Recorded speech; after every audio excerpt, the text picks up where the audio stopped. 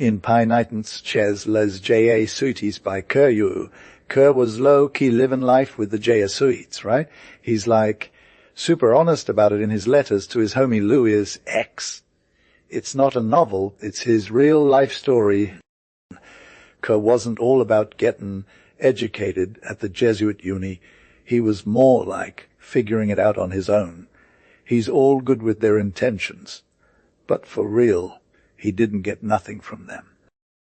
He left cause he needed to level up under a different vibe. These pages are all about Kia's evolution. Bruh. They're like straight up honest about what he felt and what he saw. If he could, he'd give the words some more swag, but nope, he kept it real. He left in the box where they were stuck for ages. There are a lot of smart folks out there who got duped by the Jesuit game, and they're like, oh, I'm saving my soul, and then they just spit on everything that mattered. KER's calling them out. If you ain't straight with yourself, don't get it twisted. People in certain circles are always hating on the JA suits, but nobody's ever seen them for who they really are: dark, shady, and all about control. Kerr ain't trying to be believed on flimsy words, so he's like, oh, go check it out yourself. Maybe some of y'all got the guts to see what's good. Letter 1, hey Louis X, my bro from Lycée Z. 1st October 187. Yo, Louis, I gotta tell you something that's gonna make your head spin. I'm only saying this it's because I trust you and I know you got my back, but for real. If I wasn't always a bad boy, without even trying, I was never on point with work, discipline, and all that jazz. Ah, man. The word serious freaks me out. They keep saying it to me like I'm some kind of robot or something.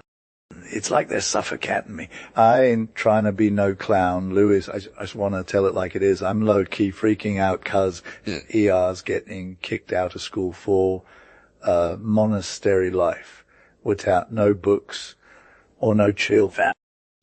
I'm turning 16, got the fire in my veins, some crazy ideas in my head, a whole lot of emptiness in my heart. What's up with our generation? Can we even talk about what's going on inside? My dad just told me he's sending me to live with those Jesuits, and I'm straight up shook. They're all like shares Jesuites in Pénitence. Ain't no one got time for that. At first it sounds hella wild, but trust me, it's always more turned up than you think. It's like that movie scene where you're so shook you can't even cry, but then you start laughing, fam. I'm here for it. My dad ain't saying nothing, just doing his thing. My mom's just waiting for the big reveal. Talk to you later. Homie, later. Plains moi. You're stressed out, doggy. Paul. Hey, Louise. The night tells you secrets, but I don't hear 'em. I had a hella bad night, bro. One of them Jesuits was chillin' on my stomach like it owned the place, checking out my heart. Another one was crushing me with that crazy chaplain. And then there was this dude grilling my feet like we were in the Inquisition days. I swear I must have screamed for help 'cause Mom showed up, calmed me down, wore them cool compresses. Next thing I know, I'm sleeping like a baby till 10 a.m. Dad's all like, you had too much to eat last night. The Jesuit's strict diet will do you good. Like, who even talks like that? My dad ain't no fan of those guys neither, but he's still low-key trying to spin this as some kind of cool thing for me. Meanwhile, I'm stuck in this never-ending cycle. You know, she always calls me Little Paul like that. That made me get salty. It's my mom calling. No, it's me who's coming to console you. Really? Yeah. A tiny tear dropped at the corner of her perfect, not a cry eyes. My heart skipped a beat. After a sec, you've got some guts, saying you shouldn't go back to school, right? I said, pained. Lie. Did you have friends there? A bunch, most especially I wrote to him when you left. That guy's cool. He knows me. But were they all that good? I stared at her, surprised. She'd never asked me that before. She repeated it in a soft voice, and her scrutinizing eye drilled into mine. I had to respond. Good? Like me? I said, getting a bit worked up. What do you ask? Because if they were all actually good, our dad wouldn't have to look for another environment for you. It's their fault if we got sent to the Jesuits. Your current friends might be just as cool, Gol. Maybe it's true. We don't know anything yet, not even you and me. You're going to find out what happens in a few days. If it works, you'll be less messed up. And if it doesn't, you'll come back. But school kids aren't everything. There are teachers too. I want to see them all, especially those Homsnors. Where are they from? We're from under the earth. If I sang about the rest, you'd be shocked. Not exactly. Song isn't reason. You got to see before you judge. Jean, today you seem extra reasonable. It's because I really hope, little bro, that you'll be yourself too and take the right side of this challenge you're facing. Do you want to say it just for your big sis who loves you? Me promise you'll accept it straight up and not make our mom and me cry and be smart at the Jesuits. What would I do if I were in your shoes? Homie, I got no idea. Me. I've got a messed up heart. I fell apart crying and threw myself into my big sis Jeannie's arms and promised her everything she wanted. Speaking of that, here's something, me. I'll never get married. The reason is that if I had some super strict woman, I'd beat her to pieces like glass till it's gone. But if I got someone like my sister Jean, she'd wrap herself around my finger and then, by dignity, and honestly, I need my dignity. It's true that I love my sister Jean so much. Even though she was raised by nuns by our saintly mom's will, our dad never dared to disagree with her. She kept me from making more mistakes than I already can. That deserves some recognition, and I'll hold up on my word it'll be real if you want. We're leaving tomorrow for I'm low, key salty about la Jesuit right now. You'll get my vibe in a bit, fam. Later, homie. May you be happier than I am. Paul 3, TB 8, the 7th of October. My dude, well, I'm here, it's wild and true. But what's going to make you lol, like me, is that I'm only kind of salty about it. I don't know how to say it. TB. I'm hella mad. I thought it'd be different, bruh. These Jesuits aren't as shady as I thought, and I ain't seen none with broke feet. As for their student's girl, you know I won't forget my high school squad and your straight fire first off. Your crew's got a different vibe going on. Let's start from the top. My new teacher gave us some sick advice yesterday. Never torch your letters. No matter who you're sending, to respect for ourselves and our lit French language. Yeah, feel? I'm a get in the game without torturing myself, like they said. You see how docile I'm getting. So 3 days ago, my pops took that poor goat to the slaughterhouse, a sick slaughterhouse, BU, and it was hella booked up what I saw since. A tall dude in a black suit with a smile saying, another one bites the dust. The waiting room's got some good vibes going on, lots of big posters and honor displays for the little homies. But let's get real. That's all just some fancy talk, right? That's where I'm going to get caught slipping for my sis pleasure. Everything's planned. The white sheets are already prepped in their fancy, smency metal boxes, looking like solid gold. They want to pass it off as the real deal. Then the Pierre rector walks in. Think of him as the school principal, a cool dude with a deep voice, no admin vibes. When my pops introduced me to him, he lit up. He shook hands and kissed my forehead like I was some kind of angel. Welcome, kid. We'll try to make you even better than you are. I'm thinking, hey, this guy knows I'm a hater. My dad wrote it down and's going to spit it into his face right now. And indeed, that's what went down. When the slaughterhouse was done, the Pierre rector just said, Monsieur, let's leave the past in the past. Nobody here hold it against you. You'll get a rep through your actions. And I'm sure it'll be fire, ain't that right, Paul? That tone and confidence in my good future vibes got stuck in my chest, even though I didn't wanna. I replied without hesitating too much, Monsieur. Yeah, Monsieur. Then he added with a smile, that's what we call it here, our masters, and they're trying to earn it. I repeated it like a robot. Yeah, my dad, and I felt the trap closing in on me. They showed me some more. I'm low-key not vibing with the P.A. Reprie Fet. He's like the censor. He's pretty meh compared to the other one. This dude represents the rules. I'd rather not deal with it, you feel. But he was chill and showed us around the whole school, explaining all the deets that mattered without being too extra about it. The room isn't bad, TB. There's natural light and vibes everywhere, even in the basement where they have the refectory. The classrooms and study spaces are fire. The walls are painted with cool colors. The monotony of the long hallways is lit by some sick statues and historical prints that make it feel like a gallery. The dorms are so clean and tidy. The beds are high and wide with perfect toilets and mattresses, but no alcoves. We're all just stuck together in these tiny bunks. The Pierre Reprie Fet says it's for us to learn to respect each other, and it makes things feel more free. I'd prefer a secret spot to cry in peace, though. But,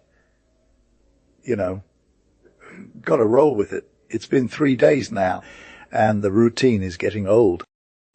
I'm low-key excited for all the new stuff that's going to come. It feels like I've changed countries or something. Later, fam, 4. Same vibes, October 9th. My dude Lewis, your condolence letter was hella moving and proved I ain't got my sea legs yet. Yeah, it's the exile life. Yeah, it's a new chapter to get used to. Yeah, it can be super hard sometimes. But I'm not going to bring up my drama much anymore. Listen to the rest of the tea. When they told me where I was supposed to chill in the school and in the dorms, my dad said I'd have no excuse for being disappointed, that he was hyped about it too, and that he counted on me to crush it. After that, he gave me a hug and left. The last anchor got cut, and I came back feeling like I was going to lose my mind, and right there in front of me, written in bold letters, was the damned inscription, Lasciate ogni speranza, voice entret. One just leave all hope, you who enter. The first place they brought me was the playground. 15 other kids were already there hanging out with some dude in a soutane. I got the heebie-jeebies, remembering how I got rolled on when I first started at the high school. They welcomed me with open arms.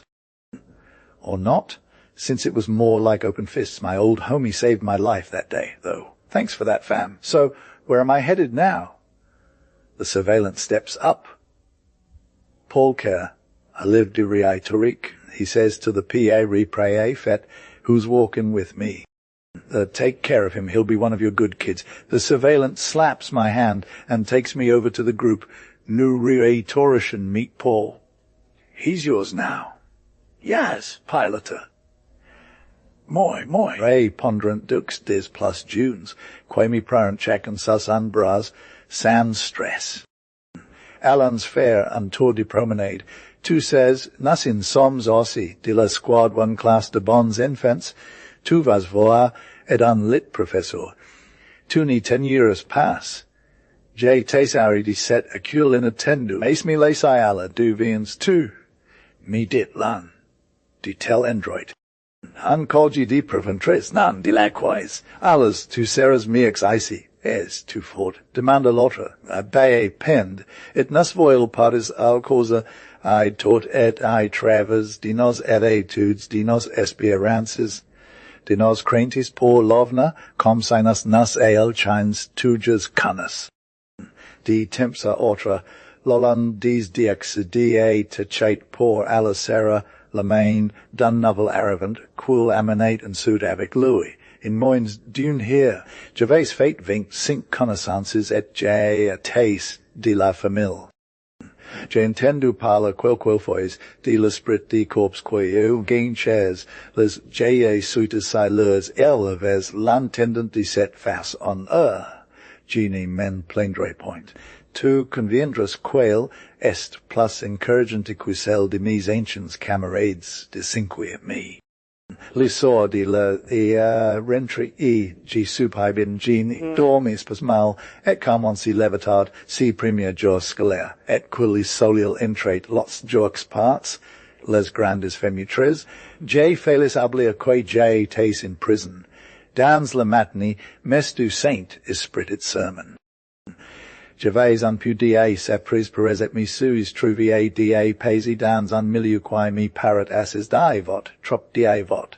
Il y a lyre un point nor, quaem inquitir, les J.A. soits respectrant, ils ma liberty de conscience, si soilil et li lendemain maten, compositions de passage. Jai trime common negra, tu comprens quuman hona est ingagae sic, annount pass efe tauf dernier de classe alike, geni sois pass ici. Jai perculas etudes ni soient forts. Sagidois tre remersi geni vodres pass land trapor crime de bi ties edi tonemi ca 5 I me 10 October. Mancha Louis, gis suis die finitivement risu en reiteri, castan gros pavadi moin celesi or. Gervais, un pour bliu de descendren humanitis outral humiliation, set de gringolade et a mani un changement de division la pert de mes premiers camarades, quae de cda ment, sont de braves garfons, ils nima mont pas trompi immedisant, qui jorais un lit professeur. Il last d'abord, pas coola bin volumi garda dans sa classe, il faut cugiti raconte, puisque gi vuxti reconatout, comment la chose sist fate. Il y a ici et parrot il dans tas les call jes des J.A. suites, an usage quine arian, de correspondent or life et quae sufferit meter an abimentrami, mis anciens, professors et six, si, Chake jaw penle tu diwans, here's a midi, li corridor quae long les salles de tude si transform in sol des pas perdus. Les professors vehement frapper la portet, par l'entremise, de l'el viportia, gros personage aimable cur was low, qui totes, judging his students, especially the weak ones, while walking around the classroom, checking their work and whatnot. He'd be all like, hey, fam, your mistakes are whack. And then give Rem some real talk about how to improve. Sometimes he'd even roast them in front of the whole class. But for real, though, they were always encouraged to step up their game. I was sitting at my desk, observing this whole thing go down, trying to decipher what was going on with all the different faces, when suddenly Kerr called me out. He was all like, hey, kid, are you too bored? And then asked if I was a hard worker. I was like, yeah. But my conscience was all, nah, dude, that's not exactly true. So Kerr was all, maybe you weren't at your best in those last 2 essays. And I was like, well, yeah. He looked me dead in the eye for a hot second, trying to get a read on me. Then he asked if I wanted to stay in rhetorics. 2 huge tears came out of my eyes. Fam. Okay, kid, you can stay with me, Kerr said. but promise me you won't let me down. And I was like, promise, Papa. He pointed out the mistakes in my essays and told me what I needed to work on. He even promised to help me out when he could. Let's just say I came back to class feeling brand new, ready to slay. Kermite might be a little crazy, but that's what makes him so lit. My sister Jean does the same thing with their other students, and it's pretty wild. I guess I do have a bit of a bumbling heart. But hey, at least I'm in rhetorics now. It's not exactly the same as school, where you got these fake kids in class and all that. But trust me, this class is real. Our professor actually talks to us, and we listen, which feels kind of basic now. But it used to be hella annoying when our teacher of second year would talk for hours on end while we were just trying to play some picket or whatever. And get this, he's not even fired. Apparently nobody dared to fire him because he's all like, nah, I'm good. What I love about Kerr is that despite being super smart and stuff, he doesn't just try to impress us. He actually cares about or understanding what we're thinking. It's not like he's trying to put on a show or anything. He wants us to learn, and if that means he needs our help sometimes, then so be it. We're here to learn from him, not the other way around. Yo, Curry's Loki, a game face on. He's got all the skills and knows his students inside out. So when he's done talking, it's time for the kids to step up. The class gets divided into 2 teams. We're each ranked based on their swag, and whenever someone's called out by the teacher for repeating a lesson, they get some tea from their squad in the other team. That's when things get real fam, 'cause if you mess up, your teammate will be there to correct you, and if you still can't get it right, another soldier from the opposing team might come through to give you another chance. Sometimes, though, someone just straight up bombs, and 20 fingers are raised for a do-over. Other times, it's all good vibes, then you know the battle's on, and it's going to be lit with no holds, bad no cap. The teacher's in charge, but they're also feeling the energy. So if someone's getting too extra, they'll shut them down. Word is, this system of emulation, where you're all trying to one-up each other, is straight fire, even if it gets a little savage at times. I'm low-key worried, though, when the windows are open and we're fighting for grammatical supremacy over Latin or Greek, those fifth-grade getters might just be getting a taste of revolution. Didn't think that was possible. But then, again, you can't sleep in class, so even the roughest of roughnecks can get some shine. Hope I don't show up too late to this party. Bye for now, Paul. You, it's like, I'm Kamka and you're more. You is the door. But for real, let me break it down for you. We gotta keep it 100 'cause our human nature is low-key flawed, and we don't want to get too hella salty on the scale of life. Feel. So, like, morally compromised, we created these middle ground rungs. Is okay, AI is meh. It was kind of bad, and is like the door threshold, the last 2 notes, who don't even exist together.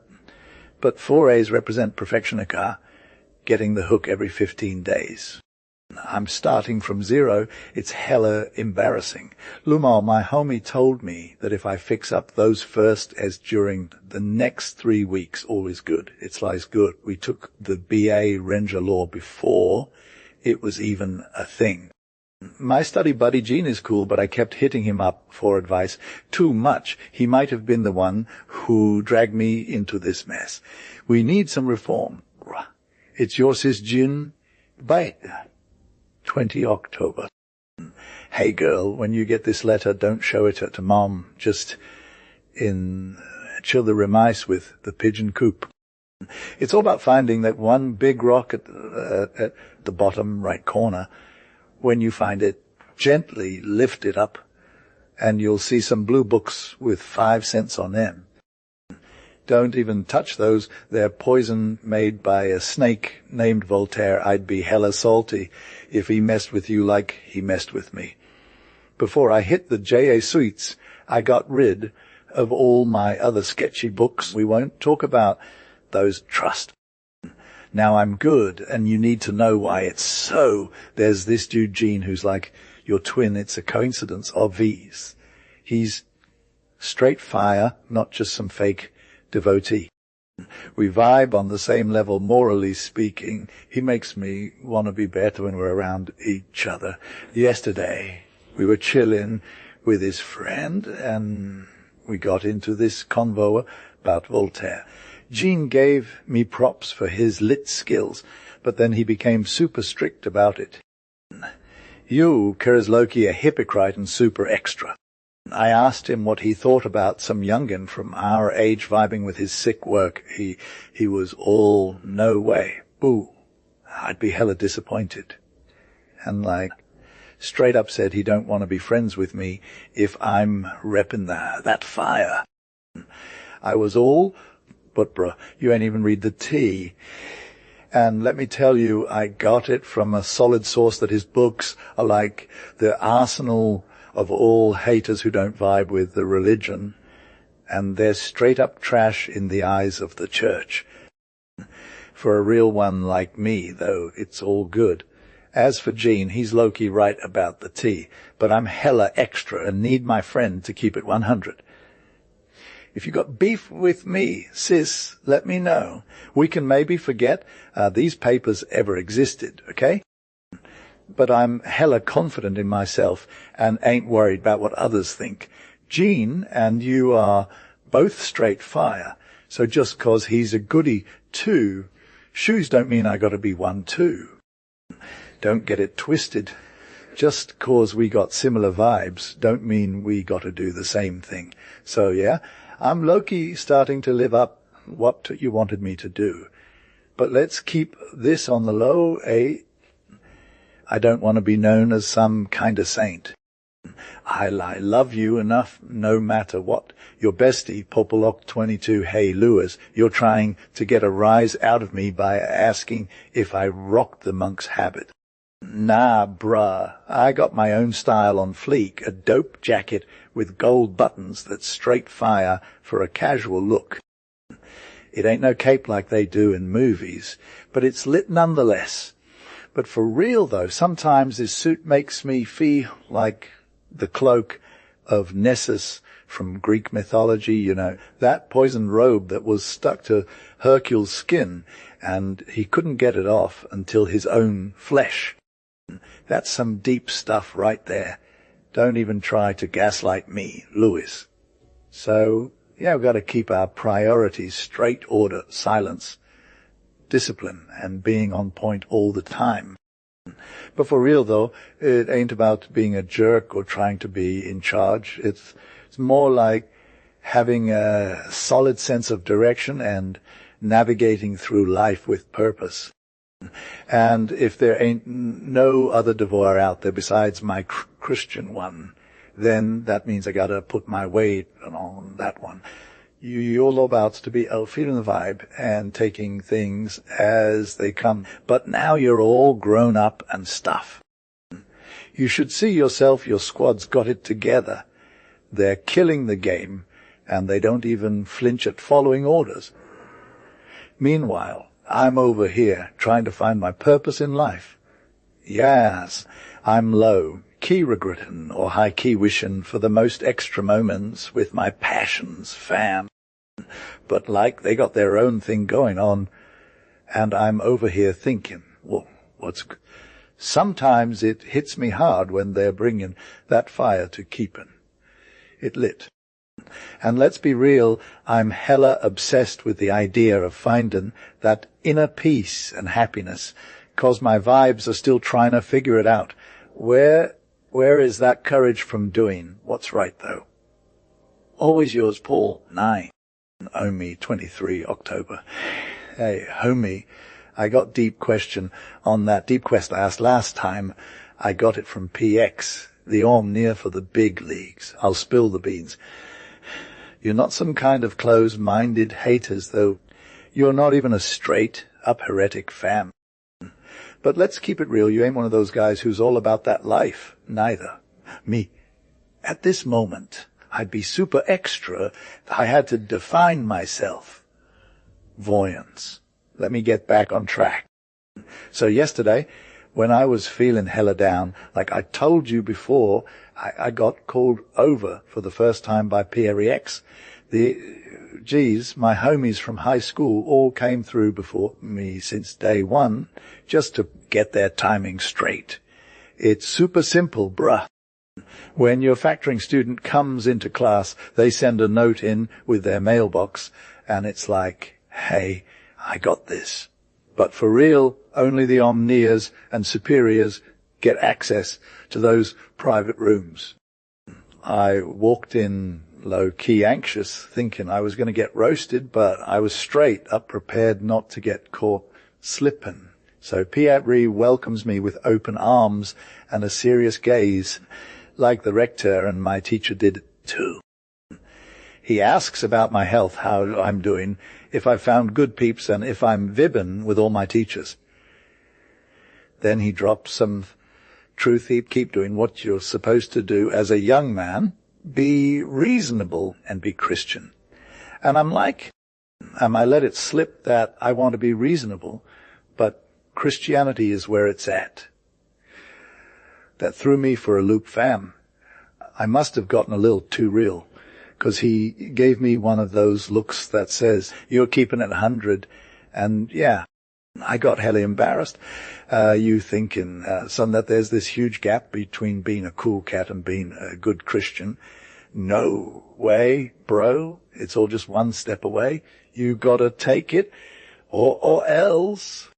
I mean, some of your squad members are doing it right, and now they're straight up Christians. That's real talk, fam. Anyway, Yazka ain't nothing weighing on their mind, fam. How they do it. My kid, they're low-key feeling their vibe because they got love for the big guy up high, and they're praying.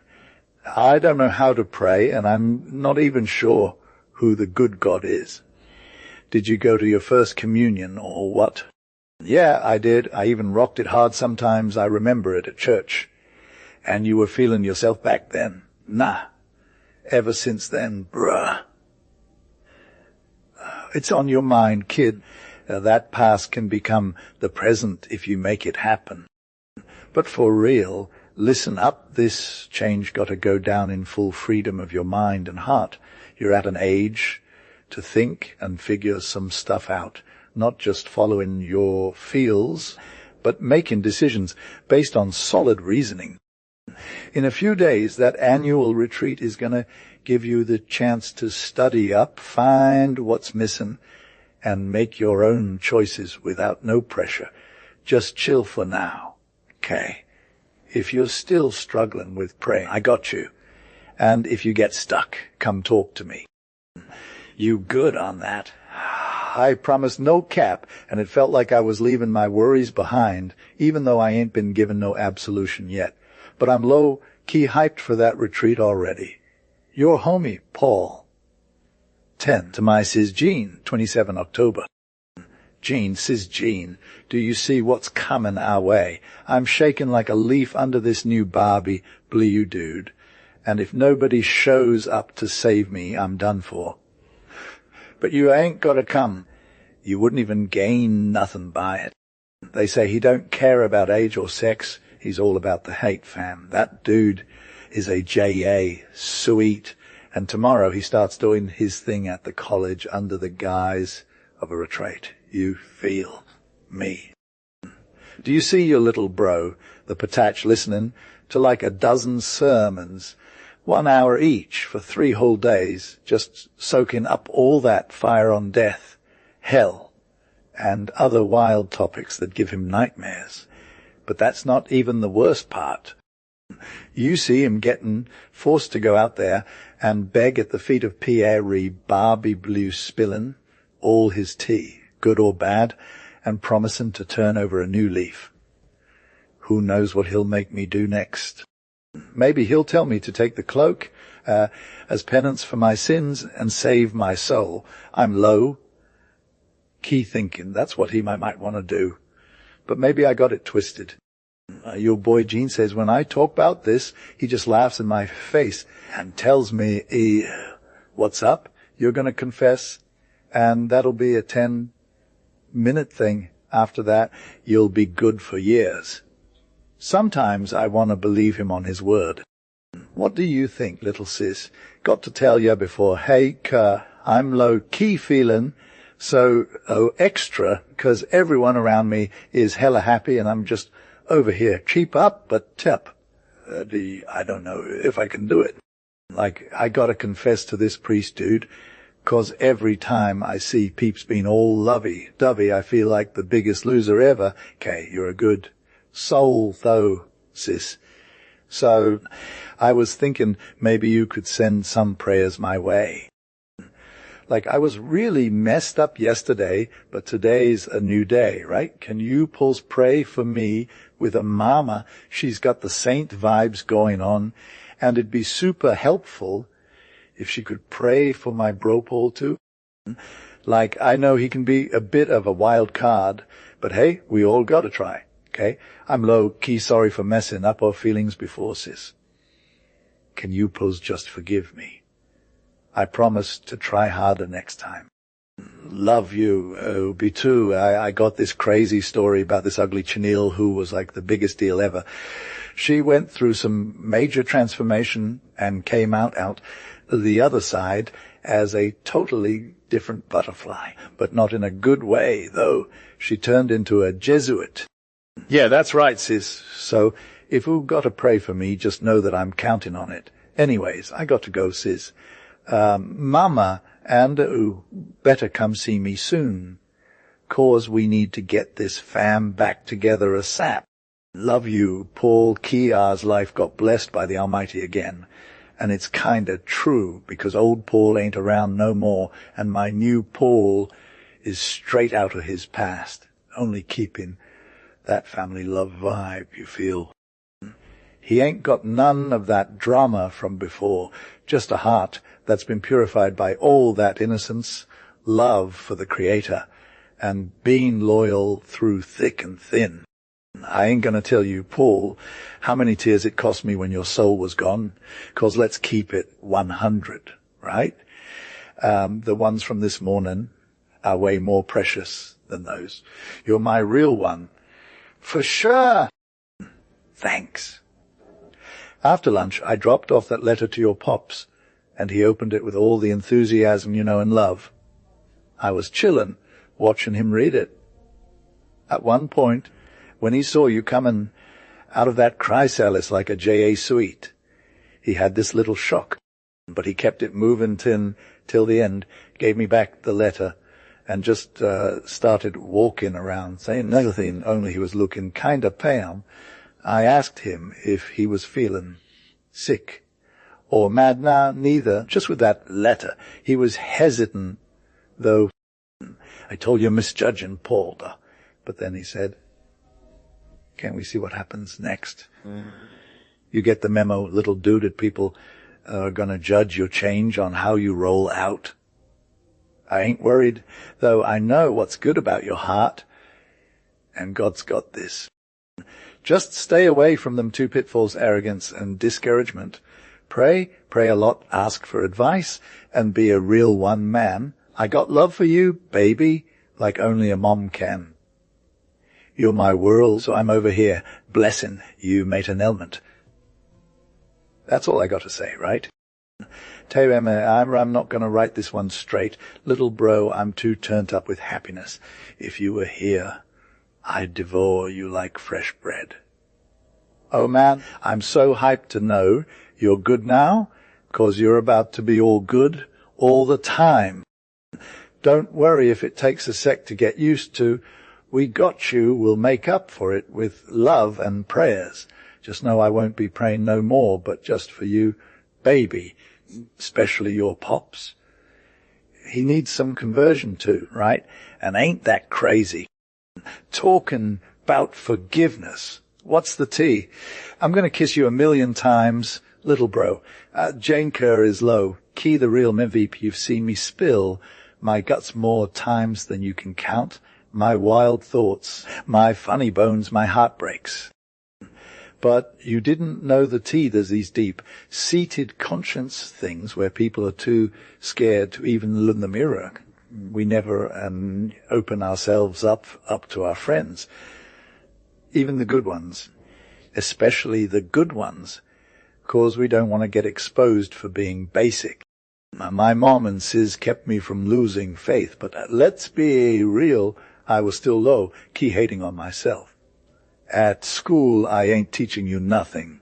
Our most respectable professors were all about playing it cool with their students and avoiding the word God like the plague.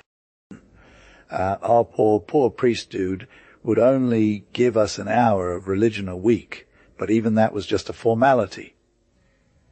You remember when some kid got 2 extra during a school function and had to leave his seat, and how we'd always go see him at Easter just to be polite. But TB, it was all just a show. Oh man, I've heard so many wild tear and other trash talk during those boring recesses where we'd chill in our own little cliques while the good kids were over there being extra. Was the priest dude squad always on point? Are they like a crew of angels or what? I ain't trying to lie, but those conversations were so cringeworthy. I've been hating on myself since day one for even having them thoughts. But like in this school, we're all about keeping it real. We don't have any major drama since I got here. And when I asked around why everyone was being so extra, they just told me that our tongues are chaste because our hearts want to be or whatever. It's deep. Loki, you would have been all about that. You got to be crazy not to be Christian. Vibe with me. I'm a translate it like, but honestly, it's the real deal, and from that truth, I got my facts straight from the mission priest. I got my act together, confessed, communicating, and now I'm a full-on Christian. No cap, no half measures. I hope you're not going to ghost me on this, Lewis, because your friendship means way more to me than I used to, even when we were both lost in the same ways. You're just as lost as I was, but you're worth so much more than I ever could have been a few days ago. As for my other friends from high school, they can keep their opinions about this. Now that's the last thing on my mind. I'ma wish him all the happiness in the world, and most especially you, Lewis. That's a wish straight from me to you, boo. Bye for now, Paul 14. Same. Not 15th. Hey, my dude, thanks for keeping it real with me. We gotta agree that honesty is like the ultimate rule of our squad. I got your back, and we'll keep it 100. So when you're trying to spin this like J.A. sweets were all up in my grill, just remember, I wasn't having any of that. I knew what was coming because they said I had a stubborn donkey's nature, always gonna go against the grain. But for real, no pressure, no tricks. Before I left, we got some chill vibes from our teachers, not too harsh or anything, just trying to make life easier and my duties less stressful. You got to be tripping if you think there was a conspiracy going down, right? If it were true, I'd have seen right through it. We already talked about that retreat sitch. Let's just say I came back because of good reason, not because I got all worked up or anything. Now, I'm on top of my game, never been more chill, more happy to live life. Days fly by like that. Kerr, bruv, my nights are straight fire fam. I got so much time to vibe with the dark side no more, and no more moonlit adventures for me. TB, I'm feeling real, and right now no cap, ain't nothing else I need, you feel. But like between you and me, Kerr, there's a big diff now. I can say it like CSR with my own twist. I was here, I saw, and I got slayed. But, bro, you ain't seen nothing. I'm not trying to Loki judge the moral education we got in high school Z. Because, I mean, you're trying to spin it like it's fire, but let me tell you, most of our educators were more concerned with keeping it 100 and using their best people skills rather than training us to be real men. For real, the Prov was all about saving face and covering up our wild stories and family drama, okay? And like most of the teachers were either Protestants or Jews, while the rest were just a bunch of Freemasons or atheists. Bruh. Maybe if we dug deep enough, we could have found some real deacons who didn't want no part of all that but Ekka. There was this one dude, and his skills were straight flames, even though he was straight up Catholic. But as soon as people stopped giving him props, he ghosted us fam. And then we had these teachers who were always acting like they were the coolest cat in town, but really they were just a bunch of pawns in their own game. They'd try to make us look all sorts of dejected and broken, like we didn't know how to put on real pants, you feel. But bruh, I'm still trying to figure out if all that was just a bunch of hype, or if it actually made us better people in the long run. You'd think that if we were all just vibbing together and getting down with our bad selves, we'd be straight fire. But I ain't so sure, fam. I got a vibe from that before anything. They want to make sure everyone's good vibes only, you feel. They're all about respecting the law and following their heart, which is like super chill, man. And let's be real, if you don't have that moral compass, you can't handle the system got going on. It's like a bay for your soul. I'm low, key flattered to be part of this crew. Just admitted they're not trying to resist no more, and ain't even got the energy to. Right now, my G, I'm like an old apartment that's finally gotten fresh air after being stuck in a dark place. It's all bright and beautiful. And it's lit. The positivity is flowing. It's warm, it's real. And it's making everything better. And honestly, if kept going, they'd probably write some fire poetry that you'd be trolling about. But for real, I'm just a dude with good intentions. Hey, my homie Paul, I got a question. Do we have any mools?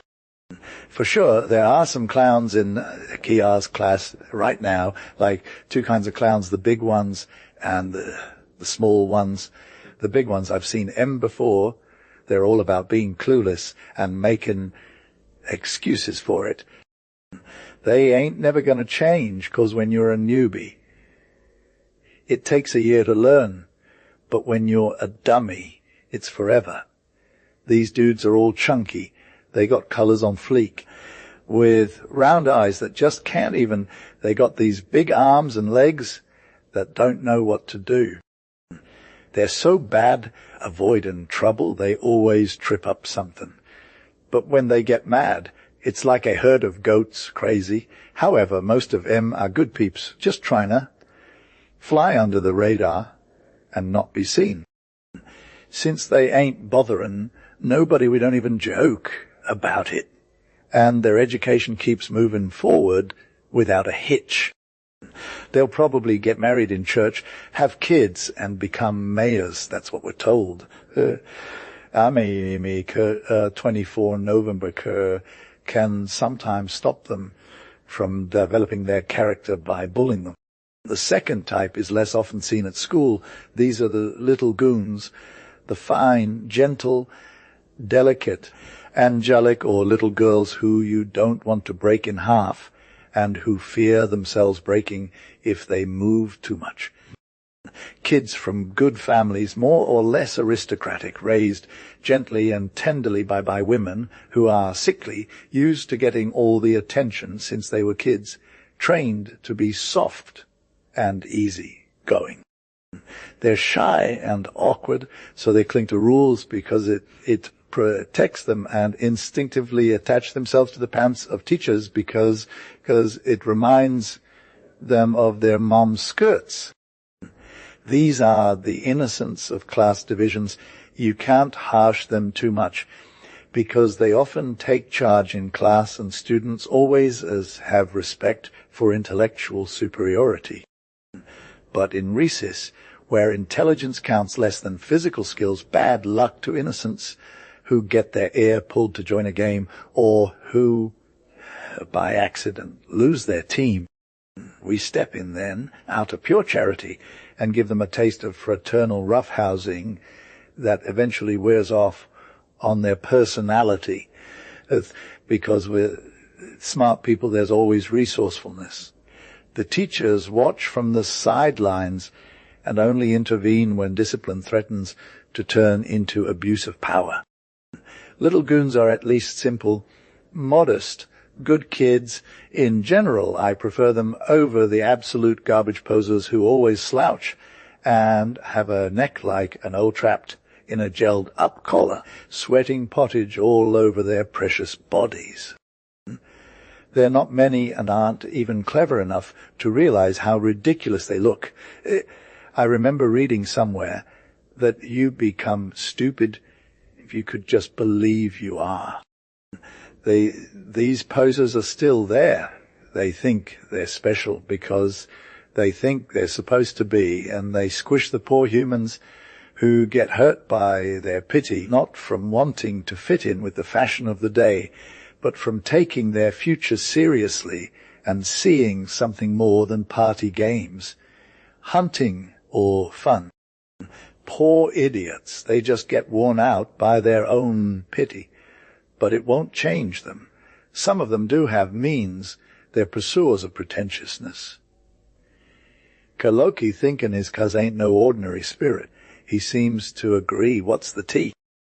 Our prof, who knows him hella well, ain't afraid to remind him to keep it real, and humble little homie drops his nose. Then the whole situation gets weird again. Is that ego, or what? I'm more like it's some kind of obsession with his uncle, a total legend in his eyes, we call him. The grand man himself. He's all about pretending to be flattered. But really it just vexes him, and sometimes it makes him shut up. If you're surprised by all these low-key savage portrayals, I got you. We're currently studying La Brewery, which I gotta admit I'm a little obsessed with. And since my old habits as a caricaturist with the J.A. Sweets rules, I'm trying to make up under the guise of love and art. Maybe that's shady. Either way, after this whole thing went down, you're probably going to be crying out loud about the scandal. What? The good fathers are letting these flaws slide. They're cool with all kinds of mules, posers, and pedants. That's turning all our perceptions on their edumatation reputation upside down. That's exactly what I told my wise homie Gene when he called me out. He was like, dude, it pains me to see you so narrow-minded. Figure out a way to broaden your horizons and lift that nose up, fam. Thanks, though. Thanks. But for real, when you first walked in here, were you perfect? Now, you weren't even close then, let alone now. We got a lot of work to do. And why did they put you in here if you wasn't straight fire? This is a house of correction. If you came in here thinking you were all that, but turned out not even close, wouldn't have been better to kick you out for real? You're being hella extra right now. No way. Fam, we would have messed up if we didn't put you through this process. I wouldn't have gotten the same lessons from your amazing mentors and mine because of their kindness. It took time, but our patience and devotion is still working on you without you even noticing, to finish what you started with a little help from God. You feel. Gene, one of us ain't no beast, and it's not me. Here's my poor print. Thanks though. Okay, so like when we're on the paved road, I'm more about doing Greek with my professor, you feel. He's got this magic baguette thingy, and it's making the ancient language not that extra for me no more. Like Demosthenes was a boss fighter, and Homer was straight fire, right? And we should totes know both. But, like, since you're hella invested, I'm gonna try to break down how my Jesuitery works, bruh, from what I've seen since, like, 3 months ago. Ab Jove Principium. So, like, Jupiter here and there, the principle for sure. He's more like a hidden god or something who just kinda rules over stuff, but don't actually do it himself. The principle is all about that power, though they make the calls and get the respect, but the principle gets to give out favors and keep it real with the punishments. The principal's got some privileges to, like, to preside over them fancy ceremonies in the big hall and awarding honors to the students of the month.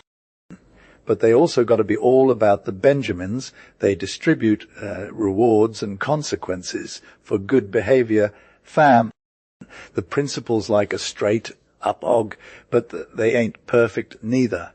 They see everything that goes down and can get you in trouble if you're not on your best behavior. The principal's got to keep it real, too. Their decisions are final, no cap. If the principal says they ain't got time for whatever, then that's it. I'm low-key feeling this vibe, because at least we know what to expect, right?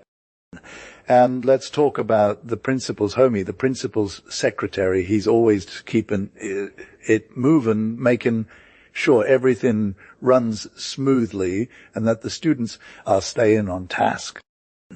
He's got his eyes everywhere too, so if you're slipping up, they'll catch you in a split second. But what I love is how the principal keeps it real with the students. They ain't afraid to tell them straight up what's good or whatevs. And then there's the principal's right-hand man, the secretary. He's always hairs on the move, too, making sure everything gets done and that the students are getting their work done on time. He's like a superhero, but instead of a cape, he's got his trusty pen and paper to keep it all in order. And let me tell you, fam, without that special ticket called the admitter, you're toast. You can't even get a simple tissue or drink from the infirmary without showing your aid and getting caught slipping.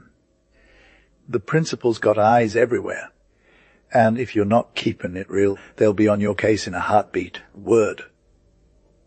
Loki, what's good with my bros? For the cankers, it's totes possible. For the sages, no cap. 'Cause Kerr got two different dudes in him. The public dude who's always got to be on their best behavior, and the private dude who can let his hair down in the cell.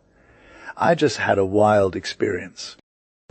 One of my profs was hating on me for not showing enough respect, so I got called out by P. Praefet. He put me on notice, but I spilled the tea. I mean, Doc's tone, and that mustache game was straight trash.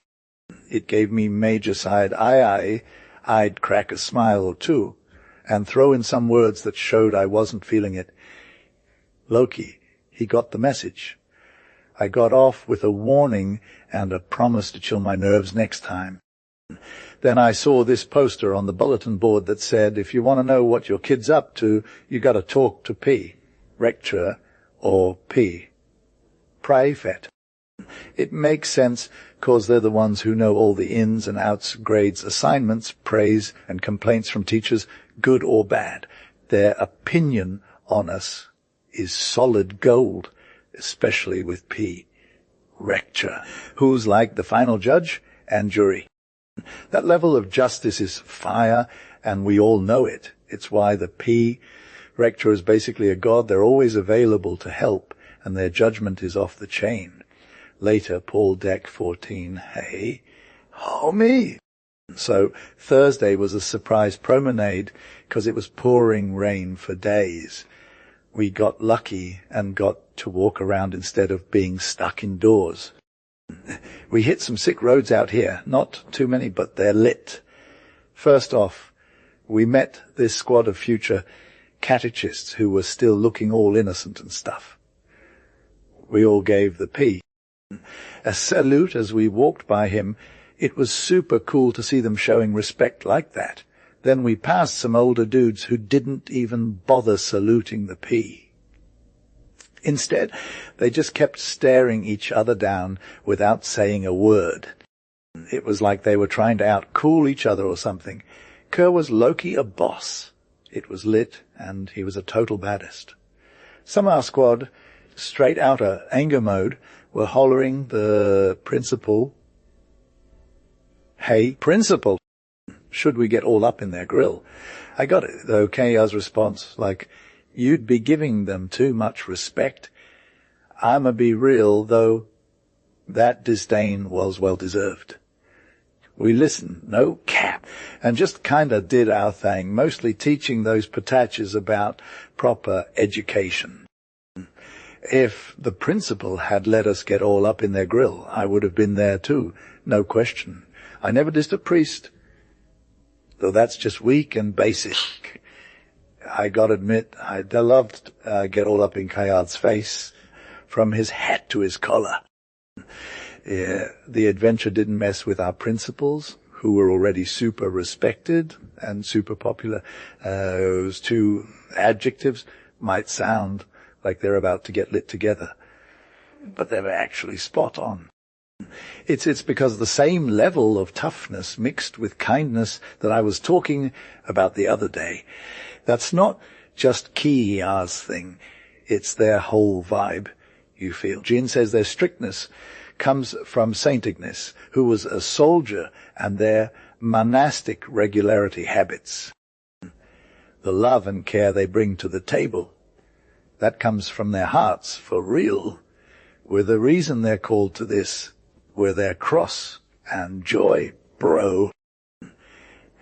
According to one of them, we are the reason they came here.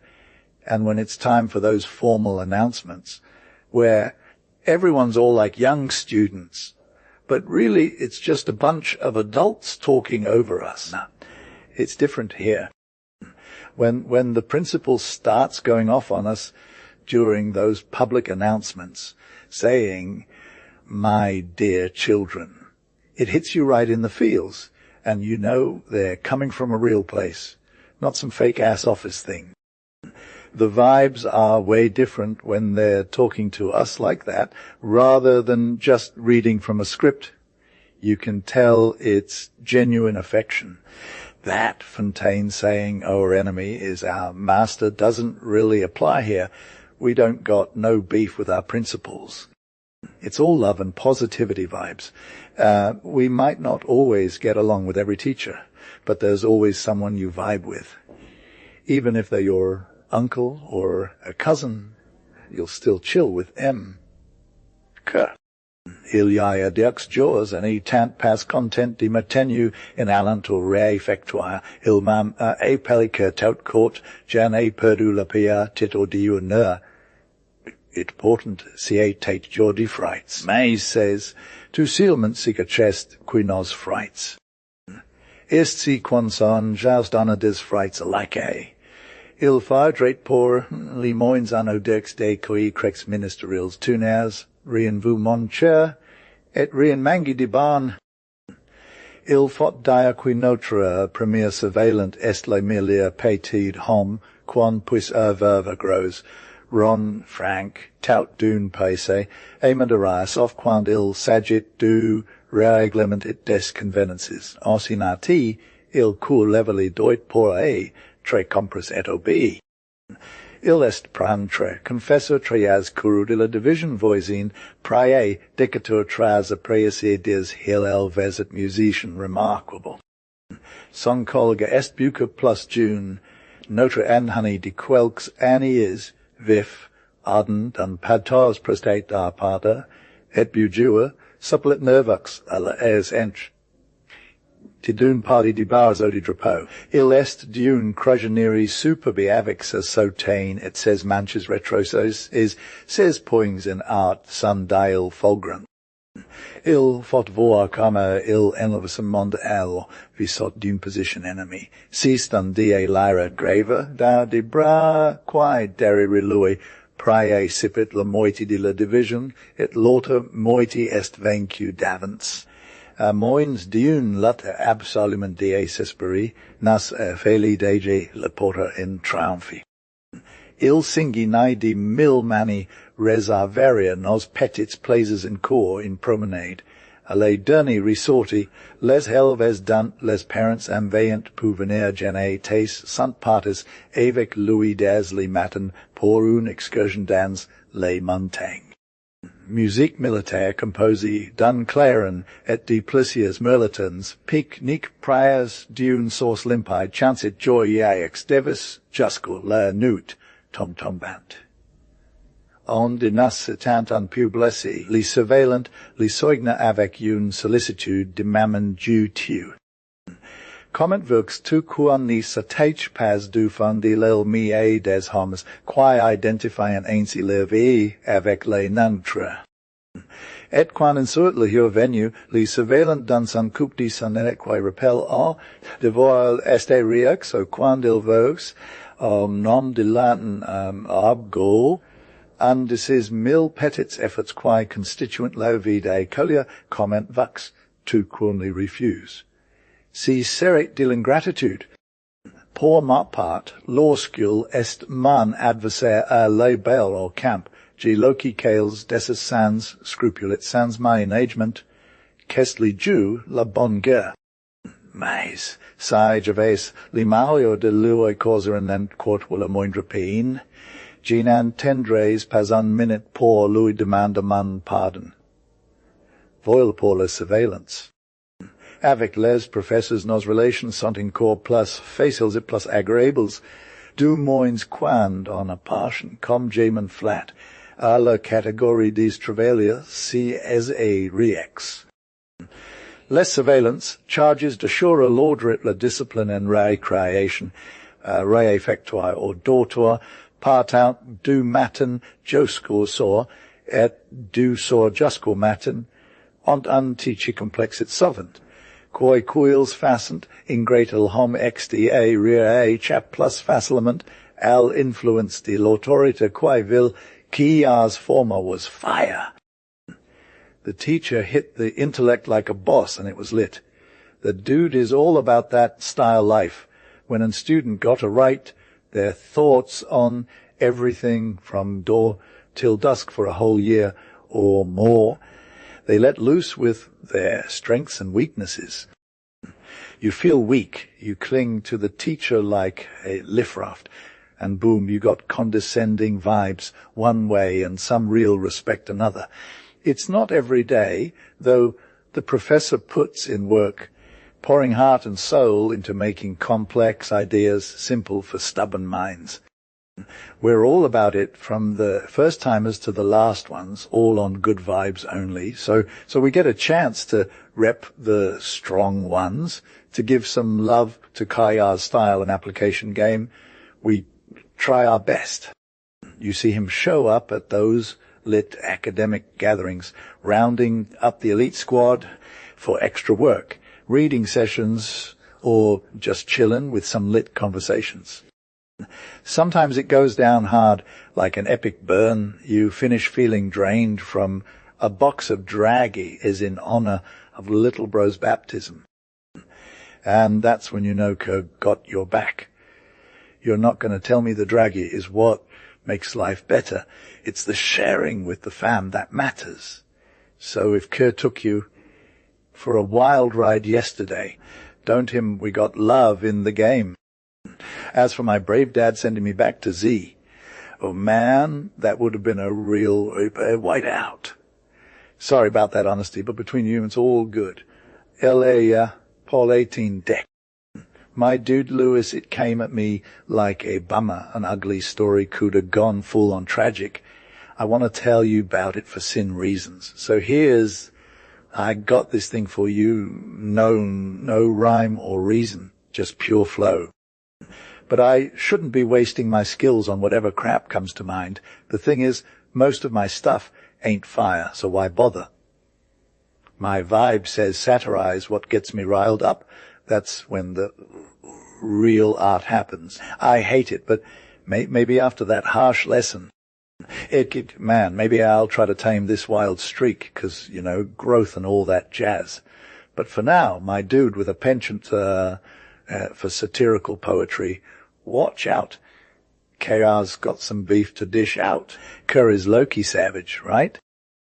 Our teacher thinks he's the real deal, but even he's got some flaws. I was watching him go off on this dope poem about an anvil and a martrid frog, all that jazz.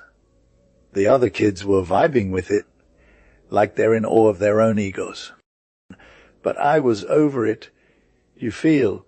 He noticed and gave me the side eye. I didn't do much, but then I low-key wrote some bars that hit hard. Royal Dendon, who's feeling blessed frontin' his court of hives. Not too extra, right? And honestly, they were on point, not literally. But for real, it got leaked. Some clown took my song and added a sick beat to it. Next class, 15 students were freestyling my bars at the teacher's expense. By the end, he lost his cool, came straight up to me and tried to spit in my face. Girl, I kept it real, literally. He called me, and was about to kick me in the head, but I dodged that one. He got mad, started crying. That was wild, but the damage was done. Now we're at war. Fam, the majority of the class hated me, 'cause they were salty towards the teacher. Some other kids were all like, you're a hater. They were the hives. The two supervisors were cool with it because, let's be real, they knew it wasn't their fault. But they low-key regretted the whole thing and were like, what's good? So I had to go talk to my spiritual father figure. He told me not to worry about it. He said, when you're ready, you'll know what to do. No need to get all worked up over it now. I listened because that's what you do when you're spiritual is speaking truth. Then he asked me if I was proud of myself. I didn't want to say yes, 'cause for some reason I couldn't. He kept it real, though. Who was the real boss in this situation? I knew where he was going, so I played dumb. If my teacher hadn't been getting all salty, would I've called him out? No way, he should have known better. But then I thought about it like, how did we both react to getting dissed and humiliated? I wasn't going to stand for that no more. Curb, bruv, don't even think about dissing him like he did. But, fam, he wasn't even in the right headspace and he got triggered. No cap. The popper was low-key adamant. He got triggered. I'm trying to tell him, Tep, and I gotta respect he's right. Without my diss track, nothing would have gone down. I dropped my head, waited for my fate, and then... The popper kept it real. You came to ask for my honest opinion. Yeah. Bruv. And you want to know if I'm going to give it to you straight up? Yeah, fam. Well, you got to do a favor for your homie and the whole squad. And when I was low-key revolting, my dude, I ain't making you do it, but I expect it from your heart and your good vibes. And before you can beg for forgiveness from other humans, get in touch with God first. He whispered all this to me, then got up close and personal with the copper Jesus statue, getting all emotional. Lord, forgive us our sins like we forgive those who wronged us. Next thing I know. Anyway, that same day after evening class, when our squad was entering court in two lines, I stepped out of my spot, walking towards my so-called enemy. And I'm like, sorry for the drama I brought. I regret it and ask you to forgive me right in front of our crew. He took my hand, squeezed it tight, gave me hope he's a real goat, and said, thanks, then added, pardon me too. That last one caught me off guard, but all that crap I had against him just melted away. We got all lovey-dovey, and the squad cheered, and we celebrated ending the school war with a sick game of 3 ball. The Papa principal was low-key informed by the Papa spiritual advisor, so he didn't have time to intervene, and probably wasn't too salty about it either. No punishment was gonna fix this. My conscience did all the work. I see now that only someone like my director of conscience could get me to do the right thing from within. If I'd gotten a slap on the wrist, though, I would have just taken it and kept moving. But he knew how to keep it real without making me sweat. That's what a Papa spiritual is all about, being that safety net for us youngbloods when our own hearts are getting too wild. Professors and school ma'ams may have their strict rules, but KER's got the soft touch, velvet gloves, iron fists. You, Kerr, I'ma keep it real with you. No cap, if I don't tell you the tea, you won't know what's good. I'm trying to establish my rep, and without you, I'd be a mess. You feel me? What's got you hyped? Who's pushing you to be your best self? I know you ain't low. Key getting vibes from the priest, he'd get roasted for it. And 300 or 400 students isn't exactly his jam. I got you. Having someone who gets you back is real talk, even if it's just for a sec. L.A.R. Lewis, your G. Paul. 19 Damas, Joel Jean. Jan 4, hey, Lil Bro, don't gotta wait till tomorrow to know the tea in the confessional. Papa came through tonight, looking hella happy up you, and what you brought to the table at school. When Mama asked him how he found you, he's like, not recognizable. He's all grown up now, straight-laced and smart as heck. I wouldn't have pegged it, Boar. You know, if Mom was feeling it. To keep things lit and my own pleasure, she made Papa spill the tea, and that dude ain't never been so open before. Is he still got them bad boy vibes when you mess with him a bit? Nah, not one time. He didn't flinch. The Jesuits must have tamed him or something. Maybe he was scared. Nah, he's always been extra affectionate. Papa spilled his tea. To me, this dude can dish it out and take it too. I let him run the show at that fancy hotel dinner. He remembered all my fave dishes and even the meat that makes me cringe. He tried some, and guess what? It was fire! Most of the time, though, he's been straight up looking out for me. In what ways, I asked.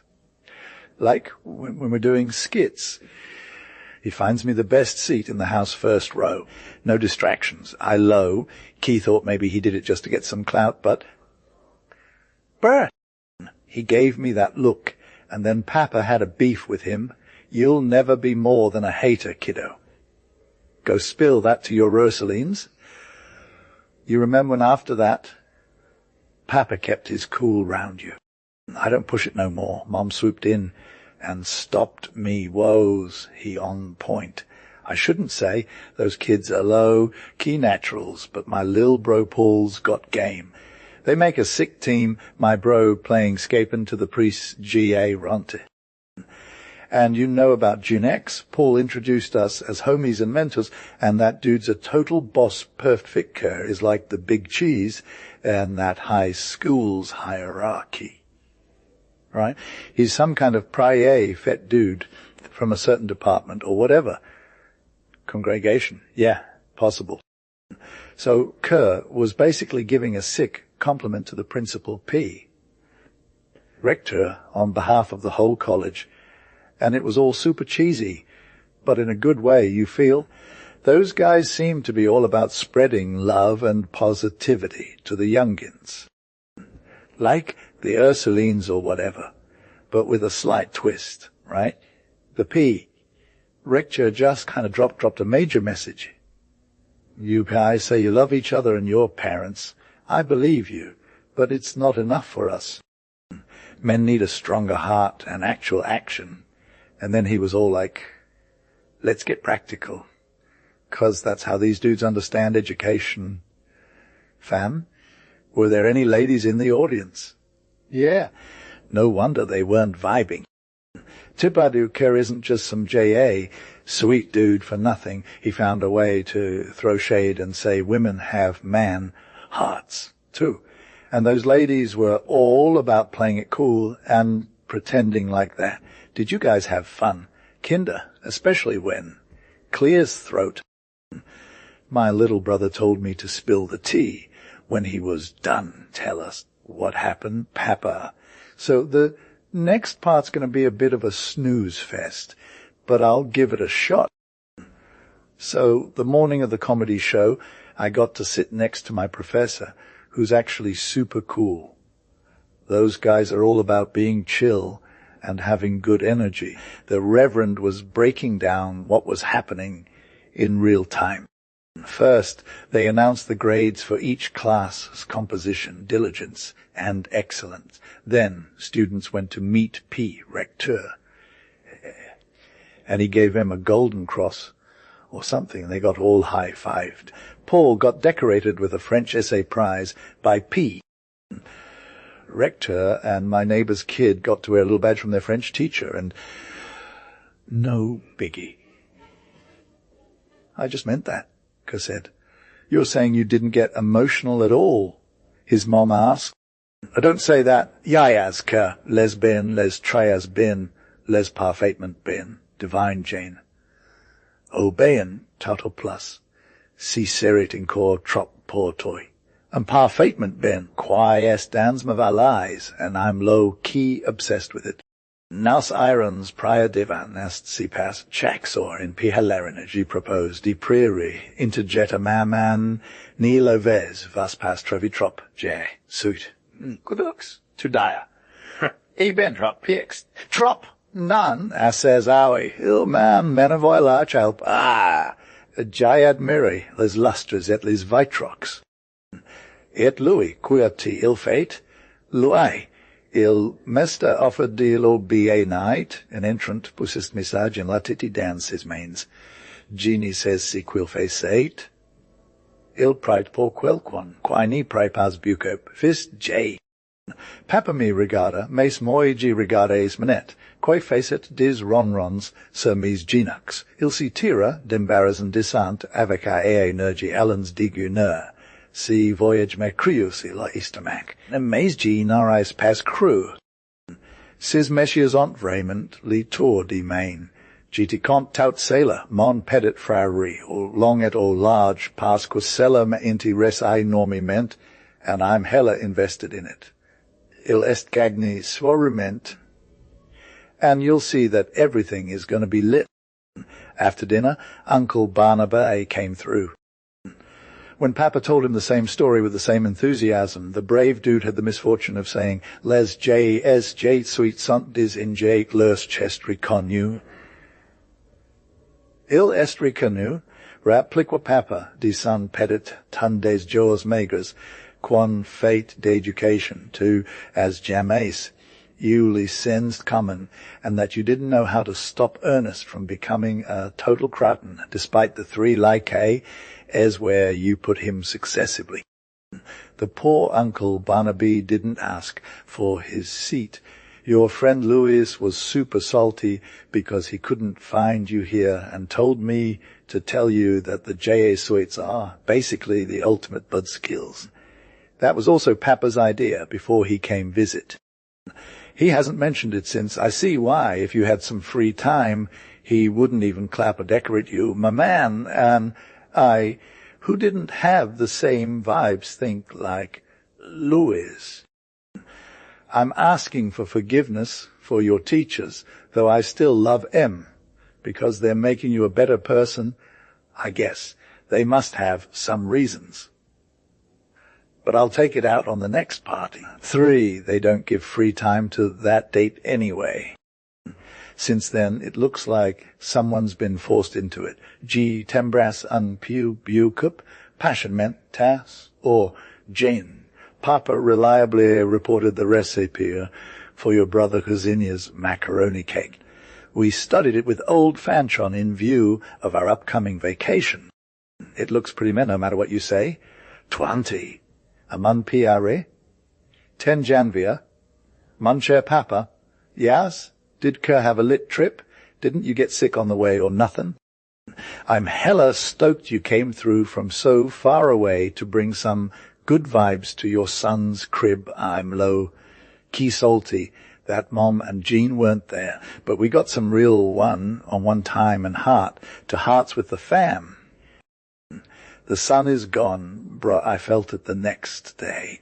Used to I'd be hella shook by a visit like yours. Now I'm all about accepting whatever comes my way, 'cause that's what kings do. But Kerr wishes you could have stayed longer in H.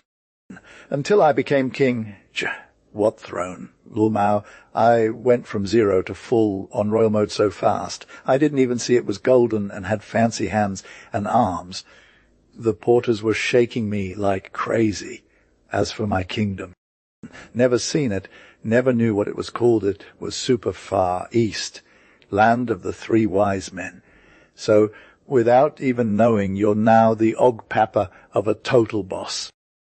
At the Epiphany dinner party, every table had its own king. I got the last piece of brioche with a bean in it. No cheating. Bro, I did the parting like a pro, and kept it 100.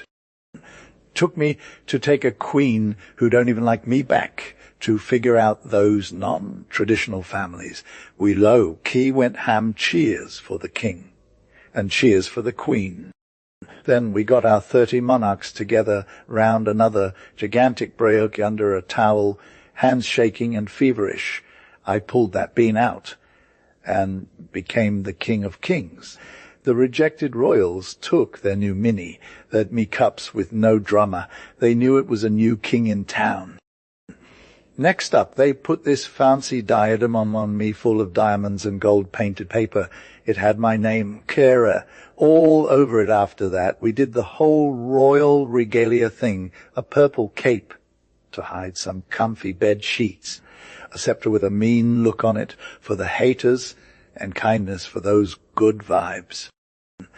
Then they brought me this throne on sleds. I sat down with the proper gravitas. 4 strong dudes in medieval gear pulled me all around like a feather, and I led my squad of 30 trusted vassals, white, black, bronze, all looking fly, waving that Jacob star flag high on their shoulders.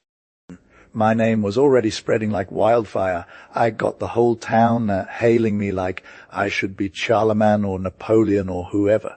To not get too hyped from this sudden glory. Hey, low, key, watch it care.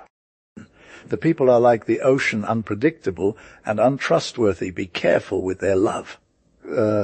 Yes, be like the boss of you and the universe, fam. So I was low, key vibing on my throne, just cruising above the chaos of my students who were all hyped up. They took me on a tour of the halls, gardens, and courtyards surrounded by curious folks like the whole city who were all about show and respect, you feel. I was loving every minute of it, but then suddenly the cheers stopped and I faced off against the principal, flanked by the entire faculty. I almost waved high out of habit, but I remembered I'm the big cheese for a hot sec, so I just gave him a subtle nod. And out of respect, I kept it on the low-key. My right hand man, Jonias, Patcher took over and filled the principal in on what's good with me. He told him that I'm coming straight from the sun up places to show my love and appreciation for this dope leader who's killing it as a young nation with brains and discipline. As a little favor, I asked the principal to hook us up with an epic break. He was all shook up by the honor, but then offered me his most humbled actions of kindness and said he's key stoked to get this done for yours truly. I gave him a chill smile, and the crowd went wild for their royal savior. A hot sec later, I dropped my crown, coat, and scepter, and got back to my humble self. John's Patcher was all sad about it, like, oh man, we would have slayed an entire nation, but for real he's not feeling the royal life no more. The best part of my day, a dope session of skates scooting in the castle moat, courtesy of the commandant who's got a son in humanities. It was lit. We had a 6-spot with 0 drama, and then we did a practice session by PL, who's all about that Art de Patna life. The crowd went wild. But bro, when I got back to reality, oh, my legs were all like, what the flip? And the next day, back to work mode. We dropped some knowledge in one instant. The machine was visited, greased, heated, and the staff was on point. Then we hit the train and headed off to Pequot's vacancies. What a fire way to end that journey. But first, got to get our priorities straight. I won an election for the Academy fam. Was totes low-key named president, and everybody was like, yes? No cap. And I'm stuck being vice since nobody else is available. Lol. Just a normal school day. We're going to hit up a literary session. You coming too? I'd love if you could make it. And when the semester's lit, we'll vibe, fam. Your Kid Paul, your AKX, Sultan, Vice President of Academy 21. Hello, is 16 January. My homie, my sister told me to spill the tea that JA suits are total drama queens. Anyway, my dude, I gotta correct your usual low key shade. You're totally off the mark, bruh. If they don't give us a sick New Year's break, it's because their school schedule is what first semester is all about that hard work, and they don't want to get interrupted. They got to finish the whole curriculum before P-Cours, or else it's just a weak excuse for a break. After P-Quiz, you're back to reviewing and perfecting fam. This method might sound extra, but I feel it's like you got to earn your time off after those first 3 months of absence. And honestly, it's cool that they sacrifice some fun for more serious learning. Giving the kids the key to the kingdom is a solid move, but when they only get to experience the outside world, they start seeing school as a cage or prison, not a safe space. JA suits treat their students like royalty, not convicts. They give some freedom, add some greenery, and let the sunshine in. It's all about making learning fun, bro. They almost work twice as hard to make us chill on some days than others when it comes to teaching us. And that's how they manage to get us to actually like going to school. Everyone wins. We're more free. Our hearts are more open. And the whole shebang is just better because of it. In the Lycées, they got games for the body and arts lessons that help us develop our interests, but I swear I never saw any literary sessions or drama clubs. The reason, fam, it's because setting up a dope performance requires a ton of dedication, skill, and authority from teachers. Most infants ain't got it, TB. You feel me? Teachers get treated like they're above the law, which is what? Yo, I went to that thing, but it was kinda what? So what's the point of getting all intellectual or moral? At our little school dramas, we might not be getting lit, but we're actually learning more and not losing our souls. A high school drama show can't even touch the greatness of what those big-time performers, costume designers and set builders are doing on those huge stages. Young artists trying to entertain a harder crowd sometimes don't even think about comparing themselves to someone like Copeland. And when they're acting out scenes that aren't always masterpiece level art or literature, and even if they are taken from the big authors, editors will cut away more of that cool stuff than not. But it's not about giving those kids a mini theater experience where they won't go to. It's about giving them for one special occasion an awesome party that can be both fun and educational. I'm pretty sure the priests aren't super stoked on how effective comedy is for reforming their students' mistakes. They've got other ways that are more reliable. As long as it's not too immoral, that's good enough. If we're adding some spiritual vibes and acting right, it'll still do two things awesome. It'll make those young viewers smarter, and it'll help the actors develop their expression skills. My dad probably told you about this comedy stuff he went to on New Year's Day. I learned a lot from that teacher who taught me how to be cool in front of an audience, like not being nervous and just speaking naturally, all that jazz that I didn't know before, and now I'm pretty stoked about. After the show, my dad told me that my future wasn't worried about anymore, as long as I'd probably become a lawyer or politician. Politician, maybe even more so, if you weren't trying to steal my spotlight. But comedian, nah, good luck with that at school, one New Year's Day or carnival. That's just easier. Life is sweet in the wrong place for better work after. Next week, it's going to be a big deal preparing for a super important meeting whose topic is still a mystery. We're going to have 12 rhetoricians there. It's got to be good because we've got traditions forcing us to do our best. The comedy really got me in the mood, although this one has nothing to do with that. Let's talk about it later if you want. My dude. 22 later, 30 January. Hey, buddies. So basically we're all just messing around at those Jesuit school lectures, right? And nobody tells us who's actually speaking from experience. That'd be lit. You feel me? Kim, I've told you, other peeps who ain't been to all the hype. Whatever, bro, everybody does a little bit of flafla when it counts. You know, banquets, parades, and reviews music, lanterns, speeches, and all that jazz, even presidents of companies doing their thing or just trying to sound smart at some conference. It's all just a bunch of flafla, right? But for real, we can appreciate it cause it gets the enthusiasm going, you feel. The youth is where it's at when it comes to enthusiasm, though.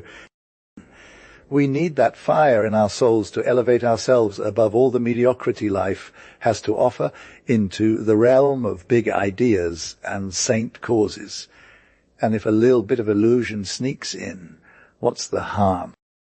Beautiful dreams don't always hurt reality. I've learned that myself. I was low, key obsessed with getting into character for 3 whole weeks, trying to absorb every last drop of their emotions, and now I'm just vibing on the energy from it all. When you're fully invested and finally get to express yourself, man, you won't believe how lit it is. I got chills, like real chills. Sometimes, even after days have passed, those words still come back to me naturally in conversations and writing, and getting inspired by myself, that's next level. Respect, though, and not wanting to do anything that make my fellow Thespian squad roll their eyes, that's a whole mood. Gene, our president, dude, brought the heat as the governor of province some nights. He had the whole place in the palm of his hand. It was clear those applause weren't just for the acting chops. They were for the high-level ideas and genuine heart behind it all. So, yeah, you can say an academy of rhetoric is basically a serious lesson in moral education and stuff. But hold up, I got more to say. Here's our program. You're smart enough to see, righty, through all that literature, there's drama stuff. Most times the drama part just feels like they took from someone else without putting their own spin on it or anything. Our teacher doesn't love those straight up-lit classes because it's too much German learning and less French flair, but it kind of sucks for our vibe, bro. Kerr was low-key lit, fam. He said a sick lecture is like the goat, where your squad reps you and brings out the fire in their brains and hearts, all for each other's sake, to level up the game and rep the good letters. So, first off, we need a topic that'll get actors and spectators hyped, and also rich enough for everyone to shine. That's KR's job, brought to find it, distribute it, chord, review, and perfect it with your squad. Everyone was like, honor it, Patri. Lecture was straight fire, fam. It was lit because we had one of the most emotional episodes in our province's history. We slayed all forms of lit exercises, French prose in the historical table, council speeches, old school letters, poetic wrecks of battles, Latin prose in portraits, and nighttime dialogues. Poetry in the bard's chant, triumphant hymns, and epilogue to France. The literati were hyped, but others who ain't got that flame for good speech weren't too mad. 'Cause we was all about speaking it, not reading it, and making natural episodes between acts. Our plan had been discussed in the academic council beforehand. We had 3 bigwigs come in and spit bars, Acre deliver speeches. They brought their A-game, fam. We got to see our ideas come back all polished up, sometimes brand new. And we was low-key stoked because it was like Kerr showed us how it's done. Our lit papers were more our thing, even if the prof made some changes, 'cause that's what we got to do when you're learning from a master. In short, those 3 weeks of composition and declamation got us all hyped up with new ideas, and we're all about that study life now. The energy spread like wildfire to the whole class, and neighbouring lit classes wanted in on the action, 'cause they want to be just like as Kerr said, we ain't wasted our time, fam. Yes, Kerr was low-key crushing it in class, no cap. Never once did we even get to the party time. The teacher was grinding double, the brainiacs were too. I'm pretty sure Kerr must have been pulling some all-nighters. We had some fun during breaks and vacations. That's the tea. Just ask your professor and hit me up with the deets. Now you feel, my dude Louis, I gotta keep it real, Kerr is low. Key gonna get salty for Car's alma mater. It ain't on the Jesuits' hands since I've been at their school. I've never heard them dissing this university. They're hella mad at it. T-Bay. And it's kind of on them, though, between their teaching methods and ours, I see some serious contrasts that get me salty about not knowing M sooner. What's good? I'm keeping. You really, Paul? 23. Laters. 12-5, right? My dude, thanks for the major props. I'll hit Gene up and pass the love back his way, and I know he'll be hella grateful. That's a sick human right there. I'd love to have him as your homie, too. All right. Now I'm going to answer these 2 fire questions that you asked me about my future and my current situation. The future is all about getting the baccalaureate. At the present is all about being bored out of my mind. Let's do this. One, you want to know if I'm worried that all these extra classic exercises are going to hold me back from getting that official parchment. Nah, bro, you're right to have some concerns. But Chan, I got this covered in 6 months. I'll be rocking that fresh new skin like a pro. I don't even think about it. Gee, from day one, our teacher told us, Yal's parents are all about getting you bachelors. You'll want to do it too. Trust me. But listen up. The best way to prep for this baccalaureate is to not even think about it and just focus on building a sick rhetoric. It's on me, according to the higher ups, to balance out everyone's interests while I'm teaching. I done did that for your homies who ain't had no complaints. I'll do it for you too. But let me keep it real. We ain't gonna say baccalaureate in my classroom. Neither will you, G. We're making Latin and Greek on our own time, loving every minute of it. We're getting down with ancient lit and modern lit history, geography, all that jazz. German too, not too bad. Tub sciences. We got this? All the good stuff is planned out, no stressing, just vibbing like we're on a train in England, taking off, stopping, starting, and never losing any time. Sans uncry, que vela cella nos suffit, et set absence de prae occupation favors being, autrement li bon travail quo la sot five redunton, se lace parfois tormentor, sans autre profit quod des perts de temps. Meis porta rasura plus completement, G doi segiauta quin notre professor of fate says proves. Londonia tus says ella ves moins on adarefas or baccalaureate, et ils aveant fate des the mes grecs et des ves latens jusco levant, veil des examens. Tutu di ai sire savoir combien de fois par semaine G menu in class, li compt est facile, G ni menui jamais. Ilia dis mati res quae me plaisant moins curs d'autres cells sulgi minti res par devoir. Mais laetud des autres classiques, quae to sum et des prae sissiments cujae preth afri a totally rest. Illes reg qual nisi rae do it pass. Com trop sovent ches vus. Aun side introduction fate par LLV maintis fois prae peri ali died dan cori juxtaling ea, agrimenta de quelcus rares explications do professor etsi tracanant ainsi or milieu deal differens rail jusquo moment ob lo your son. Sella fate songer or macaroni dismendians napolitains. Tunices pass. Le marchand tire de lacement de sa marmot and de ses succulents petits, toyox et en metlextra, mida dans le boci du client, avec da fence, ox mains, d'intravena, le client aval aimant me, lesiex firmes.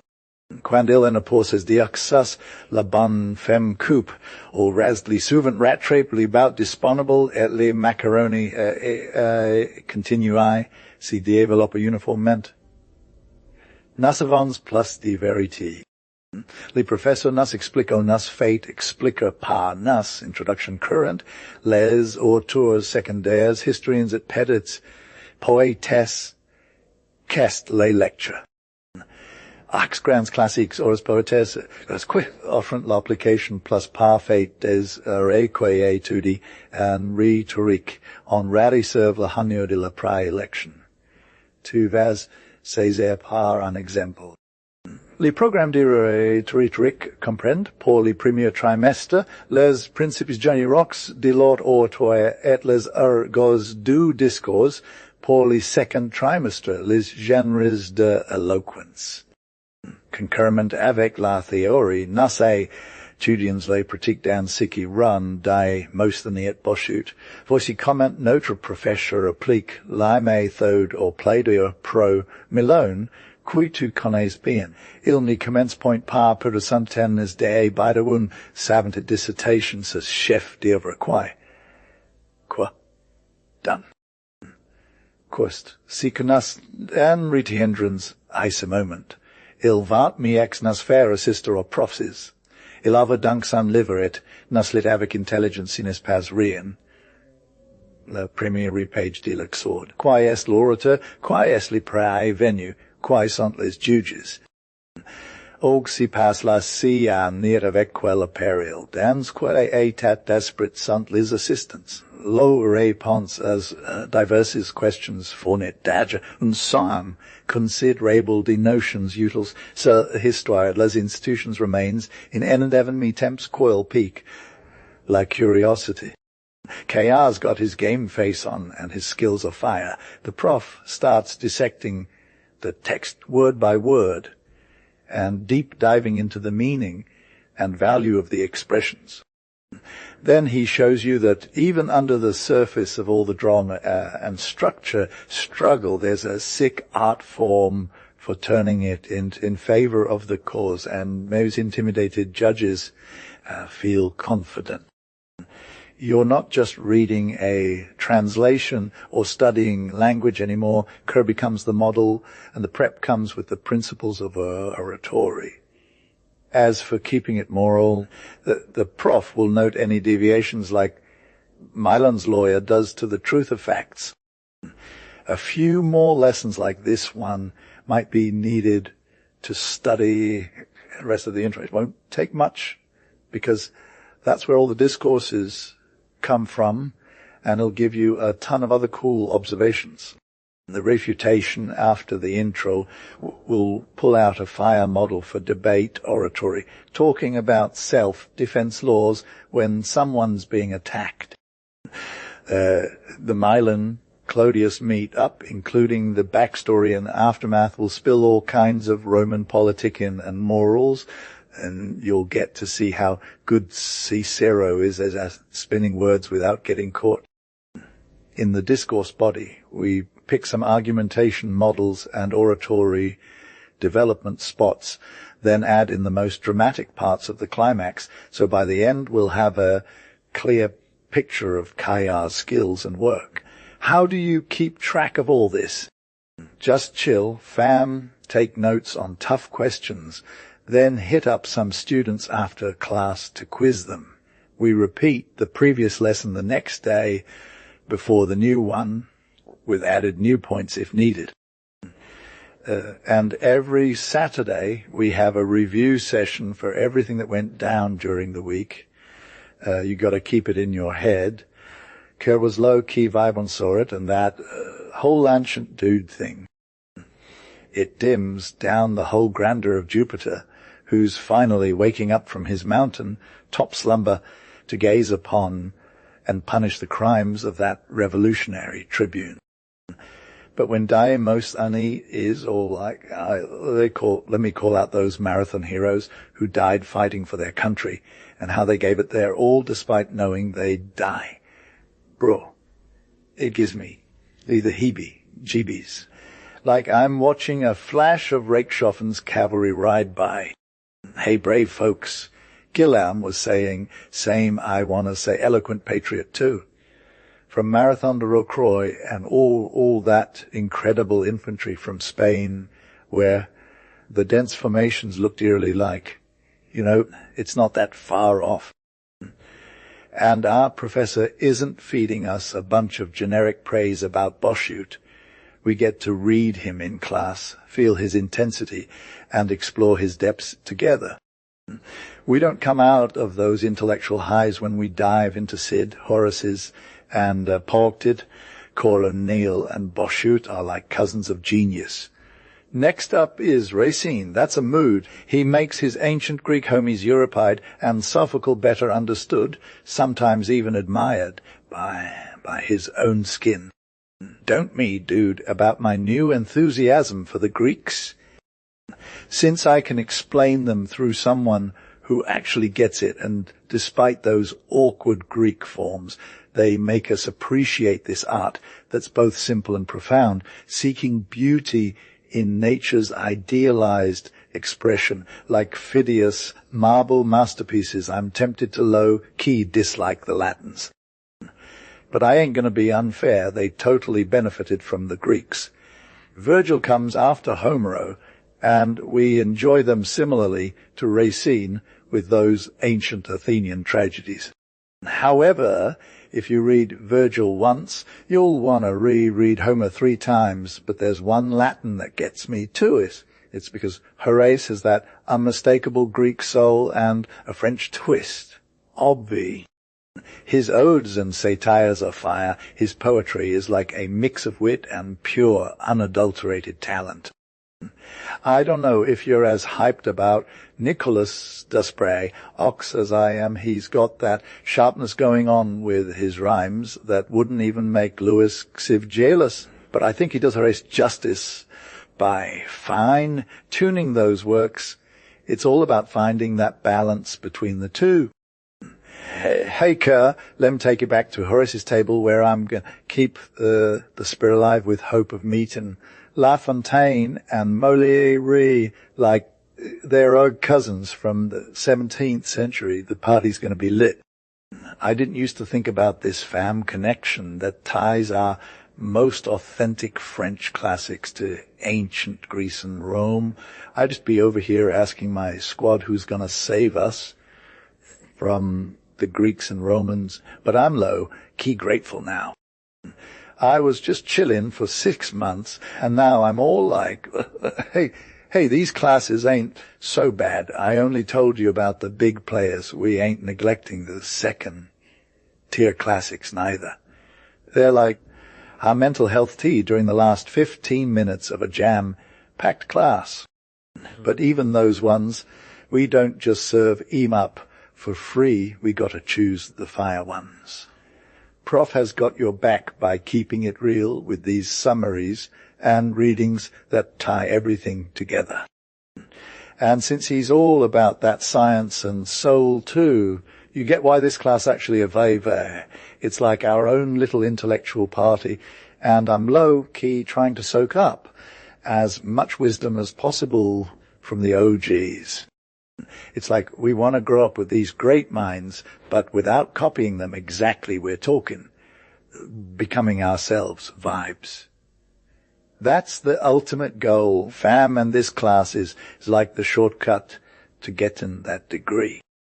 If you think my tech skills are too much for you, sorry, not sorry. My moustache is on fleek now. It's time to bring the heat when it comes to serious topics. Paul, 24. To my sis Jin, 22 February. Hey, little sis, why'd you gotta fall ill at the exact moment I was waiting for you? Was that on purpose? If I knew, I'd be over here sipping tea with the rest of your squad instead of making fun of him. You know we had a lit time without you, though. We should have gotten some major karma for it, but nah.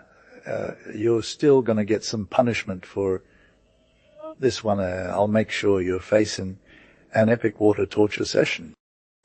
Here's the tea. On our first day back, there was this huge lavish play, Go Moches. It was like a full on representation of they took it from the opera comique and Theatre des Varietés libraries. But for real, those teachers don't know what's good. The whole thing was adapted with some parts chopped up cause, let's be real, you're still just learning about life, sis. I'm sorry, by the way. It's just that when these ladies step on stage, they gotta bring their A game. She got played by 5 or 6 youngbloods from 20 to 25, pretty wild, right? Kerr was low-key 2 Ogdads, all high-key drama queens since their rhetorical days. The performances were hella spiritual, sometimes straight up extra. If you had been there, you'd be dying laughing, boo, and I'm stuck with a one-legged beau Ferrari. You're good for leaving Z with your tea stash, sis. The next day was another vibe, super long, too long for some people who were low-key, freaking out, waiting for their name to pop up in the urn and seeing those fire lotteries roll by right under their noses. Sad. I'm not exactly blessed when it comes to luck. Canya's been salty. You got to turn up. Mama got one too, but me? Nada. I low-key wanted that broccoli, though. You wouldn't even guess what I had eyes on, but let's just say I had a crush on some little dude who represented our 6th grade class. It's every class pays to get their own lot. The rhetoric squad dropped the iconic Cornell and Racine edition, but who cares when it comes to broccoli? They brought that fire bro in, all dressed up and smelling like a rose. They asked him to come up on stage, but he was low-key, all about keeping it real. Fam, they tried to push him, but those youngbloods ain't having it. When the drama went down, everyone thought for sure they'd have to take broccoli out with force, but turns out that little dude had a plan. He read the tea and saw the plot twist before anyone else did, so he just straight up hopped up those stairs and served face right on stage, no cap. He would have totes performed his victory song if crowd didn't shut him down. But they ratted him out and made him sit through a song that wasn't even his vibe. He didn't respond at all, though real talk. He got picked by one of our music teachers, and you can guess how that turned out. The two drama kings got applause for sure, but Kia's broccoli dude was too busy being cautious to do the dance. Low-key, he wasn't trying to get even more roasted than he already was. Anyway, we hatched a plan to save broccoli after the lotto fiasco. We're going to take him out to the countryside and let him live his best life with us during school breaks. He'll be low-key running the car for our Sisters of Mercy crew while they come for those leftovers, and it's going to be a whole thing yas. Kerr was low-key winning big time, no cap. He's getting all the, I'd say like a paradise or something, but honestly it's just some dude. A little grass and whatnot is good enough for him. Though, Mom scored a sick Ivorian Christ, super expressive, on Olivia Branches, one of the ones I saw people really vibbin' with at that exhibition thingy. I got to hang with the cool kids, acre collectors. I have been hopping and it's dope that she got it. It makes me happy because I didn't get broccoli, though I'm low-key salty about it. You got a box of mandarins, like you're going to have one per day for the whole year. You feel me? Do you even like mandarins? I mean, they're whack, they're smelly, and ick, but I'm trying to keep it 100, no cap. Today, we took our OGs to their little sis's place for lottery winnings. They threw a real gala. As soon as we stepped in the door, under that porch thingy, we saw like 30 people all dressed up and stuff, with an old dude on drums going wild. When we got closer, he low-key snuck into the house still banging, and the rest of 'em were doing, 2 by 2, marching us to the dining hall, where they made a line for us to get in. The whole place was all fancy and whatnot, waiting for us to show up and serve them some grub. We were the ones serving it, though.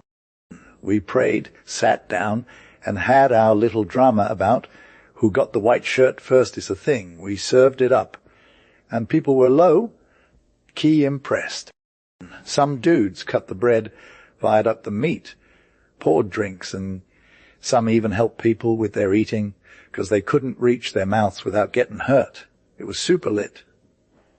We got compliments, thanks, and all that jazz. Some dude did complain about the food or something, but everyone's like, bruh, he's just trying to keep it real.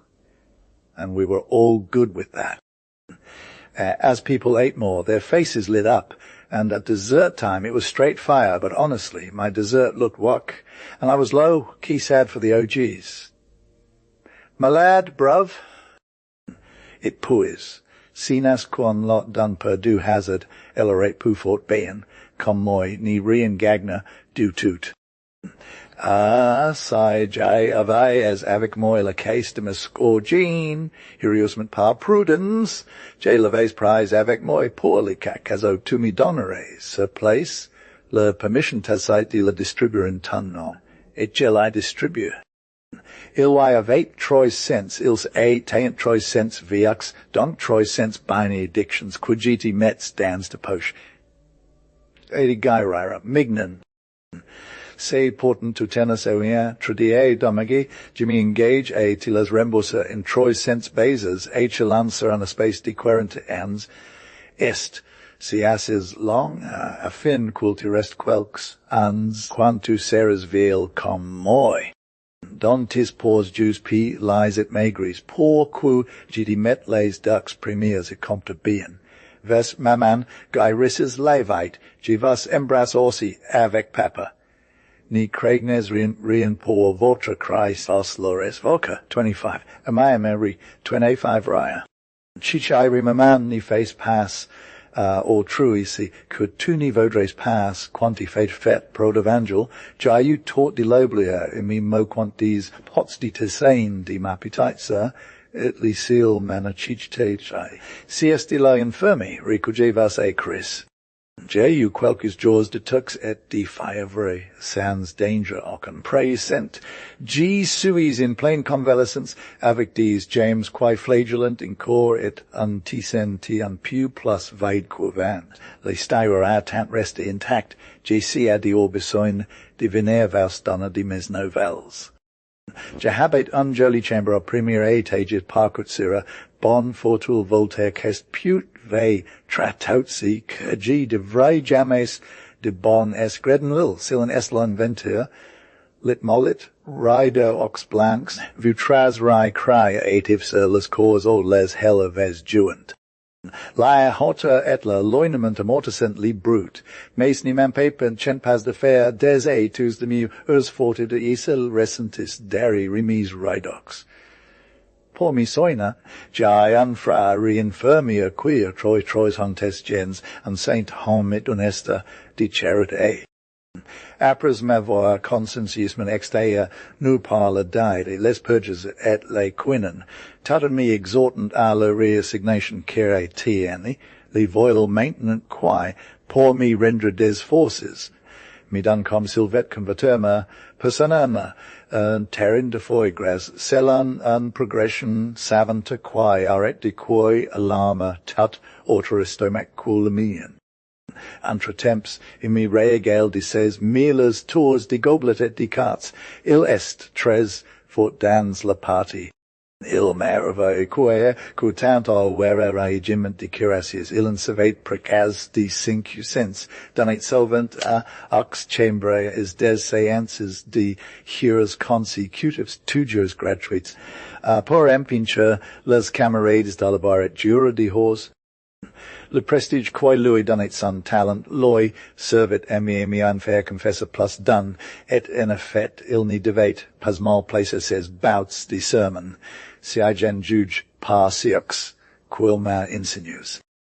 La lauter jo, ila saldi rare creation des infirms, cur, nasa fate un surprise d'un ci ni di ventriloqui, un petit dialogue entre diox personages, dunt lan ladotate or grinia, lauter ila cave. Vers nivas figures pas les gosses, quae cerceant les voix tant or plafond, tant susli plancha ilse eteant, hellas et li saint home, ravi de les amusa. Iliae du plaisir ian tremelate, presque autem crossai, jete soini par maman. Genae pas itean depuas hut jaws, et mon professor, quae vient mi voir frae quement, ni vote pas in cor cugi travail. Vos cria sin est pas travaila, mais gis suis fruvos ni serias pas content, saigi prolongius set primi reletta. Abiendet un altra plus long soia sans inquietu, givas embras tus votrapol 26. Aluis, 8 Mars, mon cher ami, ni pouvant in cor suva la classe en ma permis, or titre exceptionnel de convalescent, de sister or dual quasi sont liveries in public à la grande salle, les sections de quatriemi, vinct elev as contravinct sur la grammaire latine et grec. Si la s'appelle en consultation.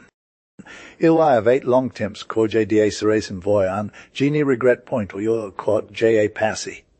Voici si, quae chest.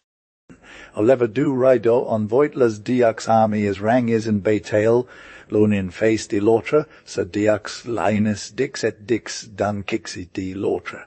Si sa command les Romains, vercingeturix les Gaulais.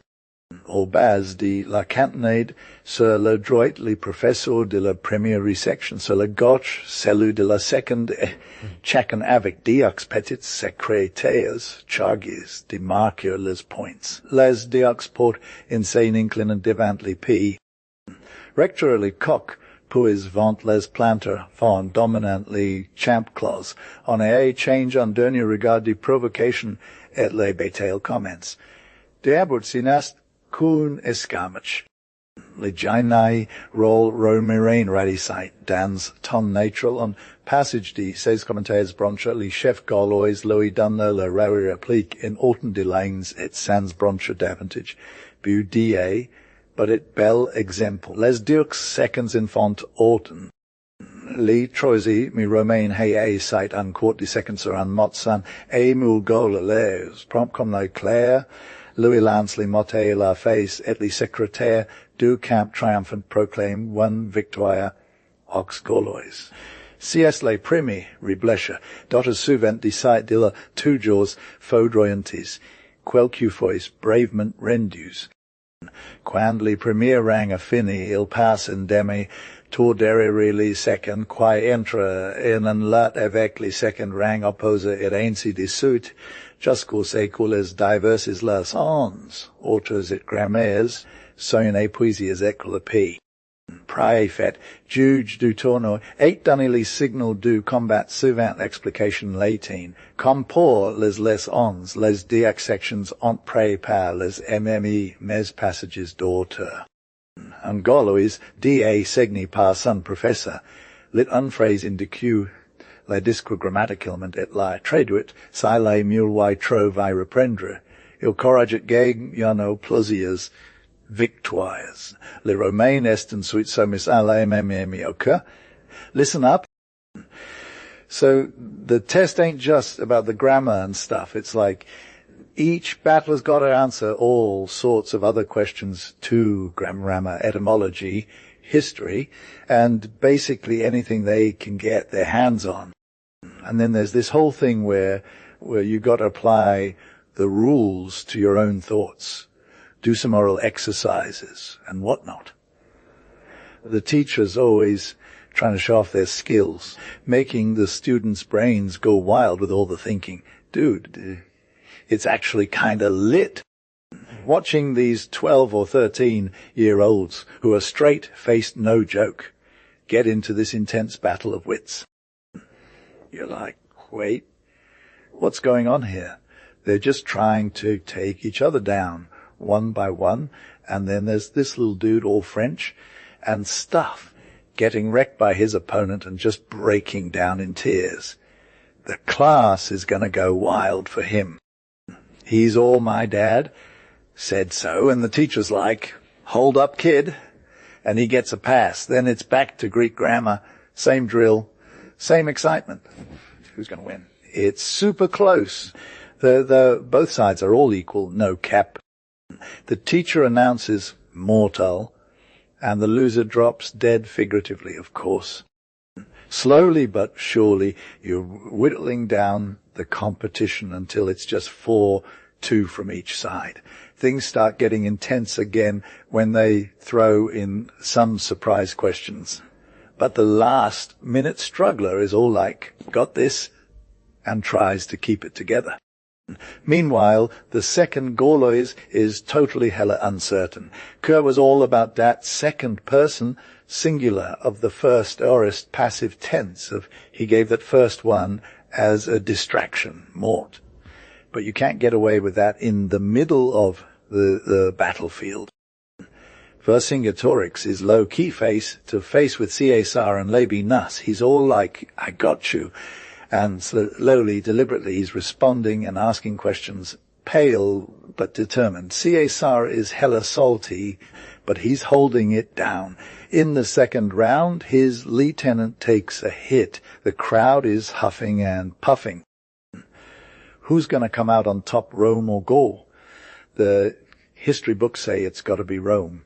But like the history books get corrected with time, you feel. At the third try, Jules Caesar is all.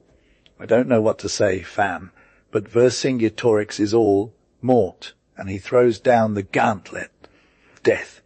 The winner takes a deep breath, wipes the sweat from their brow, and almost faints under the weight of victory. The crowd is cheering him up, and over everyone's heads, Caesar sends a subtle smile to his mom, who's been waiting around like a spring chicken. Then the secretaries get to tally up the wins and losses, and it's like 150 for Rome and 165 for Gaul. The P. Prefect is all Camp of the Roman, 50 victories, Camp of the Gauls own 65. And then CSR takes his lieutenant's hands and gives him the Roman eagle, and he's like, Gloria och vainqueurs, glory to the winners. Vercingetorix is all dignified and whatnot, and he's like, Hanura ox vainquus, honor to the vanquished. What do you think, Is it still just fla-fla and wasted time?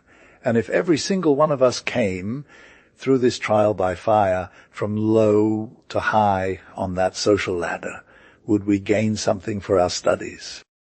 For me, I'm out here thinking if I had the chance to serve under Vercingetorix or even CSR back in the day, I'd know my regular Greek verbs better than I do now, and maybe you too.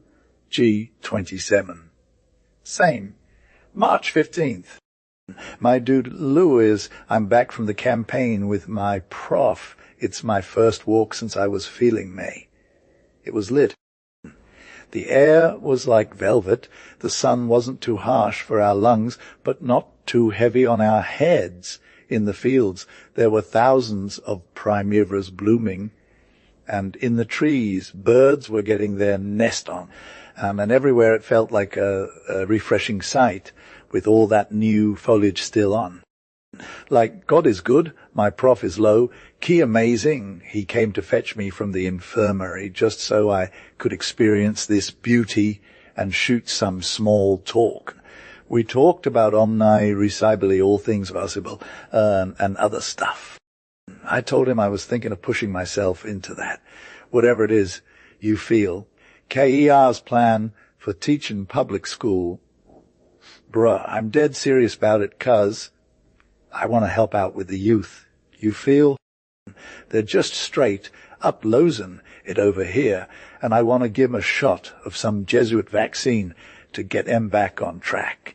My professor is low, key skeptical about my whole reformatting vibe, but he gave me props for trying. To prove I'm not joking, he told me what's good with this ratio thing everyone's been talking about. It's literally the study plan of the Jesuit company. Is it a sacred book for us Jesuits? Yeah, 'cause it's part of our rules, but anyone can check it out, you know.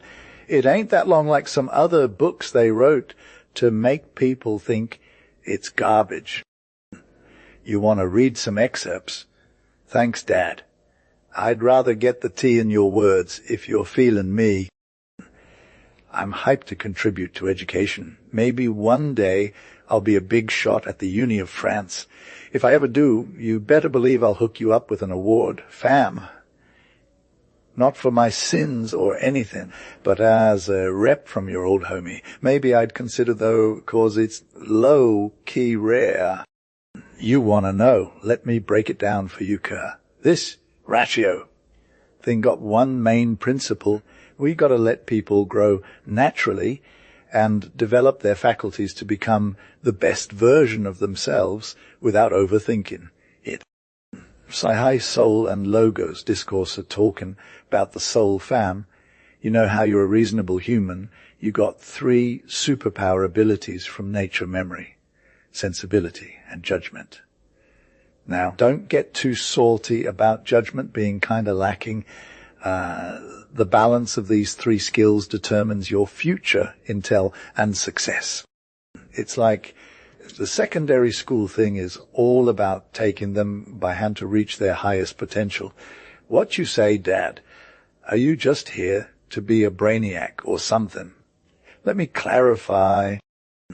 School and about turning into some prodigy or genius. It's not like compete in concourse down amongst grass for spirit stuff. We're good. We come to school not to learn everything, but so we can get to know how later on when you want to pursue your dreams. I feel the vision now. How do I make it happen? How did you figure out was up back in the day? Honestly, I didn't really think about it. Let me tell you, though. They always said I was curious as and loved to chat, so maybe that's how I learned, or something. We all got a need for knowing and talking. those are like nature's way of getting smart. So when you're in high school, you got to use these two main tools, be curious about life and figure out your own thoughts and stuff. Yes, what's good? Like, imagine there are thousands of bees collecting dust from the first flowers. Each one is like, sick, I'm going to take this stash and turn it into honey. And all these little workers running around, filling up the hive with that fire stuff. So your young mind is getting hit with all these ideas you feel. Your peeper's ears, senses are bringing it to you from all angles, and your memory's like, hold up, I got this. Then you got your judgment coming online, and it's like helping you put all those pieces together, transforming them into some sick knowledge. At elementary school, it's like a similar vibe, just with books and stuff. You're expanding that little worldview of yours, getting more ideas in your bag.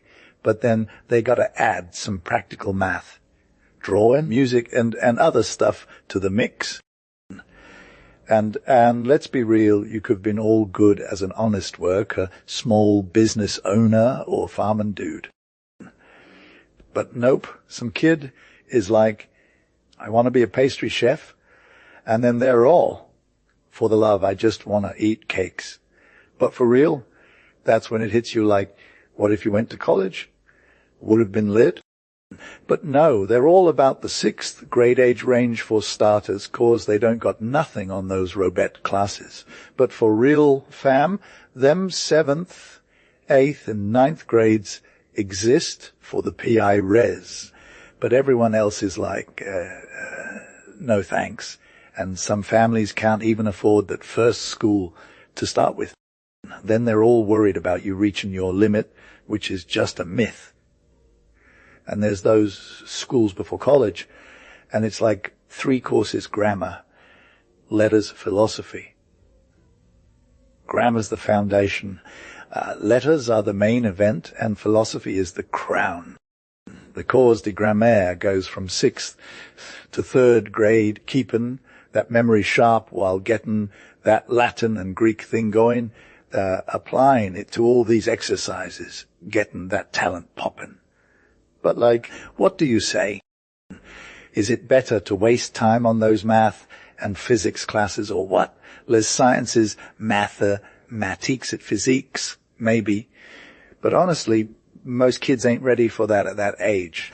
They trying to dry out their minds, or you feel me, get all basic on them.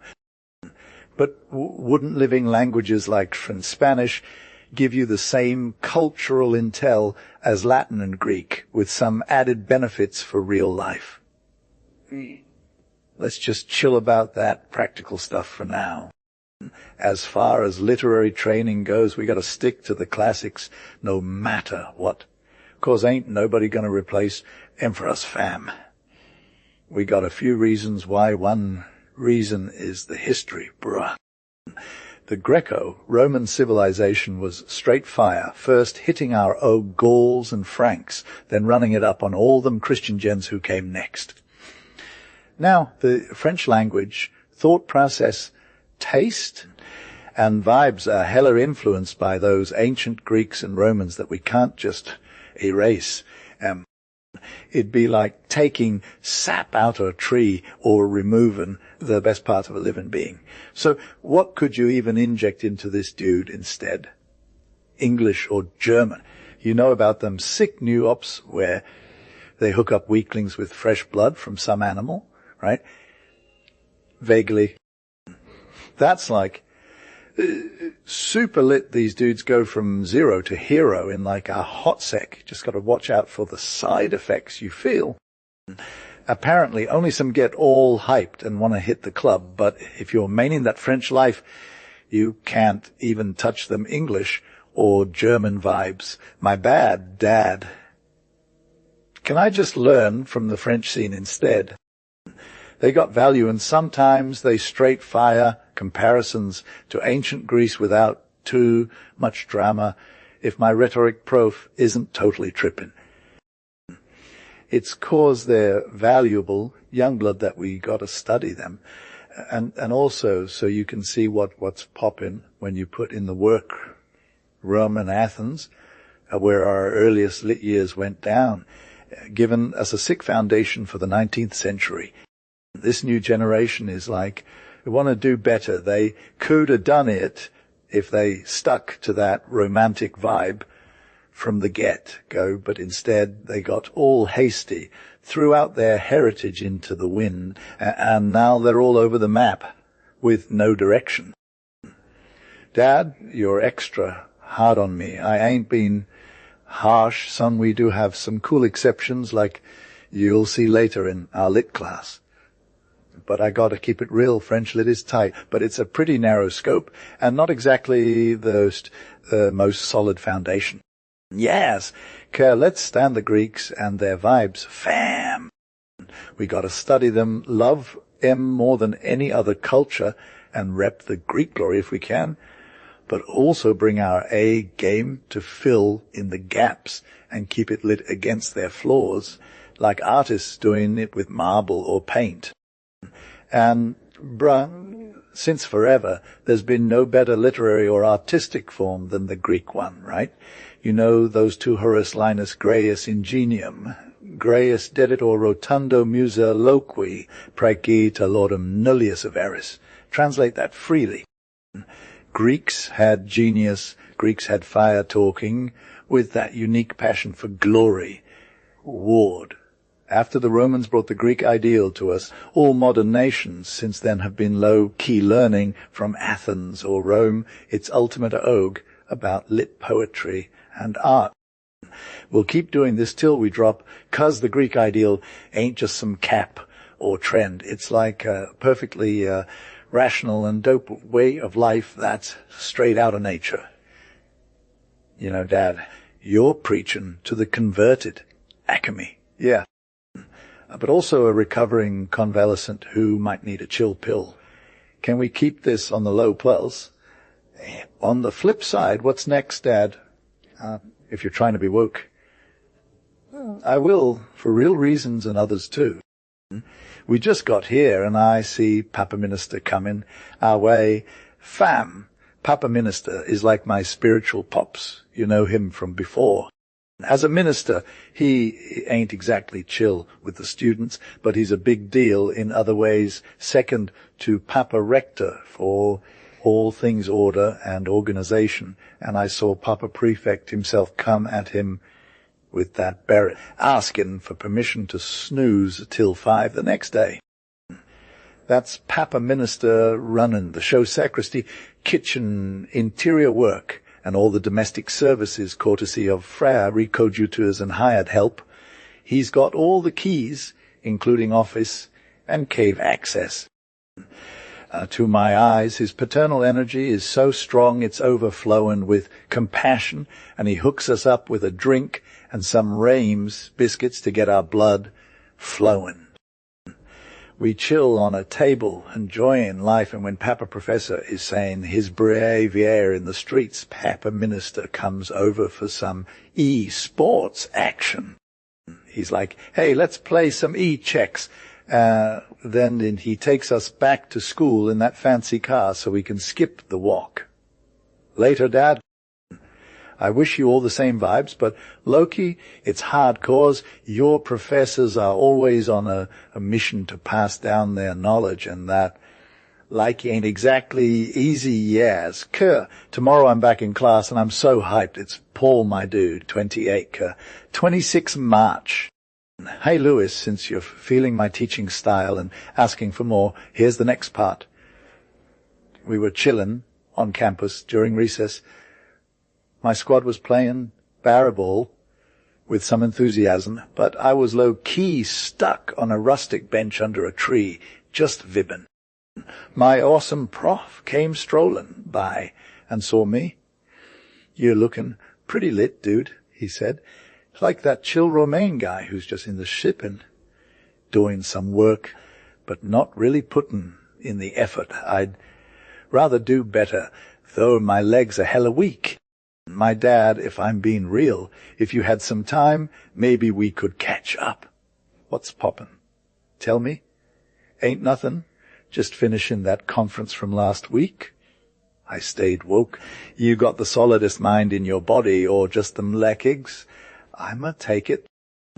Then let's go cruise on a boat on the river, fam. Oh man, this is gonna be lit. Thanks, Dad. And we're all settled into the Pierre Res sweet little boat, my prof rowing like a pro, me trying to navigate like a boss. When we hit that dam, I was a lil rusty, but my Pierre's got some sick skills, and he'd fix it up for us. He's all lice as Allah, and our boat glides smoothly through the water, just chillin' like the air is calm, except when the trees are waving their leaves, and sometimes you can hear those kids playing barbel getting farther away. After we vibed out for a bit, my Pierre's all, now let's chat.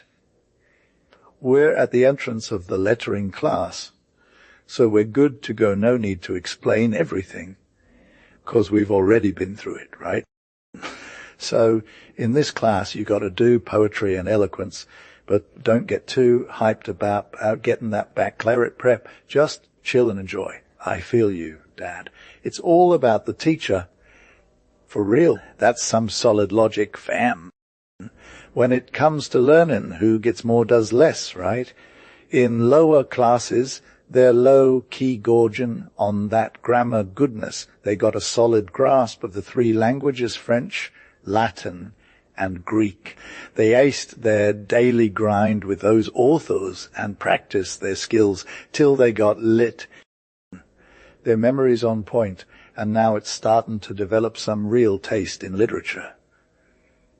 Now, we're gonna dive into that intimate poetry thingy, coupled with eloquence lessons, with some sick compositions and whatnot. So it's just gonna grow naturally from their cur. Loki do real talk, right? Like, face the truth about what's good and what's fire. If these 2 sick years of letter course are taken seriously, youngin is going to learn how to think deep, feel vibes, and spit bars that actually mean something. Who's the og who said that B2? It was Count debuffin', no cap. Okay, so there you have it, lit. The literary education of our 16-year-old rhetorician is on fleek. Now it's time for him to get rejected from the baccalaureate due to what math skills. That's a hella obvious bias.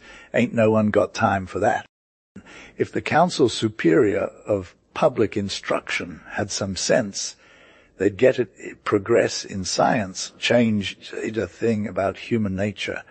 And we got to follow the curriculum, not tross, feed kids too much too soon. I mean, kids can do basic math, but they need time to grow, fam. Add some elementary science study to that, and we're golden. But, like, expecting humanitarians and rhetoricians to be all-around geniuses with both letters and science, that's straight up extra. We got to acknowledge our humans got different strengths, bro. It's not a talent test. It's about cultivating culture. Know what I'm saying? Most kids can get that lit, but math whizzes, they'll always be the minority in the classroom and out. That's what uni don't want to see. For real, it's a major fail for education. Ah, Pops, you're right on point. How many times have I beefed up those old Academy Days Sciences dudes trying to cram algebra and trig into my dumb so I can spit bars or make law later? If they had to take a Greek exam or Latin verse test, they'd get wrecked. For sure. But hey, those science experts who make the curriculum are our G's, and they got their own style. Meanwhile, faculty profs and engineers trying to teach math, physics, and science from like age 5. That's a whole other level, fam. And doctors of letters trying to turn their little homies into mini versions of themselves. Forget about it. On the flip side, business folks and economists just want their kids to be able to rake in the dough. Know what I'm saying? They're all about teaching languages that'll get them jobs, math and science to make some real cash in commerce and industry. Yes, here is Loki trying to satisfy everyone, but it's like too much reform, you feel. The programs are stacked up on each other, and the original goal of secondary education is just like whatever. If you were already the Grand Maestro of university, what would you do? Loki simple. I'd ask for your advice, Dad. You're not even a buzzkill. These Jewish colleges came from some old Jesuit schools and produced poets and orators, writers and scientists, magistrates and artists, engineers and generals, businessmen and politicians. All that good stuff. But they didn't become it at the college. They got schooled by that solid classic that I'm hella passionate about. When we finally arrived, without stressing too much after our lit studies, these masters of their faculties were low-key prepped to get into abstract philosophy and dry science stuff. They were all about figuring out their own judgment and reason in that grindy labor, which isn't for kids. Then they found themselves ready for specialized studies. Ah, those good old days? Will it come back? Like my dude. We're living in a time of steam machines, electricity, and just straight up greed. Time is literally money now. We don't care about doing the right thing anymore. We want to do it fast and more and big. Where do you think this leads us, Dad? Tell me, man, if we just let our ship drift forever, where would we even go? Maybe the land of some rich sharks. Duh. Or maybe, with a whole lot of luck, it's those fancy Yankees from the New World who got some basic math skills and $1 for their heart. You're free to sail alone. Captain, there's a bench. When we got our ship back on track, True. Yeah, my dude, the French education, the French vibe is just going to be more materialized all over the place, man. That's the major danger of the future, Minister. Keep an eye! What's the cure, Dad? When you're stuck in a bad current, there's only one way to save yourself. It's got to be like turning back, and we're about to do that next turn. Already. It's 4 hours. I wouldn't want to deprive you of the little snack waiting for you at the countryside camp. Dad, I'm feeling great right now with you around. If this is all there is, your legs need some serious fortifying to keep up with that squad. You know how much I hate slackers. And it's breezy. Let's take advantage and get moving so we can get back to the heavy stuff. Be board, gently inshore. Stop, raise the mast, fix those ropes, unfurl our bird of paradise sail. It was a matter of seconds. The move was done, cur, chest die lacket, to face place I cur, quai, lad bear du main, la cord vod voile ridilotra, prenly vent, turn de board et la nassel, fill triumphalment contraly current, avec unpedit clapatis, fort gratiax. Votre excellence repritque mautorizer et vasa lu demanda pourquoi G regard songus G vesa veria humblement voucher reviae rents cuses derni res paroles l'expulsion probable dans un avenir plus omoins prochin de alidae al frains par la mater riem I recane mi metten mal opide. Il me semble que si elle se réalise, si serait la fin, non pas seulement de l'esprit frand aise, mais de la France elle-même me. On lit partout et vas nas dites, quasi not a patri, malgré ses humiliations, it says forts. Chient encore là, to 70 des nations civilisées is, ci est pas un jan ni liti rare. Son esprit essentiellement hostile or banal et or grossier, sa langue d'une clarté, d'une supplice et d'une distinction unique. Est, si possible, mon que, quod tout cela soit perdu sans retour, je laisse averse voir si beau chagrin et cet ardeur patriotique. Abin an junhom, Tant quil resterer des junes gens et pris du bu idea al commiversit des matres. Commivas, mon cœur. Rai solus commoit buocup doctors, parvocation et par conviction, die, fendre juscu, laderni, ricartula citadel di notre education nationale, tautnus pas perdu et li ritor ox bons traditions, of bon sens rest possible.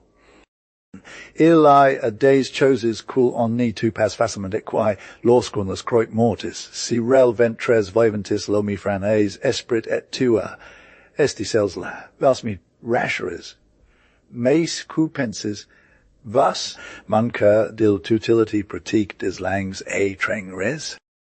Els sont indispensables aux grands industrials, aux voyageurs de profession, certain savants et, en cas de guerre, aux officiers meis combien de gens than ont que faire. Si est unmany de croire que person ni put plus en passa. Ceased vrai! Alles vos les supprimaries. Nalans pas trop vite.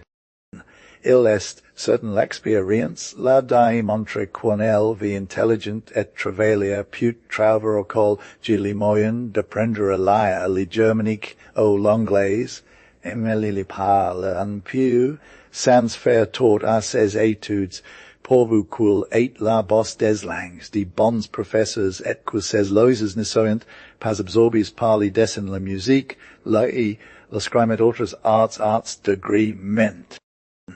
An opplosius sages early étranger in vacances or du colgi, lui dan l'oren and soit facilement l'utilisation courante de les langues choisi.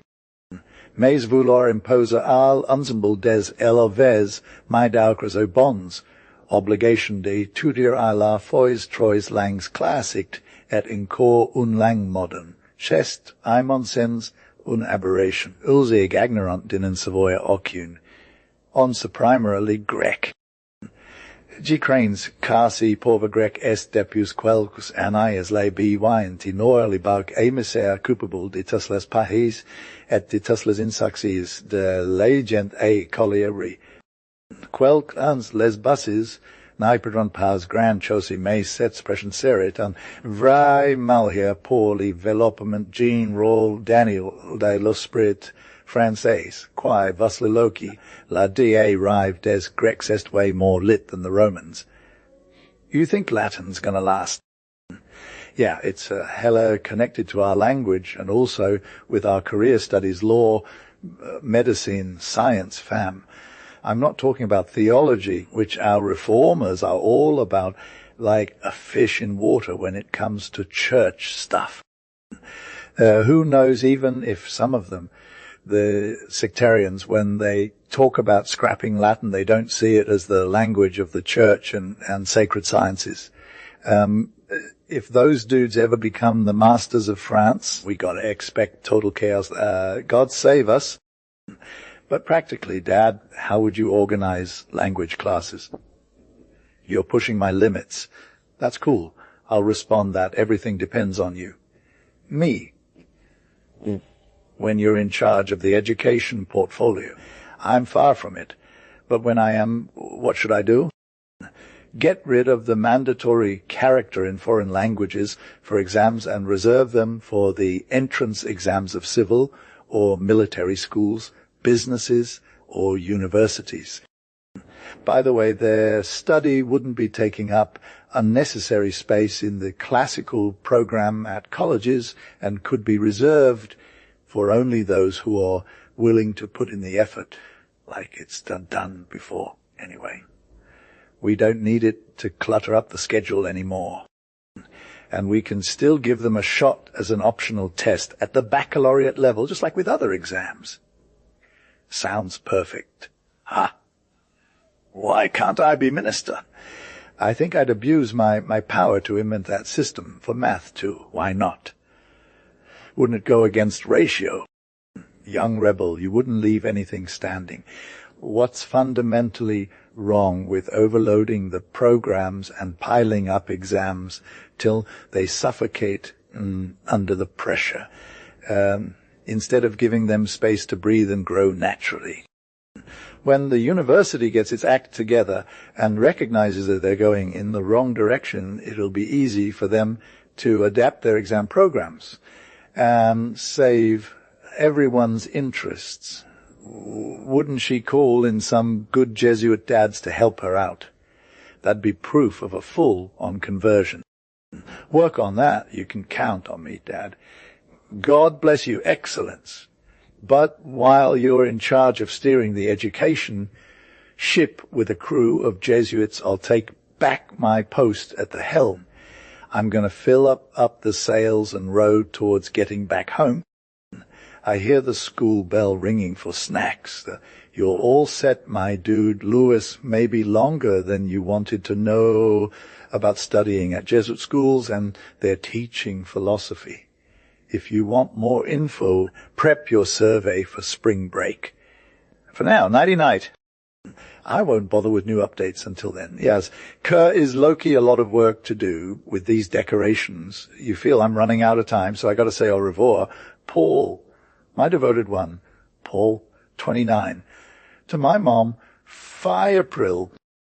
Hey, Mom, just a sec, 'cause I'm trying to catch up on lost time and give myself one last shot at getting them eggs for Easter. The big day for semester proclamations is this Sunday. Next week, we're going to take the train. Yeah, it's never been so lit.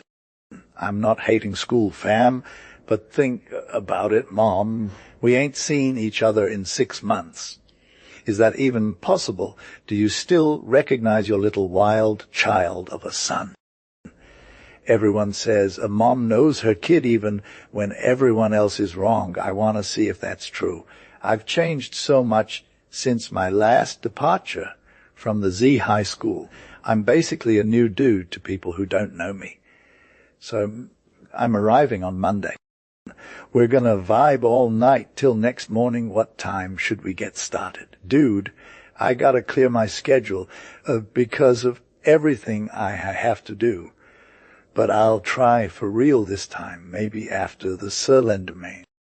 But for sure, there's a moment when it'll be necessary to say Claudette Jam, Rivos, Puri. Hold up, I was about to spit some Latin. That means in our fam speak, shut your mouth, kid, kiss everyone and go night-night.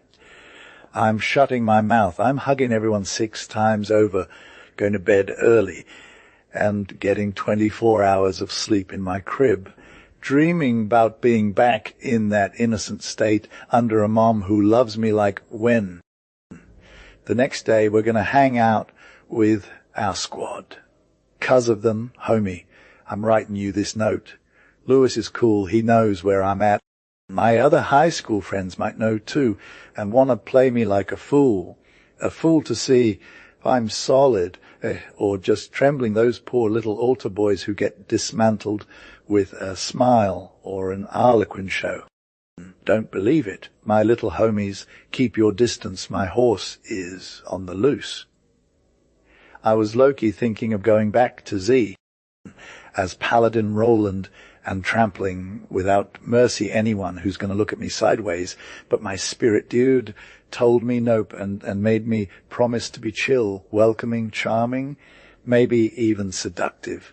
It's a hard task, right? But I did it because I felt I had to, not 'cause I wanna, but because I know I messed up my friends in my own way.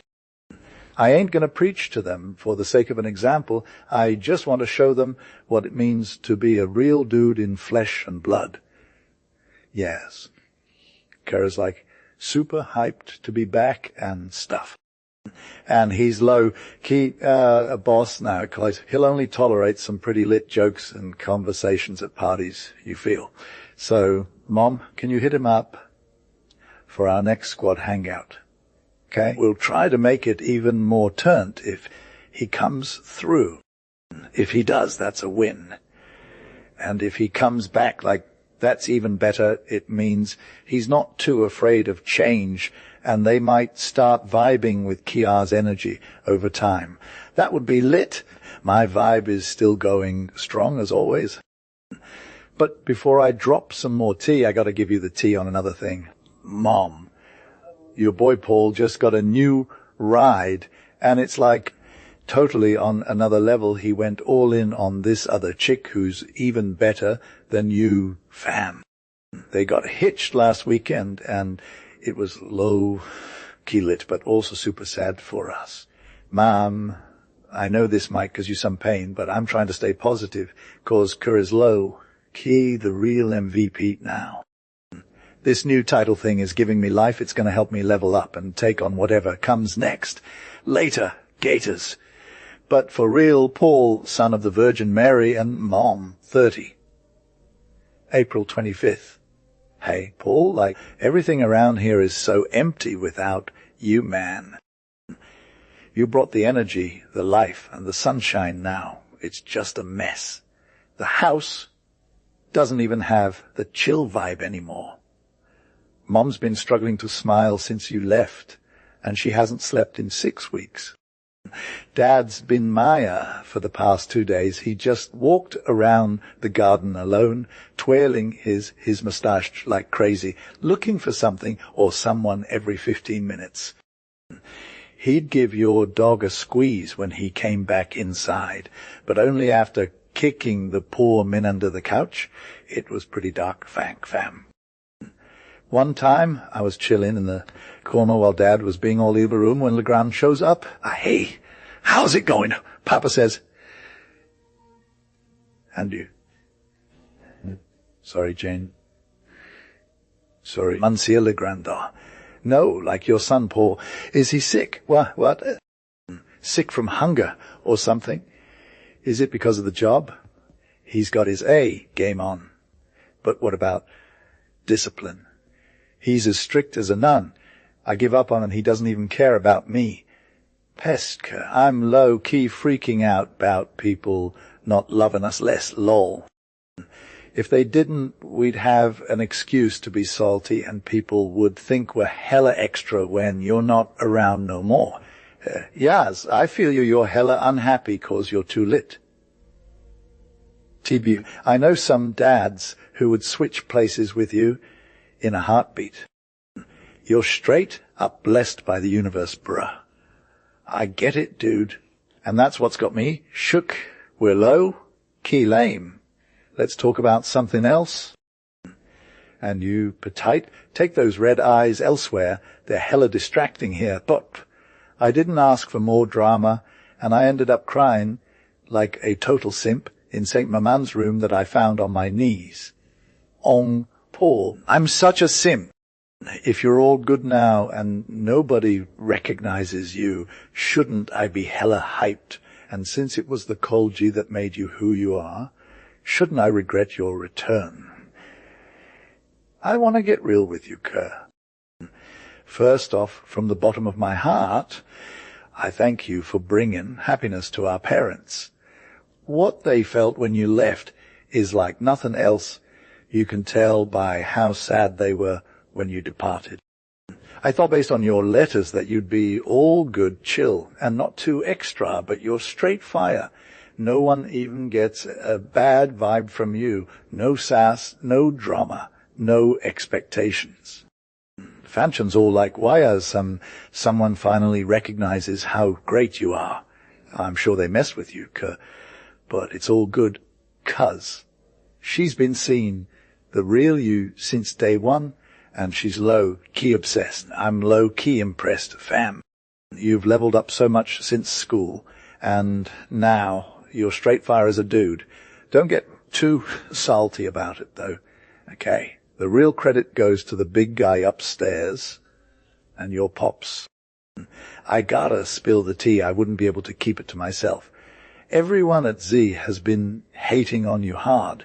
Better you should have heard the compliments people were throwing at Mom on Sunday after church about how fresh her outfit was and how polite she's being all week long.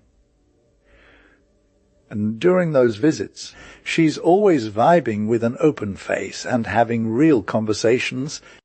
As for what your old squad is saying, Louis just spilled the tea that they're both shook when they saw you being so serious, lol, and yet still super chill.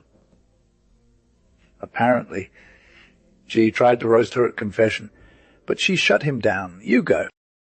Did you ask if I'm a saint? Like, girl, I got you.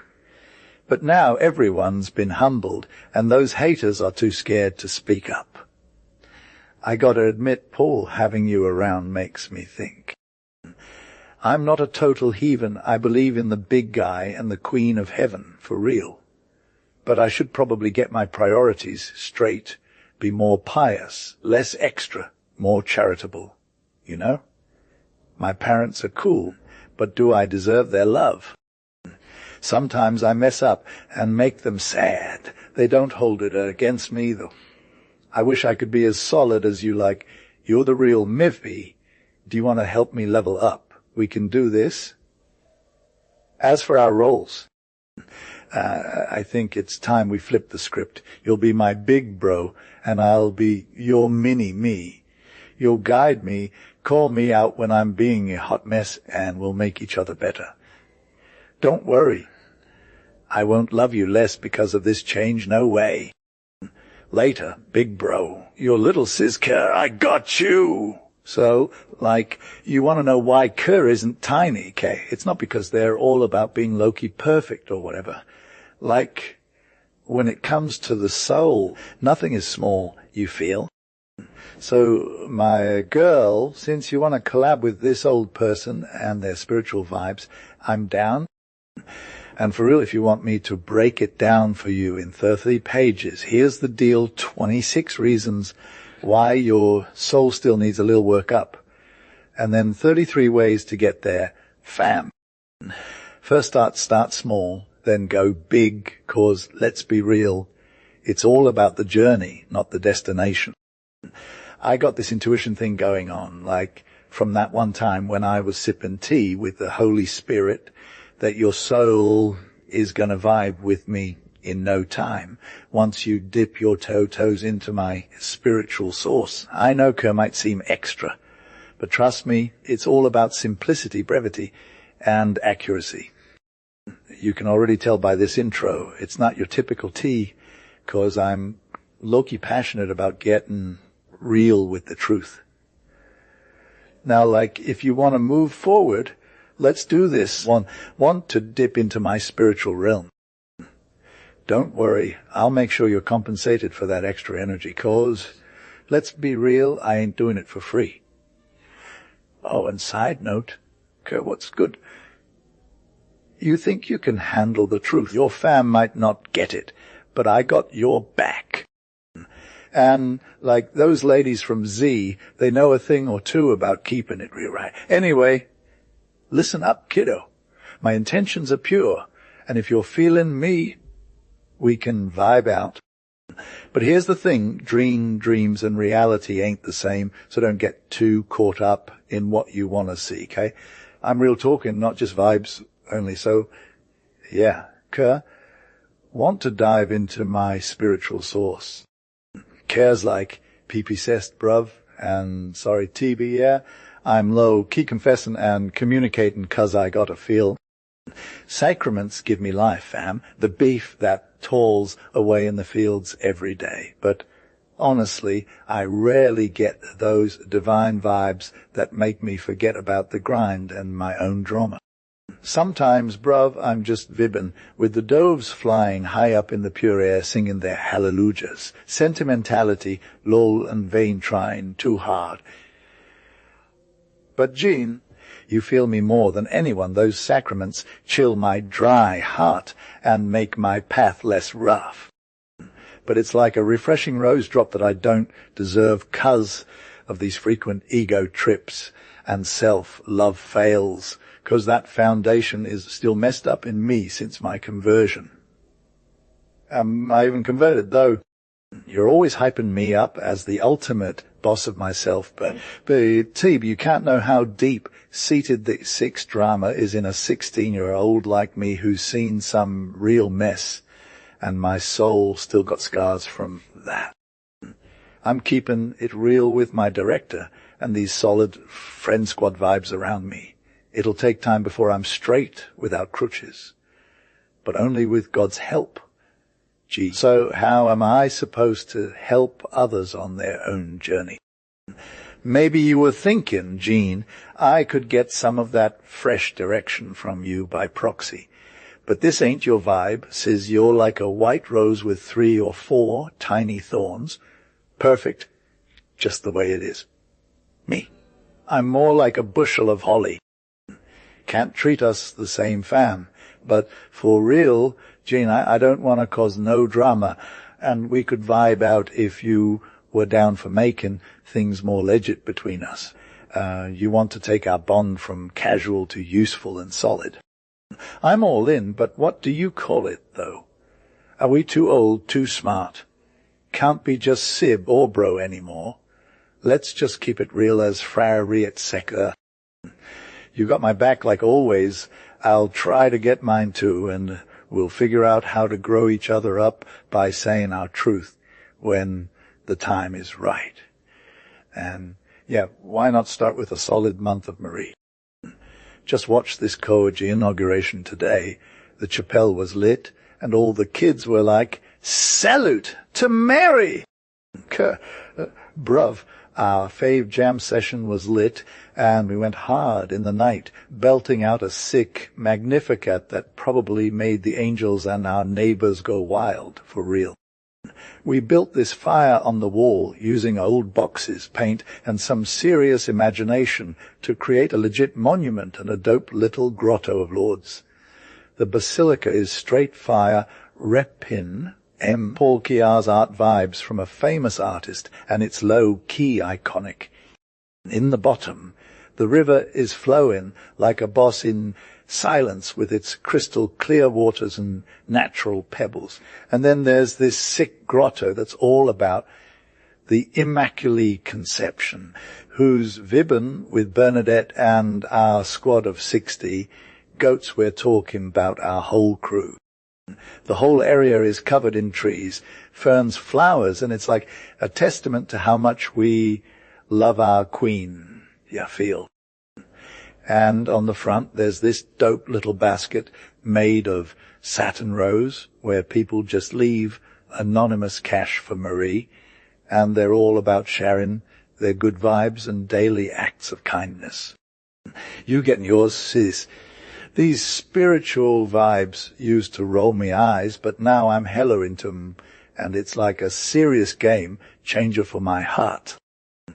I know they ain't the same as actual religion or all that jazz, but after being a hater for so long, I'm just feeling super blessed to be humbled in front of the big guy and our queen. Hit Marie up for me, Jean, and can you please keep it 100 until the end of my life? Got love for you, sis. Your spiritual sibling, Paul 32. From your sister, Jane. Hey, bro, you're straight fire. I know you like to clone and dissin, but I ain't falling for that. Your letter is worth more than 4 sermons from our school's priest, who's literally a saint. I'm not trying to take his place in the confessional. Fam, I don't think I could even give myself absolution. Lol. But I need someone like you, Paul, to vibe with and help me translate what my parents and dad are all about. You got your homie Jean, who's basically your guardian angel. I'm just solo over here. I ain't got nobody to talk to about my messes, 'cause they just roast the other girls, and I wouldn't be worthy of it. Your response made me feel like you're keeping it 100 and having a heart that's both tough and tender, bruv. I trust you completely. Hey, I'm totes on board whatever you got, and I'm hella ready for you to help me out now. I want to tap into a vibe, authenticity, and kindness, 'cause I want to crush this thing we do together, like we always do. Queen of the angels, we're both lil angels, and she's going to bless our good intentions and efforts. I'll pray for that every day in her beautiful month and afterwards. Bruh. The prickly stuff from the row on bush ain't getting me shook, and it ain't stopping me from loving you 1,000,000 times, Jen. Or my sister 3. D. Lewis, 5 May. Hey, Paul, I'm low-key done with hidden my feelings. My heart is packed, not with bitterness or anxiety, but with this weird, poignant vibe that's got both good and bad in it. Our own magic. I thought we were on the same page before, but now I don't recognize the dude at all. Where's the old Paul? It ain't no beef. If you'll change, you can't. Blame me for not loving it, cuz. But that chasm between us, that loyalty contrast between our souls, that tortures me, bruh. When I first saw you, I was just a lil, surprised as sworn it was just the effects of getting older. 6 months, your body changes. But when we talk, listen to her vibes and see how you deal with things in a super chill way. I had to accept that there's been this deep change in you, and now I'm just shook. Not just me, though all our squad is feeling the same way. We've all said it out loud. Some dudes try to diss it, but it don't take too long, and they sound worried 'cause they know you ain't no sheep. Ella, one of them even said, it's better that us. And he was right, Paul. You're on a whole different level than the rest of us, especially me. You got this thing down pat. We're in the real deal, not some fake stuff.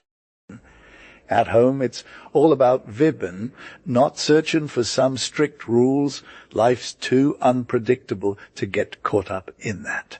Where's the wind? We go with it.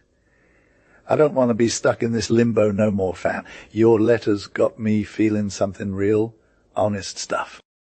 It broke through all the times I tried to hide what was going on under a mask of jokes that didn't fool you at all. Now, I get why you were feeling so down before, too. That ain't a new thing for you. We both just want to be free, like a rat now. Yes? Care? What's good? So, I'm low-key worried about you going to hang with the Jesuits, bruh.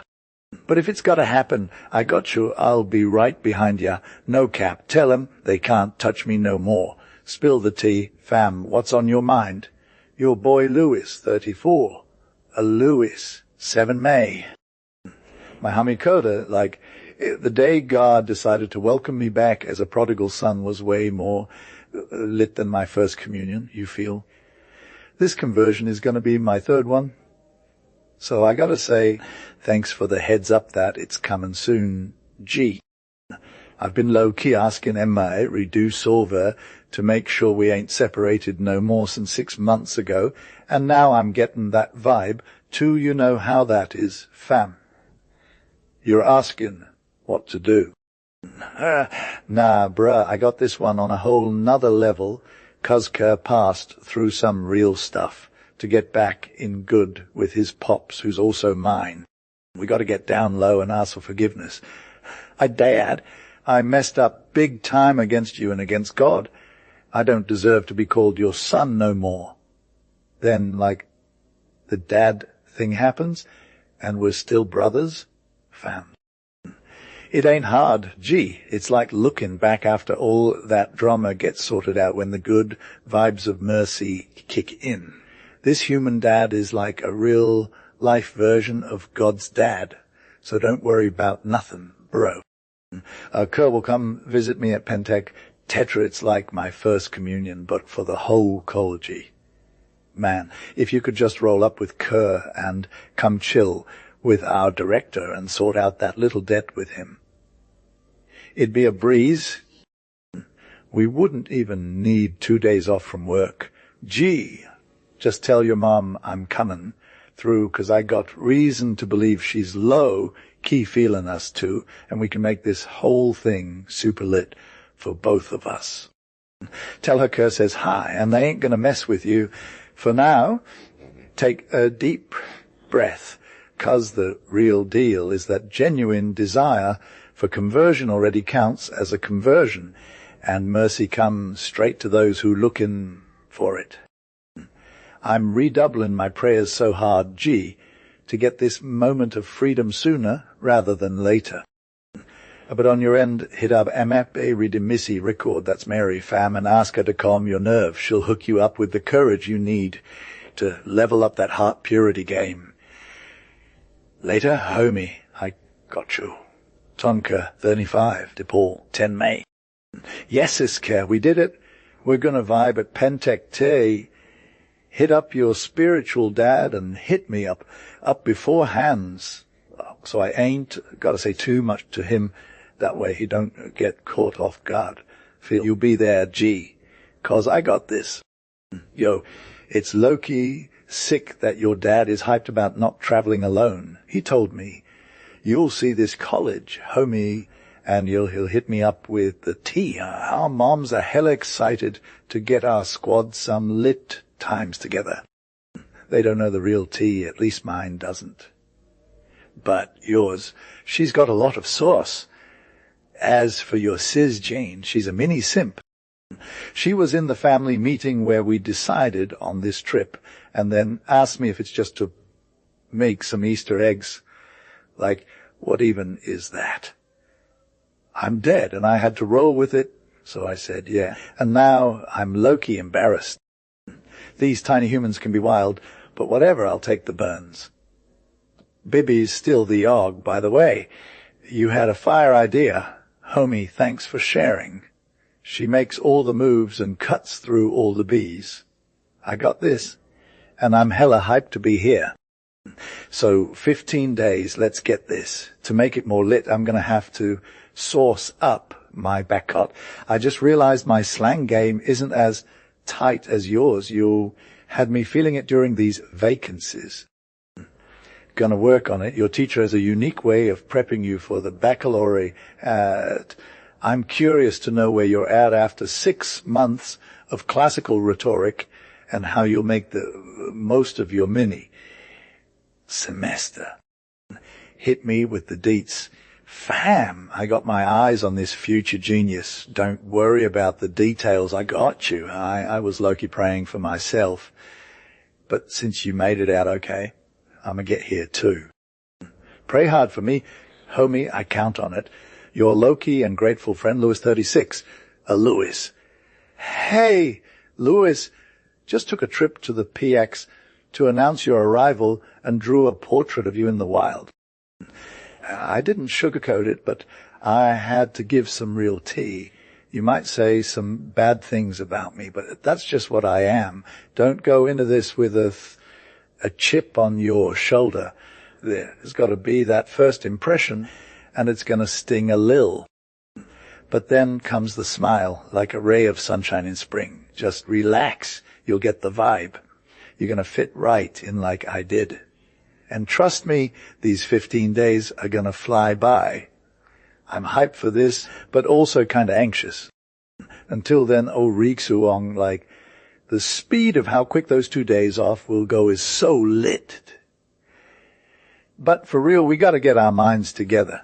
With 8th age comes realizing life's got to be more than just a string of sick pleasures you feel. Work Hard said that ancient CA dude, when he was low-key dying, it's like a fire phrase, and even Christians who ain't emperors can vibe with it. Right now, where we're at baccalaureate, at Prep is Lit, I'm seeing more than ever how cool our prof's method is. You want to know what I learned from my 6 months of rhetoric? First off, I think I got kind of decent at writing in French. The grind I put in to get there doesn't even compare to the natural talent we got locked up last year with that prof. He was all about his agrégation degree and would sleep with our heads. After that first day back, when we didn't know how to string 2 sentences together, he forced us to do this super legit dissertation thing. We just bought books he had won, to where the whole assignment was already done, and then we used our creativity to make it sound like we actually knew what we were doing. And, that was the whole year. In the end, we got pretty lit at making these dissertations with some sick editing skills. Plus, we had a solid library of basic phrases to use when talking about authors or works we barely knew. But if one of us could take it to the next level and write our thoughts in French that actually made sense, it wasn't because of the prof's dissertation or anything like that. We don't even aim for that aggregation thing. Our goal is to make our words flow like a universal instrument. During the first semester, we did at least 45 compositions in French, 2 a week, on every subject and genre: historical discourses, speeches, letters, portraits. It was all lit. The variety kept us engaged, gave us time to show off our talents, and made everyone work their thing. And, for real, I think I'm getting pretty good at writing my thoughts in French that actually make sense. It's not even close to that basic baccalaureate stuff, and it'll still hold up after we get our degrees. Now, about this critique littéraire that's always on the menu in these compositions. Que les classes classiques, lescals tu pourras tomber, grecs, latens it français, nas levans étudiser fond, comme ti la explico, donc les ho, mens d'une bonne critique ni nas manquent point.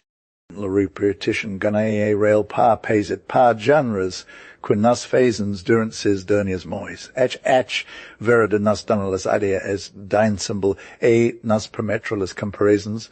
Siche, res parat il, nombra d'exametros, bonus familiariser avec la forme spie sial or genre, et tant doni la supplici style equis par les exercices preaci dents, quelques applications, ben choisis poesis porant suffer.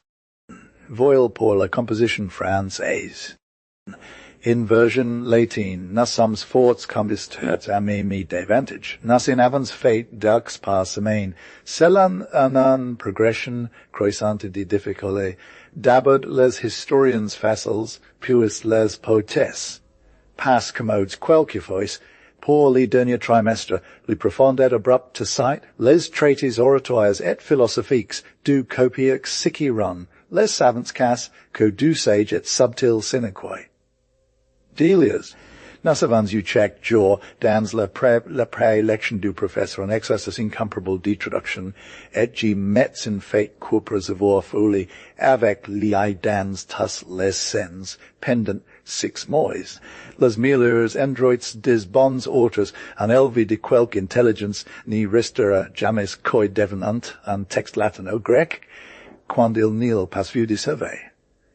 Aussi, pour la préparation des auteurs inscrits au programme, on n'y juge pas utile dans cette maison de recurrence correcte, say, indispensables à life, sont émis formellement introduits.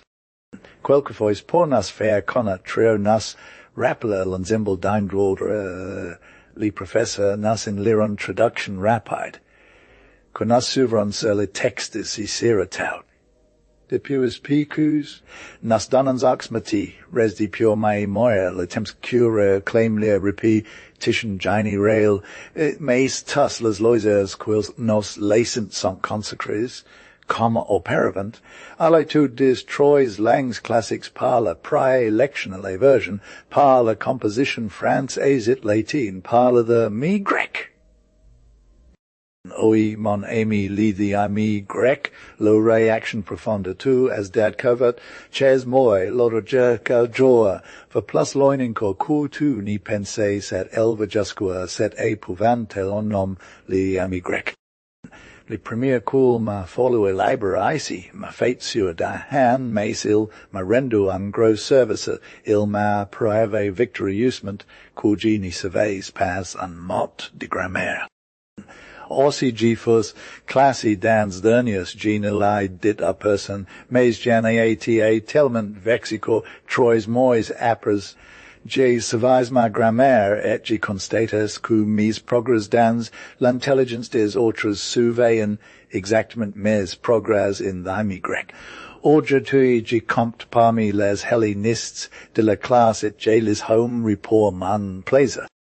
La difficulté du grec mon bon get tout enti, redan l'imagination, l'ignorance et la paresse et rien qu'est ma conviction irréductible.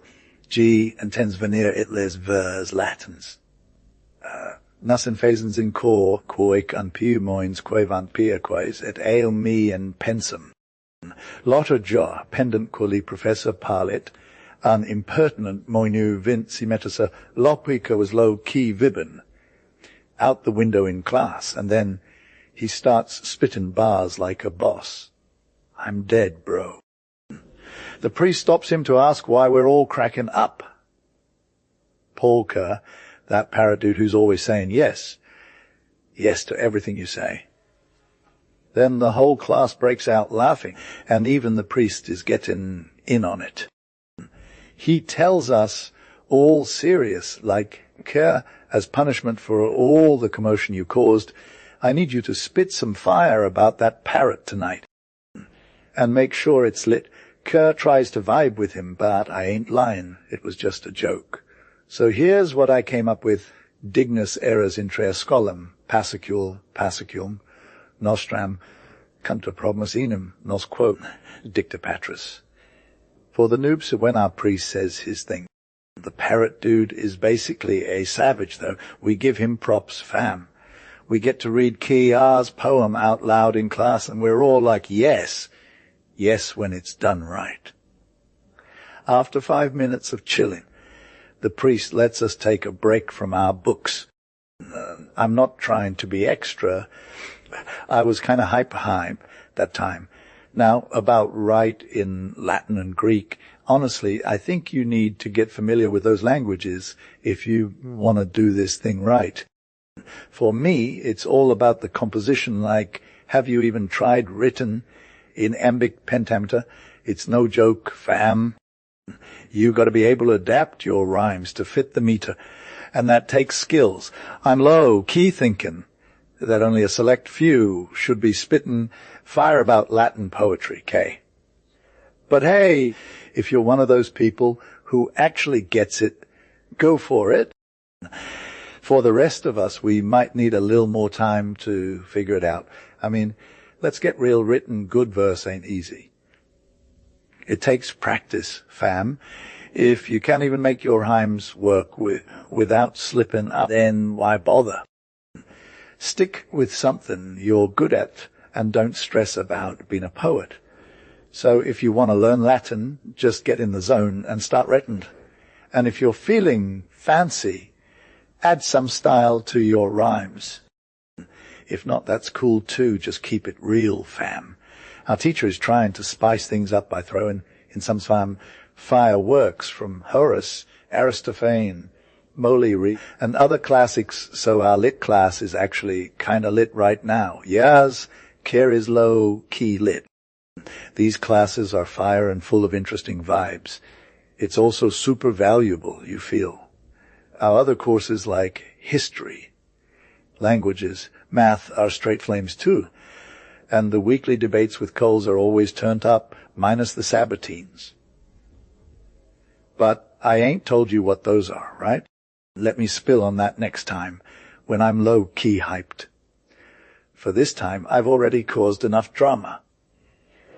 Later, my G. Lewis, your own baccalaureate might have to deal with some stress from your grand affair. But the universe got you, and everything will be okay, I'm sure. All yours, Paul, 37.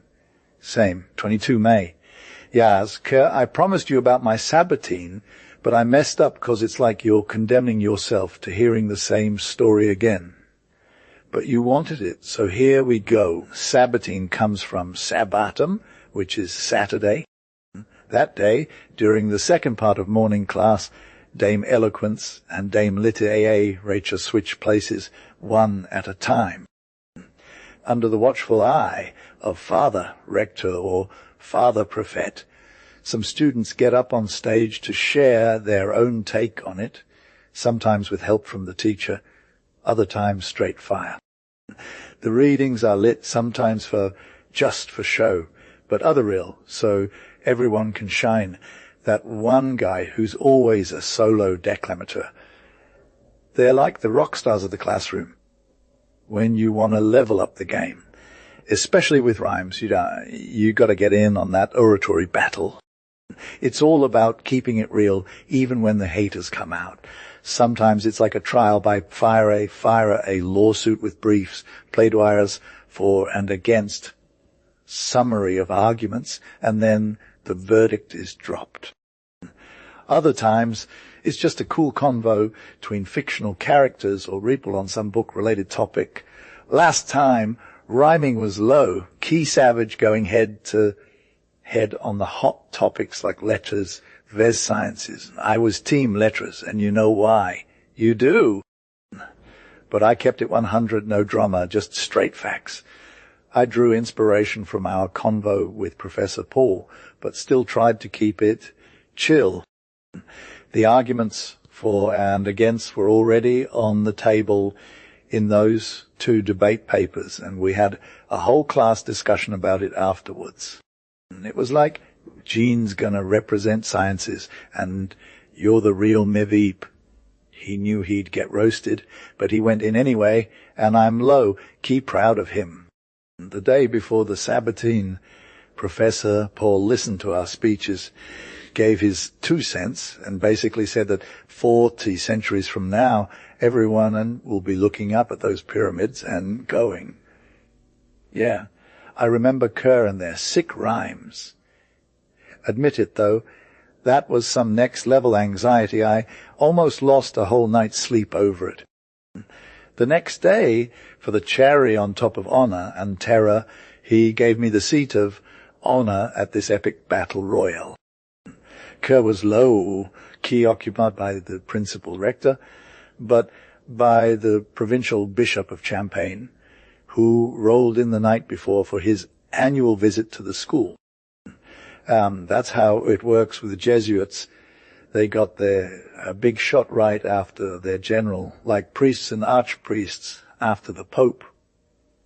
Our teacher tried to calm us down, saying that since Kerr was like our grandpa, he'd be super chill with us. And honestly, after the usual compliment, he dropped a fire speech that made us forget about giving him anything but good vibes for the riot too. The science dude opened fire first. He showed, or at least tried to show, that sciences are way better than letters in terms of purpose and educational power. Science is all about developing reason primarily, right? And reason is like the ultimate human superpower that lifts us above animals and even our own kind when we're guided by imagination or just being emotional. That was some deep pathos where the speaker showed off his lit skills a lot. Now, the educational power of sciences lies in getting into the habit of reasoning, which, practiced from a young age and with persistence, gives you that sharpness, that insight, that solid foundation to become someone like Blaise Pascal. For sure, sciences don't even develop imagination or sensitivity. Those just lead to lame experiences and more often contribute to human misery than happiness. Sciences prepare us for practical life. They sometimes take us to influential situations, but always to useful ones. Conclusion: the scientist isn't anything the scholar can compete with, and it's desirable that science takes a major role in college education for humanity's sake. That conclusion was so bold that despite the speaker's undeniable talent, nobody clapped. I took my turn and said basically what follows.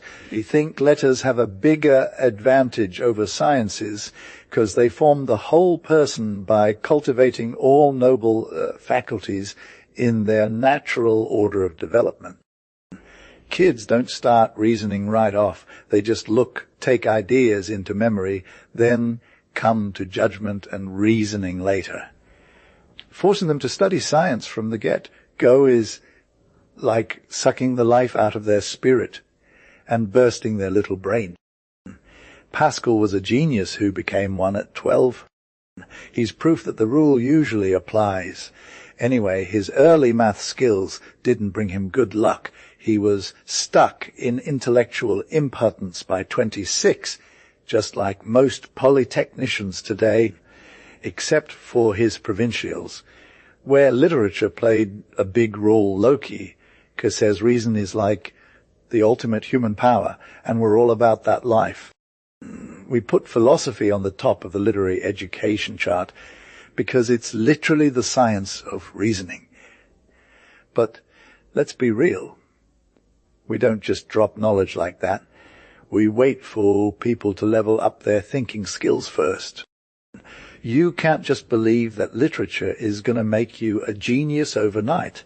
It's all about using your imagination and emotions to get through those reading assignments, translations, analyses, and personal compositions. Cassez, is the grammar guidebook more like a set of rules or laws?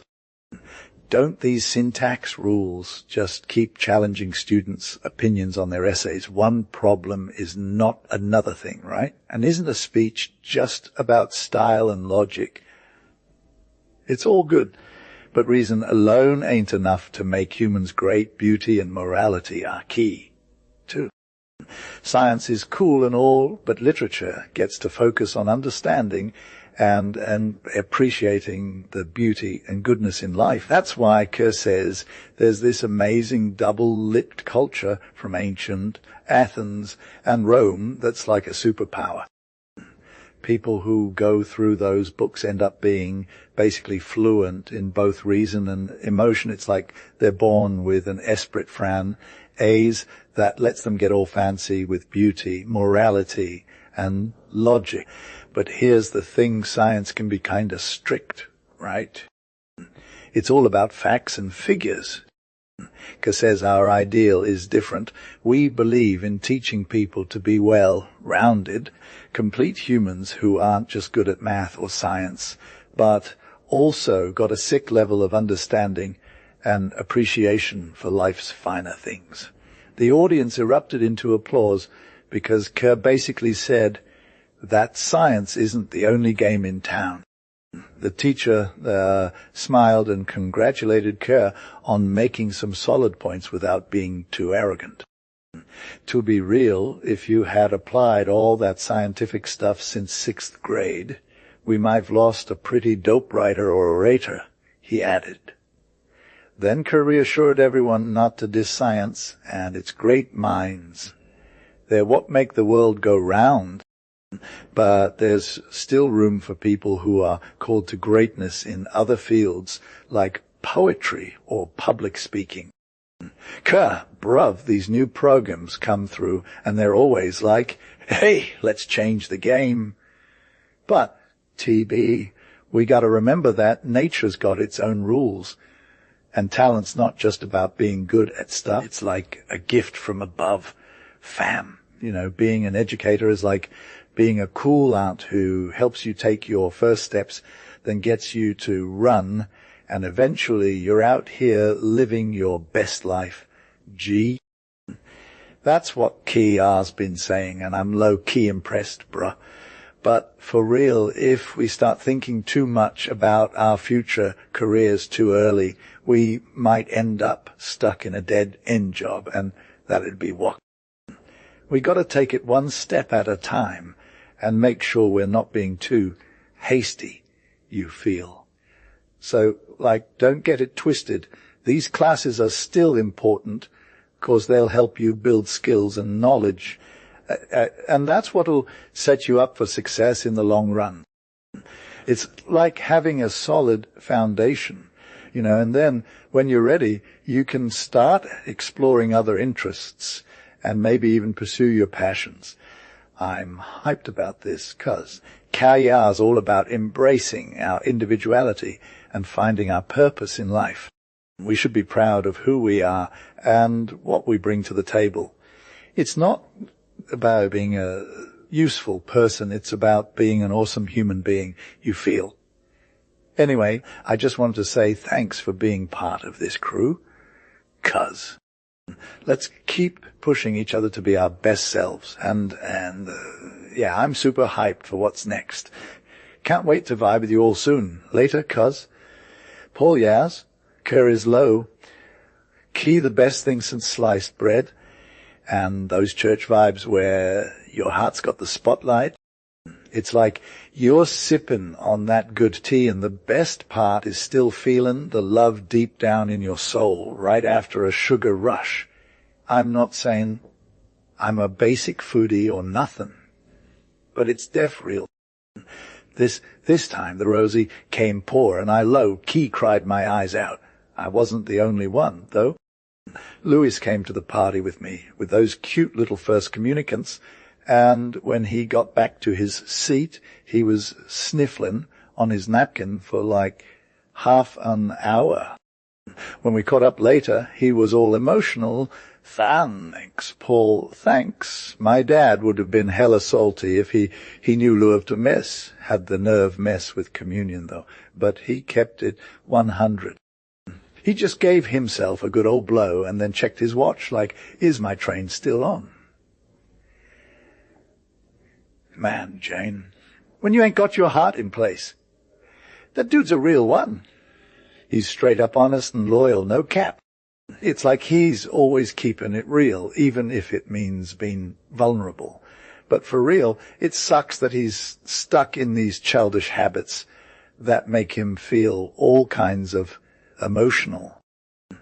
I'd love to spare our dad from going through this, but he's on a mission to find the real Dino.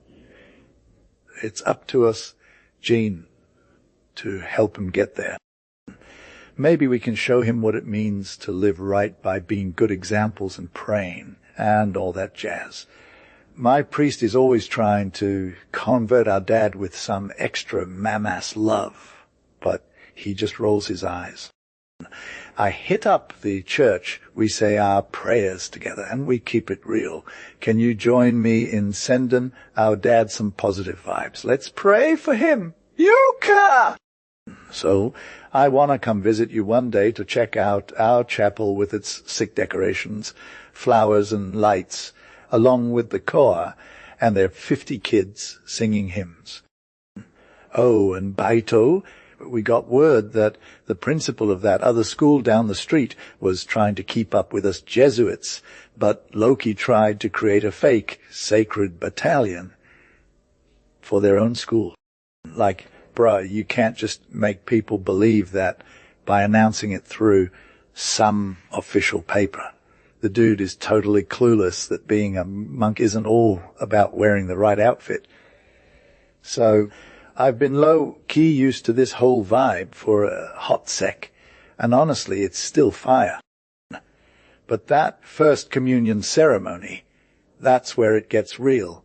The excitement, the innocence, the pure joy, it's infectious. Fam. Everyone who was there, including parents and anyone else, was feeling that emotion. It was like we all became one, you feel, when I'm in those offices, but especially when it's time for that first communion moment. It's not just some fancy phrase, it's a real vibe. Feeling connected to something bigger than yourself. That's the T. My sister was telling me how good it feels to be part of this fam with these kids and their parents who are all about keeping it pure. It's like we're all speaking the same language, you know. We got to keep it real, though. When the ceremony is over, those kids don't get to just stay in that bubble. They've got the whole world waiting for them. But when they do finally leave this place, they still get a special spot at our table with the Pierre Res. We're low-key treating them like royalty, and we want to know it. We saw some other kids from their school while we were chilling here too. When my pop saw them, he was all about giving them props. Are they happy? Yeah, they must be! I'm low-key freaking out in my room run. Louis just gave his director a little emotional convo and was like, hey, Dad, it's not goodbye. It's more like see you later. He said he's all about repping faith and becoming someone new. He asked me to help him out, kind of like how I'm supposed to. It's weird, seeing how humble he's become, but I guess that's a good thing. Anyway, pray for me, 'cause my bro Paul can be a little extra. June 6th. My dude Paul, it looks like you're still low. key scheming with those reverend pops and taking notes from them. Your little plot to get with Lewis was straight fire, though. I'm too extra to doubt myself, but I guess it worked out in your favor. You might even be surprised if you saw how he's been acting since he came back. He's basically copying you 131. He wanted a big old Jesus Christ poster in his room, then some other stuff on the mantel that would make Grandma mad, and now it's like a mini chapel in there. He even does our evening prayer with me all by himself. He's still trying to get better at it. On Thursdays he goes to church instead of sleeping in, and he's been reading this old book from when he was a kid. The other kids are all confused because they know Lou is used to be extra, but now he's chilling like you. Whatever, I just want to thank you for helping him level up. He's still my lil bro, but I think you've done him some real good. So, Paul, thanks from the bottom of my heart. May God bless you and those other cool priests who helped you out. Yes, listen up. So, my main homie Paul, let me ask you all, can we get a blessing from God on this Loki Savage kid? I know he said you're down to be his new bro, and I'm hella hyped cause that means he's going to stay on the right path and all that jazz.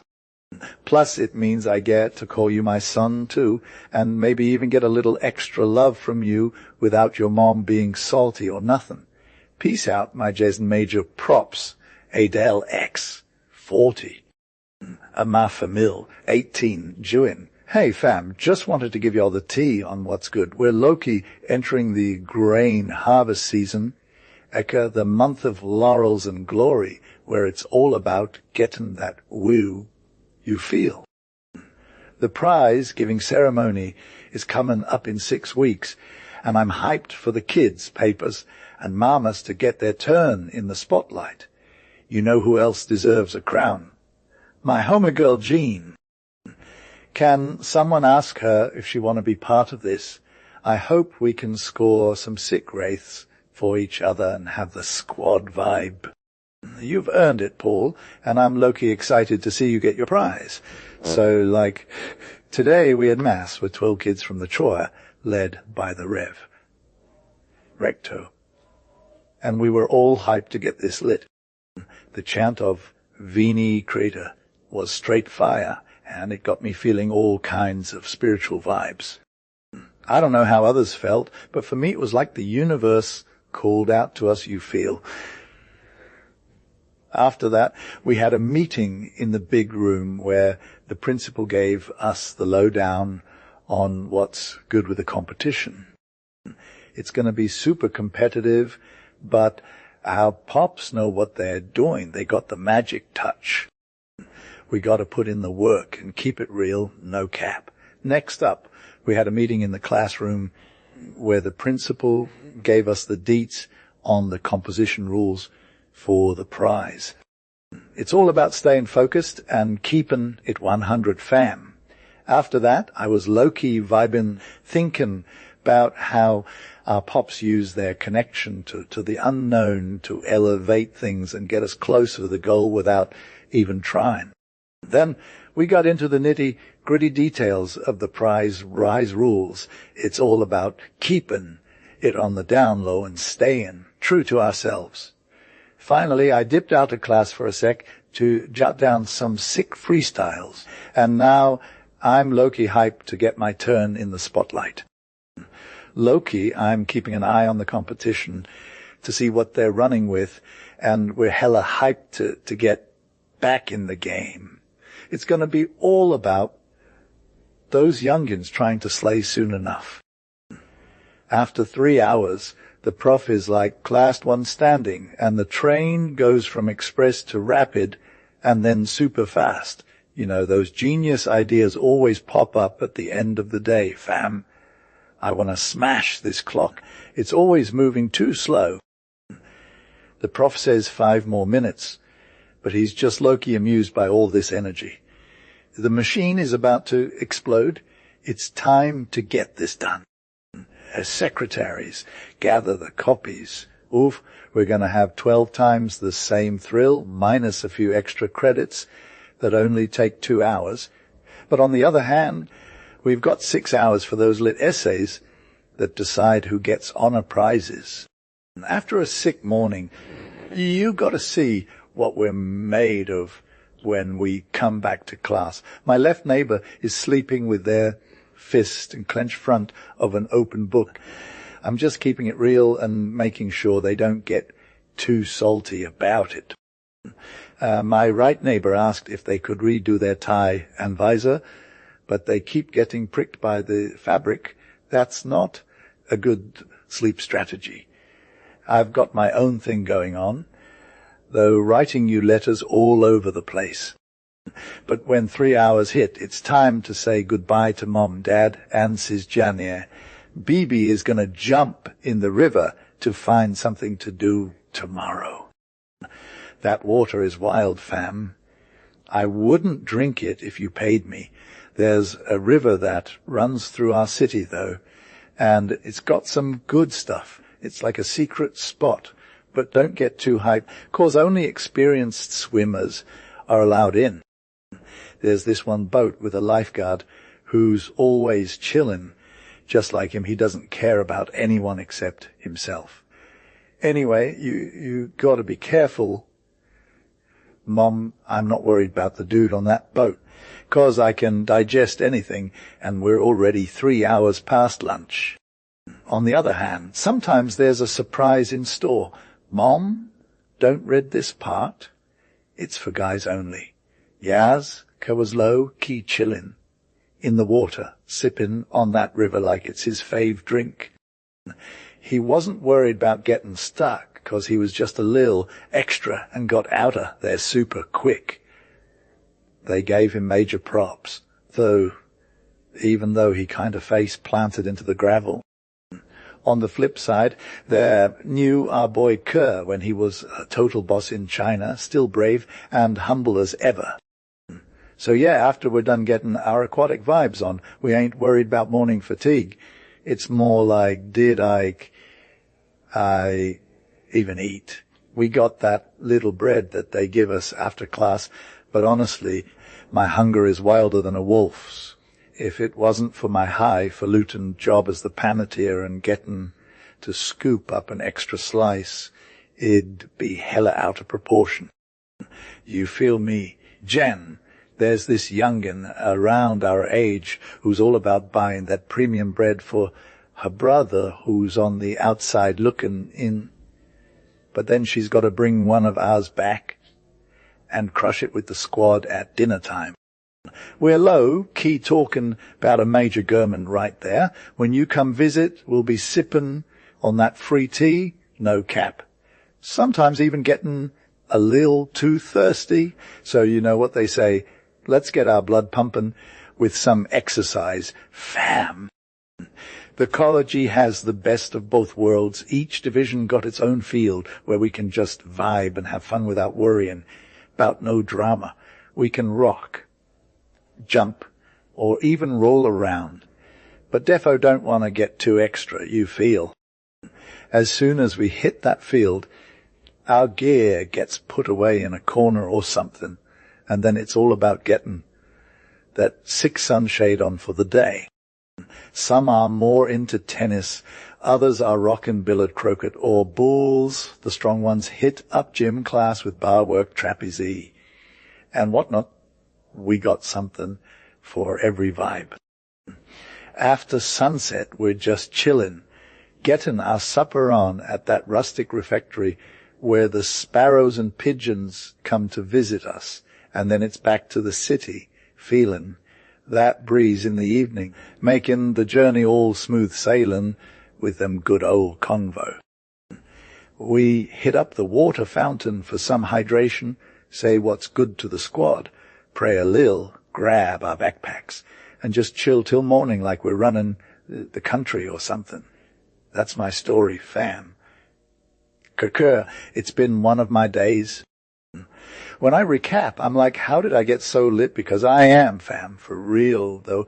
I was doing what I got to do all day. I didn't give anyone a reason to be salty. I only gave one dog a little sass, and even that's low, key cool. I went to bed with my heart light, vibing with God and myself.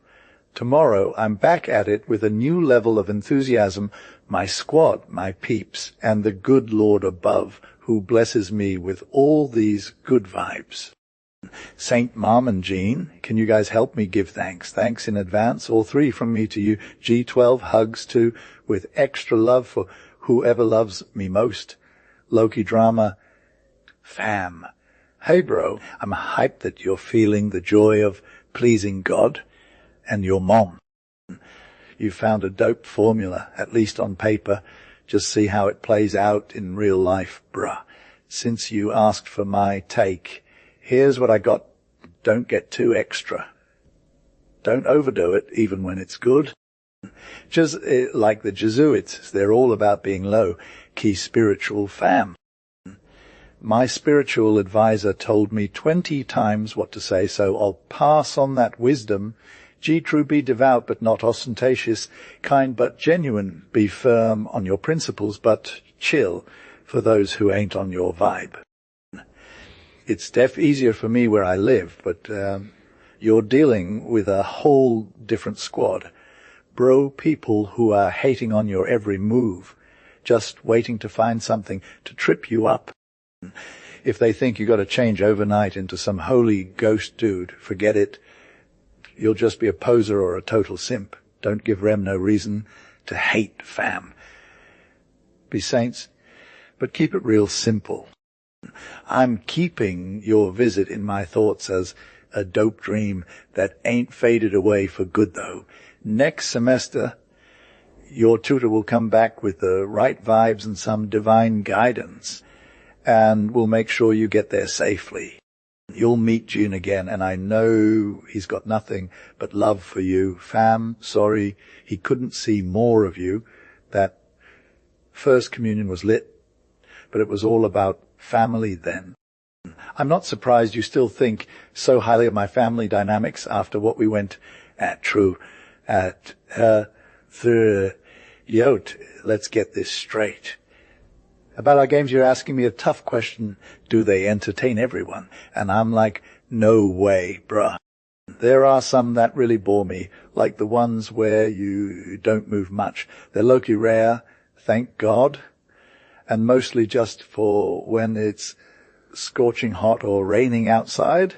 The others are lit, though, 'cause they give you a sick workout and make you develop your skills. You feel. Some people kill it. Some people struggle, but most people get hyped like they're dreaming about the game all night, man. What's good? After these long study sessions or class, I'm hella craving something else. For me, gaming ain't a virtue, but I'll admit I'm not for everyone. There are some who vibe with the muleless. That's like the biggest losers and clowns who just want to chill and talk about life. Then there are the philosophers, those who think they're above it all and only care about intellectual stuff. They get some freedom, but mostly they're stuck in their own little world hole, talking trash. The rest of us, we're just trying to have a good time, play some games, and live life, The mools are like the biggest suckers, always whining about something. And the philosophers, man, they think they're above all that. They're stuck in their own little heads, thinking only about what's going on inside. The rest of us, we just want to have fun. We'll play some ball, and then when the bell rings, we got to go back to reality. But sometimes something weird happens, like a party or a trip, and we get to experience life outside our bubble. It's lit, man. But for real, our lives are pretty basic. We just chill, hang out, and do whatever you feel. Our conversations are super chill, but they're not exactly deep. Know what I'm saying? We don't really talk about anything too serious or politics. We got our own little world going on, but it's pretty straightforward. Sometimes we'll get a visit from someone important, or we'll go to a party, and that's when things get interesting. But mostly life is just one big routine, you know. Yas lem break it down for her. So even though you're straight fire at studying sci or lit, it's low-key good to chill outside and vibe about some real stuff without getting too salty. But, like, rain or shine, the convo gets old quick. When it's wet, rainy days. 'Cause we got a day off tomorrow, as always. And that's it. When it's sunny, nobody even talks about it. It's like you're supposed to be grateful, right?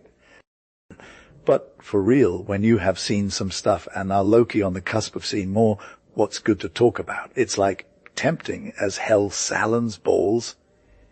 Theater. Fun times.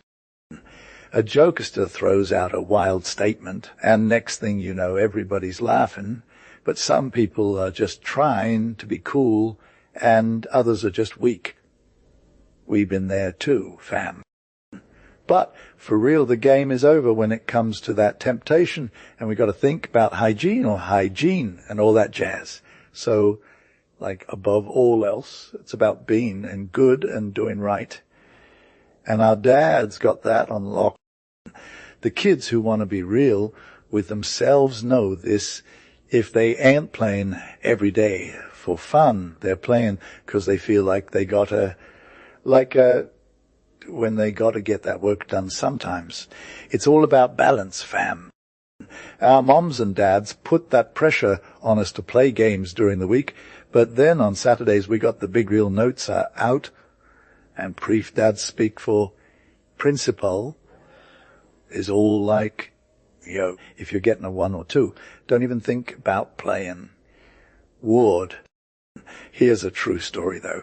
So there was this cool kid who went to talk to the principal about his priestly duties. He wanted to keep praying in front of the Holy Sacrament while other kids were chilling instead. He asked if he could still do that. The principal asked what stopped him from playing games like everyone else, and the kid was all, honestly, I don't wanna. The principal was all, okay, kiddo, you gotta try it.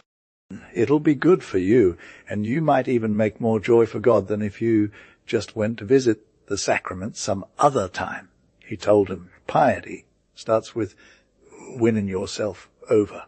Next day, the kid comes back, still saying, I don't want to play. The principal's all, why not? And he says it makes him want to die. The principal's like, you're not going to die from that boredom. Kiddo, you'll get used to it.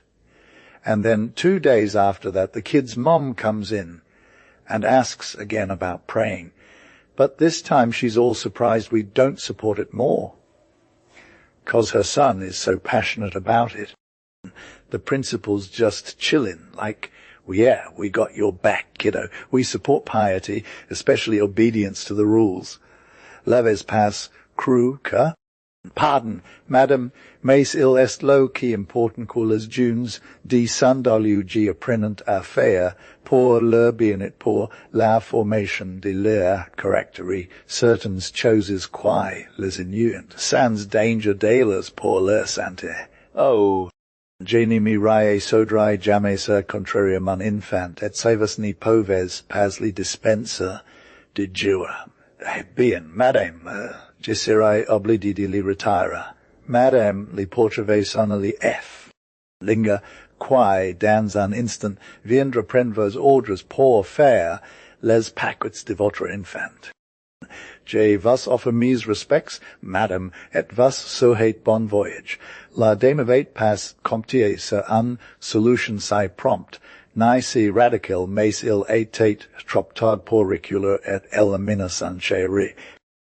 Trois semaines après, Tustiax revenant à ses peines, elle demandant qu'on veut bien reprendre son fils rai soluitot, les fils promettant de jurer comme tout le monde. Ordred il surveil division dans les micole, giet applique des notes bruts ax el, ves cu ligiu nui. Sai tu recentis trait a nos amis du lechai, ils crierant a la tyrannie, a la brutisment cus esse anpudi nase imposet valen oirel. An ni las erapes, fort didax, ilie mens indispensables di rie asceti la bonne volonté des el, vesitli savor fer des macrotres. Licus sai desus est an exception. Les PM res savenas benquili plaisa, orgiu nisi command pass, me si plaisa, ils singenient ali provoqua par, an ensemble de moyens pratiques. Ils ont leurs livers de jux quels el tudient, leurs traditions quels si transmetten. Ils inter ea recent directement elvas al organisation du material et a maintain desegos parlas par creation de questas, de chefs de camp et autres dignitaires, tujas fiers de leur charge et respectes. Ils singi nient a variouses divertissements selon les saisons et les autres circumstances, afin de prévenir la satiété. Ils ni lire mai in agent pars les encouragements de tout genre. Ils vai prenant de leur personne un part active, et l'on pourrait dire de main surveillant, dans des luttets mai immorables, que lui et me il son à la charge, fot li trompetet li hay ros, generising cor long at rata sursi sujet, quae jevo, me passionerate facilement and mesvoil dg trop long temps, quoji bavad. Plus tard GTDA crariund in nos effintes de jux, ediu mon frere Louis. Teens bon, et quantutus enteras la point d'enfonsa, regalo toil de la mer, marine te laser pas payer Paul, 42. Dimas score de Miami, 27 gin. Mon frere li haux, G10 voi Paul, a Saint Paul, an acrin, li plus jolicu, jepu trova, totes mes economies, why want passy, mes geni regret cu denavoy you see piu. Solidesis, tes initials in argent. A lanteria ton portrait authentic one miniature pindisa a male par an artist dantly talent hilas na gale pasly bon vouloir. So Gervais pu jorais mis mis pinsox in Geisker. Bruv, I'm low key obsessed with this bouquet of flowers. It's literally a holly bush in bloom, straight from nature, with all its leaves still on it. But for real, I had to swap out the prickly parts with some tiny pearls to keep it authentic, you feel. Above it all, there's Marie holding up the baby Jesus, who's giving his two little arms a big old hug to the bush with this huge smile on his face. In the corner, this poor white rose is just chillin' under the holly, still rocking some spiky vibes. It's only lost like 2 or 3 of its edges, though quietly asking for a reflection of that divine glow. Do I got to explain the allegory? Now I'll let your natural intuition handle it. What about your modesty? Though it'll figure itself out, I ain't responsible for saving you from a meltdown on our special day, especially when we're allowed to say and do whatever we want around people we love. And honestly, I'm low-key in love with you more with every passing day, sis. Thanks to your loving vibes, I'm becoming way more serious. To all while seeing how you're living life according to God's plan on your end. It's thanks to him that you've been saved from harm and led to safer waters. Papa, the one who's reading over my shoulder what I wrote, is charging me with wishing you a hella happy birthday, and is low-key surprised that this time around you didn't already spill the tea about your preferences for the gift he always gives you on this day. Hit me with whatever, you'll get double. You're not even lying to your papa, right? He's playfully giving me ear, though it's just a way of saying yes. I'm praying for you and sending all my love. Your sis Jane, what are your birthday wishes, my dude Paul? If we do the whole health, talent, success, good future vibes thing, it's already been given to you by God. He gave you so much more a desire to good, and that sweet inner joy from knowing you're doing right. That's all I need for you. Thanks for recognizing what you've got and wanting to grow in it, not just for your own gain, but also for the glory of our Heavenly Father, your happiness. And for those who love you, that's where it's at. You already have all this in your heart because of that new direction your life has taken since last year. I'm asking today for God to help grow these good feelings in you and refine His work in you. I know praying like that can be kind of selfish, but it's just my nature. We're one family, and your happiness is mine too. Your dad and me. Paul. We're hella proud of the person you've become. This isn't for bragging, though I'm keeping it real. You better keep pushing yourself upward. And yeah, Jane's got low key faith in you that'll grow into high key confidence. Bruv, they changes so wok, and thy love is super real. It's had a major impact on your best personality, you feel. You don't want to do any less than me, fam.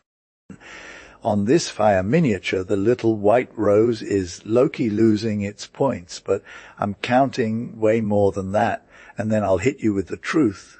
Gee, it's lost even more than that for real. What's left of it ain't much. You can see it yourself when we get back together in a month. And then, for real this time, what joy. No drama, no cap. But sis, your dad is still not quite vibing with us on the same level. Know what I'm saying? He's got one last cloud over our fam's beautiful sky. But those clouds ain't always going to last, and Papa won't be able to resist that love for much longer. I feel his old beefs against faith and priests are getting shook up. Keep praying for him, my G, 'cause it means the world. Your mom is low-key sending you all her love and blessings from afar. 43. To my sister Jean. June 30th. Hey Janny, yo, your sketchbook is fire, your munani, me is a masterpiece, and you're the real mevepipa of cool sisters. I'm about to forgive you for being extra on me, I get it. You can't just present a bouquet of Holy at Notre Dame, and its Holy Family. That's not even real life, fam. But who says those pointy things ain't going to come back and be their old selves? I got love for the little white rose. She's just chilling in the corner of the pick, at least her lost points, and I'm sure you found some extras that shouldn't be there ain't going to give her any drama. We're doing well. Janny and my mom keeping it 100 to prayer conversion. All this we're giving you is lit, but nothing says more than the love we got in our prayers. For those, thanks so much. Tell Papa that since I didn't ask for no gift, I was going to punish myself from being too extra about getting stuff I didn't deserve back in the day. I ain't saying I'm not feeling anything. I got a super strong desire, but I'm keeping it locked up till I get my degree. Tell Papa to chill for now, and thanks for being so generous. That means everything to me. This degree is looking like it's going to be real soon. We're low-key getting hyped, and with the sun beating down on us working hard like we are, every little break feels like a balm for our souls, even when the PI-res hook us up with Diru Nurdes charges. So here's what that is. It's when you get these fancy meals from the dads on Sunday. Yes, part action is reserved for students. We're low-key invested in the squad's vi, abs and respect, bruh, 'cause we get to rock different roles that our teachers give us, and those who do it well are hella proud, you feel. It's not like anyone's just going to cop a free pass. Gossip ain't got nothing on us. We got to bring the A game with good grades, general respect, and some solid skills. To get snatched into leadership, we need that fire to stay in the game too. And thus, these charges become a perpetual motivator, all while they're teaching us practical skills and initiative. In the background, you got the Choir kids, about 50 of them, from tiny naviculators in Sidon grade to the philosopher dude who's in charge of that fancy claquois. Then there are the acolytes, the Thrifier rares, and the C.A. Rofier rares, all serving up different roles, carrying the incense, lighting the torch, you feel. The big cheese P.A. Re is like the apostle of Gentiles because his squad's looking straight fire, both physically and spiritually. But here's the thing, you don't got to be a pretty face to do this job. I'm living proof. I ain't the most handsome dude in the troop, but we're all low, key fly with our red sotanes and white orbs. And when we're serving up those serious moves, the public is straight up obsessed. For real. Papa's seen us at the first communion, and he's like, these kids are bringing that fire to our ceremonies. It's all about the precision and modesty. They feel like they're under the microscope because they are God and everyone else are watching. Now, there's another crew in the chapel that's low, key important, the Tribune. It's all about them vocal squadrons, tenors, basses. You know, they put their heart and soul into serving up those lit church songs. And when they come together, man, it's like vibbing on a whole other level. Their harmonies are getting that feel good energy straight to the throne where God is waiting. In the meantime, our musicians are trying to elevate our literary and dramatic events, and they're doing some real magic. They've got this director who's like a total boss with his ebony be a ton and all that, always getting me hyped. Jaskier is Loki a total boss when it comes to getting his squad together in the big hall. He's like, hey, you guys want to see me lead 30 instrumentals and 40 singers? And they're all like, Wessus, let's do this. So he's standing on stage, and his gaze is straight fire, penetrating every corner of the room. In front of him, there's a music stand with sheet music, and it's getting ready to vibe. At first, it's all smooth sailing like a pendulum clock, head moving, hands waving, the whole 9 yards. But then it gets turned up, and the energy is straight flames. The instruments are popping, the singers are belting, and Kadiyar's eyes are flashing like lightning. His face is all shook, but he's keeping together like a total pro. And then, bam, the drums drop, and the whole room goes wild. It's like a hurricane in here. Kadiyar's hands and arms are moving like crazy, and his eyes are blazing with intensity. He's got this vibe going on that straight magic, and it's taken over everyone in the room. But for real, if you get caught slipping, even for a sec, Kadiyar's going to catch you and bring out the big guns.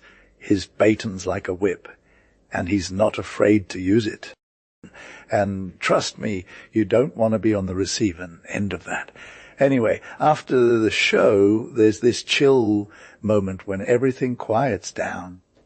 And Kadiyar's just fibbing with the crowd. It's like they're all one big happy fam, united by their love of music. And yeah, Kadiyar's the real MVP. He's not trying to brag or nothing, but he's a total boss on stage. Word is, back in the day, there was this whole fanfare thing going on, and it was all about adding that extra something to the parties.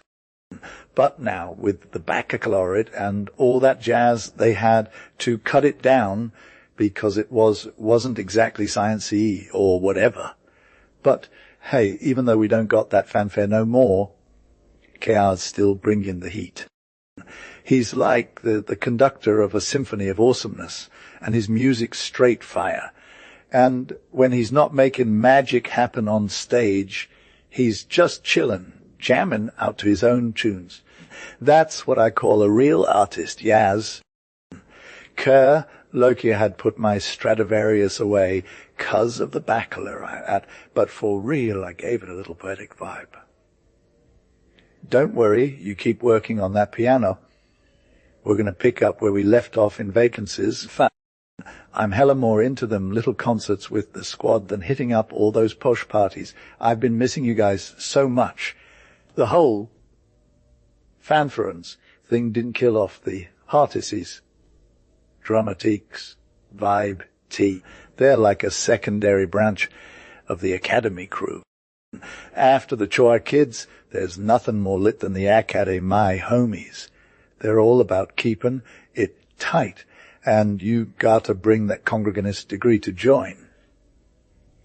The first ones are all about faith. The second ones are science, like two pillars of stability, bruh. Everything's built on M. You know how it is, Kerr. The smartest people in the upper class make a big deal about showing off their work to the select crowd. I would rep more if my title as a peeve rhetoric didn't keep me from giving it up. So yeah, we got three main crews. You got to check out the order of service general and superior. They're like the OGs. After that, there's these special services. I'm talking about the bigwigs. Don't even get me started on those tiny, low-key functionaries who ain't worth talking about.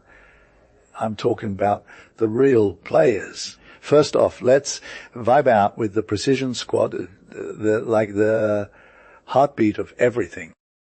They're like a ticking clock, living life to the fullest. You know who else feels it? The kids too. When they hit those 8 notes, that's when the party's over. When they ring 3 times, everyone gathers round. And then there's the final bell boom, silence, divisions dissolve, and those little birds come out to peck at them crumbs from snack time. Is it not fire? You got your 2 aediles, that's Roman for presidents, and they're in charge of public buildings. They keep everything ship-shape, making sure the vibes are right. Then you got your surveillance, that's P, for pape. They watch the premises, making sure everything runs smoothly. Then there's the ones who keep track of all this, the librarians, postmen, and porters.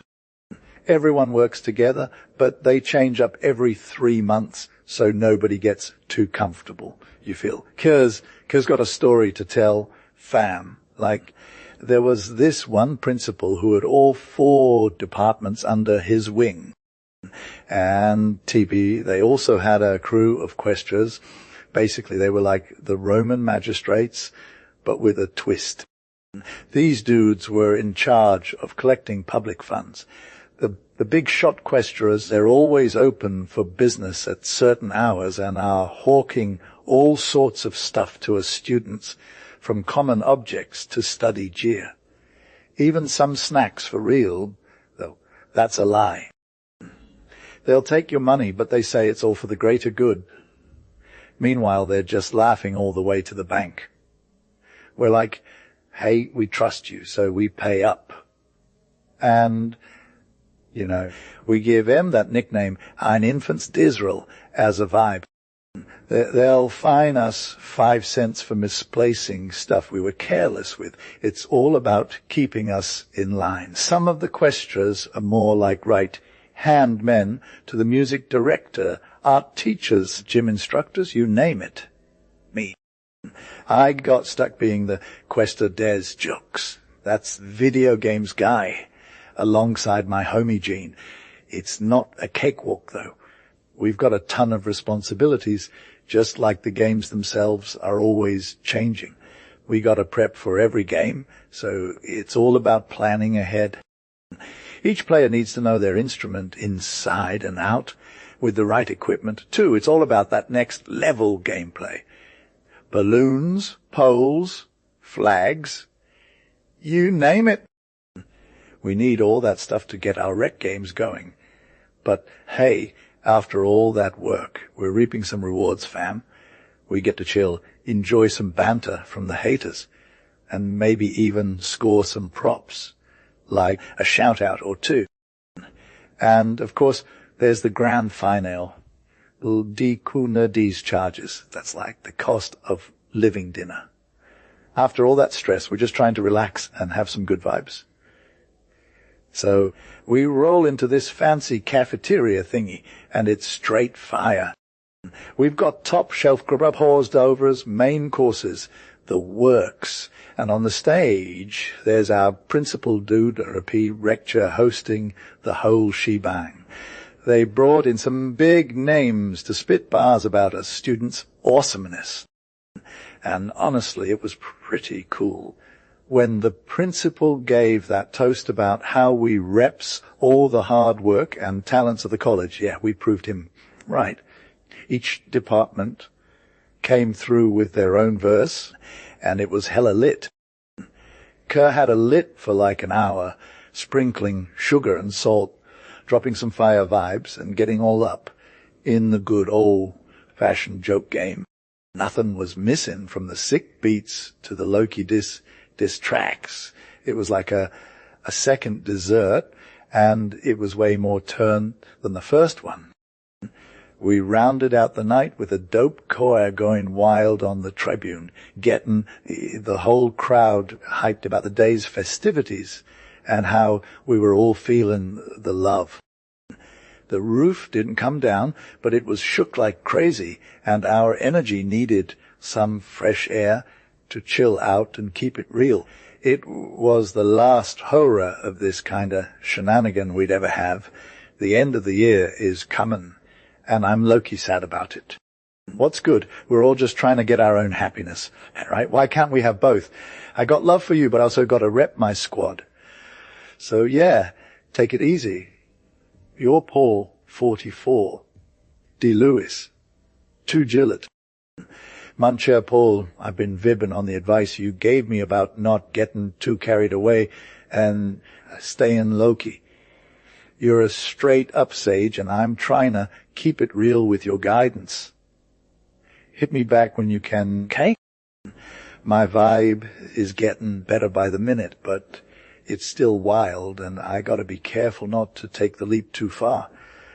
Sometimes I feel like I'm just one wrong move away from going off a cliff. I gotta keep it on the low for now, but trust me when I say some wild stuff went down. No more quiet mode for me. I'm speaking my truth and calling out our bahut, that's you guys, whenever possible. Yesterday we took the class of 3rd and 2nd out for a walk under the watchful eye of our dude who's got to be the coolest. We hit up this spot on the Hort, but that you know all too well, and just chilling, right? Next thing I know, he gets jumped from behind by like a bunch of savage 13-year-olds. We're talking mutties of Gazen and Soucher flying everywhere. He tries to give them some lip, but they're all about the hate, and he's just trying not to get roasted too hard. So yeah, he decided to save his dignity by slipping out of there instead of taking a lel. We were vibbing, but then we started getting destroyed. I mean, those kids came for him like a bad habit. We all just want to have fun, right? Kerr was low, Key getting his ass kicked by a crew from Grenoble, just throwing everything they got at him till he hit the city. Once he was in, they were hella satisfied with their revenge and all calmed out after being roasted by their tyrant. They walked into school like a squad of peaceful lambs and showed up to class without any issues. The principal found out about the whole thing and went ballistic, but it wasn't against the mutineers. He was actually mad at the weak link who couldn't keep it 100 and put his superior in a tight spot. KR's going to get the message across, though. They need to punish him, so they got to do an investigation that'll just add fuel to the fire. I'm going to take it to the minister, sir. But I got your back, you should pack your bags, because you're making yourself impossible here. You know who's behind all this drama. Those two clowns from second class who are total posers and think they got act together.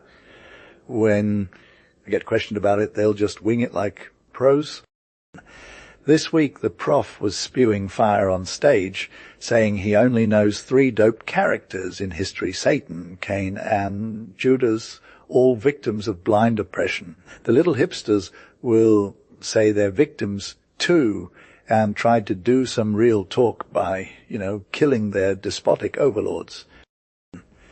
They might get some slack. They'll probably just get a warning or a suspension for good behavior. The païen, aka the bad guy, is so done he's going to disappear into thin air in France.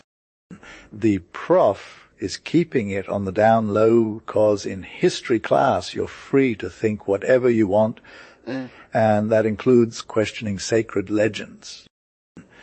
I got a clip of him saying something about how libertine behavior isn't moral, but then he dropped some real tea about how sexy it can be from an aesthetic perspective. This prof is going to have a whole convo starter with the students. They're talking about point de vue esthétique. And those first-class kids are already planning their next move. They got invited by the town to perform some like a rare play. KER's got some issues, but at least he's keeping it real about his principles and claiming he was working on a novel in another school that got shut down because of him. Those who know the deal and can actually read between the lines are going to have a blast exploring all this stuff for their studies. Bruv, what's good, fam? Was this whole thing about day of vibe? Yeah, get me. Was going on with their heart in it. Kerr told me about this class in rhetorics, where they got a sick prof, teaching langs and all that, but they ain't got no authority, know what I'm saying. They got a new table with pics of stuff in color, trying to make their language more lit, but then some salty pill found out and started throwing ink at it. Gee. Prof said he done with it, but next day he comes back with another one, 'cause he didn't want to show no emotion. But they got a little too hyped and started playing tricks on him, lol. Kerr also told me about 2 externs who found his little plate with some beans for duck at outside day school, thought it was funny to take with them when pour some of it in the prof's hat. Gee. That prof didn't even know till he put it on nowadays, saying, "They're going to get kicked out of school. What a shame in it." 'Cause said that today, everything got too real and it hurts him. Know what I mean? He's praying for his mates and himself. Praying for Kerr. Yes, Kerr want to know what the Jesuits would do in a situation like that. Hit me up with day tier. LOUIS 5G Manchel Coinjo LUIS. I did some research following Ye request, and here's what I found out. This happened at D school some years ago. Yeah. They thought one of their big timers had brought in a bad book. They made sure to catch that guy red, handed and kicked him out of that school, no cap. It triggered some drama, and the rest of the crew started playing sick, not answering day prayers, making a ruckus whenever they saw day principal coming or leaving. Gee. They even started chanting the prof's name with the Lampion song going on in the background, lol. Then day principal got wind of it and called out 3 of the worst offenders and told them to get kicked out of school for good, but the rest kept going hard, and then another 3 left, and another, and so on, faux show, with noise level getting louder and our vibes getting wilder. It got pretty lit in the whole school, fam. Kerr was low-key salty when the papers and the Ministry of Public Instruction started getting all up in arms about him. The minister, being all chill, offered Kerr support, but he just kept pushing the whole elimination by smalls packets thing. Meanwhile, the watchdog, who was hella sorry about all those executions he'd caused, went to his higher-up and was like, hey, can I get sacrificed for the greater good? The higher up was all, respect authority, kiddo. If you got a clean house, your job is safe. And that's when it all got quiet. Thanks to the parents, and after a minor slap on the wrist, half of the kids who were getting excluded got let back in later. It was a learning moment. Apparently there have been other incidents like this, but less severe, that prove the Jesuits aren't afraid to keep it 100 when it comes to authority. The students know this. This whole thing went down back when the school was still pretty mixed up, and not just full of rich kids from church schools. Now we're talking about another student who got bounced for introducing a book, an individual and their two homies without permission. Not a peep from anyone.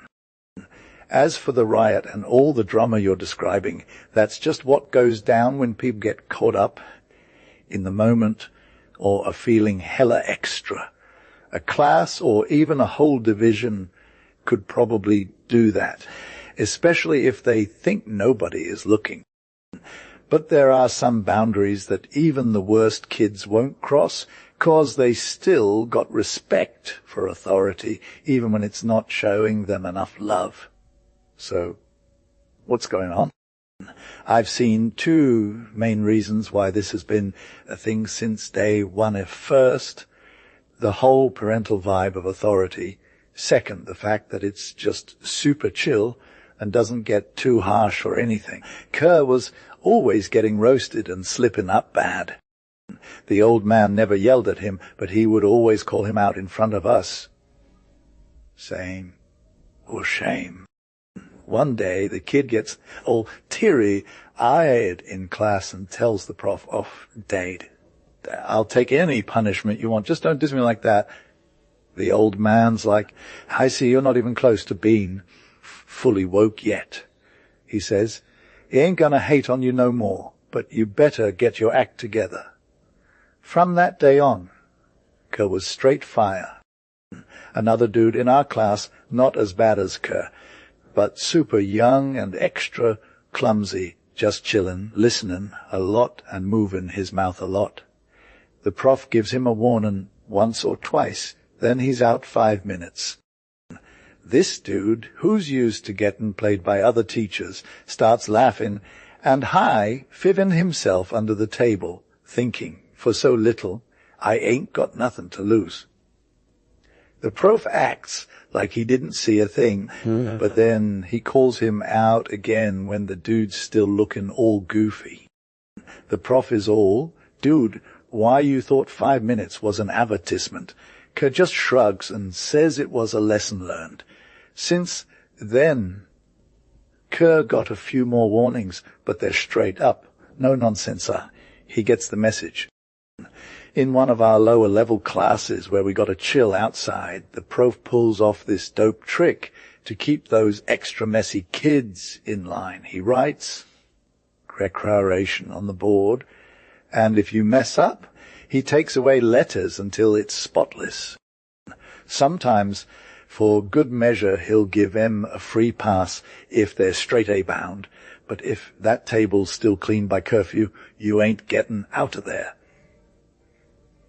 The prof don't need to spell it out. The kids already know. The ones who mess up are too low key to care, and everyone else is like, "Yo, Kerr needs to own up." Kerr, bruv, I got you. So, like, my mom's all got to leave long, fam, and she's all about following her parents and teachers. She's like, if it's the parents or the teachers who are in charge, then I got to respect them. You feel me? This reason, like, super basic, even for an 8th grader. They're all, hey, we wear these fancy robes that remind us of our divine authority, but you can't replicate that with a hoodie and jeans. The Jesuits are still the real MVPs. though they show up with their A-game, being obedient to their faith. The other day, like 15, 20 priests were chilling in the garden next to my crib. We snuck peeks at M because the gate was open, and they were all having a good time. Then this bell rings, and suddenly everyone's quiet again. Our neighbour is all epic, not one person said a word. Another dude chimes in. If we didn't do that, how would we know what's up? The conclusion was a bit dramatic, but you get the vibe. So, like, this old dude used to be in school with me. He had some crazy ideas. Bro, he'd try to make a scene during class. He'd, like, throw his books across the room and stuff. But then he realized that maybe not everyone's down with that. He saw this one priest finishing up his prayer, and instead of throwing a tantrum, he just sat back down and talked it out after class. The priest was all, good job, kiddo. And now our dude is like, nah, if someone else tries that, I don't know, maybe choke them.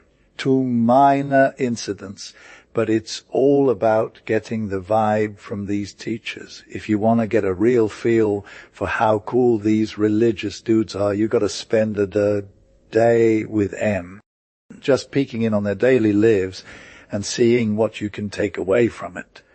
Kerr was low, key chillin' in his cell, vibbin' to some Benedicamus Domino vibes as he slid through the curtains. The Kerpiari responds with a relaxed sigh, Dio gracious.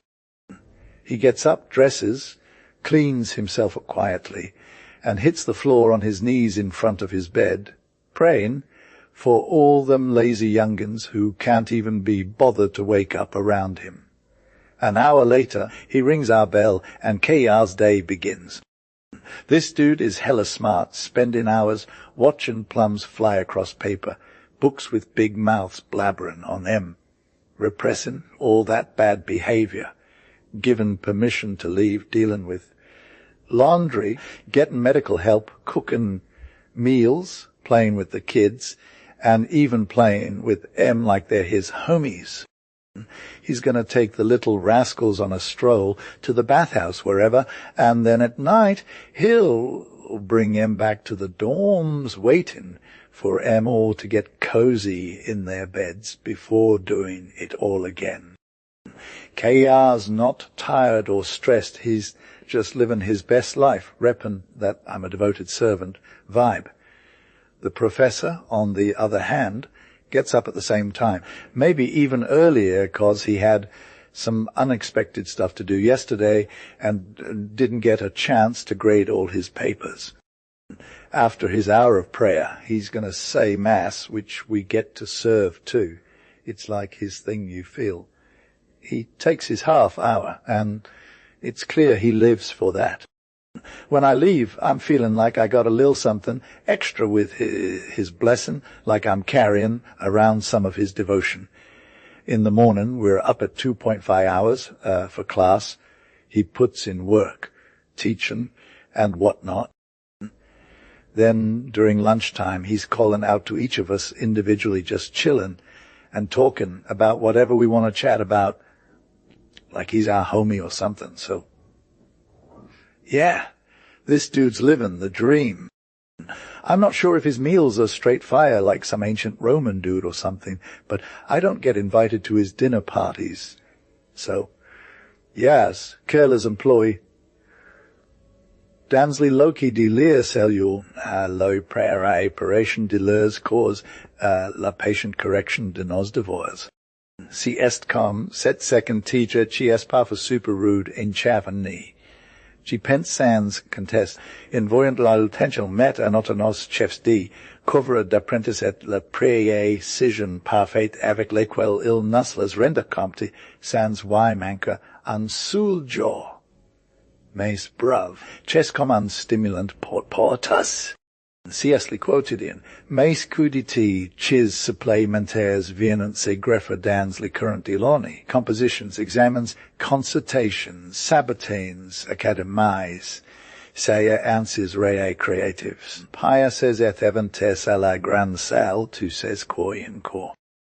Et indihors disis travox scolaires, les pie resn abliant pasculs sunt prava tres et culs appartenant an ordre apostolique. Leurs ear lidis, mes fate envede mi trauver ox plus occupes, a certains jures, li temps dollar exercer le ministry sacrae in villo ila campaign.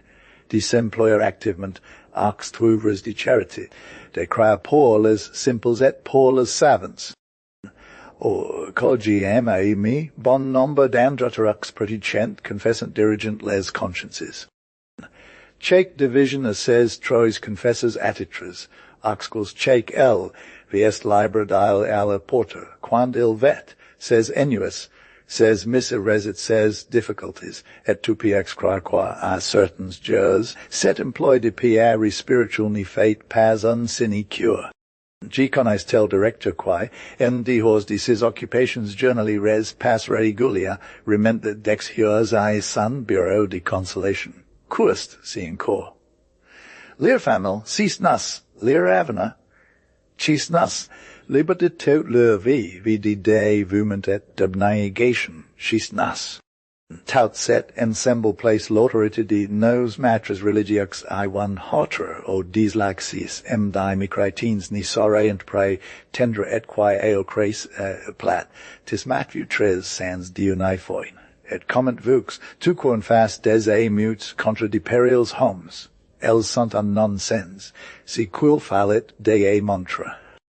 Ton emi Paul, 40 me, tengilit, moncha Louis, nas venens dici el breles effentes du recture. Saitami demandis li nom di son patron, giti dira quul nest evene me pas in cor canonici, ace piu importa. Si nas pas li patron quanam fefine, ti si est li superia, ilo pope la plus commodit pendant Troyes jaws, dan under manchi. Eftin ti joyas et tres verai. Deux die gage dune fas on intensla sprit famil les pie res and appellant si constamen die velapaches les eleves. Si est du moin si quae mamli plus vivement frappia en observant les ancients. Un soixantaine avant selon la tradition prae luda ox rai jouissances pa un retrait de Troyes jaws a notre campagne volant profita de l'occasion os retrempa.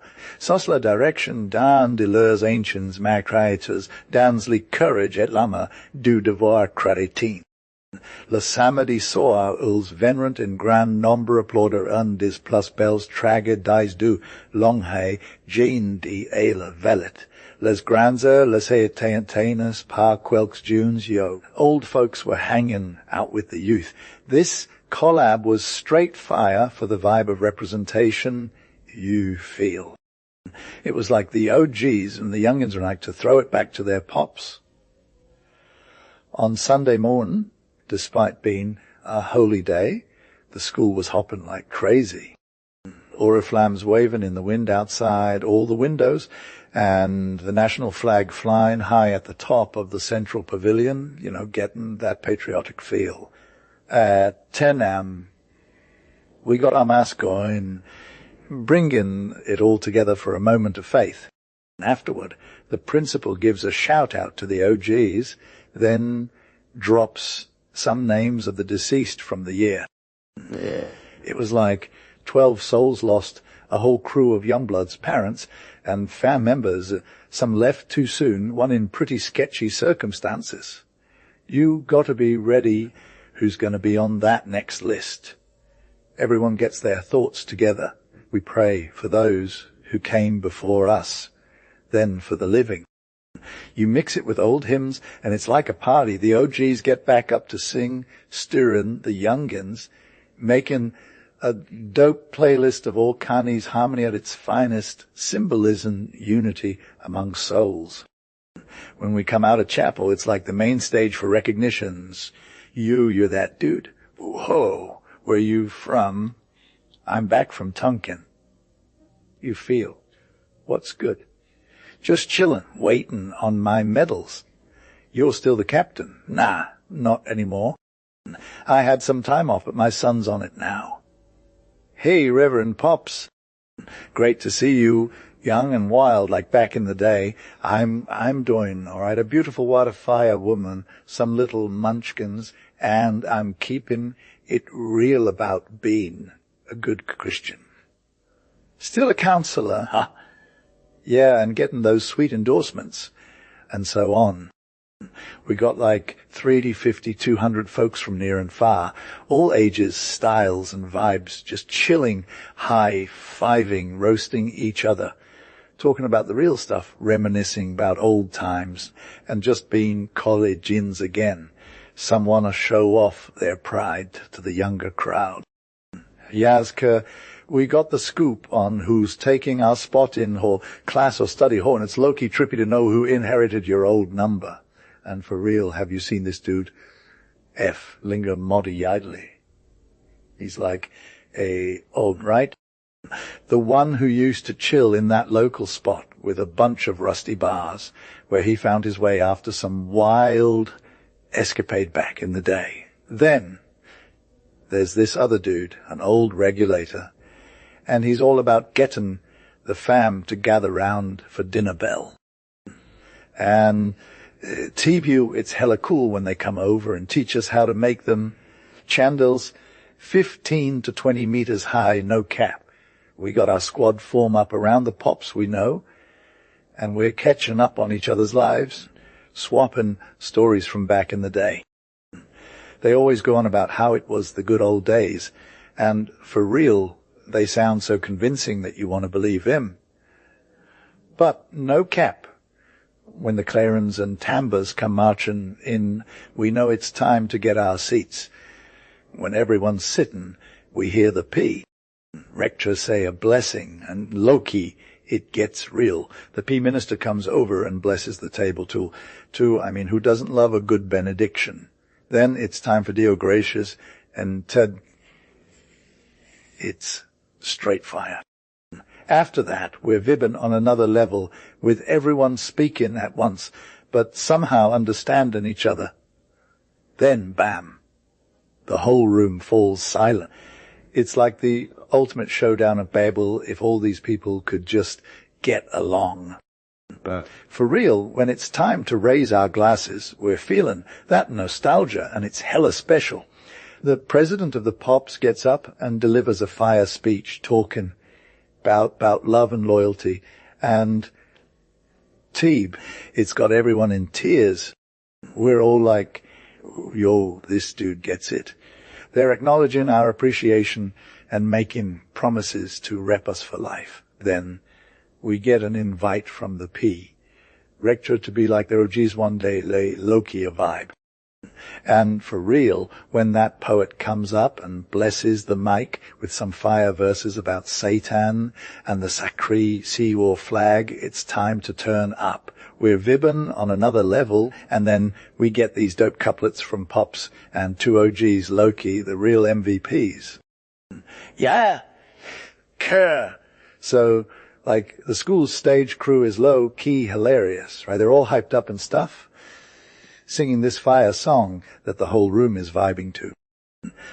Then the kids are going to chill on the bleachers while these dudes get their parties started between the coffee and the cigs, two essentials, fam.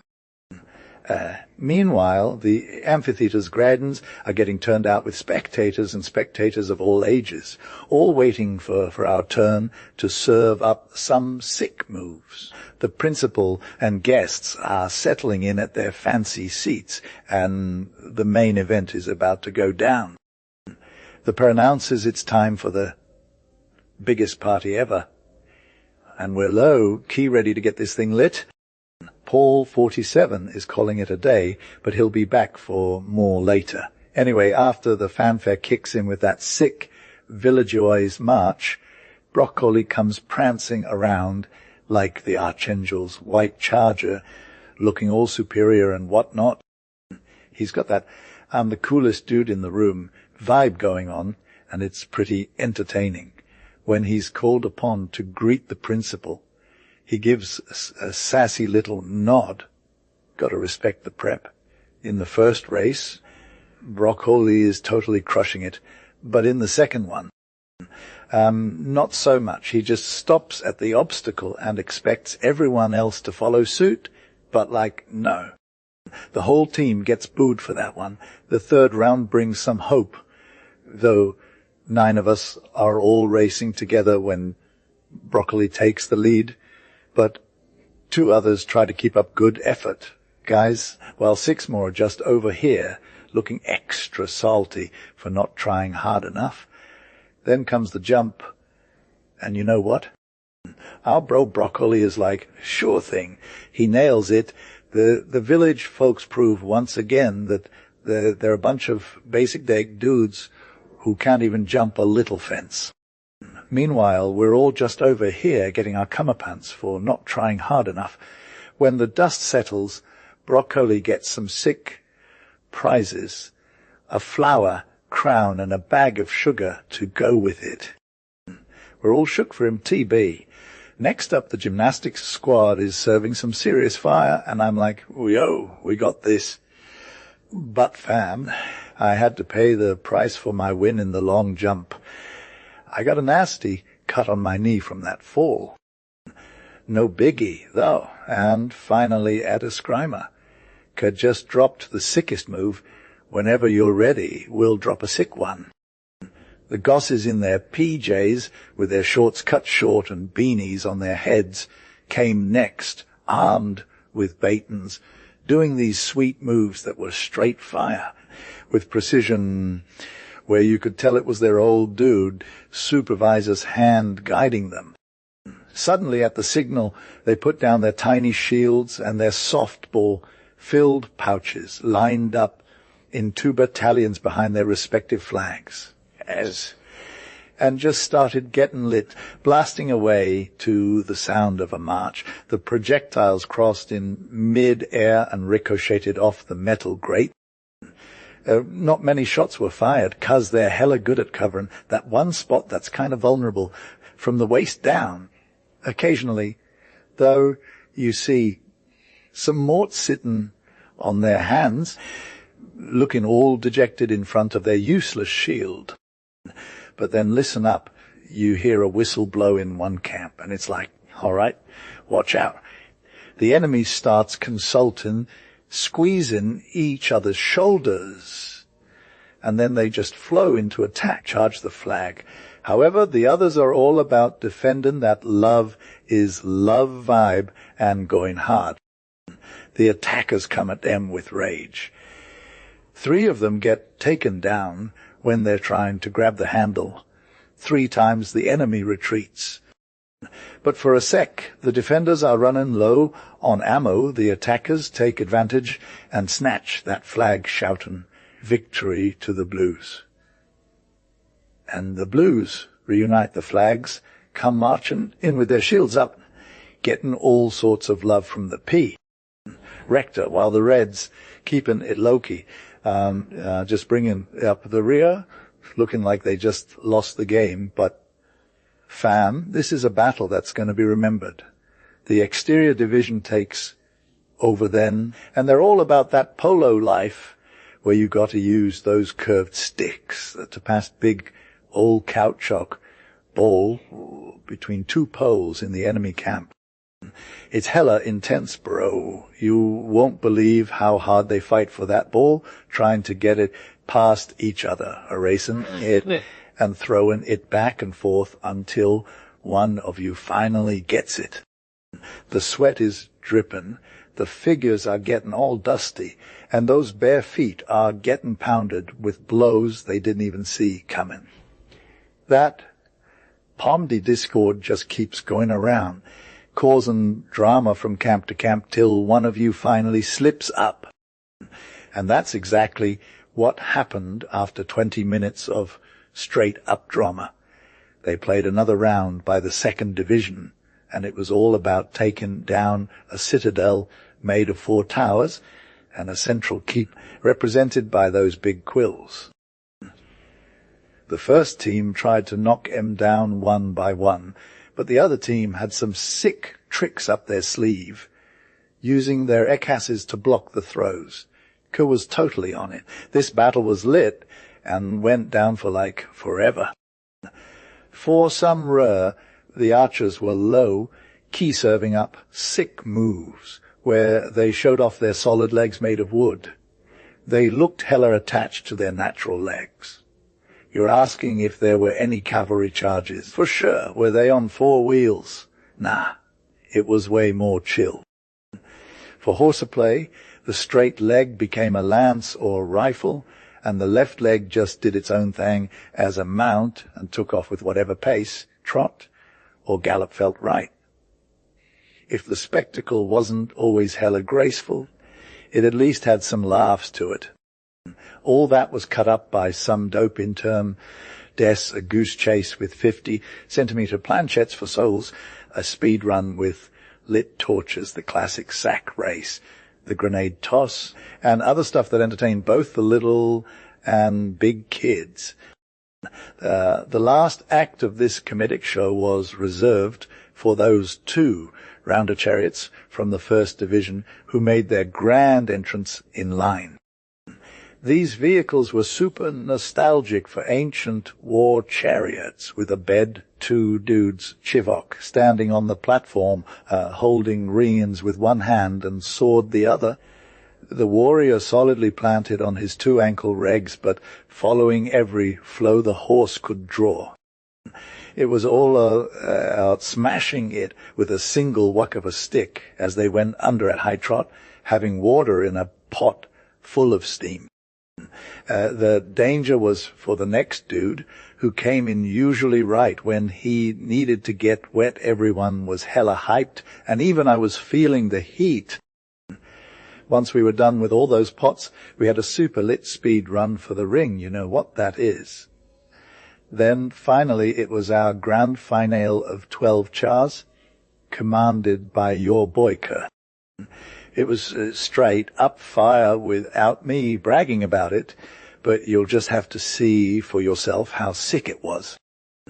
You knew it included 12 figure salute front passes circles, the 8, the cross, the star, the mill, and so on, with a final charge all out on train, stopping dead in its tracks like a cannonball right next to us.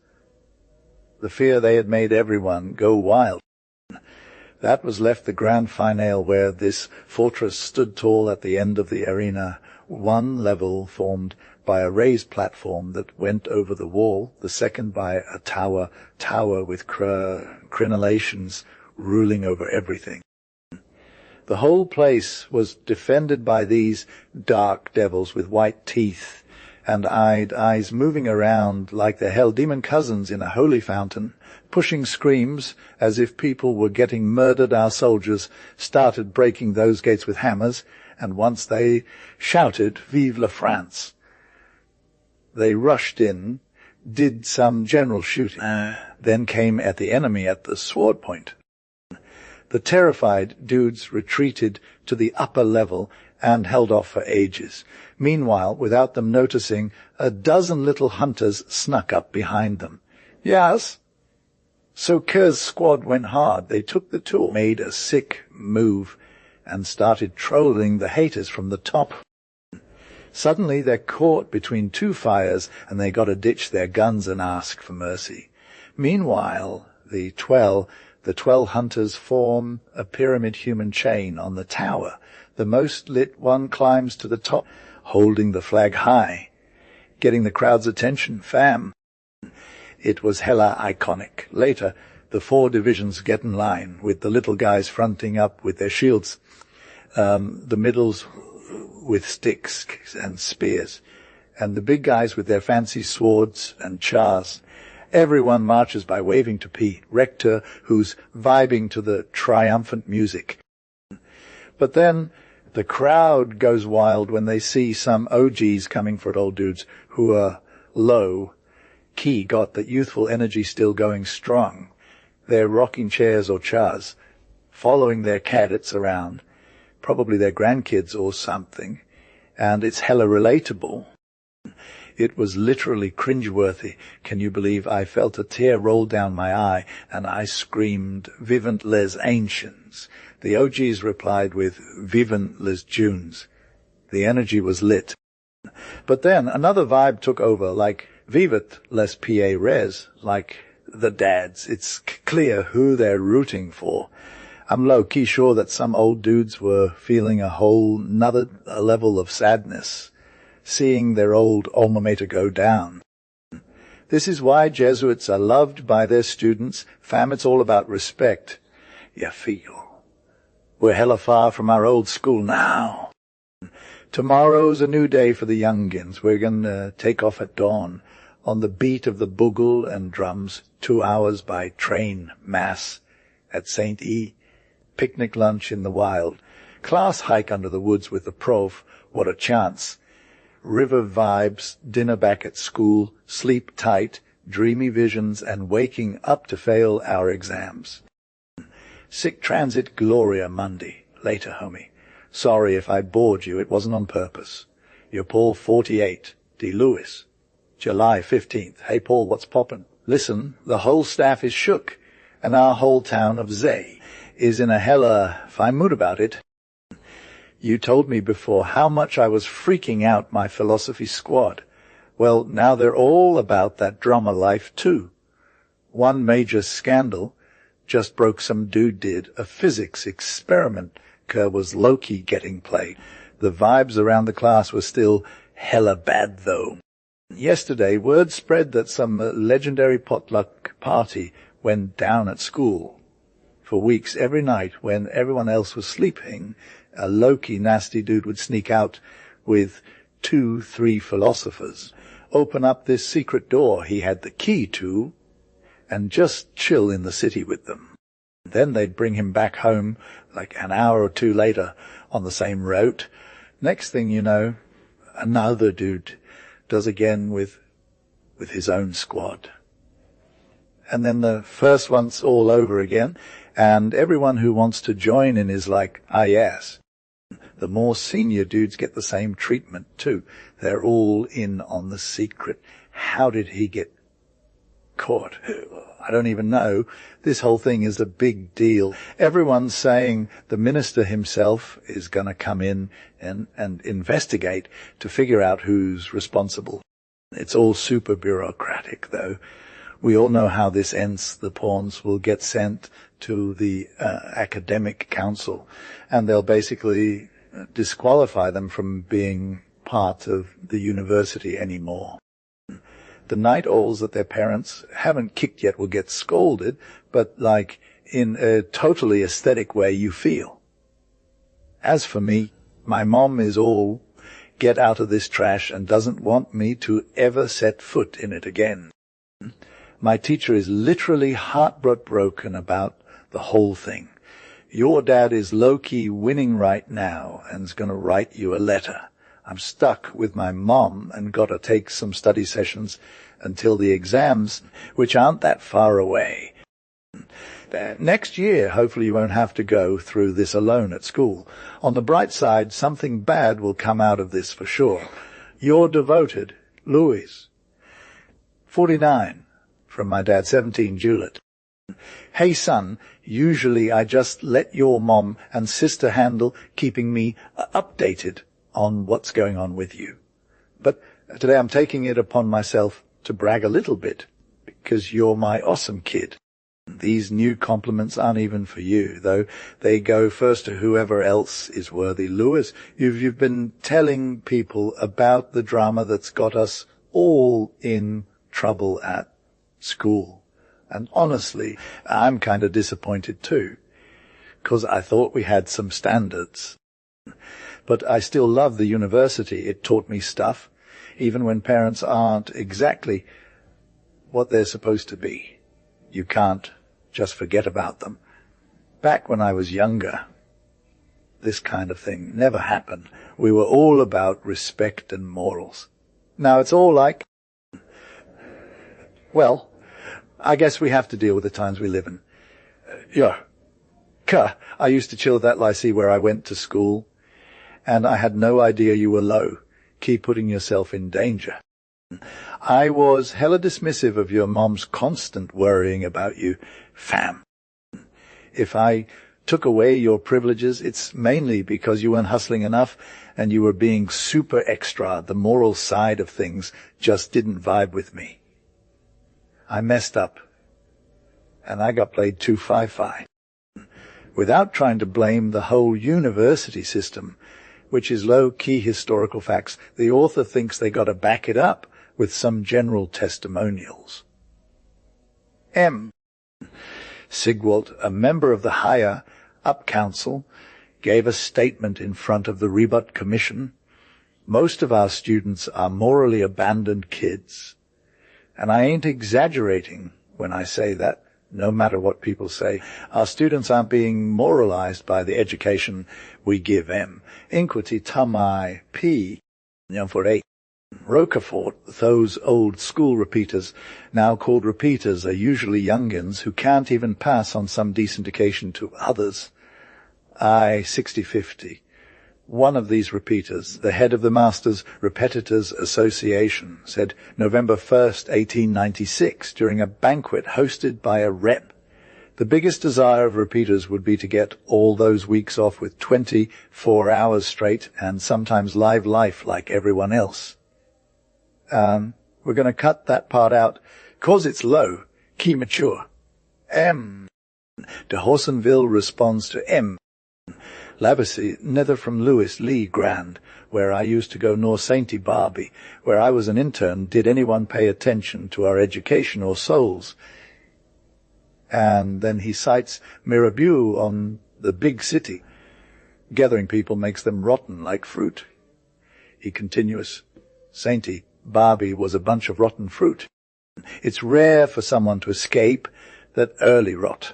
There'll always be it, I think, whenever you leave supervision to humans who are all about dedication and morals, but not to youngins just trying to cop a paycheck, or to established folks who need a hand up. Questions Actuals, 17 January 1903. If I had a son, said an old school professor, I'd rather drop him into a toilet than send into that lycée. Universe from December 15th, 1903. But I remember that poetry thing you got to know in Latin, where the Og Lucrus says it's cool to be on land while watching people drowning during a storm. That's your situation, Kerr.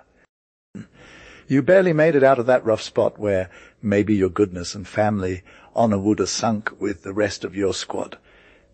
Why, I'm hella stoked for you. Like I am for myself, too. Is that all? Nah, 'cause if you just changed houses without changing who you were on the inside, it'd be a weak move and my gains would have been meh. Hey, Kerr, honestly, though, my heart's in the right place now. Paul, I want to tell you straight up, it's dope seeing that you're no longer low-key with those immature dudes, that when their parents are all bummed out, you're giving me the freedom to still keep it real. From what I can gather, your professors are cool, and I'm grateful for it. If you get the chance, spill the tea to them on my behalf, until I can do it myself in person. And you, son, stay true to yourself till the end and listen to them, no questions asked, just like you would with me or the big man upstairs. Your dad who loves you. Can't wait for your cousin Barnaby to come by and see how he'd react about defending those two-faced individuals. If he tries to take their side, I'll be all up in his grill. Whatever they and him can deal with it. 50. Lewis, 22 Gillette, Mon cher Lewis. I don't want to waste time giving you crap about what you're learning from me. It's super sad and messed up. Let's just move on, elevate our vibes, and give thanks that we dodged a bullet where those poor homies ended up. I got the results of the ministerial inquiry. Those pawns, and those won't even a fair shake in court because it'll cause too much drama. We're letting 3 students go. Probably some unlucky scholarship kids who aren't as bad off as others, but we gotta look out for them. Their parents are influential. threatened to stir up trouble. The university's all about covering their tracks with their leniency cloak. Whatever happens, the next gen will remember it when their professors try to lecture him on the joys of hedonism. But despite how whack that is, I think we've got every right to be hyped for your new situation. We're going to get together next year and share our projects, our good times, and our friends, talking about which, Lewis, my mind keeps wandering back to how it all came together just in time. If you hadn't converted here, things might have gotten weird. Woodward, we've been worried about introducing a wolf into the sheep's fold. Now I can put my stamp of approval on your file, and those higher ups will know you're the least problematic lamb around. I'm counting on you to have my back just like that. One person who genuinely understands this situation is brave Abby X. He's the spiritual advisor. My mom says he's dealing with an illness. The provost called him out for not stopping it, but that guy needs to remember his own tupet. He should recall that he was always the first one KER's the real me-p, because he went deep into the chapel to see what was going on and found Kerr was straflant, upstiffling the priest's vibe with his freedom of conscienceist. Is Kerr even a real person? Was anyone even vibbing with him? The principal is ghosting himself, 'cause he knows he's got some valid points, but they also prove that he ain't perfect, and all. I heard M. Duray, the big cheese of the France uni, was like, hey, I'm curious about this Kerr school one day. Then Kerr took him on a tour and showed him the ropes labs, classrooms, dorms, and even the cafeteria. Meanwhile, the minister is over here comparing it to the union and saying we got better. We ain't too shabby. When they left, everyone was talking about how moral KER's school was. Then the minister goes to Kerr and asks him if he's salty about it. Honestly, father, says the principal, I ain't really bothered in most cases, but overall, no. What's good, Reverend? You got a lot of youngins, like 400 of them.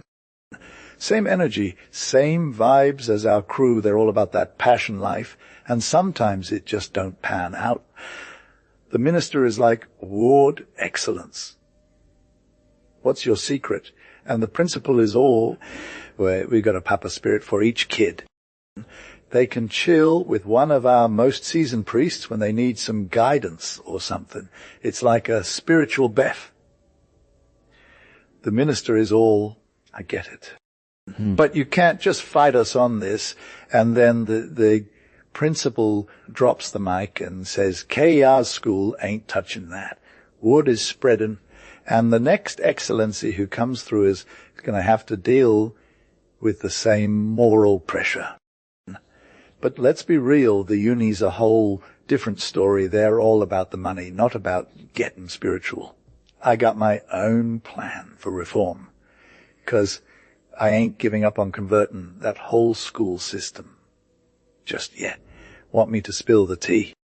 Here it goes. We can't have Jesus squad in every likey. That's a solid plan, though. So we're going to call in 2 pro-sec priests who are on point in every way and give them some real authority. To help them out, I'm going to introduce the congregation like for real this time. You feel me? It's not just some made-up buzzword. It's a whole movement that's all about getting right with God. Don't me, Lewis. Your homie Kerr, 51. OMs and me, 23 Gillett. Yo, bestie, figure to yourself in a long, dark hallway at night, surrounded by people wearing black hoodies and masks, sneaking around like wolves, not saying a word without breathing, until they reach a low gate with iron bars.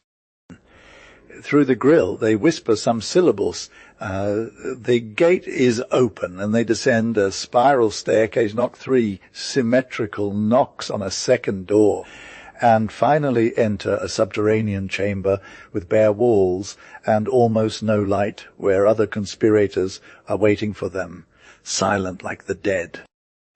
Do they know each other? We don't know. What do they want? You'll see.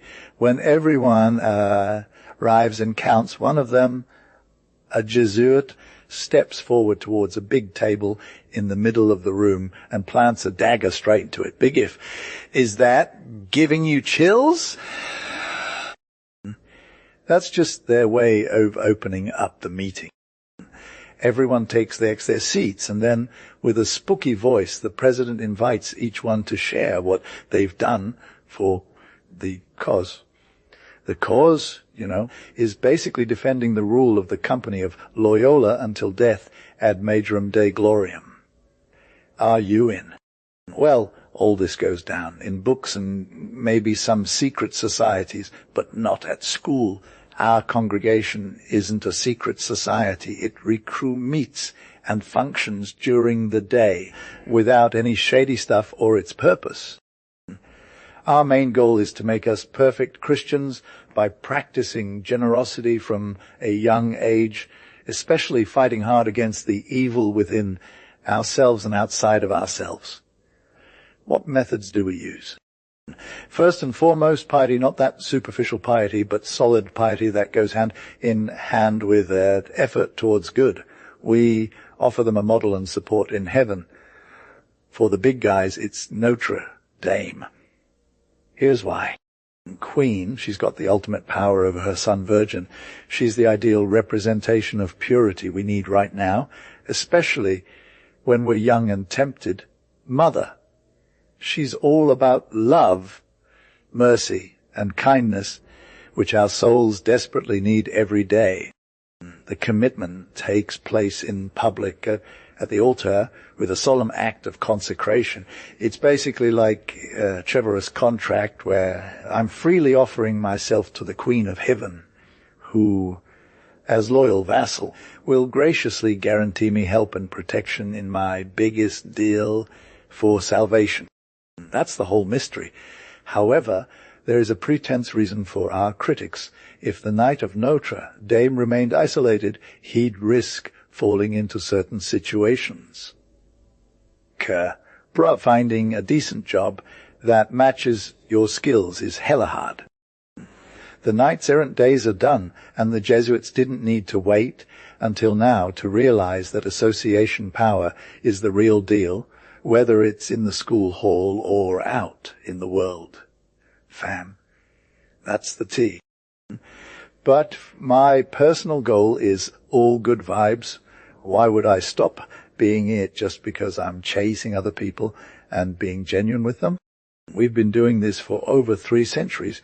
Bro, a religious dude at College Romain set up his students to work together under the name of Our Lady, aiming to level up in virtue and science.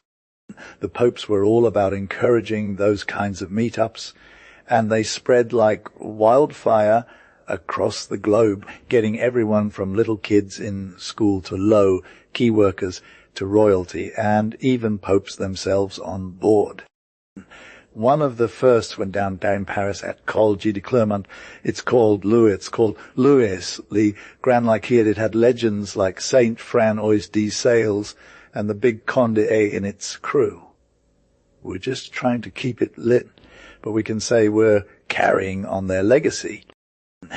If you ain't getting that respect thing going, at least you're showing respect to the congregation you feel.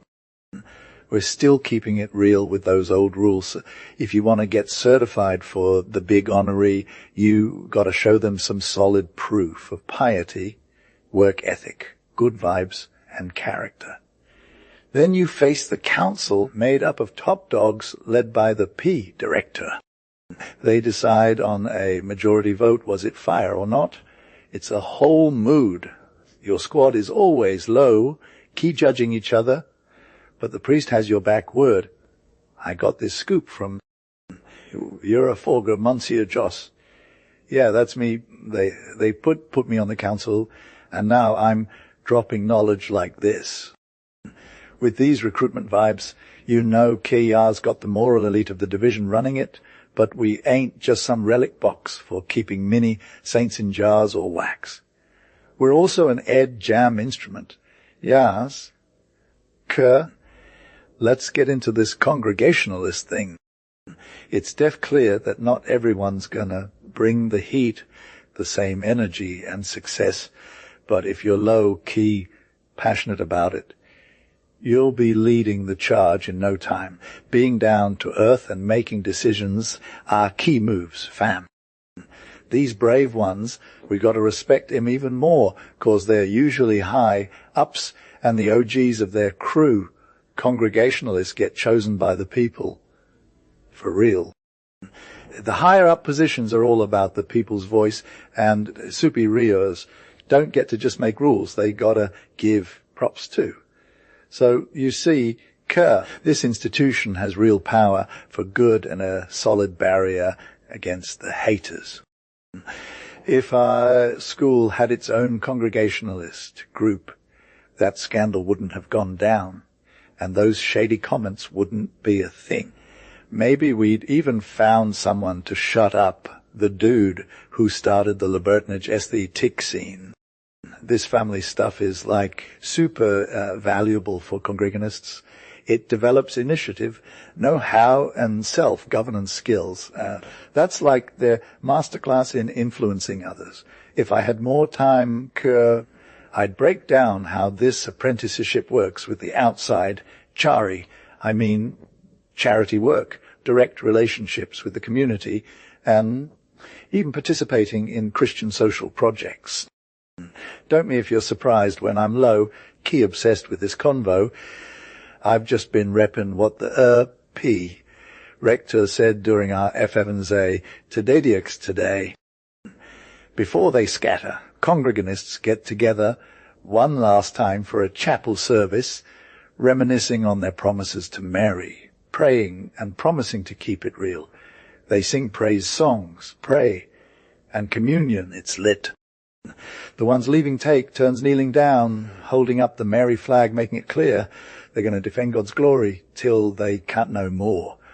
Then the prophet comes through with a promo for those staying behind, sealing their promise with signatures. It's like totally beautiful, Hey, So I was thinking about our congregation and how we were all about being free and stuff, but can we actually keep it real and hold down to the end? Maybe God knows. But for sure, this pact we made is still going to weigh on some people's consciences, and it might just be too late to make things right.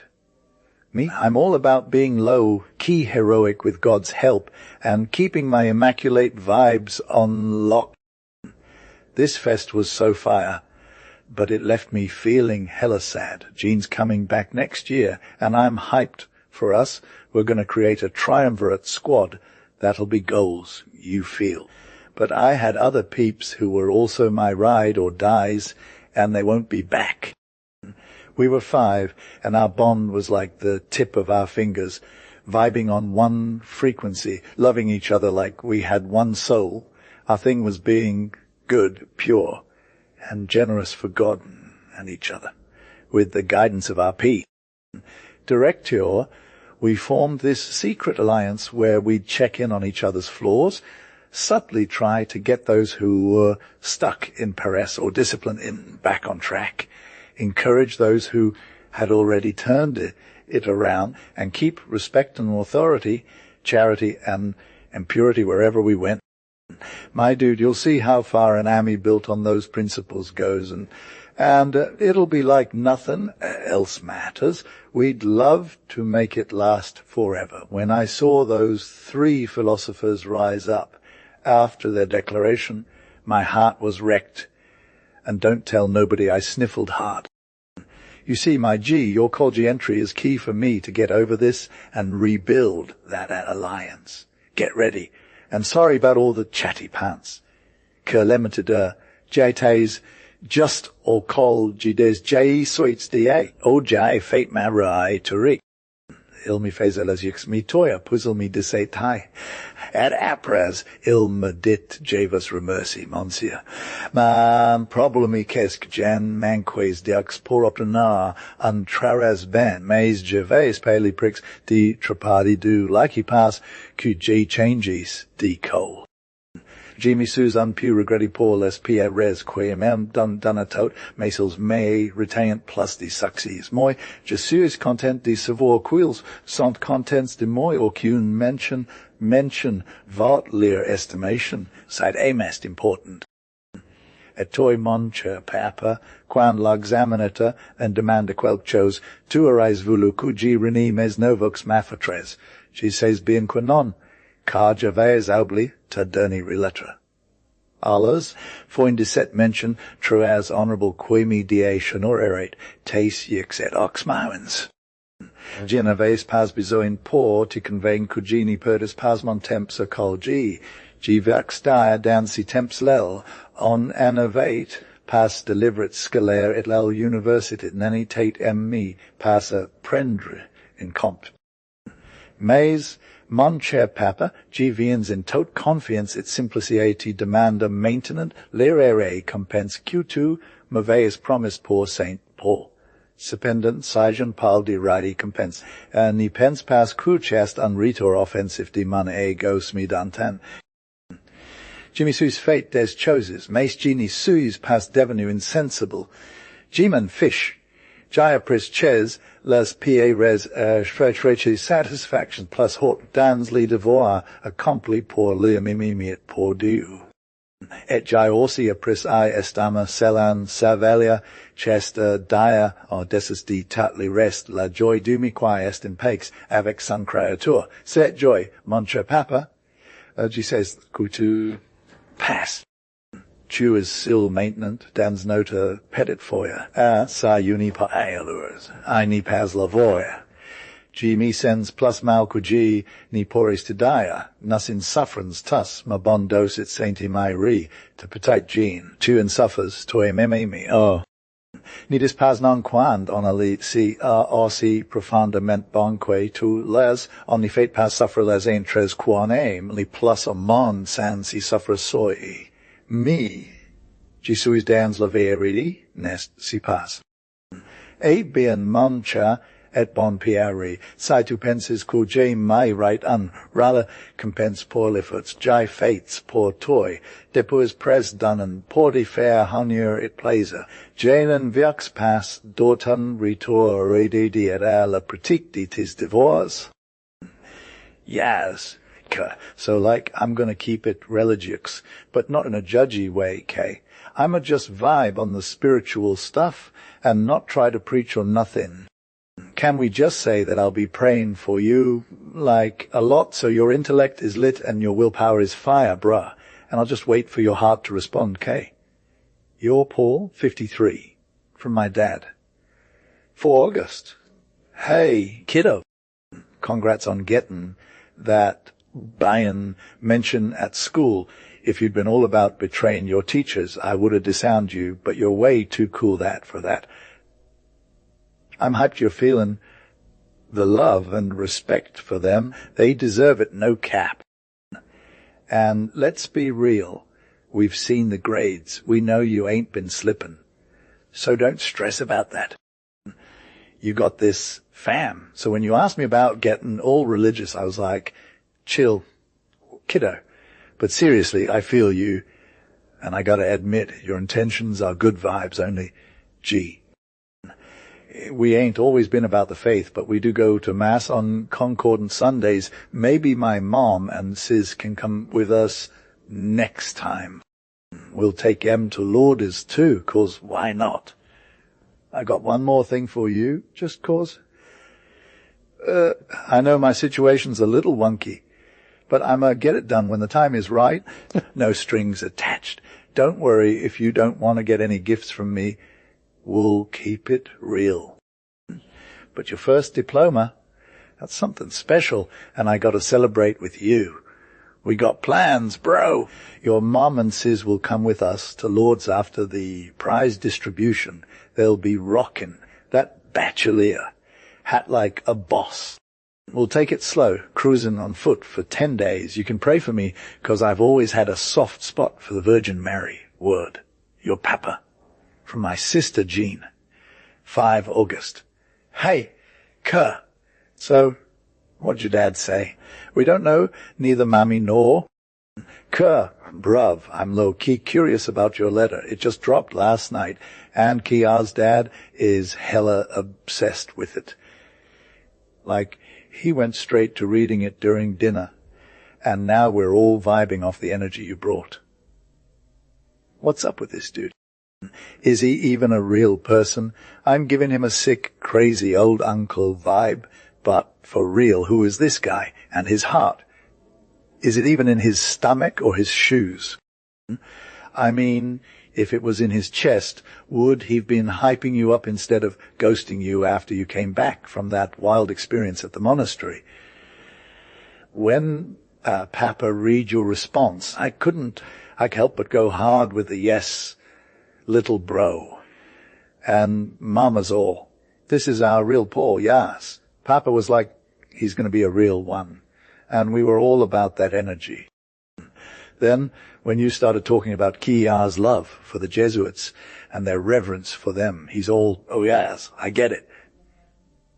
And then, after we read a bit more, he just shut up and got this serious face. His eyes were popping, and I was low-key freaking out. But then, when we asked him what's good with the gift, he's all, my secret. And Mama's like, okay, keep it to yourself. And for the rest of the night, Papa's just chillin', but not too much. We were vibing, but we also knew to not ruin his vibe. Next morning, Papa comes to the table with a new letter, and he's all smiles, like he's hyped about something, and we're all wondering what it is. He asks about the church time on Sunday, and Mama's like, huh, as always. And then he drops the tea they're going to Lourdes for a trip. Mama starts crying happy tears, and Papa's asking if she can come with them. Kia's all, please, can we bring Mom? And Papa's all, we has little one. It was a whole mood. We got the plans going ASAP. You're coming to Lourdes with us? Yas, bruv. Kia's fam got you. Sissy's looking out for Mama on the first trip, and then it's your turn to be our homie until we get back to Z. What? A dream. I'm low-key thinking if we didn't make it this peregrination, it's 'cause Marie wanted to see you all grown up and stuff. We're hella grateful. Bruv.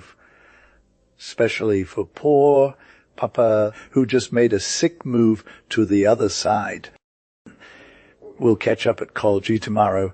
Tuesday morning we'll crown you. Like how many times? That day we'll chill in Parex Day, and we're headed to the Pioneers with you. What a vibe. What a vibe. Paul, in 2 days we won't even have time for it. I got you, Sis Jane. Shouts out to my Paul for all the fire he brings to our lives and all the love his heart is going to keep sharing with us. Fam. My mom's hyped to live vicariously through you, and we'll be repping your squad, thanking the good Lord above for the blessings. Tameriyas, Kerr, let me tell you about this sick vibe at the Basilica, bruh. So, people coming down from the basilica with candles in hand, they're just vibbing slow and low, taking it one step at a time, filling up the huge garden where there's this statue of the Virgin Mary, right? Like, she's all crowned and stuff by Pope Pie X. While they're walking, they're chilling in little groups, singing or praying without even thinking about how it's going to sound from afar. You feel. But when everyone got their squad around the statue, this dope voice comes and starts belting out this classic folk song, Ave Maria. The hook is hella simple, but super catchy. Fam. It's like this massive wave of harmony that just takes over, rolling from center to edges and back again with all these different tones. It's like the whole atmosphere is lit. I'm dead serious. Kerr, this was intense, and I got chills, bruh. My sis and I were going hard in our hearts and voices. Between us, Mom was praying low, key crying, man. She said if my pops was there, he'd be totally shook by the vibe, you know. The energy at this spot is always on point. It's like the air you breathe, gee. I'm not gonna lie. Kerr, I would totes say I believe in the real presence of Mary at Lourdes. This feeling got me from day one when we hit the grotto. It was like dusk almost night, this sick starry sky. And then suddenly I'm face to face with this white statue chillin' in a crevice of the rock, right where she showed up to that girl, and it's like she's still there, invisible but live, and kicking. You feel? I talked to her, told her all my heart stuff, asked for prayers for my squad and fam. And it was like she got it, fam. She's always with us in a major way. Every time I'm back at Lourdes, same vibe, bro. It's like when you're there, you can't help but chill out and pray some more just from the soul, gee. There are hundreds of people walking around, and it's this super quiet energy, even though there's a crowd, because nobody's making any noise. Everyone's got their own thing going on, and it's all good vibes only. Yes, que les cues sont tots la miami mi hota lol, justo desus dis petitises do respect humane vos sentes. Et Jesuits arrive an più trop tard por ein tre brancardia in titra, mais j quand evimi rendu service et j vudimis euxis gens sorta a geris de leurs cutchets odi lepisain. Ceased vray, kircha, that me assist a days constatations my decals, et's a lace raiment, pasly moindra doubt, sir, intervention miraculous, vas a les vor, alazilia set femi, Marie, quae est unvray flamanda de 35 ans, et elmi re conticu depus quinzans, el avate unplay or bas de la jambi. Seest raiment cool, cur, tries fois el tate venue demanda sagai risen ella, ban me resans jamais lo optana, me sani ses passit com sat a.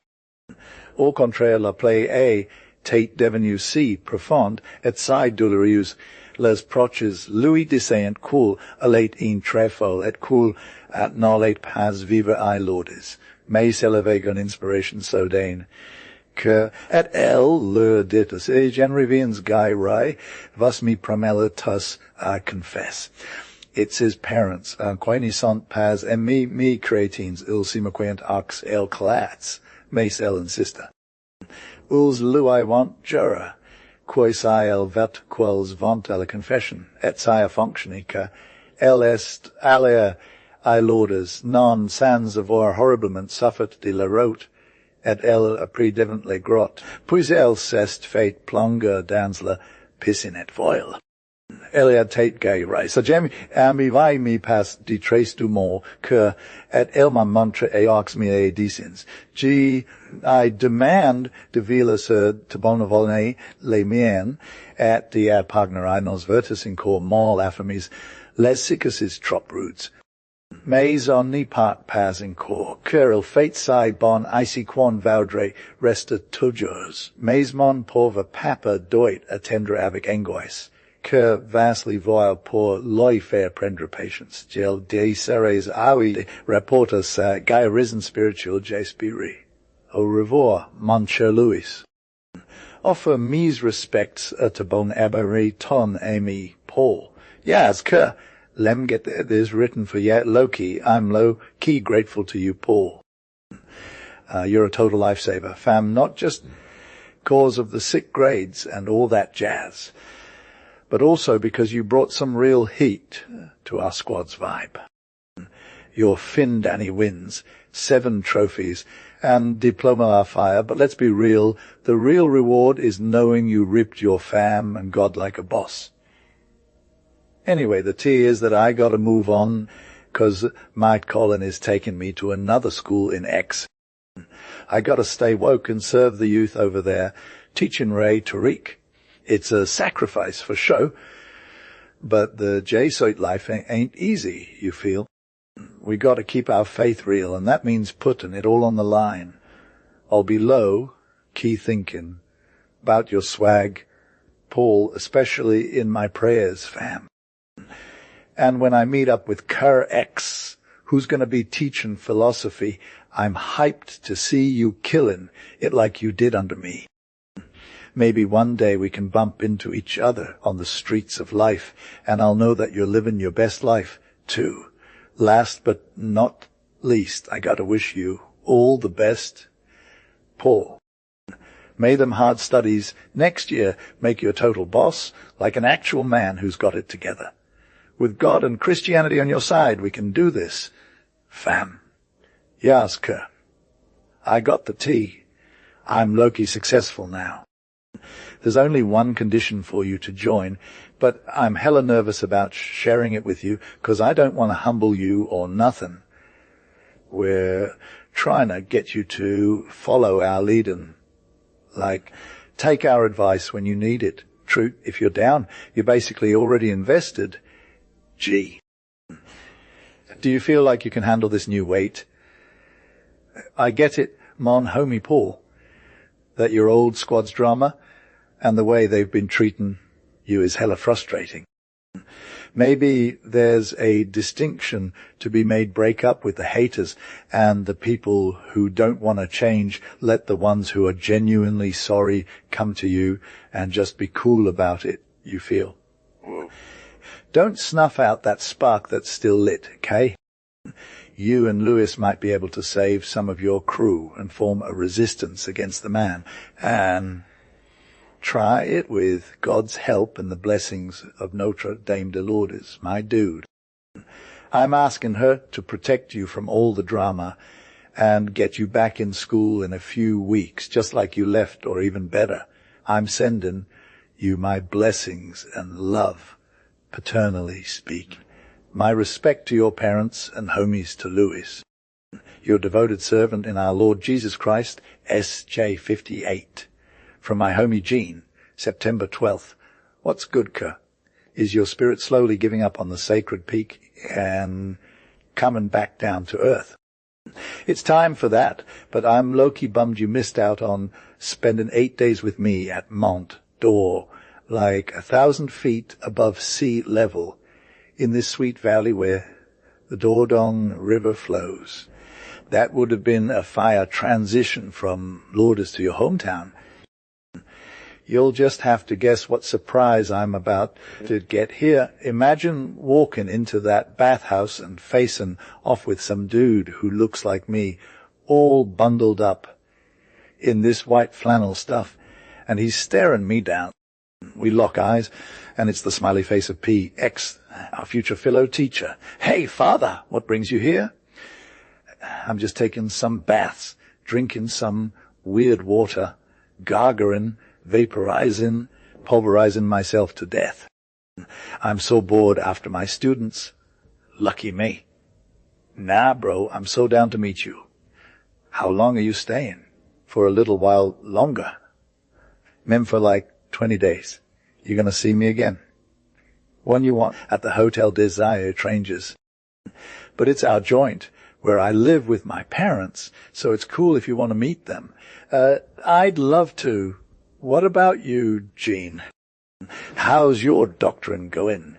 The doc told me to move around more, but I'm doing just fine. I'm low-key lost in this country and vibe insipid walking alone. My parents are hella busy to hang out with me. You got the mountain fever. Kinder. So wanna hit up Capucin tonight with me? You feel me? Can you ask my dad? Thanks. Later, John. Later, Dad. You're right if my parents were down for me taking your dad on this adventure. The next night, we went to Capucin. It's like a massive, rounded block that's hella accessible from one side and drops off the other side like a cliff. Your dad was stoked about how I'm doing with endurance, especially during our first hike.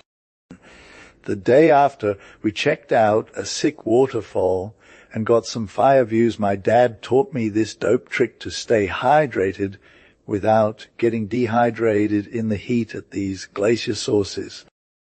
It's like pour some water, add a bit of rum, and swallow it up slow with a little sugar in your mouth. It's pure magic, and you got to trust the vacation vibes. The third day was chilling on this massive plateau that's literally a green carpet under your feet where you can just relax without no fatigue at all. There's this crystal clear stream running through it too, where you can actually walk uphill for a hot second. Sometimes there are these little clusters of blueberries you can snack on for free. Then you got cows grazing over here, like they're deep in thought, my dad said.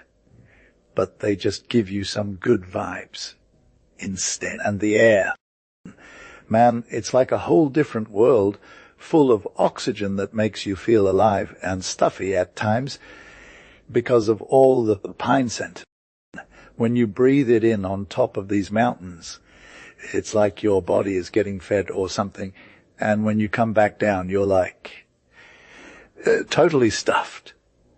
My mom is hella worried about what I ate, but too. The last day we were like, all right, we got this. So we hit up Pie Groves and Ben, which are like these two peaks that are connected by a tiny waistline at 1,700 meters, and they're totally exposed like nobody's business.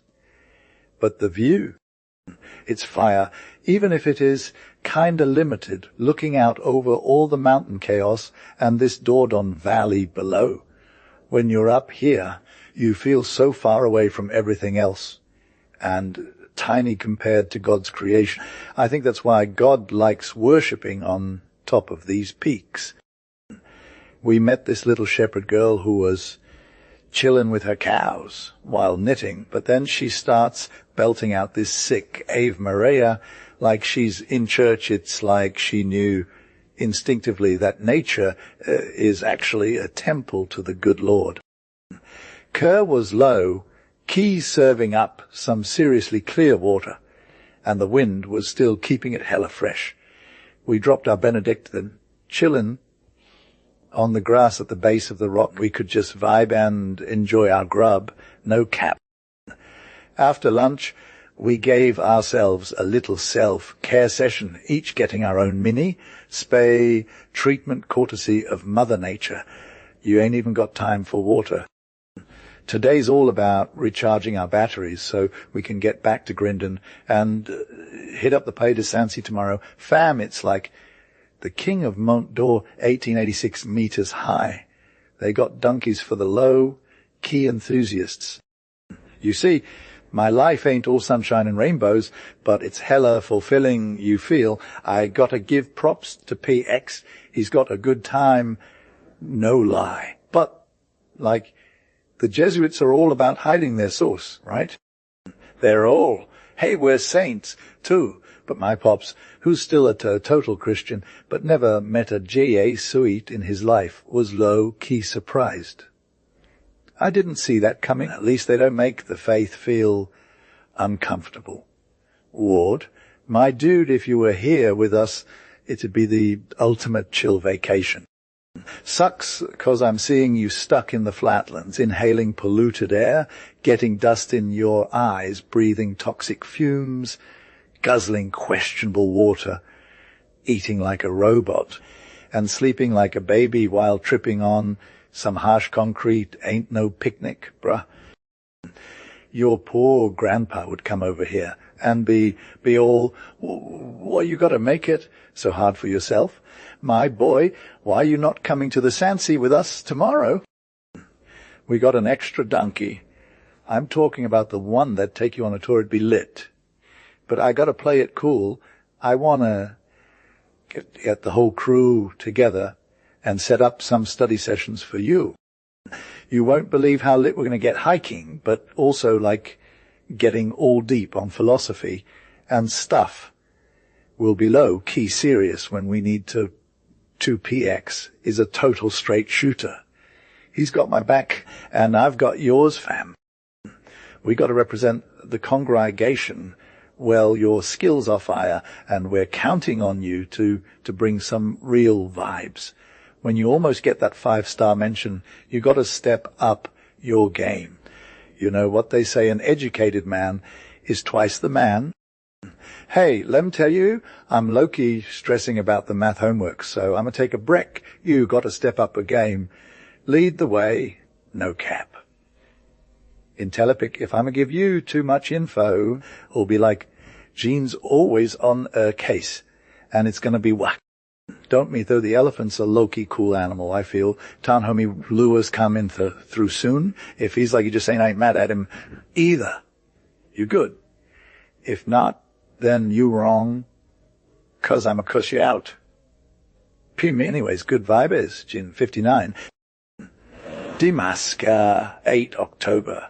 Hey bro, it's been like a whole week since I've been feeling alone. Don't ask if I still got the cringe about you taking a room and how many times I creep in there to vibe with a portrait. I need a little leeway 'cause it helps me chill. But seriously, after 2 months of vacay, you slayed, but then you had to leave, and it totally flipped my life. But since I promised you, I'll keep it real.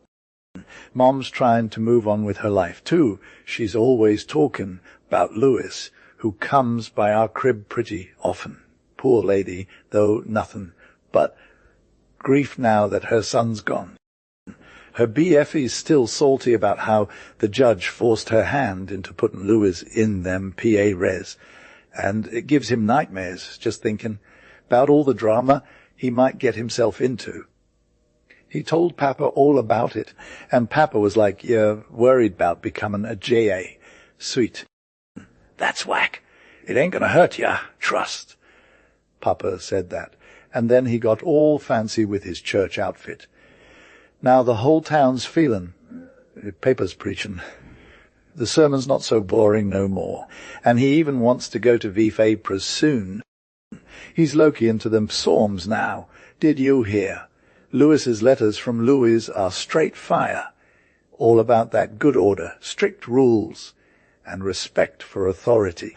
He says it's way different from the likey life, like two totally different worlds, fam. Anyways, Papa's promising to keep an eye on this kid, and otherwise who might get in trouble. Jaska, Henry, te port DAA sla chivrai at a jouk porsa, to Devra's justi concentra. Tu says qua, et fair commi ex fam. Lo tabulilostim quanti done, sias tout confiance absolue des pierres, lo more defamres cameres, les vivif amimi solis plus bas ari res. In findi compt apres gras diu test tanamiti o tu comptus por arrives, evically temps I to resembler on piu. G says touts a parsi or pask j lutrois fois dans li text original. E geni dispas tout just pora vita di te fair, perder les neurons. Tu comprens chis du pain bia nit por nos parents et moi, nan perd pas anmai, gi vuxta remercia in cor unfois, mancheca, des avis at des conceals quot tu, as donas pendences bons vacancies, les a, gi tu jaws asses being risas. Sai gene lipus fate car, malgri tout, gi mi sends tres fiery in cor pardon moi, gini les a pas oblis, jase tus les jaws di les fair passadans ma conduit.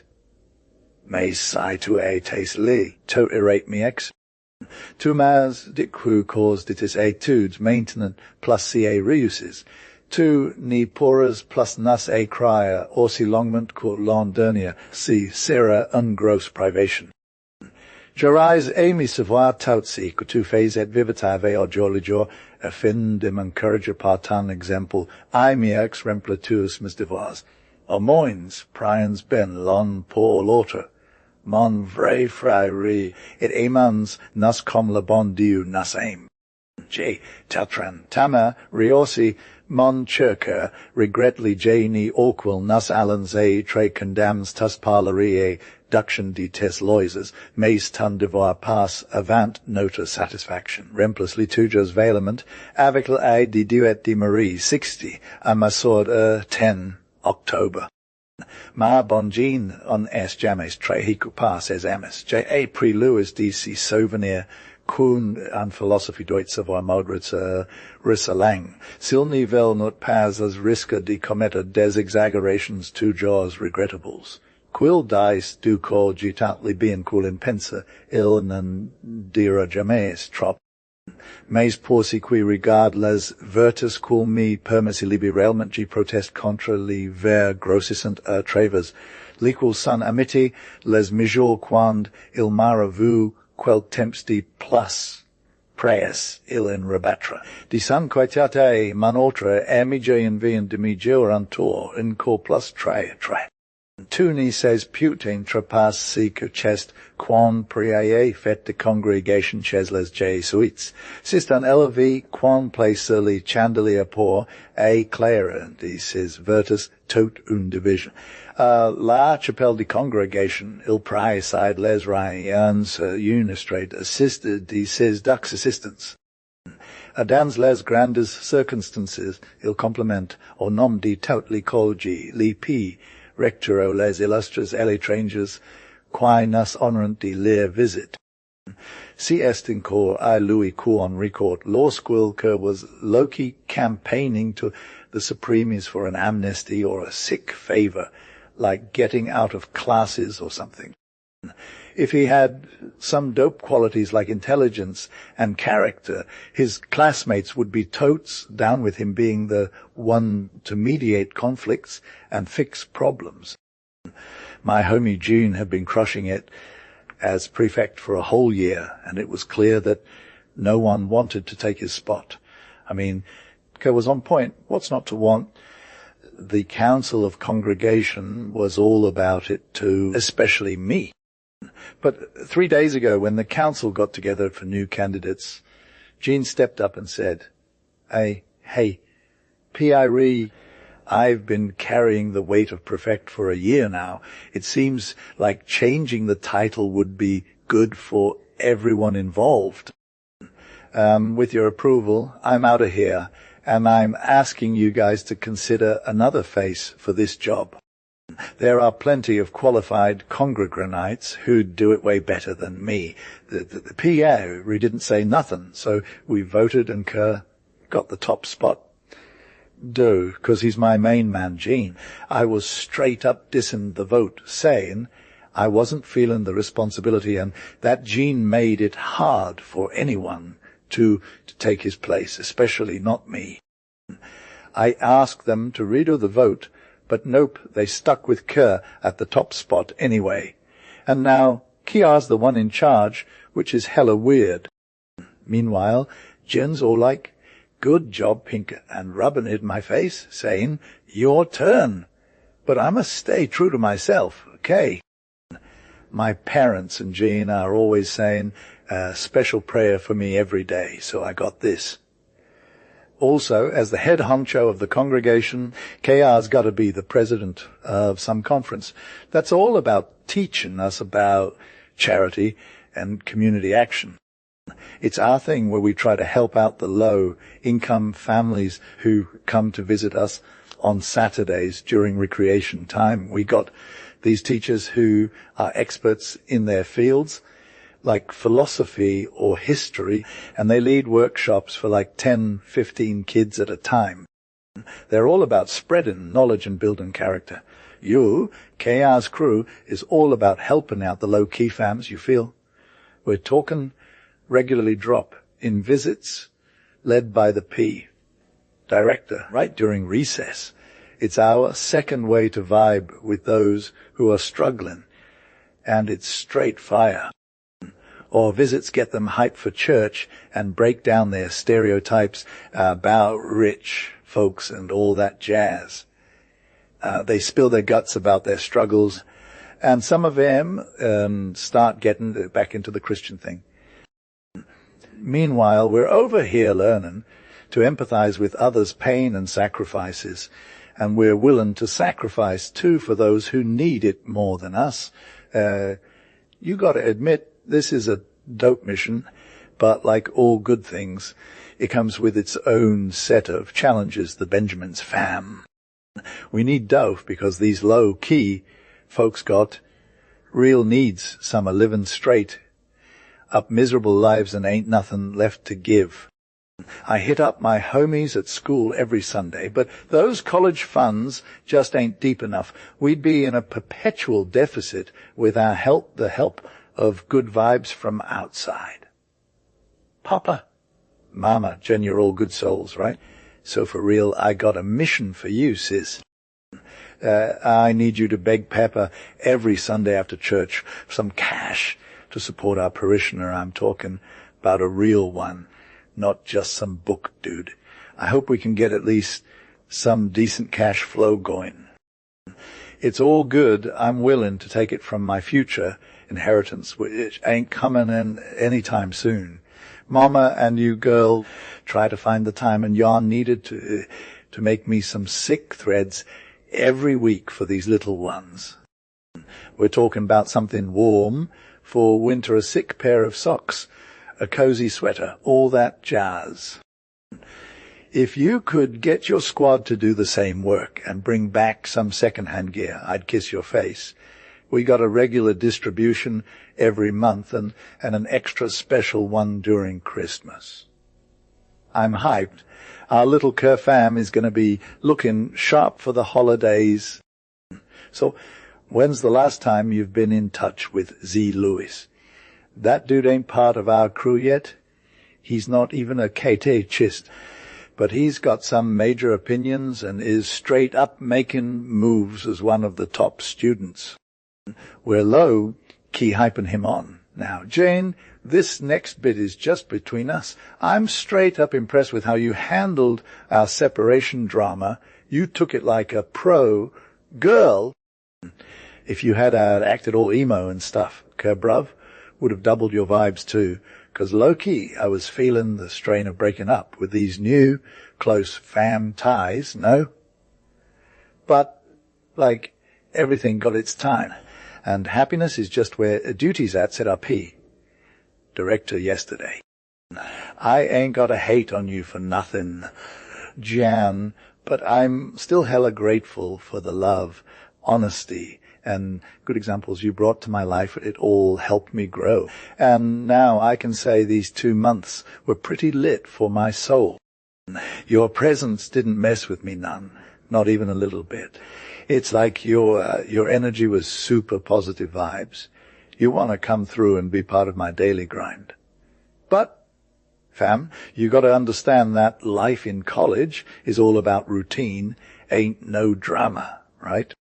We get up, we grind, we go to bed. The next day, it's the same, just maybe a little different, 'cause we take a 3-hour break at the country. And then it repeats like clockwork. The only thing that breaks the monotony is some sick festivals, relig or not. But even those are pretty chill. They're all about doing the same thing every year, just with a little more flair. It's called the Coachemere, I think. Those Jesuits, man. They're all about keeping it old school, and I'm here for that. I'm added at M or nothing. But you see, little sis, why would you want to get into all the nitty-gritty of my daily life? The only thing that gets me hyped is what I learn from you. My pops isn't behind this miracle, though our Amière de Lourdes got the magic happening. We should give her some props, Kay. So, Jane, I'm counting on your prayers more than ever, especially during this philosophy year that's all about finding my purpose. It's time for a little payback. Love you like my only sis, your bro Paul, 61 from my sister, Oct 14. Hey bro, gotta hit you up a sap. Papa and Mama are hella down to help you out with your new prayers, and I've already rounded up 2 fire friends to come through for me too. I want to start a squad of young girls called the Chevalier Res de la Guilde pour les Pauvres. What do you think, sis? But, like, here's the thing. If you want to be part of my daily life, we got to make it happen. Your excuses ain't going to cut it, fam. I'll be stoked to hear about your life, but only if you're willing to spill all the tea. Bruv, to vies toy, fam. So today passes as longs radi sits di Londonia, phasens and petit journal. O to metsi quite pas par tio leak, vos sentes. Envoy li nas de temps in temps. Por qui nas eans quelc chose our mangadans lentavol de tis letters. Tu vieux, man frere re. G toblage or nom diker, g vase fair du bin a gel prior an pu plus porco duty al Claire Satan Avenue. Taisa, man journal 15 OC to BRE, genie pouves pas refusa un chose quae mes demandi or nom de Notre Dame de Lourdes. Et puisica filvot diuli vot, mi voil donc condamne mascur que et in aia gidi plains mais chaste fort non la mien. G commence mon journal. Ujred hoi. Class de dex here's syllogism. Mon Dieu, quel est cet beaventil? Si nast pas ambitanta cast lai form par excellence du raison inductif, qui tu employs, sans li savor plusieurs dozaines de fois par jour au par here. In voicili principi tras simple, sai and ia C renter dans and ia B, lacwell renter el mi dans e lidi A, il sera provi, qualidi si renter dans lidi A, il nisi put rien de plus clair et G pence cutu as saisi. None. Ins case parvoi dentia mi cugi perdres mon tempsa di pala di logic formula tunai veres cuidu fiu. Sistan pu compton for auri. Omidit porten cola philosophy menti res buco geni viax pasen die sespi re. 18 tobiari premieri promenade I la mason de campaign empin chi mercredi dernier par la pluie. And di says besti remettre in place lisiu dis pauvres noviox. Jave prismon rang avec Lewis et un autre philosophe quae vient du col GDN. Gene sest empari di deoxatoritions oxquils il inculc joyusment les bons principes elegate la campaign beloi quo an più trist avec sis fuilages murrants quorai choffer in vainly piali solo autumn. James, sepois cus passage produits mes novoxon, affet de very silencius, cuvient heriusment interrompere cloch dudiu na. G suis curix devora si la philosophy, quae explicat nas explicrel influence exhilaranti quella perspective dan petit gala, ni manc pas dexasa instantanement seran jun shiu or malade. Avet el nas apprendre culisio, a ches nation parenintime avec la lestemec. Si sirit humiliant.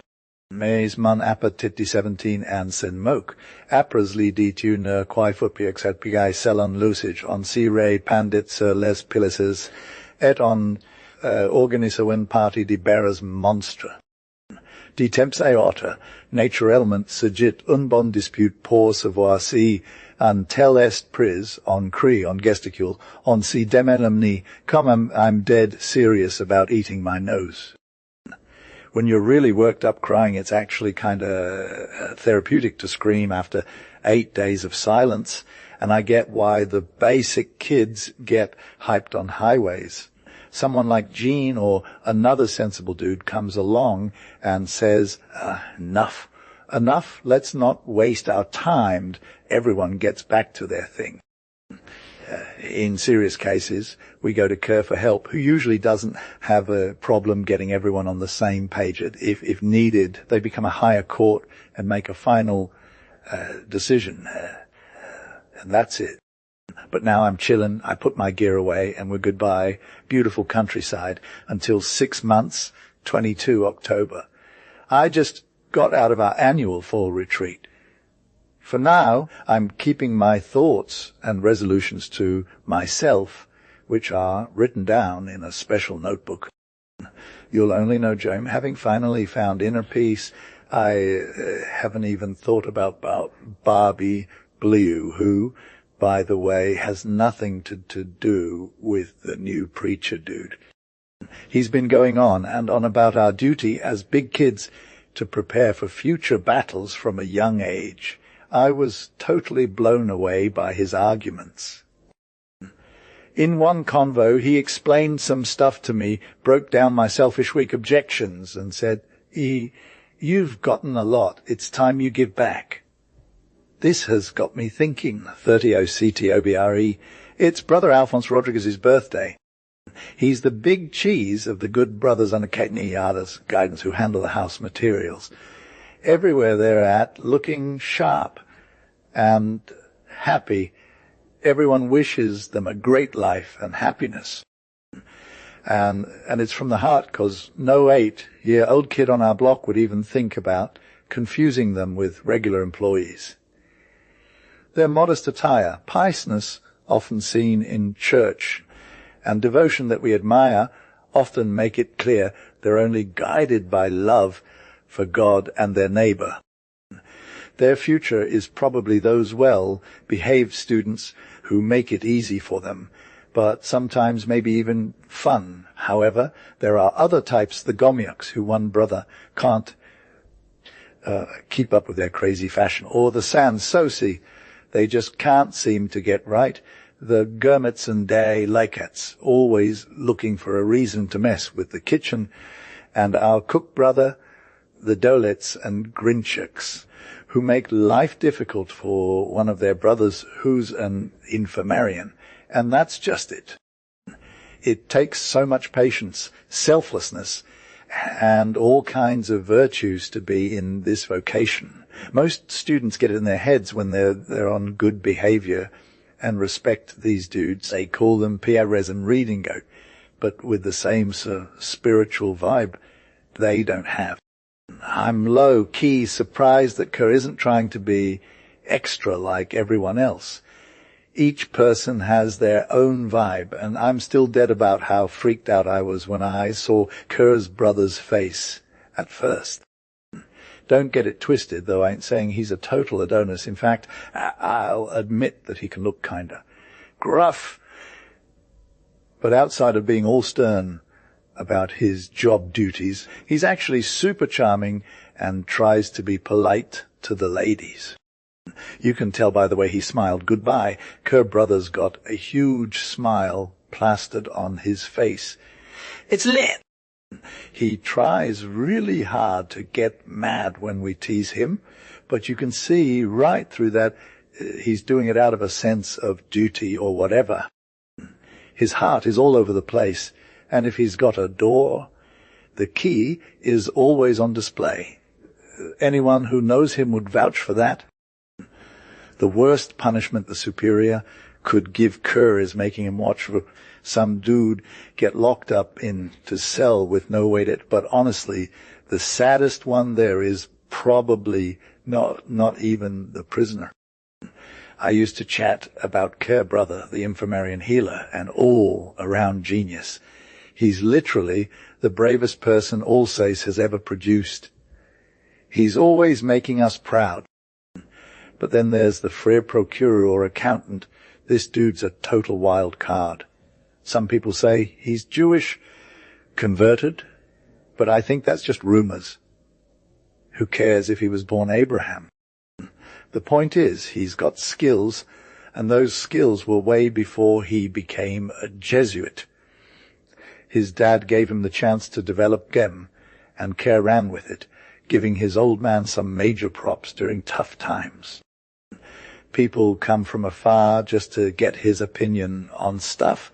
Sometimes I catch him at his desk for my own problems or whatever, and let me tell you, he's always good for a laugh. He's never full of himself, though he's always willing to lend a hand, and if it happens to be funny, even better. There's this one Frere who's super expensive. Kerr Brother used to have to stay up late playing domino with the older dudes after dinner. That dude can yell louder than anyone else. Some people say he's the terrible guy at market who buys our provisions because they can't get enough of him taking their profit. But actually, he always puts us first in the refectory. Kerr Brother took me under his wing, and now I know these Freres like the back of my hand. Then there's the Frere Cousinia, rare sighting. He looks as good as his famous macaroni cake, which basically ruined poor Fanchon's life. You might catch him sneaking up on people to make sure their dinner is fire. It's not uncommon to see him checking in on a dish through a secret door. Careslo, qui pour ce summer as saints. The big homie-do personnel domestique seems to be crushing it, fam. He don't mess with nobody, throwing shade at the haters with his sad sucker. Burns that promise some major comeuppance. But for real, we're good, 'cause when we see him low-key being a softie, presiding over his kids' game of bouncy balls, and we're like, okay, this dude's got it together. And let me tell you, he's the goat when it comes to keeping that big old mansion running, smooth painting, glassworking, locksmithing, gardening, decorating, nothing phase him except for figure outin' how to make everyone happy at once. And his pops? He told me this in a hushed tone. Ki ER's uncle, the blacksmith, is straight fire from the old school. Just look at that fiery spirit in his eyes, them broad shoulders, that rugged suit, hat all crooked. You know he ain't nobody to mess with. Born in the 1800s, for real.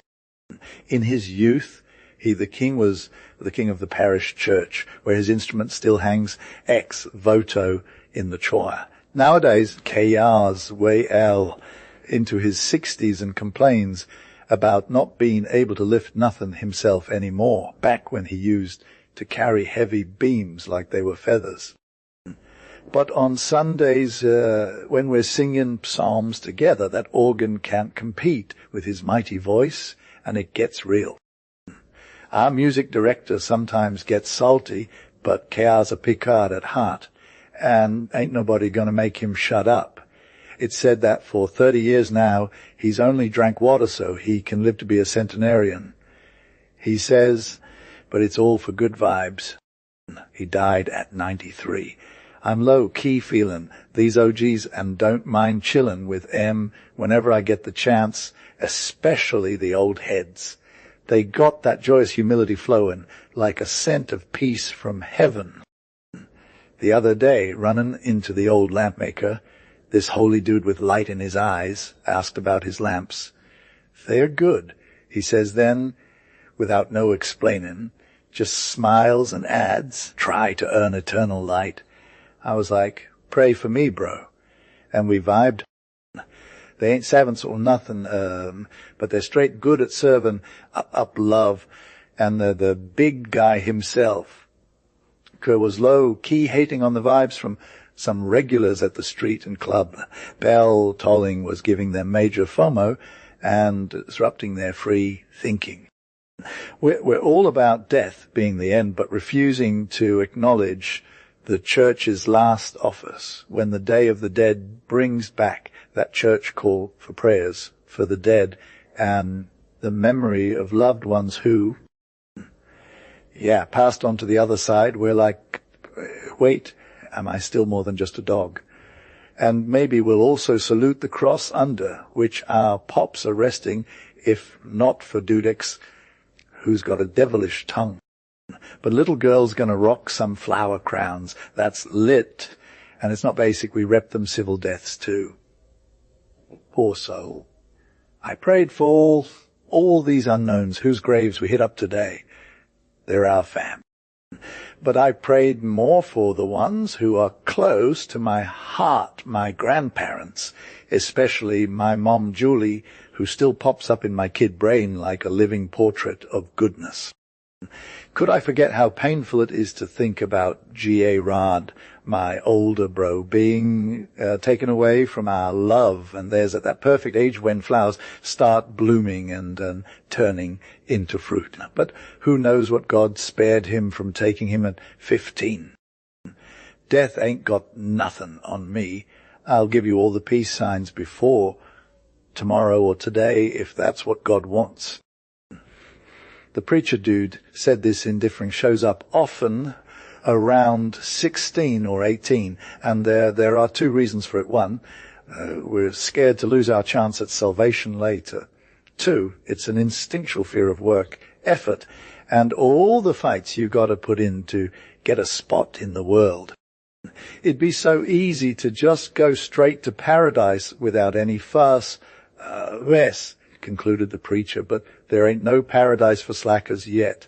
So I got to grind, battle, and maybe even sweat to make my mark. I'm down for it. But what's the path? That's the question that keeps on haunting me as I approach secondary school. Kerr was low, key the life of the party at the philosophy class and Rye Tariq Academy reunion in the school hallway. 3 young lawyers were chillin' at their desks reppin' as press, vice pres, and sec, respectively. The front row was poppin', with the honor pres seated between the upper rector and P, director of the conference. Behind them were a solid lineup of professors, associates, and as just your average, everyday thinkers and doers. Arsec took the mic and gave a sick rundown on last year's events, breaking down 15, 20 speeches in like 5 pages or so. He hit the ground running, analyzing topics that ranged from art and science to history and lit law and morality, patriotism and charity, you name it, they covered it. Plus, they were all about that social economy life with a focus on populares and good vibes all around. Some of these young bloods had already been killing the game at our little gatherings, getting recognition for their efforts when they took it to the big leagues. Preaching to tougher crowds across the country. They were making moves. The pres, who was low, key a total stand for Kerr, and all its causes was hyping up the conference's grind, saying they're killing it in the apostolat social cray teen department. Then he dropped some knowledge on what it means to be young and relevant in today's world. He put us on blast for being aimless, like our lives are just a series of pointless activities we do, 'cause we gotta, when really we should be chasing our passions and making moves. But Kerr told us, don't be those guys, fam. Look up to these conferenciers, they're your peeps, and follow their lead. To truly live your best life, you gotta step up your game as future leaders and do the right thing. He ended with a message that got everyone hyped. Fam, we come through strong, our PRs will be proud, and France and the church can count on us to bring the heat. The room was poppin' when it all went down. Kerr said, let's get this lit. First off, and he thanked the speaker and the honorable conferenciers for doing their thing to their OGs. Then he dropped a major key. They're going to start going to association meetings every 15 days if we want to, and our old heads won't have to be extra about it. Everyone was hyped. Bravo, good vibes. I'm low-key excited too, fam. We're going to do something lit. And I think my horizon is opening. 25 Nov, St. Catherine. This saint is hella humble, especially for a dude who went toe-to-toe with an emperor who was totally losing his mind. She wasn't just talking trash to some emperors. She was like, you're all wrong, and I'm right, to the philosophers, even if they had the most fire brains. They tried to shut her down, but she was like a hot knife through butter. Their arguments were cut short, and they didn't know how to deal. She was only 18, but I get why they made her head of philosophy classes. A P. Rector gave us a box of candy and a class outing in his honor, because that's what you do. Long live St. Catherine. I know some OGs might be salty, but for real, it's burning 30 nano V. Out the month, fam. Those who are lucky enough to not be far from home get to chill, while others got to make it happen with a short trip to the mountains. our major incident was chasing this fire snake. We brought it back in triumph. It'll be on display tomorrow as proof of our bravery. And if we find someone clueless, we'll feed it to them too. In the winter, people are chilling early because they don't want to stay up late talking with their parents. To help rim out, the older classes make some fire comedy every night while they're out. It's always lit. The humanists gave us The Inconveniences of Greatness by P. Deuce so, and I had to play a role that was way too much work, just standing there with an air rifle on my shoulder for 45 minutes. That was inhuman and not fun at all. Devotion and sacrifice. 3 decks, Steet. Francois Xavier, who was like the Paul of the Jesuit company, just like Saint Ignace was to the Catholic Church. We had Mass said by one of his disciples, this super old dude with a long white beard, looking hella worn out but still bringing it. I'm low-key shocked, bro, about this Kia's story. He's from China, and he tried to troll us in the big hall with this chill convo about his mission. So he gave us the scoop on this ancient Chinese civilization that's all like super resistant to progress. He painted a picture of these Chino folk, all fancy and polite, but also hella complicated. They're all about mastering an alphabet of 80k characters, fam. And then there's their family vibes, food, medicine, the whole 9 yards. But for real, this one dude got attacked by cholera during a preaching trip in some random country. And we had to get the doc from around here to help him out. So the doc was all like, let's just slap some warm compressors on him, no biggie. But then he realized the doc was all, no thanks, I got this. So they were like, okay, fine, let's stick some needles in him instead. Like, literally. They stuck him with sharp things until he started bleeding out. It was hella intense. Anyway, Kerr said, if you're a real go-getter and put in the work, you can do some pretty cool stuff, like help people or whatever. And he also talked about how the Chinese are all messed up when it comes to Europeans, thinking we're diabols de Occident, like devil worshippers or something. And he's all got to convert them with love and devotion, not hate. So basically, if you can just chill and be cool, you'll get somewhere. He told us some real heartwarming stories about how they're trying to spread the good word in China. And it's making him all happy inside. He said that if he was more like those first apostles or something, he'd be a total superhero or whatever. But for now, he just wants to make a difference with his last bit of breath. So, Jane, what do you think? Would you want to go on this mission trip with him? Can you do anything better?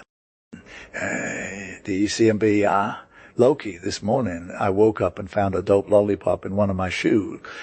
That Saint Nick left behind, like the night before when he was passing by the beds of all these youngins. My neighbor to the right is super sensitive and was crying easy, got 2 onions from his stash, but was trying to hide them.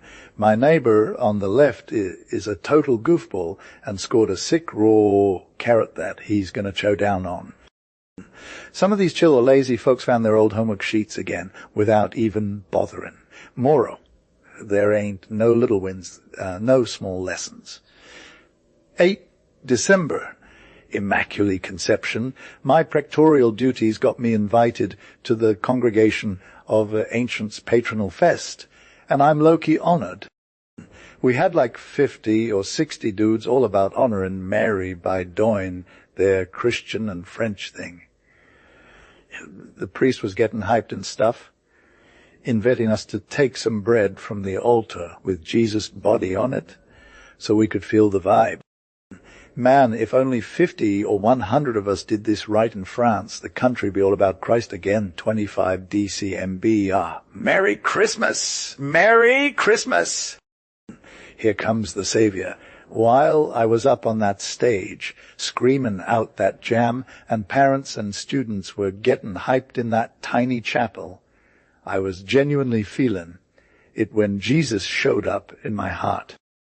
For real, I understood now more than ever how blessed I am to be free from all the messed up passions.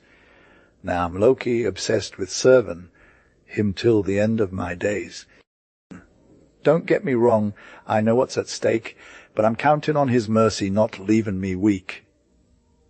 Glory be to God. These thoughts were hella stuck in my head all day. Like, for real, every time we did those beautiful church services, I felt like giving myself and everything I got to him. Jesus took it all, though he can do whatever he wants or can. After Vespers, we had a division of the grounds serve some Gouda treats for our 20 poor kids. We added some sweet stuff, 'cause we wanted to be generous. It was lit seeing those young bloods getting their eat on and playing it cool. They'd take 2 bites just in time to give a little wave to the servers. Sometimes when they're fiddling with oranges or pastry bits in their hands, they'd wonder if it was for them or their lil bro. That's like a real struggle between love and stuff. Yeah, it's like after that, fam, love and stuff was more important than food, and we were all about getting turned up at home. You feel those kids from the streets are always good for a heart. Yeah, no. When it's time to serve the tables, this fire little Jesus shows up on stage in some low-key crib, looking all fresh with his smile, and our little homies are just vibbing. One tree got some dope trinkets hanging from its branches, toys, useful stuff for school, even sausages wrapped in silver paper. Bruh. The other one was straight out of a lingerie store. But honestly, the best part is them Chevalier, res deal, agil, these deals. Why didn't the New Order hook up at least their founder to get some of that love and vibes from these little ones? It's all good, though. We got our own way of doing it, fam. The drawing is low-key, not for the kids. For us chill vibers, we just vibe out to some tunes and knolls or whatever, and our enthusiastic volunteers make it happen. Once it's all done, the catechists bring out these fireboxes filled with new clothes, either from the kids or their parents, and each of our little squad members gets a fresh fit. They leave feeling like total bosses carrying around this bag, and when they step out of school, people are just curious about it, maybe even want to cop more, you know? It's all good, Gene, doing some good deeds round here. I was hella bitter before, but now I'm all about that love life. 27 deck, Saint John the Apostle, double celebration. My homie Jeans, we're getting turned up. And then it's our prof's birthday too. We even made a dope speech thingy with Philo's class, 'cause our professor is still low-key cool. We gave him this fire bouquet of chrysanthemums, which he was all emotional about, so I'm just chillin' now. Our prof's always been on that I got love vibe, and I'm hella grateful we got to connect with the old school too. We got them Chevalier, res deal, agil, desai deals, though. Kerr was low, key interesting. Tab B, 28 Decem, Saints' Innocents' Day, another double feat, fam. At the chapel, they had a major kids choir set up. They're repping the little victims of Bethlehem, showing their innocence with that clean slate, and martyrs going on in them red soutans. Slaying like snowflakes, these kids are loyal till the end. What a fire ideal for young Christians. Though, at dinner, we got the classic bouilli served up with some extra sugar, and they make the youngest one of each division eat it out loud while some og does their good kid duty.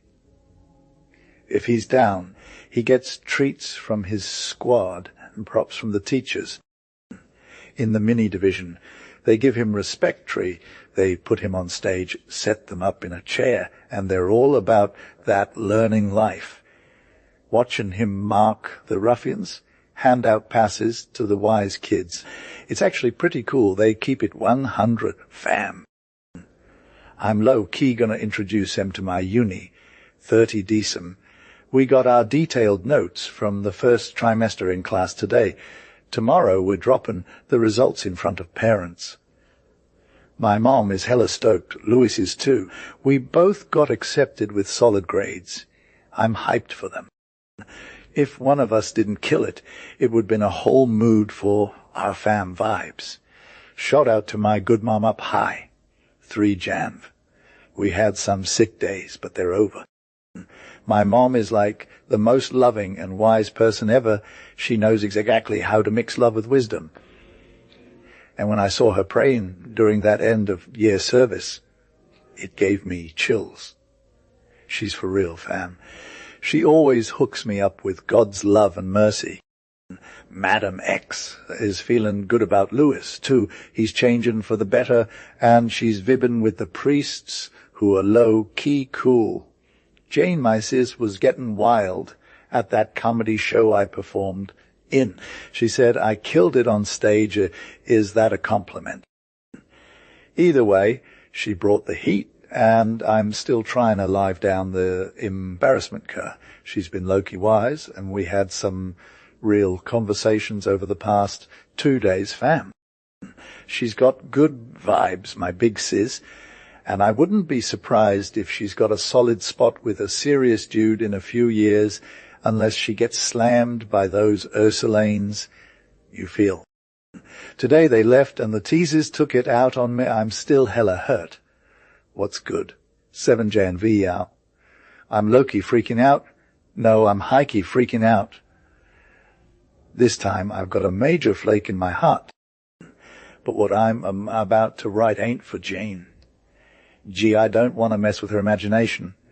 We all know I roast some of these sensitive kids who think they're all high and mighty. Like, there's this one cool dude who was totally chill until he started giving himself a sick makey-over new do, fresh cravate game. Who is it for?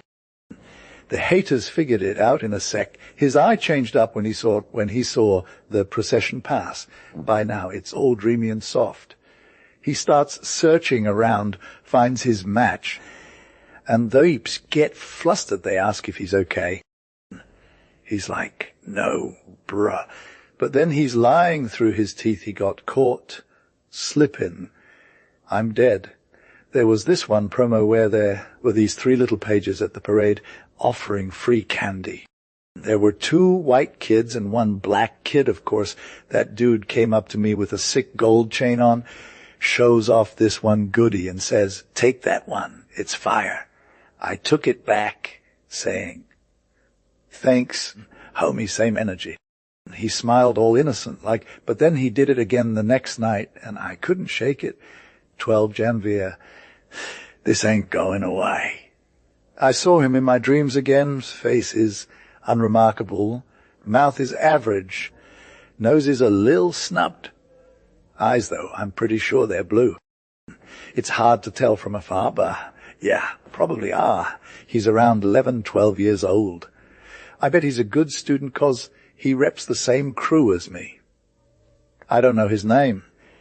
Didn't even acknowledge him. He seemed kind of surprised, though. But not my problem, fam. You can go get schooled elsewhere. I'm done with you. I ain't got nothing to laugh about right now. Though this little dude is driving me crazy, especially when I need to focus or pray. I gotta pray. I was low-key thinking of praying for him, so he can be hella wise, pure, and worthy of my love, you feel. But I caught myself, at the last minute, that it was just a super cheesy excuse from my devilish brain trying to make me think about him. And that kind of prayer wasn't going to get much traction. So I'm a pray for myself, asking God to help me out of this obsession mode January 18th when I went to confession. the thought hit me that maybe I was being extra sensitive. But what's the point? I know I haven't been offending the good Lord, and for nothing in the world, I don't want to offend him. This weird vibe just lives in my head, and it's not like my better judgment is on board with it. It's something I'm stuck with, and my common sense is all like, nope, this ain't gonna happen. But at the same time, I'm low. Keep feeling this tiny spark of excitement. At the end of the day, if it sounds hella ridiculous, I'm just going to admit that I'm secretly stoked to maybe get a spot in his heart. And honestly, I'd love to have it all to myself. So yeah, I'm Amoriax and jealous. Hey, Paul, my 17-year-old philosopher friend, you got to try this. So how do I get out of here? I'd normally just go to the usual suspects, the Pierre spiritual, but since he ain't called me in 8 days, I'm low, key wondering if it's even worth it. He'll probably just roast me for being a goofball and tell me to grow up. Embiid, though, I'll see him tomorrow, so I can chill. January 20th, the Pierre took it super seriously, though not in a funny way. When I told him how this whole thing started, the weirdness that's affecting my work and prayers, and how I'm just, like, totally powerless to stop these crazy thoughts, he was all like, dude, there ain't no ridiculous sickness, neither physical nor spiritual. These jokes won't fix it. We gotta tackle this seriously. I got it, Pierre. Tell me what to do for the Lord and for faith. He said, your reason will help you figure out that beneath all this silliness, there's a serious danger lurking, your heart getting too soft, and then who knows what kind of temptations will hit you. You got to fight it with faith, mon infant. I ain't got no more to say. No way I'm leaving the likey. He told me that faith will show me how to kick this thing for good, keep my heart strong, and have 2 communion sessions a week. Plus, he said, pay attention to your schoolwork so you don't get caught off guard. Flee temptation whenever possible. It's like the thief. With that, Pierre, take your time till God decides to give it up. Will it take forever? I hope not. You can totes try to do something, they just make it worse, but oh calm loyalty persevere, bruh. Just chill and keep doing a thing. Peace out, homie, and come back. Hey, Creer, he says, hi ass, Paul. God's got you third his lil test to toughen you up. He wanna make one of his low key soldiers. I'm all in though, 25 Jine. I totes followed the rules to calm vibes. They're already coming back. B2, we've been grinding hard B4, and that cold weather made us go way harder lol. It's like my temp are refreshed, or whatever to feeve. Stavi day. We got a college assembly at Day Chapel. P-Prof said some major vows. It was pretty lit. But when you think about it, it's not just 4-day prestige. It's actually you giving herself up to God Jesus. That's some real talk. Now you belong to the order, not yourself no more. 13 Fev. Sunday rep show. Lewis killed it on stage. I'm low-key hyped to see him crush it. He's been working hard 4 weeks now. It's like he's just clicking with his flow or whatever. We got to get that bar. Yes. Hi, lass! So, like, I just won something else too, and I wouldn't have even bothered. To get the numbers out of the urns, we were supposed to take those 3 little pages from the King's procession dressed up in costume. You feel? My homie was still there, looking all lit with his white teeth and round eyes through his black face paint, and that smile, I got it straight up for 3 whole hours straight, just staring at him, 'cause my singing voice as a first tenor earned me the honor of announcing the numbers. But, I didn't even flinch, and even though the session felt way too long, I kept it together until the end, under the guise of being all dignified and stuff. But will this victory over myself not lead to some major drama later? Thankfully, for Tuesday's Mardi Gras, the watchful fathers are organizing a wild trip to the Bee Springs, one of the most gorgeous views in the country. We'll be putting in serious miles on our legs, getting fresh air into our lungs, and spreading some good vibes, and maybe we can even get our engines revved up for a hot sec. A nasty little homie with that Nedro, ab feb'n fiftry Wednesday of Ashes. We were just getting ready at school to do our morning prayer when the prefect burst in looking all serious and told us that one of our classmates, my own neighbor from class, was called up to appear before God's tribunal in the dead of night. Nobody saw it coming. Nobody even saw it coming. He'd been feeling weird in his knees for a few days now, but he didn't even make it to bed. His dad came to visit him at the infirmary last night and left without any major worries, promising to come back today. Jax took his meal, said his prayer, and went to sleep like normal. At 10:30 p.m., the nurse who was sleeping in a nearby alcove heard him breathing with effort and whimpering. She rushes over to him, tries to revive him, but seeing all her efforts were useless, she calls for the closest priest, who just made it in time to make him ask for forgiveness and get absolved. The agonies began. 15 minutes later, it was all over. His cold heart had given up. Jax was a good student and an awesome buddy, part of our congregation, which meant he had so much hope for his soul. But the suddenness of this hit hard everywhere, especially in First Division and philosophy. And when the principal took that liturgical text from the morning prayer service, remember, man, you're just dust and will turn back into dust, everyone knew exactly what it was leading to. No one's safe. Jajas tammer, curl fått donc bien employer li prae sentet si tinar todros protia rendre compte di san, jumi ideu. Siloni y pensit, sia reusment oserit, on perderan bagatelles on temps prae cx, quae ve put train tronasse el chapa tout dan coop. Sella tembate a pix amoyet nam pat as manque sanafet. Dans le journey g suis al prior opus du da fant, quae reposate, vulvate tu dil uniform, se uncouch inturi debiox lis blanks. Son porva piariaetate assis taut prayers abdumai dans undolo qui facet pin, sameri Jackson lacona tra, quo seal. Devant se dever de mon condisciple. J rinanave ideula promesti dana amavi unemploy se reax. Igi sus die finivment gaerai, de ma sot malady di tigo, 16 FFI veriora, here, tout la journey, li silence it longois on pesi sur la mason. Pasti jux en cor on parle du die funtet, di temps I autre, these regards troublers montaint vers lurks de la chamber mortuaire, deriri lesculs on distinguate, les rouges lueurs des cierges. La nuit do paratralongro I plus da et les arfain ves terrifiance noront pas manque.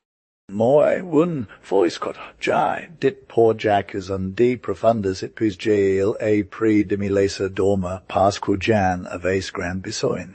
Jave bien dormi.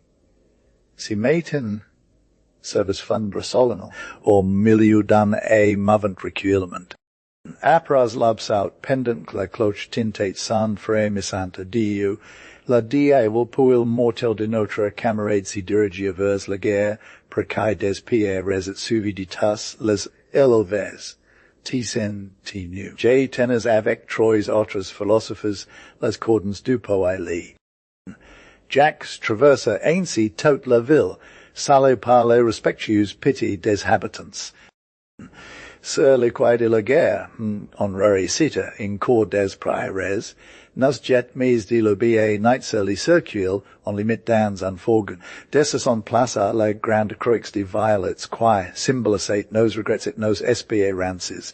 Puis and penden quil sen alate vers sarderni redemur, nas reprenians a travers lili kemen quae nas condura titotard or md me term. La classe du soir, li p. Professor nos dit quil y avate dans set mort, avec ses circumstances in prae views, lis on voulu du por nas et nas engage ni pasas, la laser passer inutile. Il raisonne Jésuits decide, por si quae me regard, a la meta I profit. GVX cami, alvat si tristment, ni sach v point sans, qui j fate direre els progress dans, la lut contra moi por diu, sema mater as, voil troi semaines cum journal est resti in pana. Meso prendre l'Eloisa de la fair marcha.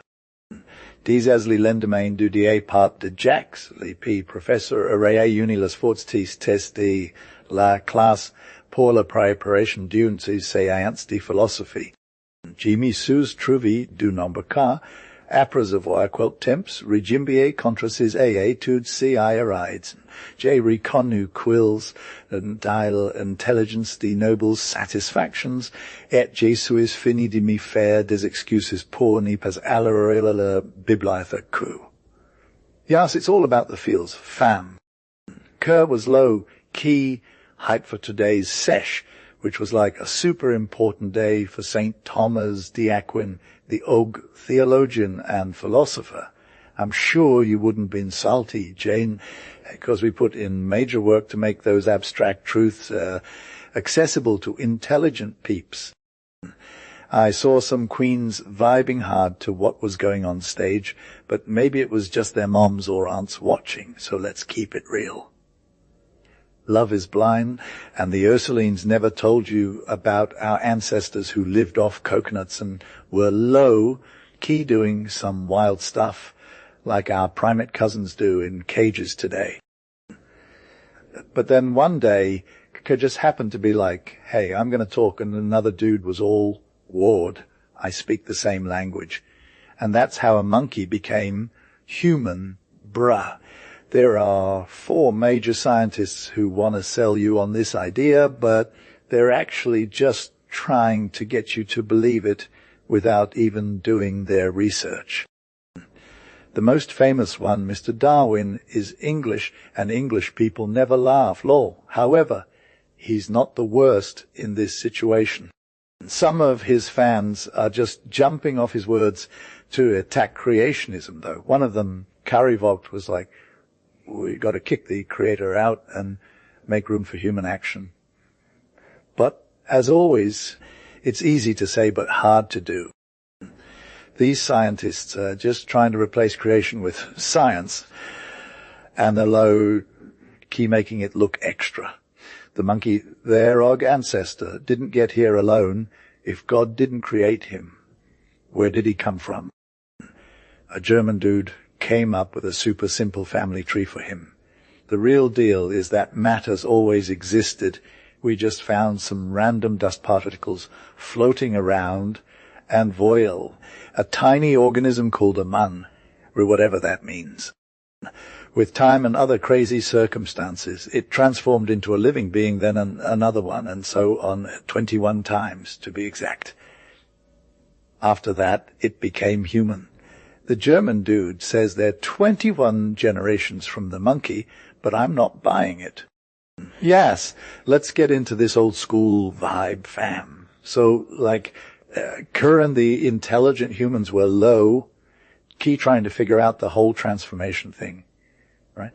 And it was all about reducing that system to its true worth. I might keep it short, though. You'll just know that Lewis and Jean dropped some fire knowledge in 3 dope essays on this whole evolution theory, which is like super basic for the science world now. The second part was a lit discussion between a dozen scientists at a Paris conference. They were all vibing around the theme. And because our peeps wanted to make it extra special, we set up a whole theatre thingy in the city, and those scholars got real with each other about this theory. Like, who knew science could be so turned? Even the non-believers who are hella stuck on their perspectives were all, hey, I guess I was wrong, which is like super refreshing. After that, we threw in a sick comedy show by P. Dillaport to keep it light, and let's be real, it was fire. The Kerr crew, the transformationists, were low-key freaking out about the whole evolution thing being a major bummer for their theories, but bam! Suddenly, Germany was all. Hey, we got our discovery, and they started showing off this humanoid creature that played the violin. And it was straight fire. The crowd was hyped, the professors were hyped, and even the Parisians had to admit that science is real. But then one of the Parisians gets suspicious and tries to expose the performer, thinking he's a fake. And he delivers. The dude responds with an archet attack. Talk about being low. Key deadly. And then this other dude jumps up and grabs his ear, like literally just to check if it's real, and out comes the face of a fumist that's someone who makes fake news, to underneath all that performer jeer. The impresario freaks out, and so does the German science crew. Yaz, you wouldn't be bored, right? We're hella lit. The adventure is actually low-key real. German newspapers have been roasting those poor uni profs for their losses, and they're all like, we swear, but not really. 19 Masses hanging with the little sisters of the poor, celebrating Stay, Joseph's Day, 'cause he's their main sponsor. You feel. The cool trombone dude from last year was called to join the heavenly band. So we're rocking with a clarinet and trombone. They're leading us to the cafeteria. It's all vibey like a village wedding. We're getting our snack on. Jean sent some mandarin oranges, and they were fire. When I told her it was from my sis, she's all, your sis must be hella cool. Loki, I think we're both pretty convincible. She asked if I had a better stash than me, but I'm like, nah, you're the one with the actual style. The convo takes a turn for the rub. My stash there, she's going to get some side eye from her, right? I was all got somewhere else to be, and we gave those old folks a solid goodbye with some sick harmonies and kids in Choi bringing their A game. Then, on an impromptu stage, we're rocking costumes and performing 2 acts of carnival theatre. Lewis is getting major applause. The sisters had to shut it down, 'cause they didn't want no drama. When it's over, he's got to take a bow alone on stage and promise to come back. Those old homies are the real MVPs. When we leave, Imari superiors all. We're trying to make old age as smooth as possible for our residents. But with you guys, they become young again. She's low-key salty that it doesn't actually cure them or anything. She says your presence is like a warm, sunny day.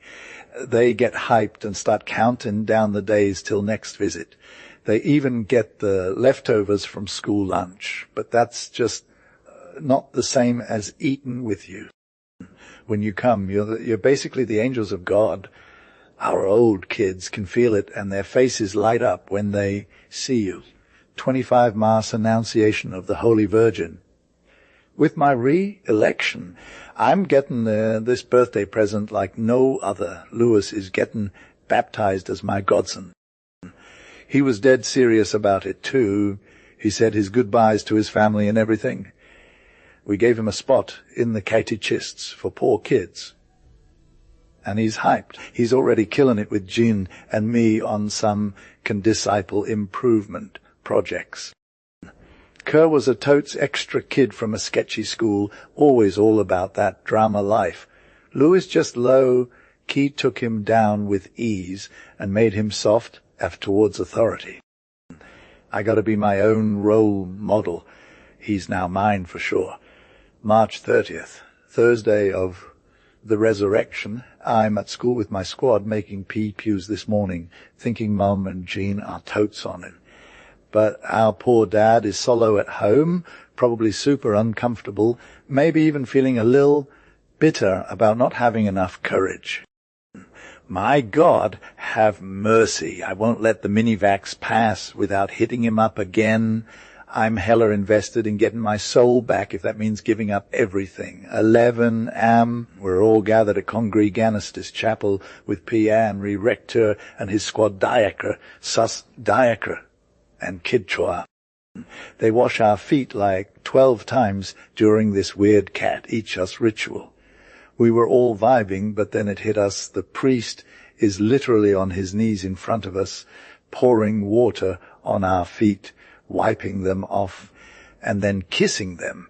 It was low-key traumatizing, fam. Even when they gave us a white piece of paper afterwards, we still wasn't fully chillin'. The whole scene was hella intense. Later that night, we're all going to hit up the Saint Sacrament at these tomb-like places in churches. March 31st, Friday of the Resurrection. It's dual day, bruh. We only eat a tiny bit of bread, or literally nothing, for lunch, since it's the one day of the year where we do that. Officers are hell emotional during this time. Then they got some deep sermon about the Passion, and that super sad Sadstabat chant goes on. The church is literally so quiet, and those strident violins make you feel like your soul is all bent out of shape. I don't know if Jews celebrate today. Since their pops crucified Jesus, it's no wonder they're low-key salty about it, and Protestants. They gotta be hella extra, not showing any compassion for our sins, causing Jesus to suffer. It's like they only care about their own salvation, fam. That's proof they ain't the real deal. Yaz, let's talk about the drama of Good Friday, fam. So, we had the freedom to do our Easter and Lent stuff in church, but some of us we're gonna have so much fun, and honestly, it felt kinda low-key insulting be a Christian. Bruh. April, send alleluia, like Christ is back from the dead and our hearts are all lit.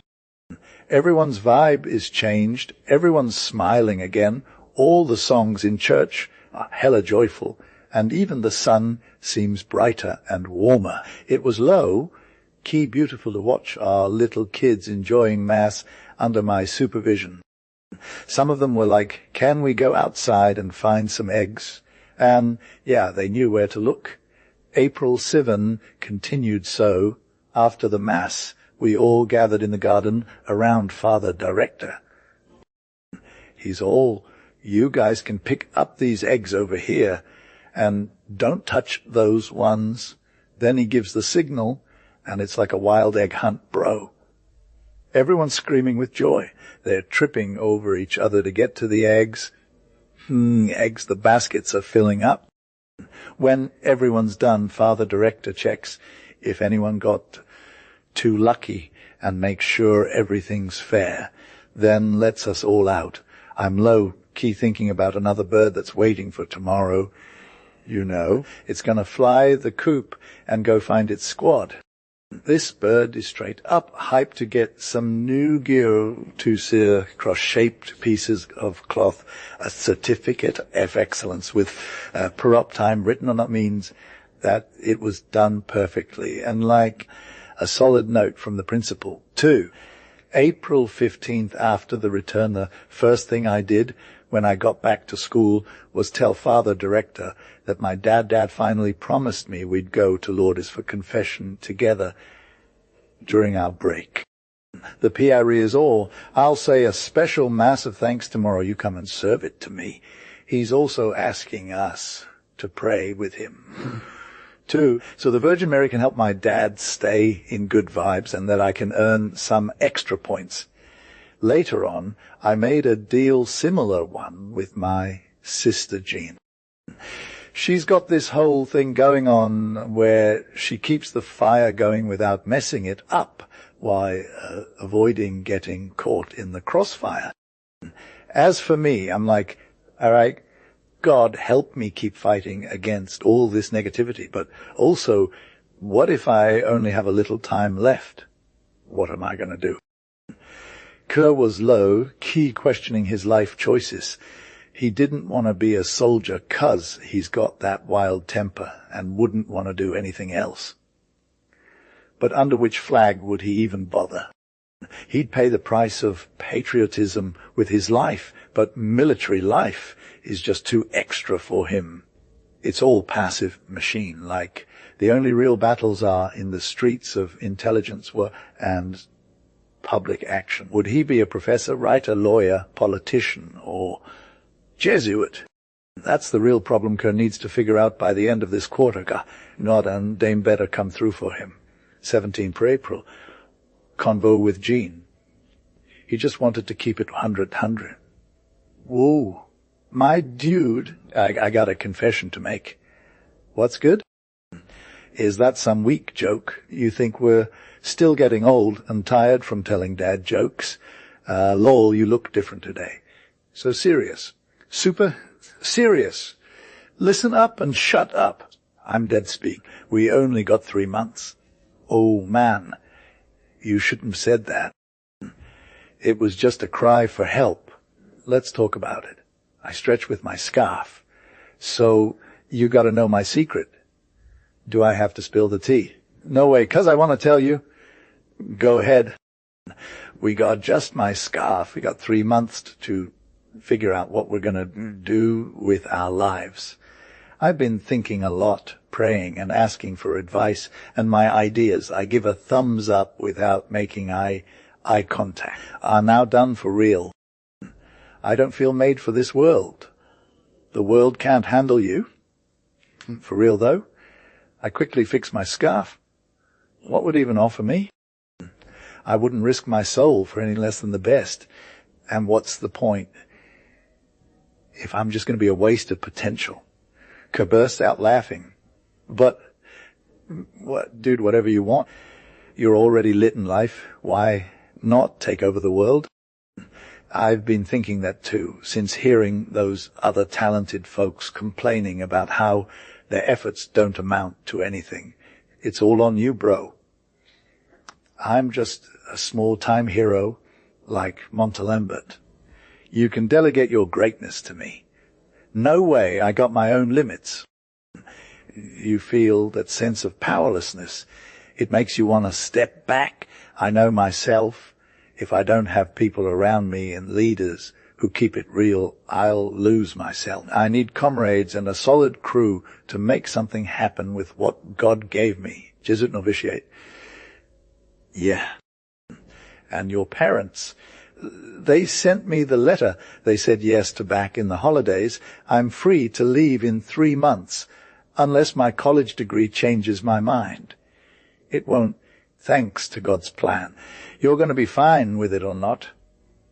I didn't say that. My heart isn't made of stone. It'll hurt me a lot to leave my family and everything I know. My heart just dropped and I started crying. He took my hand, my poor Paul. We got a separate at the end of this year, unless you come with me, fam. Oh man, I'm not worthy. I told P, director already. He said, God's calling is a straight-up favor. Nobody's worthy. Are we worthy to commune? No, and yet God's inventing us like for real. He's the big boss. When he calls, you gotta obey. My heart's been telling me this for ages. Can't even doubt it no more if God's calling me to give everything to him. I gotta do it. And after some thinking, those gods charged with taking care of my soul are like, oh yeah, we got his back. So I ain't even got to question it no more. You feel me? No way. All right, Paul, don't be mad at me. I ain't even thinking about that. Don't get all upset on me. It's me who's feeling the pain. And don't get all sad on yourself, neither we vibrated so deep for 2 years, nothing's gonna come between us no more. We'll stay brothers by heart, you hear, And that's it. He just gave me a big hug while I'm crying. Then he said, let's go get some consolate and go and honor the Virgin Mary shrine and ask her for some courage and perseverance for us both. April 18th, for the first time since ever I slept like a baby without no eyes open. Jean just spilled the tea, and I gotta admit I was low-key expecting it, but not this soon, fam. I thought he'd wait till retirement and let me prep my mind for the inevitable breakup. Instead, it just hit me like a ton of bricks. Oh man, I know he came to that decision after some real talk. He's all about doing things right, like an old school priest dude. For ages now, we knew he found his path and ain't never wavered off course. Other good students got heart, work ethic, and good vibes, but they got those surface level goals to nothing deep or higher than that. Gene's just doing his job without making a fuss. When others talk about their dreams, he gives you this pity smile, and his dark eyes look all distant, like he sees something bigger than us out there. He does see it for real, and he's trying to reach that. I ain't never wanting to stop him from doing that. I love this dude like nobody else. We're like two souls. Man, he was literally my guardian angel back when my whole future was on the line.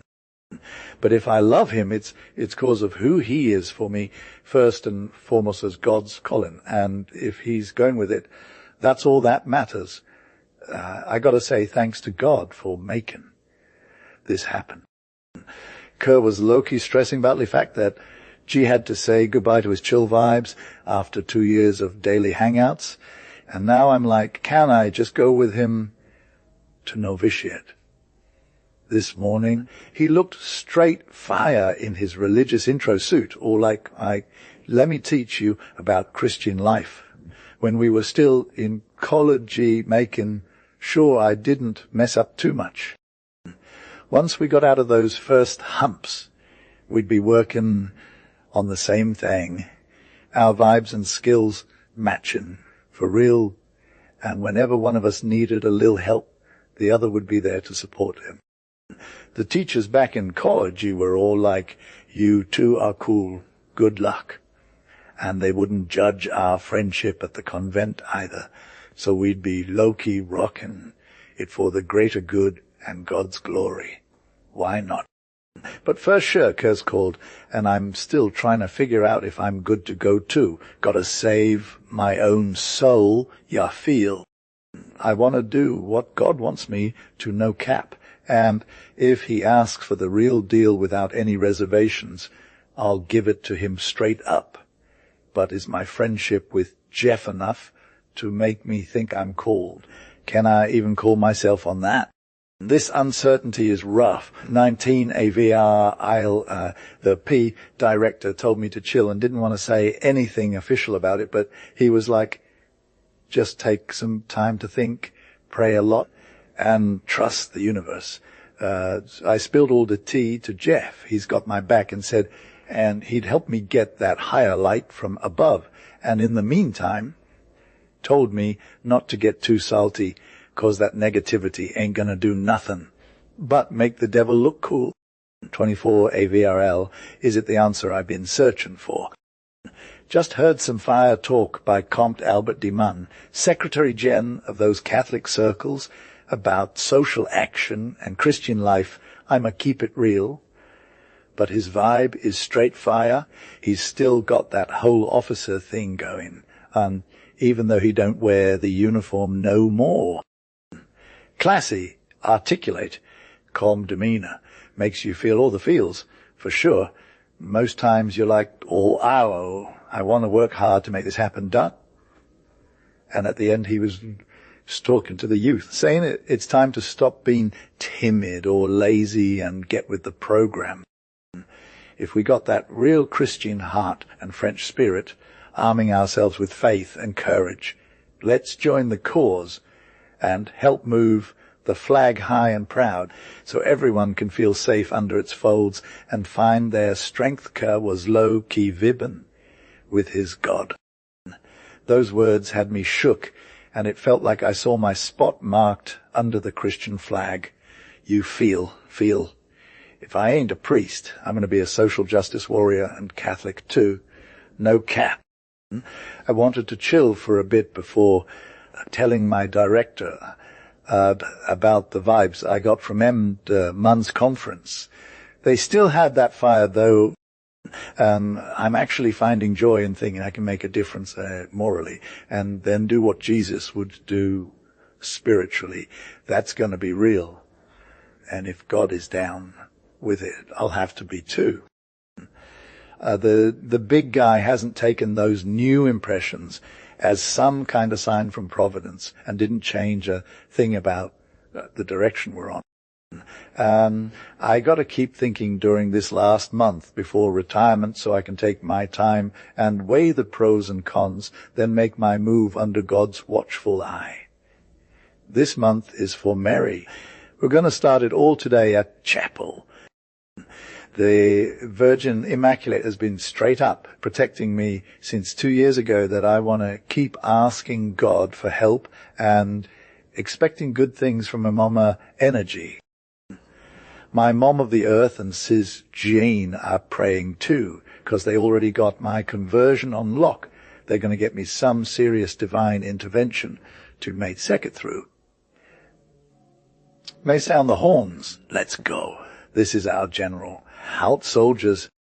Prison arms. The general comes in with the priest rector, passes between the two lines of warriors, and takes his spot at the top of the court. He wanted to preside over this game day for the 1st Division. That general was low-key a legend. He had his kids in school, not just for lectures, but also for Mass and Vespers. Now he'd be doing some serious prison time if he's caught today. Anyway, he ended up losing his job because he did too good of his job during one important moment without worrying about politics. The ceremony starts with a massive lineup on the I chassis, then 2 lines, then in detachments by squadrons. All these changes happen together like music to my ears. He approves and cheers them on with his voice and gestures.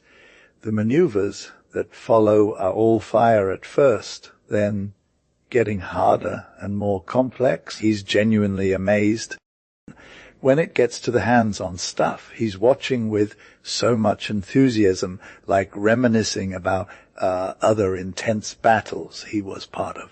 The fighters can tell he's a real one on their side, and they're fighting hard for that win. Kerr was low, key grinding with his squad, rocking the latest Beauclayers, and he was serving looks with all that flexibility and swag on display. But everyone was hella hyped for the main event, the big team battler, a ball-tossing match where you could get killed if you stepped out of line. 2 crews formed up, and there was this one judge who was like, don't even think about it, fam. The battle went down for 20 minutes, and by the end, only the real ones were left, standing 7 or 8 guys. I was one of them, and then in a split second I got rocked by a ball that hit me right in the chest. Next thing I knew, another dude was going down, and another. But Kerr, he was on its sonnet, solo against 3 like Horace V's the Curiouses. He was low-key setting up shop a few feet back from the line, just chillin' behind his Beauclair, and he wasn't even fazed by the incoming fire. When he saw one of the enemy crew members, he took him down with a single shot. The other dude got hit in the arm, but that didn't count. And when he swung at Kerr, it was like trying to take down a statue. The guy was untouchable. Meanwhile, the last opponent, my homie Lewis, got dropped by KR's final blow to the shoulder. It was 1-on-1 now. The crowd was cheering on the brave ones and yelling, courage. But Kerr had the calm and the clutch. He just threw a sick shot that took out the last guy standing, Lewis, BTO. The crowd went wild, and everyone was going crazy for the big win. Kerr, still riding high from his victory, strolled off to the fountain to wash off some of the sweat and get his eyes cleaned up. And when he got back, he met with the general, who gave him a shout-out and a congratulatory hug, along with a bunch of cheers. And then the general invited everyone on his crew. We were all just congregonists hanging out to come chill with him in the countryside for their first day off. Vively Gairal. Vivker, 17 May. So, the P. Rector wanted to show some love to the poor kids and all the congregonists, so he gave us a sick outing in the form of a PA Larinage. We left class after breakfast, and instead of lunch, we got some fancy dinner food to get our legs ready for the hike. We took off with our P. Director, just him, me and maybe 2 others, all walking towards this sweet spot where they venerate an old image of the Sainty Virge. The church was low-key gorgeous, but still pretty modest and humble-looking.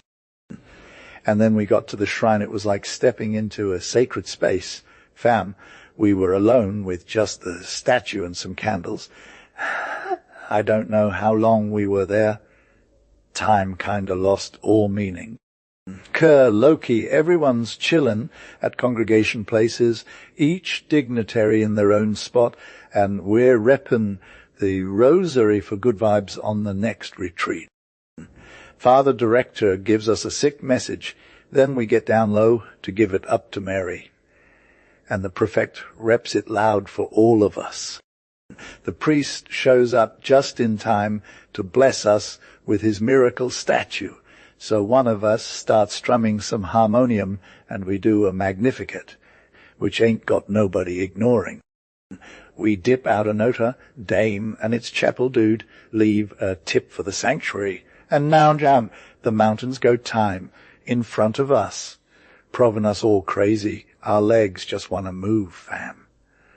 We need that energy, bruh. Pop's got to take charge so nobody gets ahead, but soon the repression is low-key unnecessary, cause we're getting and feeling, and those burners more. Some people are like, I'm good then, I'm a just chill, and others are doing it, but ain't nobody trying to stop us now. An hour in and everybody's low, key exhausted, we hit the plateau, and care, it's fire! There's this crazy high wall from a time when there was a monastery gone wild, some bushes on top, and water coming out of nowhere. And there's trees at 20 meters that got us sippin' under their shade like we're in a spot. We chill for a bit, but then the practical ones are all, we ain't just here to vibe, we gotta eat and rest, so we get down low. Spread out some blankets on whatever surface is available, grab our snacks bags, our empty B2 Pop sends us some grub, and we get the sauce going with our natural vibes. Sometimes someone's all, this view is fire, but then someone's like, can I have some mustard? Or, I'm so thirsty, and we all just chill. The water bottles are coming round. One of the crew members makes sure everyone knows what they can handle. Later on, when Pops finally shows up with his dessert game, it's like a party. It was like, let's chill behind the trees for a sec, like we're all together, and then we're back in a line, 2 by 2. The leader guy gives this deep nod, and he starts spitting bars that are pretty fire. They weren't really my vibe, about his dad's skills and how much love they had as a family. At some point where the praise got a little extra hyped up, Kia's dad was like, hold up, what's good? The speaker gets salty, and between bars, hi, my dad, this is serious. Kia's dad takes it serious and goes through with it until the end. When it's done, Kia's getting a little more emotional, and his voice is shaking thanking us for that chill vibe too. We toast to our health and his, and we're back on the move through the woods, vibing, laughing, singing, feeling like one big happy fam. Our hearts are light as a bird, and our joy makes the river flow free. When KR's dad realizes the road is getting long, he teaches us how to make an instant peace pipe with a grape seed. All we got to do is squeeze it between our fingertips. We get turned up and have a march, waking up all the sleepy echoes in the valley. A cool farmer comes out of the woods and offers us some fire milk as a pick-up me, and before we know it, we're chillin' on the train benches. They felt like cloud pillows. On the ride, Lewis whispers to me, that's another dope one you just dropped. I'll be bringing that to our UNA. 21 May, Pentecty. Lewis celebrated today, getting hyped for his first anniversary back with God. During the day, at the name of his mom, I didn't want to hurt her feelings. He asked me to take this super cute little Jesus pendant as a gift. It's got dates and signatures on the back. What an amazing heart. God wouldn't let him go down that path. 28 Ob Mawait, Saturday Night Sex Association, had their semester wrap-up party with a conference from their leader. The topic was super lit for our young bloods, philosophers and poets in attendance. We're feeling it. Those who came just to play some words, though, because honestly, this speech, even though it's low, key, deep and subtle, was all about teaching us lessons. That's what made it so valuable. People started calling out the Youth Christianity 825 for not doing enough, supposed to do more than just sit around yas. Lem tried his out like that. Like duh. When it comes to saying stuff about how some peeps ain't doing enough for God and others, it's kinda hella broad, fam. I mean, it's easy to throw shade at people who are just trying to help, but they're already putting in the work. Yeah, I feel they got all these sick programs and initiatives going on, from teaching life skills to spreading moral vibes. It's a lot, gee. But for real, though, there's some youngins who are just too scared to step up their game, 'cause they're worried about giving up some of that chill time or doing something that might be a little uncomfortable. And that's low-key ego, brah. But at the same time, there's also a lot of young folks who are just straight up lazy and ain't trying to use their gifts for good. Now, I know some peeps might be thinking, who's to blame? Is it the fam or the schools? And neither fam. Schools and farms can help guide you towards doing something meaningful, but at the end of the day, it's up to you. The orator was like, hey, I know some peeps are thinking that Jesuits are all about following rules and being super rigid, but he's on now, bro. They're more like warriors who learn to fight by obeying. So, youngins, if you want to be real, you got to step up your game. And then there's this thing where some peeps are just coasting after they finish school and ain't trying to use their gifts for good. It's because they're all about the chill life, but that's so not it. G. If you want to make a difference, you got to get in on the action. The orator was saying, if you don't keep your energy and keep pushing yourself to be better, then you're just going to end up in a rut, okay? And that's not where you want to be. So you got to find ways to stay motivated and get involved with people who are doing something real. And finally, he was like, if you don't want to get sucked into the whole chill life vibe, then you got to find a counter movement that's all about good vibes and spreading love. So if you're feeling stuck or just want to make a change, you got to get out there and join the movement.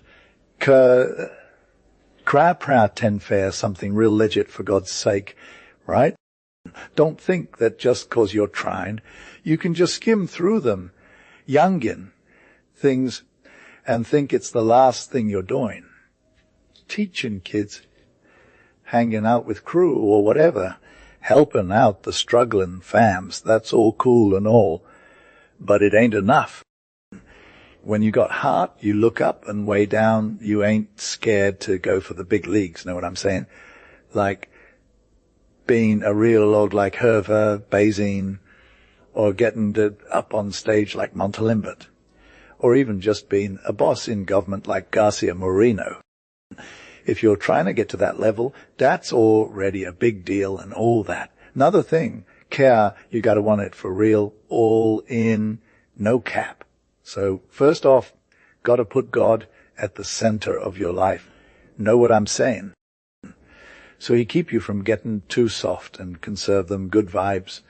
And then got to work on yourself, develop that intelligence, skills and heart you got.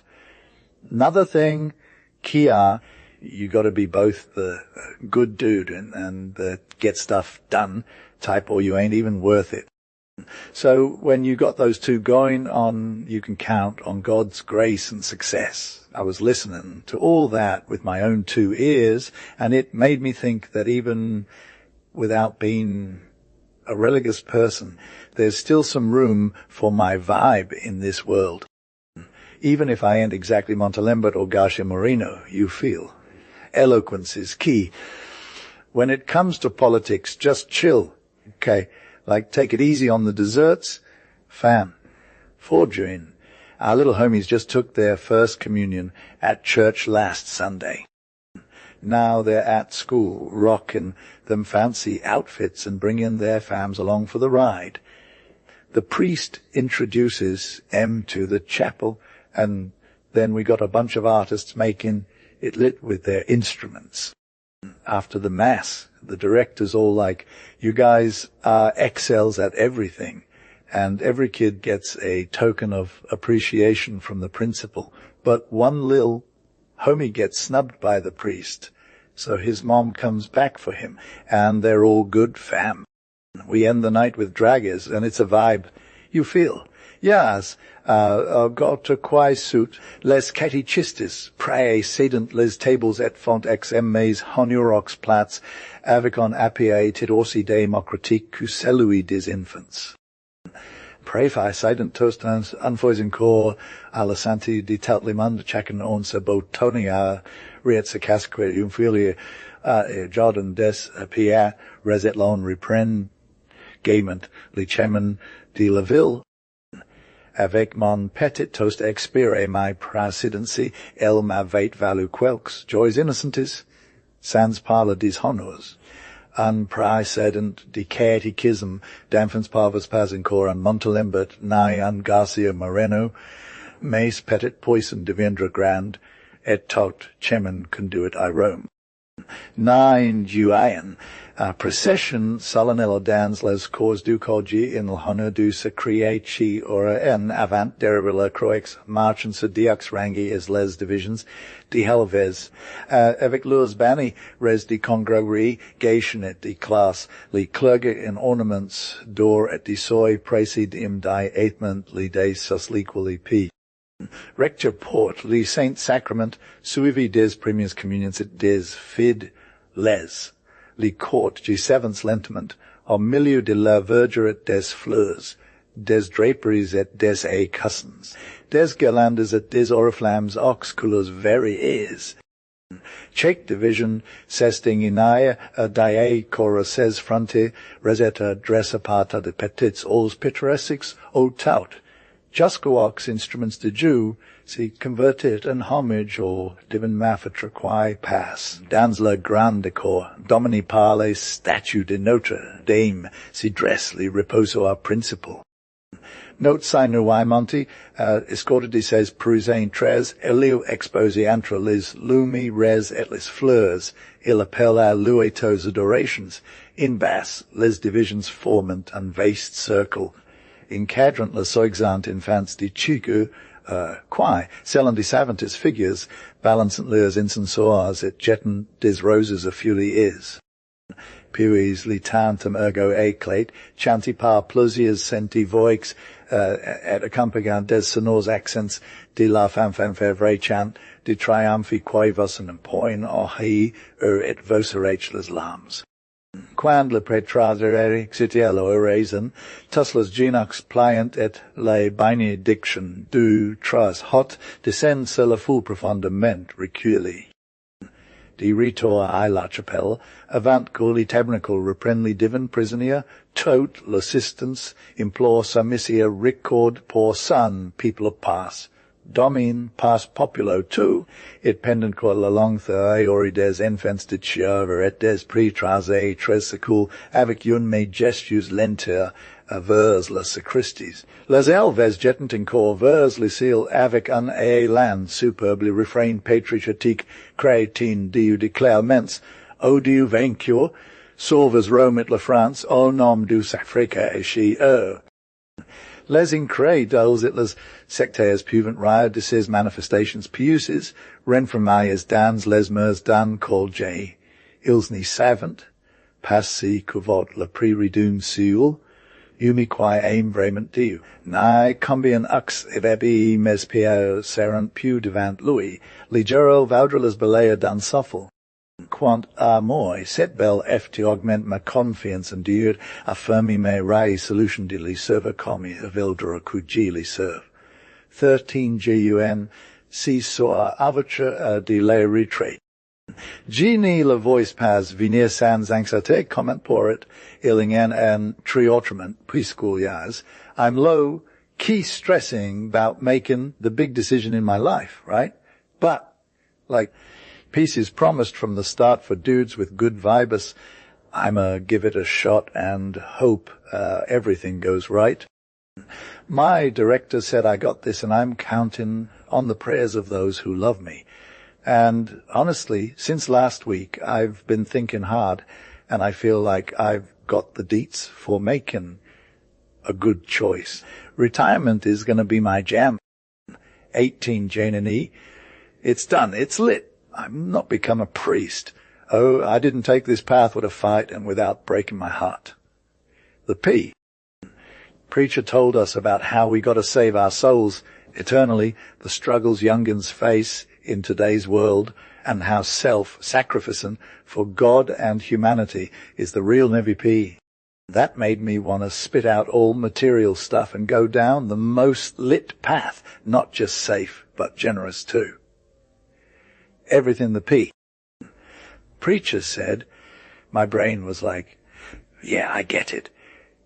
Beforehand, when I talked to my friend Gene, I pictured him hella happy, and I was thinking, why can't I be there too? He told me later on day 2 that the P. Preacher was super down with our vibe after I shared how I got here. And, bro, he was radiating joy, making me want to get salty. Next, I went to ask the P for some advice. I spilled my guts about my conversion, the thoughts in my head about choosing my career. I wasn't hidden from that my director thought I was 2 obstacles for being a priest, too extra with my imagination and feelings, and needing way too much freedom outside. He asked if he knew me well enough. Yeah, since like 2 years now. Then what did his opinion on my skills say? Is your director thinking you're more of an action creatine dude? I told him about how I am. The man's speech and others left me feeling drawn to it, and honestly, my thoughts didn't change much. He asked me to write down why I'm good or bad for being religious and doing some real work outside. Once he got his hands on that, we had a little more in-depth convo, and he wrapped it up like, you're my dude. God ain't asking you to stay in the cloister, but to dedicate yourself to Christ in the world. You'll do way more for his glory if you put what he gave you into action. I was feeling it on paper, but then I hit a roadblock for I could fully give, and I was low, key regretting the fact that I wasn't supposed to be all about my faith like Care is. I went to ask my spiritual dad if this regret meant I was still meant to do it. He's like, yo, Paul, all Christians who really value their religious life can get the desire to be part of it and the regret of not being able to be. It's like being in a bad situation or getting a super special gift that God chooses for himself. Your homie Gene got the best part. You wouldn't want him to be left out, right? Oh, no, Dad. The world isn't as lit. It'll help with humility. But it's not all better after this. Plus, both of us have our own thing going on. Where a religious person can go, there's also a chance for someone who's into the whole worldly life to contribute to God's work. Jean won't be able to be a magistracy or get elected or speak at rallies or even become a minister. But if you want to do it, what's holding you back? Dad? Are you trying to make me feel good about myself? No, bruh. This is about giving up pride and doing the right thing, not some ego trip for basic people who only care about their own interests. I'm offering you something real here, the generosity of a young Christian who doesn't want to haggle with God over what's fair. Just chill out and do what feels right. You got to know, Paul, that this will be tough and might require some serious sacrifices. Jen will be there for you with his prayers, loyalty, and advice. Is this the end of Dad? Yeah, I think so. Kiddo. It's like God said. I'm down with that, Dad. And I'll tell him at the chapel. I went to the chapel in front of the tabernacle where I cried, prayed, and offered myself up. I came out feeling calm and determined, not all happy, but whatever. My plan for the future is solid now, and it's approved by the right people, so now I can just move forward. Jean invited me to come spend 8 days with him after our exams. I'm hoping my parents won't be all weird about it. That'll be a nice little consolation. I'll remember those days when we were all stuck together, like a bunch of hermits for too long. Sure, we had some downtime playing games and whatnot. But whenever we got back to ourselves, it was just me and my thoughts with God. Sometimes feeling kind of weighed down, you'd go chill under the garden's shade and take in that fresh air from the fields and the flowers. It wasn't weird if you sat in the grass with a book or even listened to the birds singing. Bruh, it was a fam day. No official surveillance. We were low-key chillin' with the squad. And at lunchtime, when we were saying our goodbyes, I was like, guys, can we give a shout-out to all the priests and pastors? They're literally the real MVPs. The priest was all, we'll pay you back, and he explained that the consolations from above are just a loan, and God wants us to pay it back with acts of virtue and good vibes. June 21st, St. Louis de Gonzague Day, fam. This J.A. sweet dude came to give confirmation to our classmates and host a Litsayer Anteraire for the humanities crew. He was all about that praise life, giving props to our squad's sick style and flow. But let's be real, he wasn't really talking about the good stuff. It was mostly just book talk. Maybe he thought we were too extra. Maybe I was just projecting my own feels onto him. June 29th, St. Paul Day, and mine. Loki, think God is trying to bless me already with this new sacrifice and encouragement. At lunch, the porcher comes up to me all mysterious, like, see man in homie, but won't say who's visitin'. It's a dude. Turns out it was my dad, and he's been hidden in plain sight. He pulls me into a tight hug and's all. He got you, son. You didn't think I'd show up. Then he gives me another one right after that, because why not? We sit down, and he's like, hey, remember when you asked for something last year for your birthday? We're going to do it this time. I'm dead. He told me he went to confession already, and now we can celebrate. I almost cry tears of joy. When we're done, he's all, "What else you want to ask for, son?" And I'm like, "Now, dude, I'm good." Then he says, "You want to go to Lourdes together with your mom and sis?" I'm like, "Hell yeah." He's all, "We'll be cool. God's the real boss." He tells me thanks too, 'cause without me, he wouldn't have converted. And I'm like, "But you're welcome, fam." We vibe out. And then he gives his homie, the priest, a shout-out for doing him right. Kerr was low-key talking about how he's been feeling this whole time. He said he's had some good vibes since he turned 25 and put his life on hold for a while. Then he gave some solid advice to pray and stay strong like his dad and him. My mom and sis were hella excited. Thanks, God, thanks. This new blessing I didn't expect to come so soon is fire. I'm giving it my all and committing to you, God, like my life depends on it. July 4th, the P. Rector's parties were lit. Fam.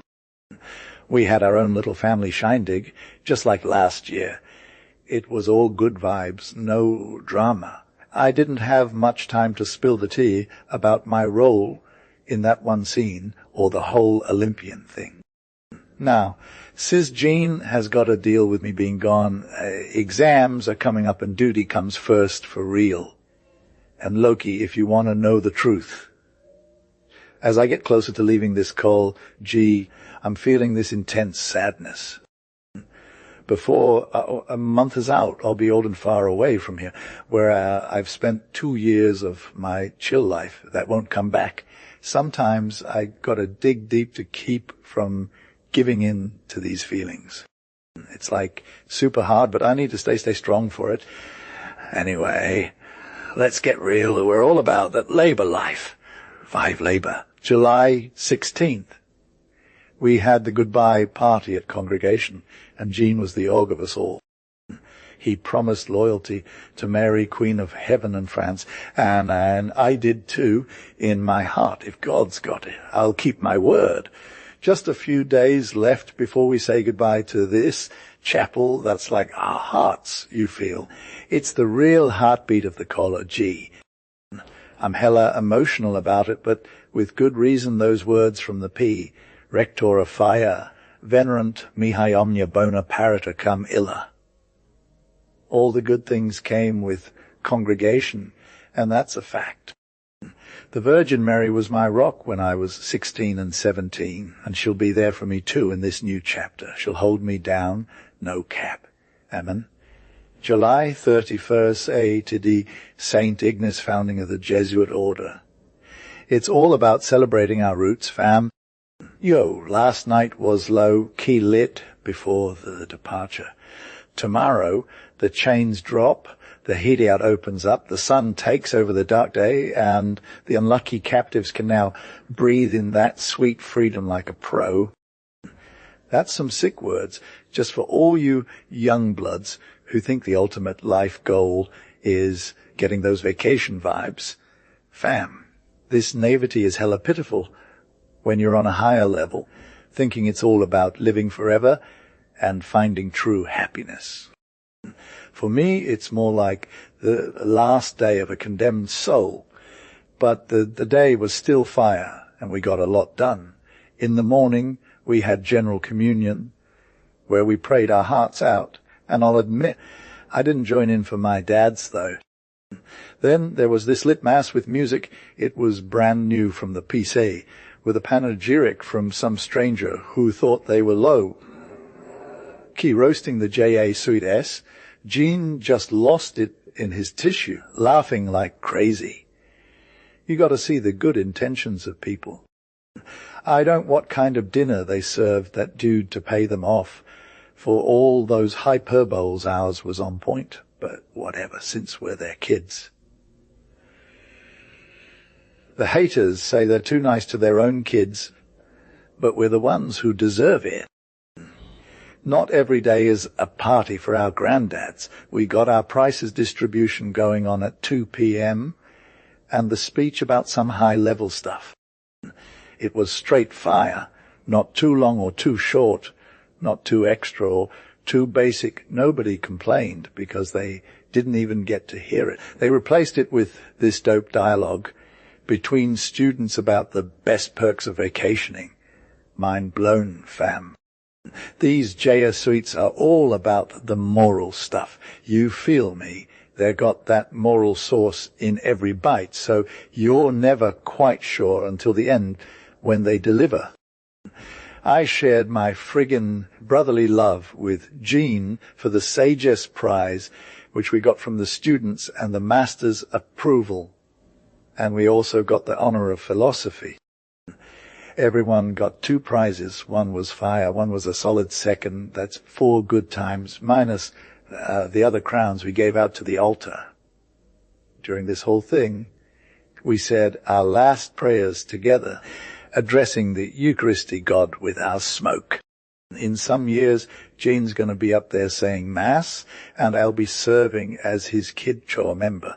Finally, that night, I grabbed my heart and went say hi to the good pops, who were always there for me, everyone I knew. Tomorrow they're gone, but not completely, because at the end of the day, my heart belongs to them to life and death. Paul. Today is March 1903.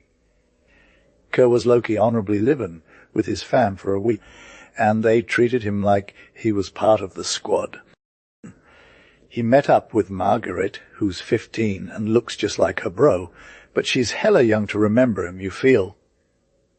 6 years later, when Kerr became a lawyer, he ran into Margaret again, and on Jean's good word, her parents were all about giving him the blessing. She's like totally the queen of wives and moms and second only to Jean. When Margaret got married to Kerr, it was like Jean got married too, but in a way that's lit for Lewis now, who's the org lawyer at X. They're low-key, meant to be like siblings. We're still fam with each other. God sent us some fire kids, and they make our lives complete. And those are their super cool grandparents too. He took the first one from me, but that little angel is still watching over us from above. I put the rest in my call G, which was run by P, Jean, their uncle, who was like a boss. Last year, when the law went rogue and kicked PRAs out of their homes, my oldest told me that God called him to join the novitiate in exile. I'm hella proud of him. We got 3 boys now. The oldest is 15 and still chillin' at Colgy with new teachers who are all about keeping it traditional like Jesuit vibes. If everyone gets knocked off their pedestals, and we can't even teach our own kids no more, my son will go find that Christian education in some remote land, wherever he needs to go, 'cause God's word is still real. None of them will ever set foot in a Lehi. It's because I've been there, fam. My soul is way more valuable than anything else it's worth fighting for. And no one's taking that from me. As an independent dude, I can live my faith out loud, no matter what haters down below or above might say. I'm a concealer Gene Roll and gonna be a deputy soon. The current govt is all good to me. They're just annoying, so I'll be all up in their grill, fighting against their wicked policies that just trying to crush our consciences, bleed us dry, and suck the life out of our patriotism. Maybe we ain't alone on this journey, a pro aris et phosis. Kerr accepts the chokehold on free competition without shame. The machine's not just broken, it's messed up. When good people take back control, they'll make sure to trash this system and replace it with something that respects the sacred rights of citizens and dads. I'm not asking for a monopoly to shift from left to right. I don't want any monopoly, official or disguised. but I demand that the law ensures my freedom to educate my kids according to my beliefs by choosing their teachers myself without harming their career prospects. Anything less, there'll be no justice or security. Recently, one of these liberal comedians who vote for oppression shouted in the chamber, "Freedom is on the move." We're reviving that word for real freedom, the freedom for all. Yeah. Despite all the appearances, freedom is moving. Yeah. And if universities think they can block it, this freedom will trample over their bodies. And that's it. Appendix some challenges. Is there no downside to these Jesuit colleges? That objection is totally natural. One of my book's letters sums up the criticism perfectly. I asked my friend and godfather, Rev. Paul Kerr, a scientist and conscience expert, way more competent than me on this stuff, to respond. Here are his additional letters. I added some more on the painful issue of destroying Christian colleges too. Letter from an old Jesuit student to Mempolka. June 1903. Dear, Mr. and respected friend, I'm furious that I don't know you otherwise. You must be what we used to call a cool dude. When I stumbled upon your book title, I thought, let's see if it's my story, because I was also in shame among the good fathers for my correction since age 10. And it was already too late. I devoured it from cover to cover. There are some gorgeous pages. You were a rhetorical mastermind, and there are touching moments too. 3 of them made me cry like an old woman that's crying. Is this your college? I'm guessing not, since certain details and local customs made me think otherwise. But overall, the men and things you're telling are no doubt true. It can't be invented. You brought back memories of my first communion, which is still vivid after 30 years. I even remember getting an ass for Easter, the only one of its kind that wasn't broccoli and has never appeared on stage. Friends who were awesome but couldn't make it to school, we bought a mule through subscription to replace the old one who died. Yoker was low-key trying to get out of the game, fam, but I had all these professors who I'd keep in my heart, and this one Pref, who I'd keep on my mind too, but it wasn't his fault. TB, your big P. Surveillant after they put me in the arse-9, what was up, ended up blessin' my marriage, or whatever. One day, like I was the king of cankers and got all the college to acknowledge me as the Ree of Kings, I was hella good at stage drama, lol, and Soul Lord fights too, super lit at gym and all that jazz. Had a historic encounter with some potatoes. I came out on top, even though I got in trouble for it. Ended up talking to 3 inspectors who I def low-key intimidated into laughing. Lol. Butu, I was all about retaliating when someone threw shade at me, and I'd usually end up taking it back too, but like sometimes I'd just give Rem a little something instead. So yeah, I was basically the ultimate bad boy, but then I went to Polytech and was all, I'm not that dumb after all, and my pops were a general. Anywho, after a bit, I had some questionable life choices that made me come up with this wild project. So like, I'd be walking around, right? And I came across the Col des Jesuits, which I avoided for years, but then I just happened to run into this little Frere reporter dude who was all smiling at me. What's good, monsieur? Like, I don't know, fam, why do you have PJ suites? Well, from around here, monsieur. Oh, Kerr, I'm low-key coming from the other side of France. But I'm an old dude who used to be a PA-ree. You feel? The homie's face lit up and got all red with excitement. You, sir, you're home, gee. Take this hallway. You'll see the crib and all the names on the doors. Got it, bro. Thanks. First door is the procure. I'm good to no more financial struggles, cause tonight's going to be lit. Second door is the P Perfect fam. Let's get out of here.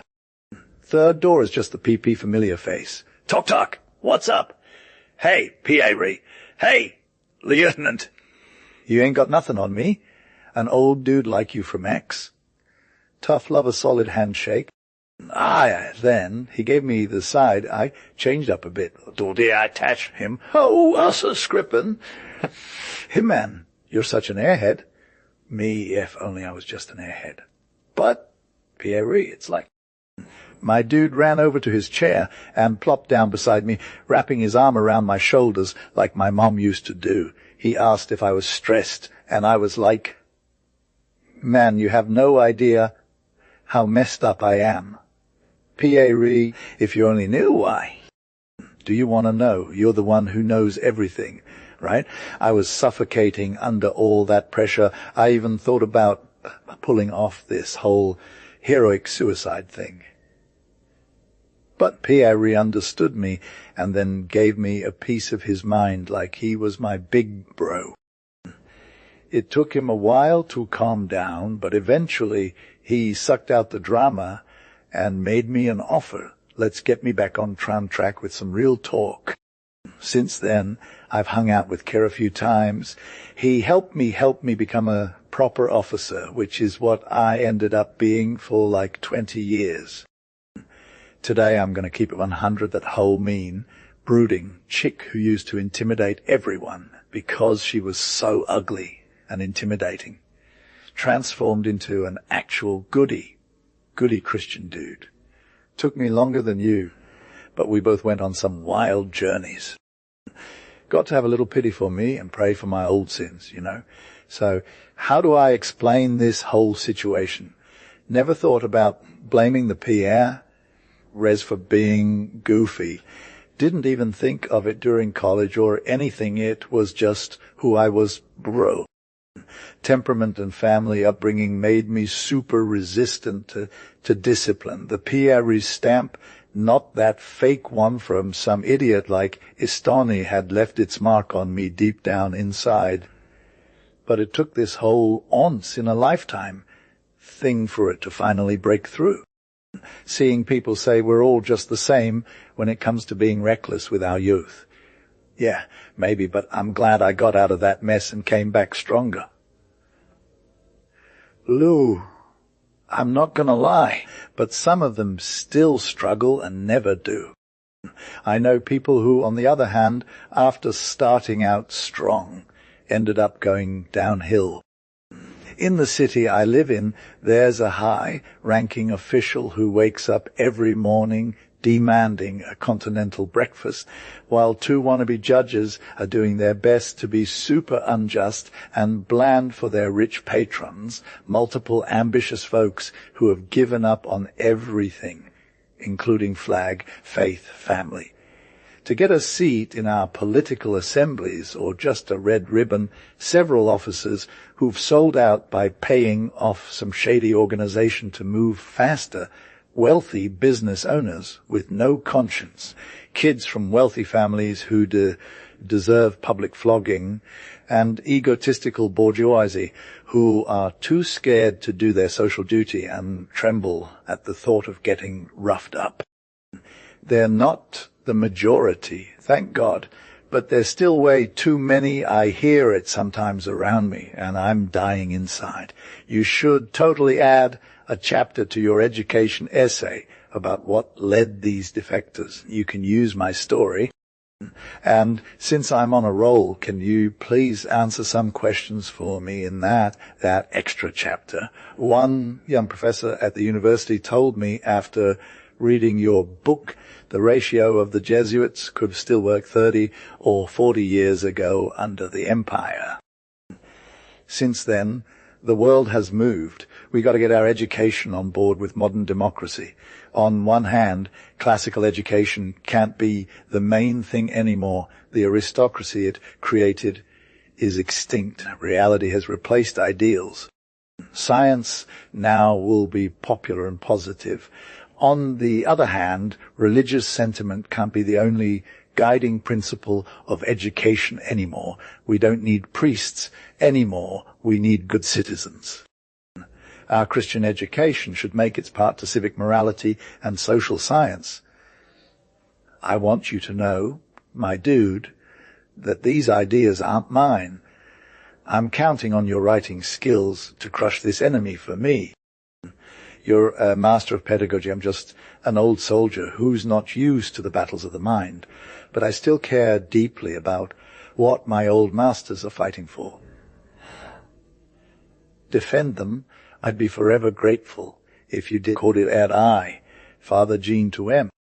Polka, Dis Boards Dilemma, Gillett 1903. My dear Paul, your proposal came at me like a surprise in that hospital where I'm waiting comfortably for the end of the storm. It's situated on a rocky cliffside, with waves crashing hard right now at its base, but the rock yars es solide. Et tautsi brutni cert culmi rappler le parole foi du grand prese trequeur, celui quae met anfrina la fura des flots, sed aussi des mammeli chance a turles complots. Quand diuderodilai nos Jacobin san haltelu, quando livaudra, nota devora nanas, provosoiment, est celi du soldat tujors attentif. Me misas latenti, or cup declaren quae repellera, or combat. Mun post est marqua davens downslas colla jest, dies quals si ruveran alla liberty. Jaim la junus malgrises dei, forts et, o risca de trova dans libiumie tia deducator quelcstitie, septions, gi li donerai de gran sia erlu resta di mavi. La diae seption delisnus get, plus o moins, about din import quel enterprise, humane. Mais an mauvais rare coltenemp, chipasli labora de reprendre san de travail dans la spoil, un anni plus herius. It nos travailons por diu. Geni refuse pass di meta I profit, un parti di mis loisas forcis por rai pondra quel chosar tes correspondence. Silement, comi chest un devoir de vacancies, cutu memposes, gi preara sux quae me lirant in tropas trop exigence la form etimi de laser causa. Las mai dissens vidiae fendent la tension esprit. La education est as un juvri complex elvut e tre fate a trois. Il vae fotli concours du corgi de la familia et de l'enfant.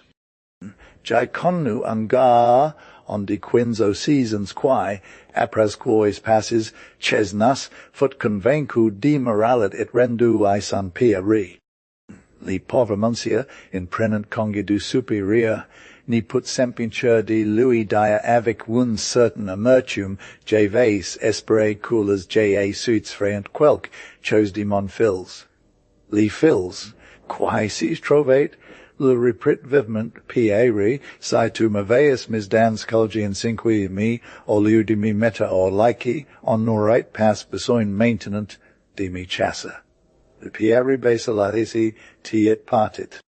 Si premier cas est heriusment rara, les elves quae I want passi parles laecae as nantrant genari railment chesnas, tuli li ses mea que person cul persona quae avec dis guarantees de bon voto quae facent vite, le mark de provenance et les malveses impressions d'autrefois. Mais tan correspondent lortiller indictans sapasen an second cas bucup plus frequent, o not mai tho du education rest impuissant. Loscru tel infant nas arrive, anuf dixo onzans, lobust est de genuix et dave par un primi reculture mal comprise in famille. Maintits fois il nae mi pas judiculture on a lacy poser in tot liberté li sauvage and mignon in lui disant portot correction attends game in ecology il faudra que tu changes. Assurément il y en a quae changent ecology. Mais parfois aussi a dixo onzens il pute a trajetard por a real dare les nans a redressa les deformities, li sauvage in a prislal habitude de ree sister, a la main quae vut li plia. por combo de malheur, quando ele começa a se rectifier at a DI velapaguli, rimensa juntail. Les vacancies Erevan, I'm low-key fed up with how Kerr always seems to mess things up after 2 months of being super weak. It's like all that effort is for nothing every time we go back to school, and it's getting harder to succeed. Who's to blame when the tree just stays the same? Huh.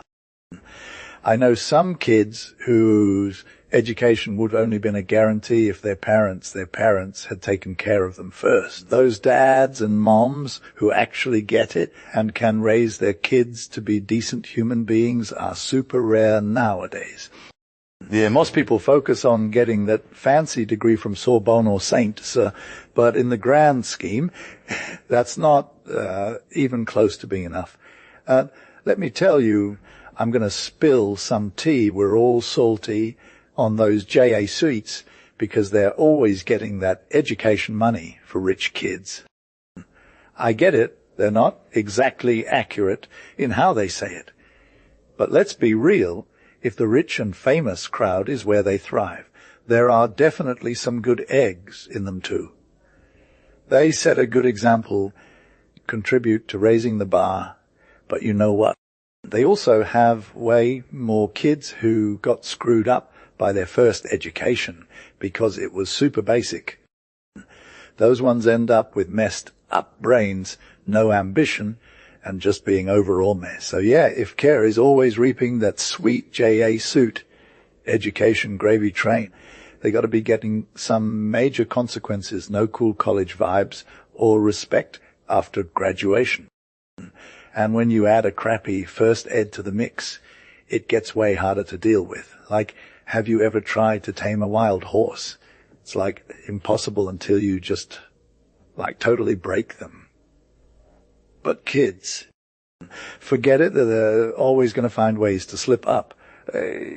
Anyway, that's what happens when you let your first ed feck up your brain and attitude, the hobby de patience. Or as some Lorraines call it, hindi pre-entrée, shows up and it's hard to get rid of. It's like a weed that comes back every 6 months or so until you go in with a solid plan and cut it out for good. Same thing goes for our youth. They all have their own version of that stubborn weed.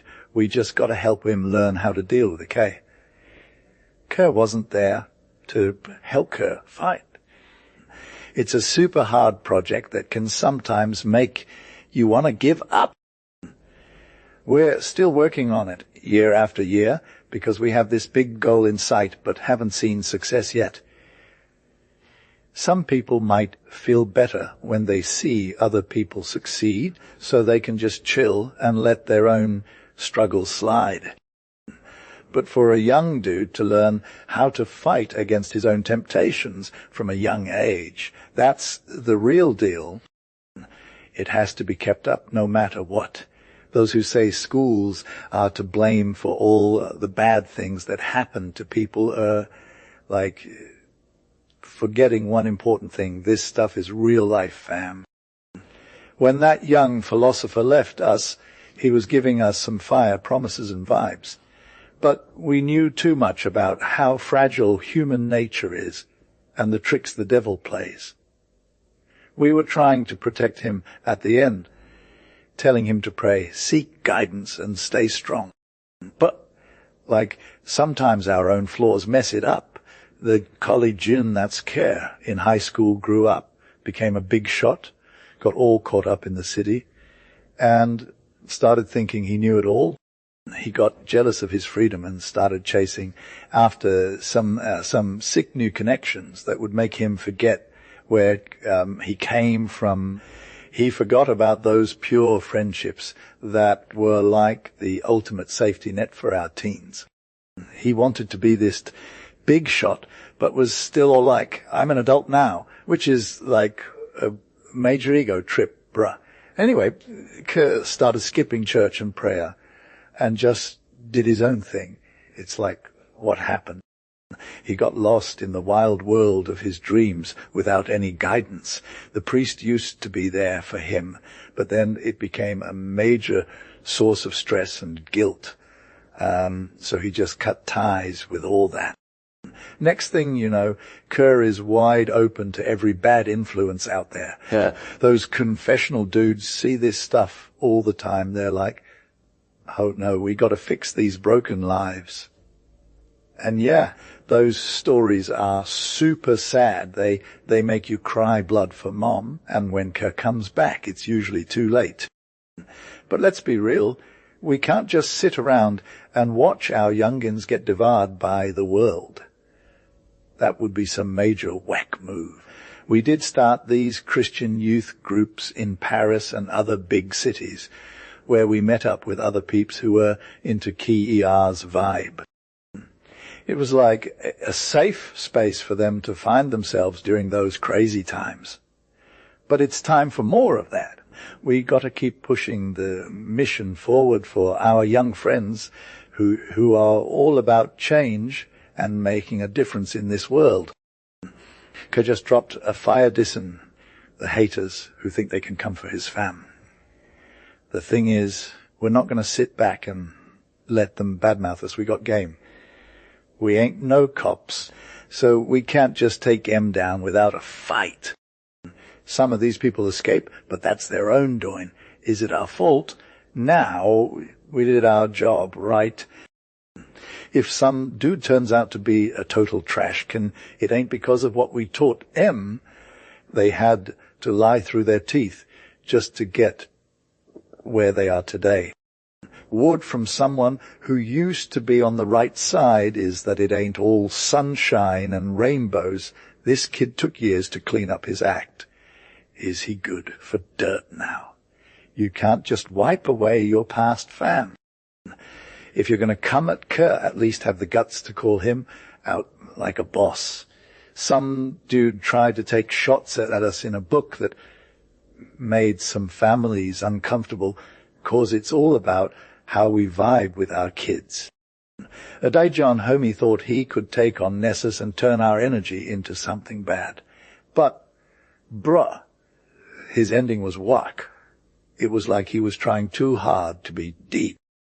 We know what kind of mark we leave on these youngins. It's the mark of salvation, signum salutis, and our hearts ache just thinking about it. Another renegade, a Parisian dude who won't get mentioned again, tried to ride Kiar's coattails for clout or just to mess with him. He whipped up some trash that ain't even worth calling a novel. It was just one guy's wild imagination. Should we be judged on this? Nah, you can judge the whole school of apostles and the divine teachings of Jesus on the bad, a dude who did Judas dirty. Judas should have been loyal to the Savior. He wasn't. He used his freedom to become a child of destruction. That's on him alone. He ain't got no one else to blame but himself and all the other renegades like him. So when you see these defections in our crew, don't be surprised. It's just how men are, not angels. They're going to dip out sometimes, but they'll come back. It's hard to get back up after falling far. That's a real struggle. Corruptio optimi pessima. We all have our flaws. But the dude who made it out alive, he did, 'cause he's got heart. Soldiers got strong emotions, but with that comes a certain kind of courage. I don't got time for these dudes who can't handle ambiguity. Once they find out who the enemy is, they go full on hard.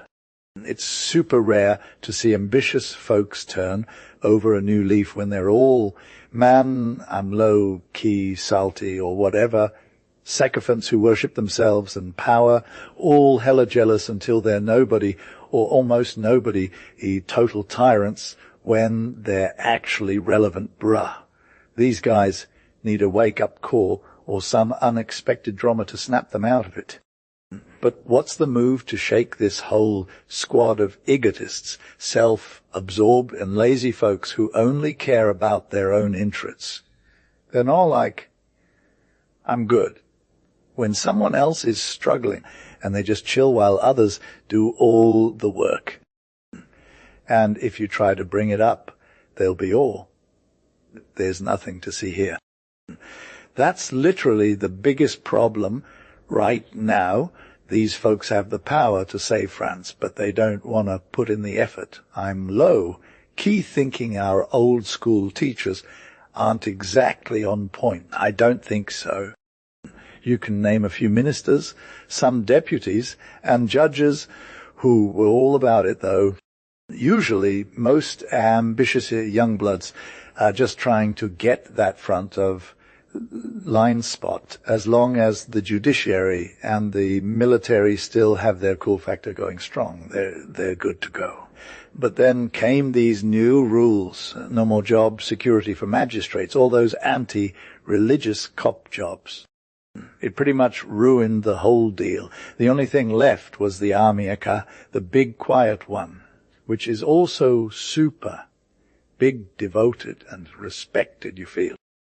We got roasted for pushing our students too hard and making them all useless for social action.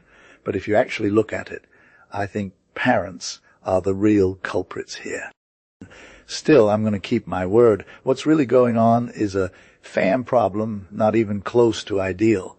A lot of these so-called people good, the Jesuits, were actually serving their country under some sort of flag. They still love that flag, bien d'avo. Let me get this tea spilled. So like when you're a newbie at the organization, they hit you with some questions right off the bat, right? Did someone force you to come here, or are you actually vibbing with it? And if there's even a teensy bit of doubt, bye! Felicia! Why would the company want someone who was forced into this lifestyle when they need all hands on deck for their divine mission? They're looking for free, spirited individuals sent by God to do the Lord's work, not some soldier forced into service type. And let's be real, it'd be hella extra if the company started accepting people who were forced into this lifestyle. That'd be like asking them to get their own life together. We're talking exiled from our old squad. But the spirit of volunteer work is still lit, fam. There are these young bloods out here, key obsessed with the holy cause, and they're hankering for a taste of that righteous struggle. The big guy in the sky sends them to this company, and it's not like he's dissing on M or nothing. One day, we'll be singing that freedom song with our bros from all walks of life, with the whole church vibbing, and it's going to be lit. Some Catholics and even priests sometimes get salty about these renunciations, calling aim desertions. It's time to bring back the gospel and the words of Jesus. If you want to be 100, sell your stuff, give it to the poor, and then come ride with me.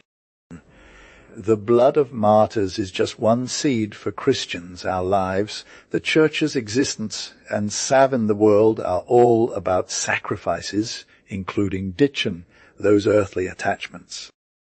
Our egotistical, indulgent times try to squash that renunciation thing like it's whack, but really it's because they're getting a serious lesson in humility from monastic virtues. That lesson ain't done yet, though. Christians who trash the whole religious vibe and call them desertions are basically dissing God, the ultimate controller of all human destinies. They forget that a trained monk, schooled up in discipline, becomes super powerful for good across all spheres of apostolate.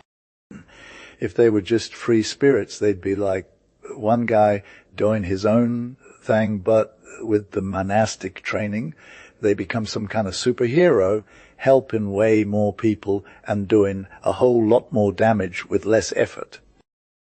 Some action socialists try to call out these religious types for not initiativizing enough, accusing them of not giving their students that startup energy that make them heroes in the current game. What's up with those people?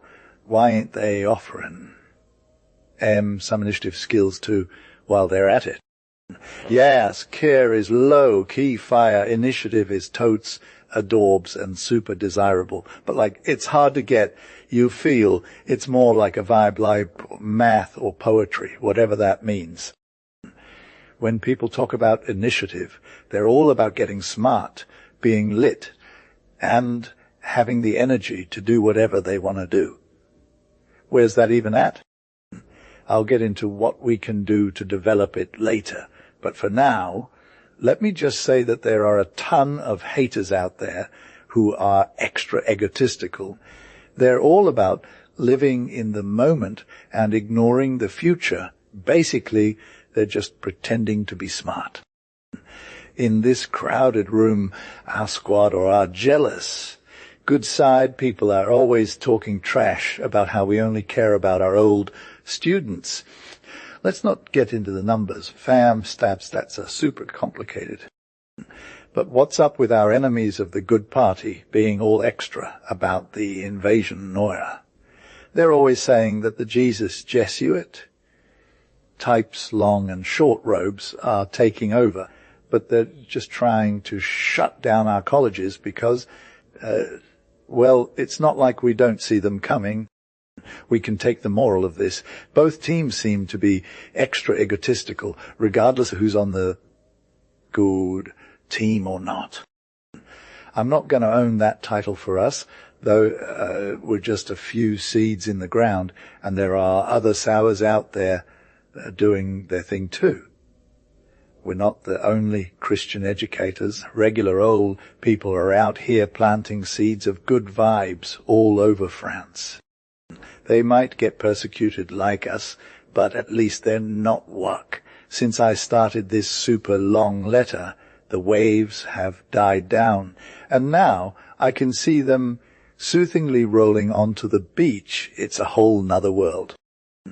A single grain of sand is all it takes for God to decide when to stop the tidal wave and the evil Cromwell's tyranny. We gotta just chill and pray, fam. All yours in our Lord, Jean I. Or me, August and 103. My dude Paul says hi. This a young professor thinks he's got it all figured out about modern teaching. But I ain't gonna get into that drama. It's like a whole other fight. However, his new theory on making education more democratic made me want to think hard, and now I'm wondering if we should take some inspiration from the current movement. Depuis bien des années, is été loki contre les classiques, you feel?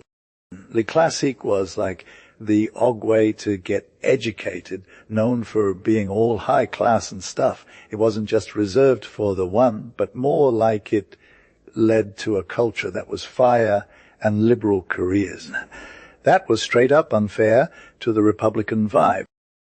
So they tried to bring in this modern culture thingy, which was supposed to be more accessible to the common folk. They made it official, saying it was equal to the classic stuff for getting into those fancy government schools, but people were hella skeptical and the old school bias remained strong. Can't say they won over the modern crowd, so next they decided to shade the rival by making them take extracurriculars or something that doubled up on the exams. That put the poor dude under a ton of pressure, you feel? The big reform last year just made it worse and added more flavor to the dish. Now we got 4 sections for secondary school, one of which is like a sad little island stuck in the middle of nowhere, serving Latin Greek. The other 3 are all about combining sciences, languages and Latin. 4 machines are working hard in every school, I'd say on equal footing, making a new baccalaureate that's not classic or modern, just straight up baccalaureate at opening doors to all sorts of careers. Chommy just dropped a fire invention. It's like he copied the young prof's idea, right? The Grand Mafitre of France just gave the green light for Lycaeus as to open up those cool little ateliers where students can chill and work on some manual stuff with actual workers guiding them. He's all about keeping it separate from vocational schools, though it'll be lit when future engineers, officers, doctors, or lawyers learn to rock the saw and hammer like pros, make their own shoes, clothes, and socks. That's a whole new level of skills. Fingers crossed they don't become too extra compared to actual workers who are already getting salty about it. But where M. Chowmy gets it right is when he says ateliers should help students understand the people's vibe better.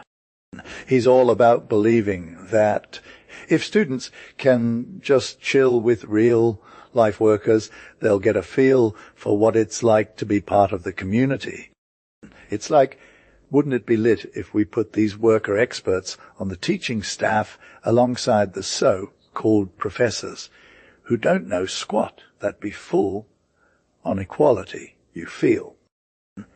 Some people think this new plan is going to bring us straight to nullity, while others are hoping for a comeback from the science populaire and positive. Yes, for real, let's get this conversation started, because the Republic might last a little while longer. Same energy in America, where we got our rich dudes who used to walk without shoes, scandalous fortunes and massive failures, crazy inventors, till they lost their minds, sick houses with 20 floors, lynching black folks or other shady characters, and tons of other rights that people give us or take away. On the flip side, we're low-key borrowing from classic nations their poets, writers, artists, vibe, and good taste, and paying them well, fam. They can also teach us French in the long run. It's wild to think about some influential Democrat who used to have a big impact on our country's fate, saying they want to revive ancient Athens' republic. If Leon Gambetta was still around, he'd just be a dreamer, though his vision had good intentions, even for Democrats. History teaches us that Athenians were super cultured and educated because of their intellectual aristocracy, which is crazy considering in any monarchies. Wasn't not even Louis XIV's. A long time ago, geniuses took turns in Athens and maintained this high ideal of spiritual, patriotic, and artistic stuff that earned the city respect from all nations and centuries. But for the Republic to fall under foreign rule, we had to see our ideals corrupted by fake thinkers and sold-out orators. The Macedonians are also coming for us. France inherited the universal scepter of intellect from Athens more than Rome. It was like the crown jewel of our national heritage. We're not going to let democracy ruin that privilege. We'll take care of ourselves. The bloc won't stop until they squash everything like a bunch of blind and deaf rollers who trample our roads. Should we just give up? That'd be traitor to our country and all our traditions. We ain't having it. Sometimes in these fancy military parades, where every nation shows off its strength, you see 2 regiments from the same branch march by. One's new and got all fresh flags, and everyone respects it like it's an emblem of home. But then the second one comes by, covered in dust and torn apart. We can barely read their victory stories anymore. It's still cool when that remains standing, but the glory fades and everyone cheers, unifying behind the flag. Could just drop to fire dissing the haters, and it's low-key about the state of Egypt. Nif running the show now, but the invalid, they'll get love in the Konos Salon right next to the new blood. And if the flag ever needs saving from its own shame, the Kerr will be there to bring the heat on the battlefield. We got kicked out of our schools, but we brought the old flag with us, where it said, love for France, and good books. We'll keep it tight, and when freedom lets us do what's right again, we'll get it back and put it front and center at our reopened schools. Chimera, you say. Double chimera, someone else will say, because since 1850 you guys had the freedom to teach, but what do you even do with it? Where are the real MVPs your methods produced? I ain't gonna address that in detail. Others did, and they killed it. To give the haters a taste of their own medicine, I'm just gonna mention some reasons why this accusation is whack. First off, that 1850 law was like liberal on paper, but the state still got to control all the programs and degrees. What could our method even do without that? It's like we were stuck in a cage. Secondly, despite all the official vibes, we were always shady at uni. Like those who actually wanted to make it big had to be low-key talented to get ahead. They didn't have to worry about being from some old school clerical background. And don't even get me started on how our schools struggled financially, like for 25 years straight. When we were finally getting by, the Gov invented Article 7 and all that other drama, and bam, we got dispersed. But after 1880, it was a whole different story. We got proof that our solidarity as clergymen and laer was real. When it counted, they had each other's backs. Some priests and laypeople stepped up to replace us, and our enemies are all like, "Oh no, our college just fell apart." Some did their own thing, but hey, at least we knew what honor meant. We found people who kept it real with our traditions. Some were straight up genius. Others, though, wanted to try something new, and that's cool, I guess. But to diss those idiots, that's just low-key shade. They were in tough spots, and they did the best they could. Don't we? I got you. We're low-key certain we've done one already that's gonna give the university a scare. We almost sent the whole thing into chaos. If they think it's too little, we're not asking for more fam. Let them pour all their freedoms, privileges and resources to make it fair. In 20 years, the country'll judge them. If they thought they had to back down, because we were all about science and progress, I got you. We can chill if you want. Maybe just show our old houses that vibe with the Psi movement. They're hella successful already, and don't even get me started on how hard they are for state schools without God. We know the world runs. We're ready to roll with it, not blindfolded. We'll make the real concessions, but no way are we letting them take over our ideals. Our goal is to keep it lit. Young France needs this. L.R. Paul. Always got your back, bro. Joy. August 1903. Hey, Paul. I said conciliation between old school classical education and modern science was possible, but now more than ever, if they try to touch the whole Christianity first thing vibe, it's just not gonna fly. They'd be messing with the Holy Grail. The young professor is going hard against the church squad. I'd need to throw some shade hard if this meant someone was being salty towards those who do the behind the scenes work for the cult. Since he's a same Christian, it's just a language thing. We know his real move. He don't vibe with these extra Christs you feel.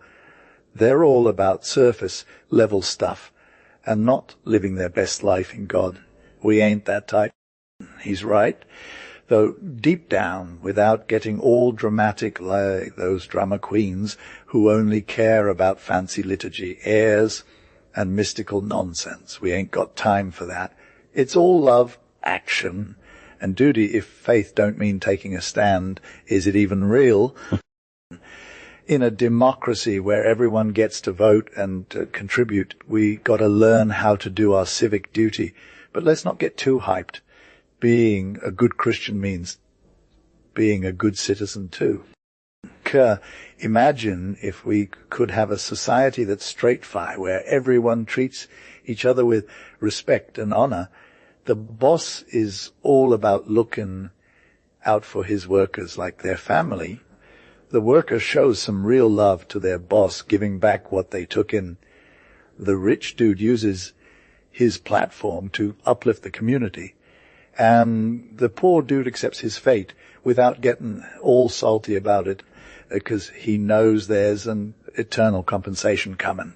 So, can you even imagine a society that's way more perfect than the one we got now? And this morality has been around for 19 centuries, fam. These modern-day Democrats think they invented it or something, but they're just trying to ride the coattails of someone who actually put in the work. These legends fought hard, sweated, and died for nothing, just to make a bunch of empty words in their manuals sound all fancy. And what's with all these books about civics and racism? They ain't worth squat compared to the 10 pages of a catechism on the 10 Commandments. And let's be real, that catechism is fire because it's based on a higher power and some supernatural sanctions, but our civics stuff can't touch that. The social problems we got are major issues, but wouldn't they be solved if everyone just accepted this Christian morality? It's simple. Look at Belgium, where the government is all about spreading love and light. Despite some drama from the haters, they've been running it smoothly for 20 years, keeping peace and prosperity for their people. And then there's Germany, where a big Catholic party is chilling in the parliament, making sure everyone stays on the same page. They're not letting no sectarian drama ruin the vibe. Meanwhile, here we are. It's why can't we get together? People say our problems are because all Catholics are all apathetic and stuff, but that's just not true. The truth is our Catholics aren't even really living their faith. When our politicians, voters, and elected officials start practicing what they preach like those Belgians and Germans do, then France will be a happy, free, and respected nation again. Until then, it's just going to be a bunch of noise with the status quo keeping its grip on us. Said, let's get real, fam.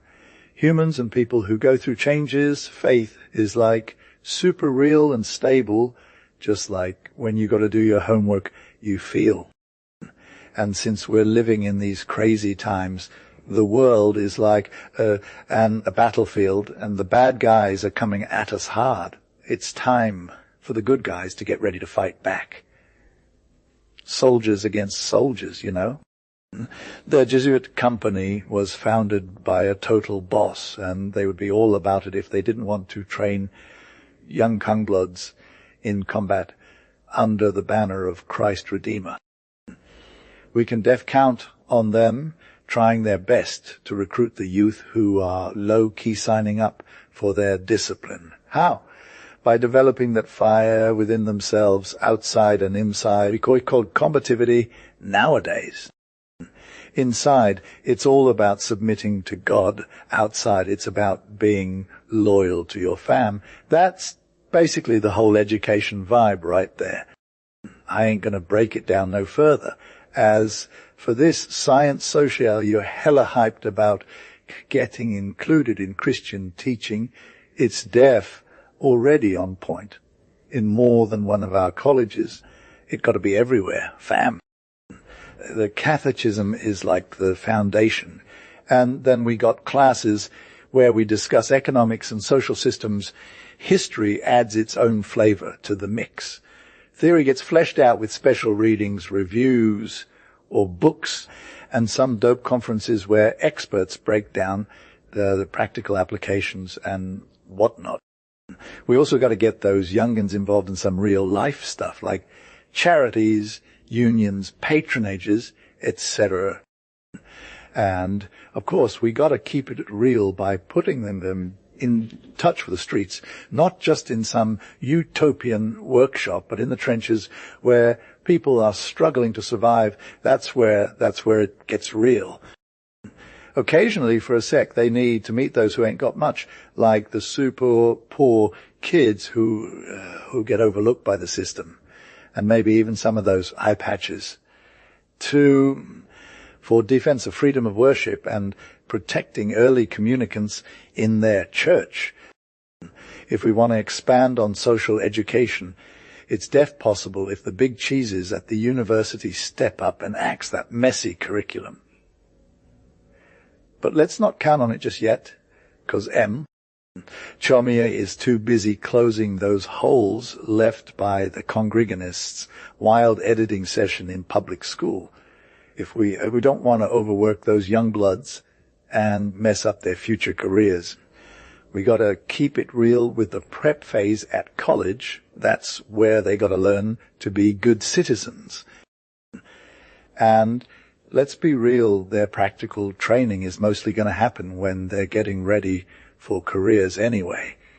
Kerr's got the lowdown and the support he needs to get his first shot at taking on the big leagues.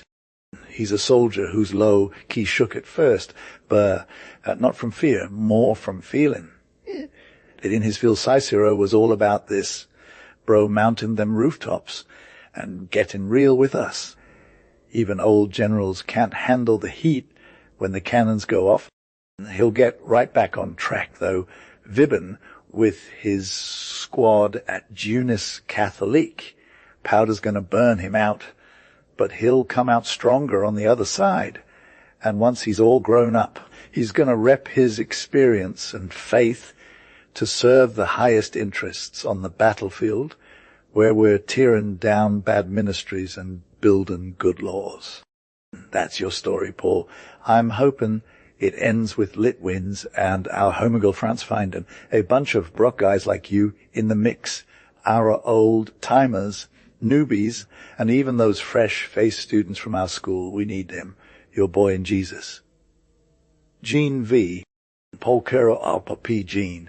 Dizeli 15 Avril 1901. Hey Pierre Regine, remember when our director was trying to console me cause I didn't make it to that J.A. sweet novitiate. He said he'd always got my back from his prayers, amity, and life advice.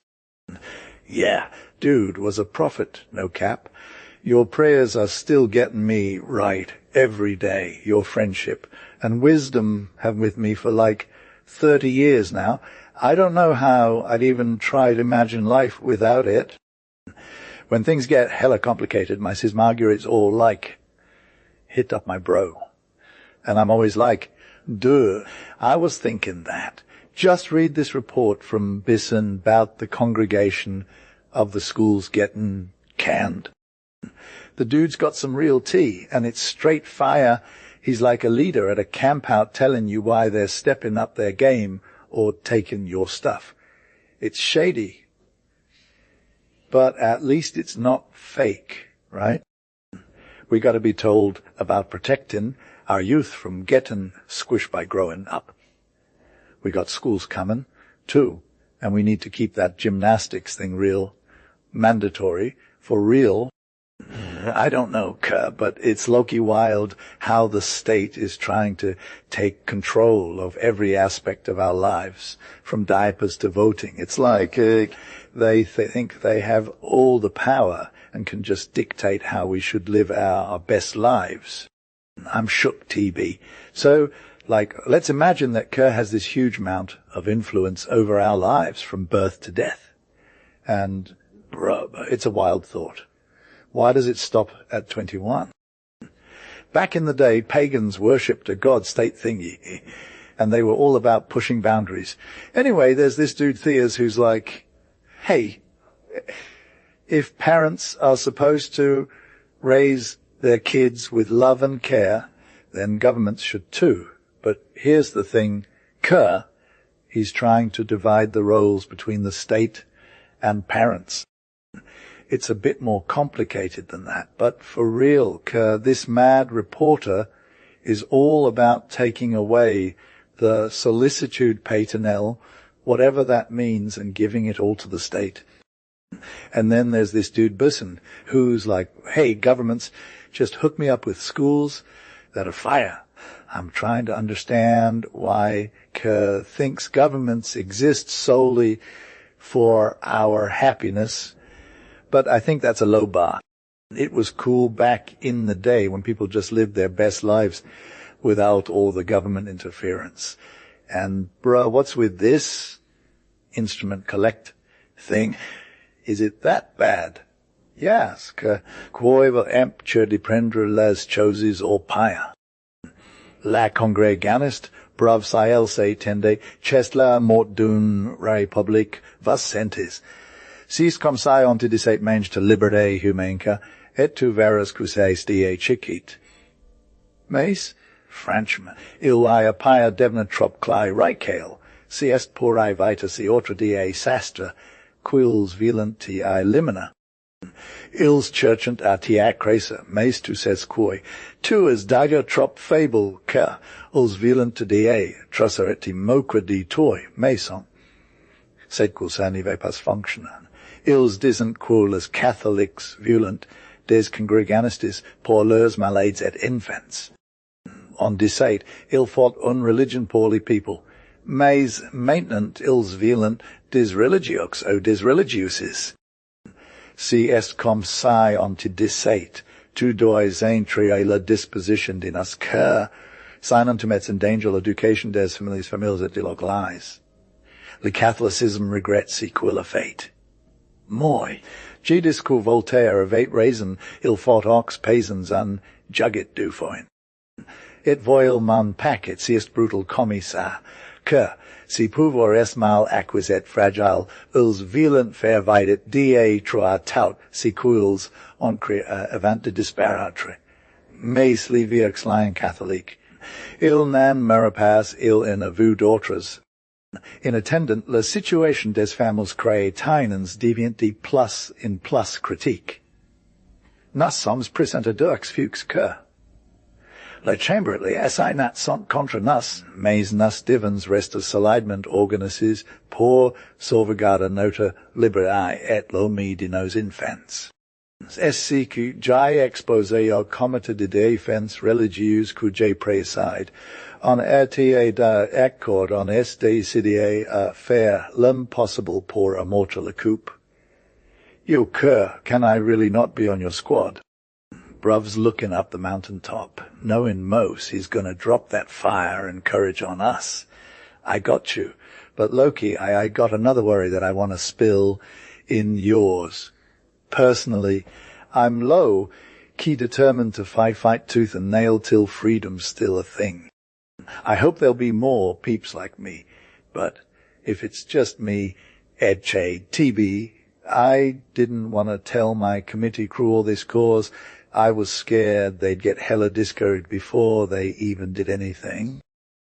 Inside, I'm hella skeptical about that Christian education being watered down and suppressed by the new law. Our dogs got savage will need to unleash the whole beast when it's just us and the likey. How are we going to make moves? Sending our kids abroad. Me, I'm doing that. Others who can afford it might too, but it'll never be a lil crew. Too bad. Bruve already got examples of peeps ghosting. You feel they'll just ghost us 'cause they ain't feeling the vibe, scared to speak up or trying to save face.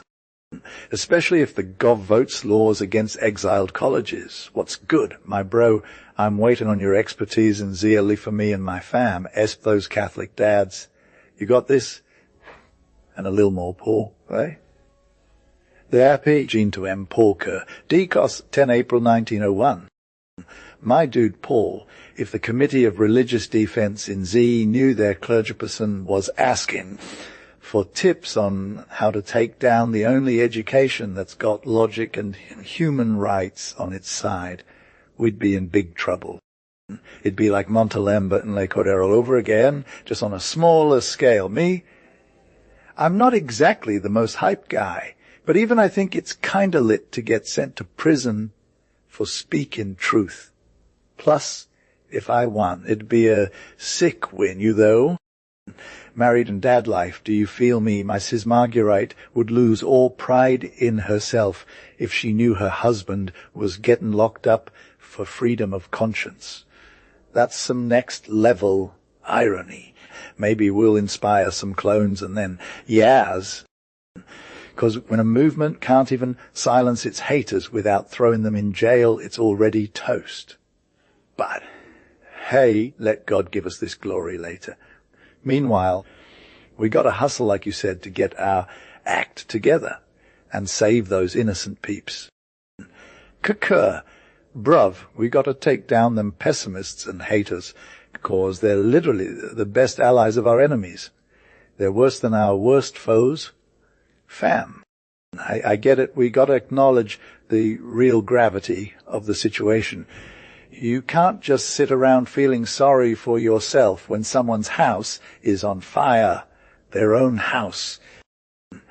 When you see that fire spreading like crazy and going to engulf your own crib next, what's good with all that whining and complaining? I tell those wannabe heroes, if you ain't got no skills, if you can't even rescue someone or put out a fire, just get out of the way. You're taking up space, spreading anxiety, and giving useless advice that nobody wants. Leave it to the real workers and get out of here with your squad. And old people like Napoleon knew that. And 10 guys talking is louder than 100 guys staying quiet. Same thing goes for 10 people taking action vs 100 others just complaining. Our enemies know this too. Fam, when they see a serious threat on the horizon, they don't waste time with petty talk. They go into action. Everyone grabs their post. The leaders give orders. And the soldiers march into battle, and we get beat up because we're outnumbered and outmatched. But now it seems like people are finally getting the necessity of taking action, and cooperation is starting to sink in. The toxic anti-clericalism took a wrong turn, but it's woken up some folks who were sleeping on their responsibilities. And even though it's not a full union yet, we got a movement where everyone's working together towards a common goal. The enemy's getting upset. That means they care, and we should keep pushing for that against the pessimists. But mostly, we got to take action in our own backyard with education. That's where I'm going to get real specific now. Yeah, above all, we got to save and protect our Christian schools. You feel me, bro? Even you, Paul, and everyone on your committee, because you're believers who put your kids' souls first. But we've learned enough to know that some so-called Catholics are just as clueless about their faith. It's like their convictions are for sale or something. We wouldn't want our kid to lose his grip on faith in a school without God, without religion, and with no moral compass. But we've heard people saying that certain schools aren't so bad. Bruv. Let's get real. The kid's got a good vibe, fam, and his parents are low. Key worried about it too, you feel. They're like, will they be able to shield him from all the harsh stuff? And they're all, is he gonna get caught up in this materialist doctrine that's like super toxic? Their parents might not even realize it, but their kid's brain and heart are already vulnerable to all this negativity. Like, you gotta wake up, fam. But instead of being all, hey, let's educate ourselves, some parents are all, shut up. You're just being too extra. And then there's the whole school thing, where they're like, we need to expose our kids to real life. But it's like, what if we're just setting them up for disappointment? I mean, God doesn't owe anyone a second chance if they're all about taking risks. And these schools are all, hey, let's teach critical thinking. But that's just code for, let's undermine our faith. The proof is in the pudding. look at all these reports and stats. Like the Bisson report is straight fire, and Comba's discourses, they're on point. We got to educate ourselves about what's going down in our schools. This government wants to wipe out any religious education altogether. It's just like they're trying to take away our kids' soul. Just last week, the College de France had a conference where profs and teachers were all, hey, let's be neutral. But that's just a fancy way of saying they want to erase God from the equation. I'm talking straight up anti-Christianism here, fam. We got to spread the word through our communities, whether it's through conferences or just regular conversations with our friends and family. We need to organize these defense committees in every region to promote that is faith-based education. We'll reach out those association amicals of existing college alumni, the Jeunesse Catholique, all the other society vibes, and if needed, we'll even start new ones. It's time to multiply our efforts and simplify our approach so we can get this message out there and save some kids from falling into the wrong trap. Word. I'm so extra about how we need to unite the private groups into a more general federation. But if you want to trust me, don't wait for it to be done. You'll probably be waiting forever. When the regional teams are on point, the federation will take care of itself. Plus, we can't waste any time. You said so yourself. So let's get this commie thing started and make a move in 15 days or less, fam. I'm hyped for that massive concert conference about Bisson, you got my back. When it comes to hiring teachers, we got to do both the students and the professors at the same time. It's more accurate to say they need to align if we want our colleges to thrive. Those Catholic parents who send their kids to college despite the moral risks are mostly doing it because of what they claim you can find solid courses anywhere. But, honestly, that's not always true. Just look at some witnesses in M. Ribbett's investigation. They're all like most state teachers can't even teach a class. And have you seen those old school professors from the École Normale Supérieure? They're still salty about never getting hands on training to become good educators. That's not exactly what we want for our colleges. Even if the university is doing it right, our colleges need to do better. We can't just rely on some random dude with a degree to be an amazing teacher. That's not how it works. But here's the thing, there are talented people outside of the uni who could totally teach at our colleges. Like, have you met those cultivate kids? They're low-key teaching geniuses and those young workers. Same energy. We don't need some fancy degree to be a good educator. We just need someone with a real desire to help others. Those uni graduates might think they can coast on their credentials, but our colleges will make sure they put in the work.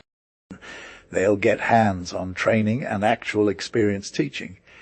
And when they do, they'll want to prove themselves more than just for their family's sake. They'll care about making a real difference. That's what we need, people who are willing to put in the effort to help others. Taute but ils vont en scénarax étudiants si quae fait deal hom han tiet salide, et ils allans utilez surveillance pour aider à cela. Mais il faut être prudent, parce que même les gardiens sont des personnes cool, mais pas toujours de qualité. Pour faire les travails saïriques, pour veiller sur les étudiants et leur santé, leur discipline et leur piété, il faut qu'un avec une bonne dose de neri et d'autonomie. Si est ça qui fait qu'est comme un grand chef.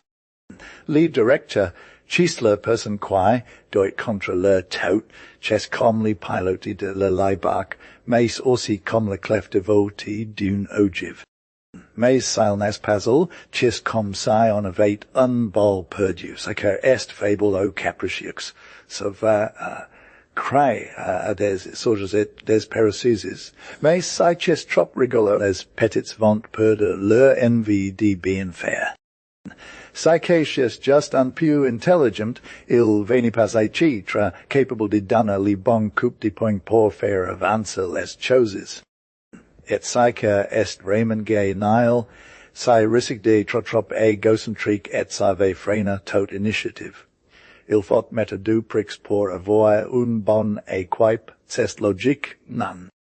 Psy on a chance de voir des gens quae font la ouvre de Dieu pour le per amour de Dieu, on doit les accepter avec reconnaissance. Mais ça on compte pas trop, ça risque de n'y pas marcher. D'une face on général, qu'est les soci du lendemain matériel, quiva frena la libre d'intelligence et l'entraf niment joyex que besoin pour faire de bon besoin. Si est une question de vie ou de mort. Les commentaires de défense religieuse vont, probablement créer un fonds pour soutenir les cols jes chrétiens, parce qu'ils savent qu'il y a des gens qui vont avoir besoin d'aide. I'm low-key worried about education right now. Like, it's super uncertain if we can expect anything from it for a while. After they said there wouldn't be any changes to the Catholic teaching method, the Busson report says this, and yet some members of the commission said that the reasons against the religious stuff are the same as the ones against the priest.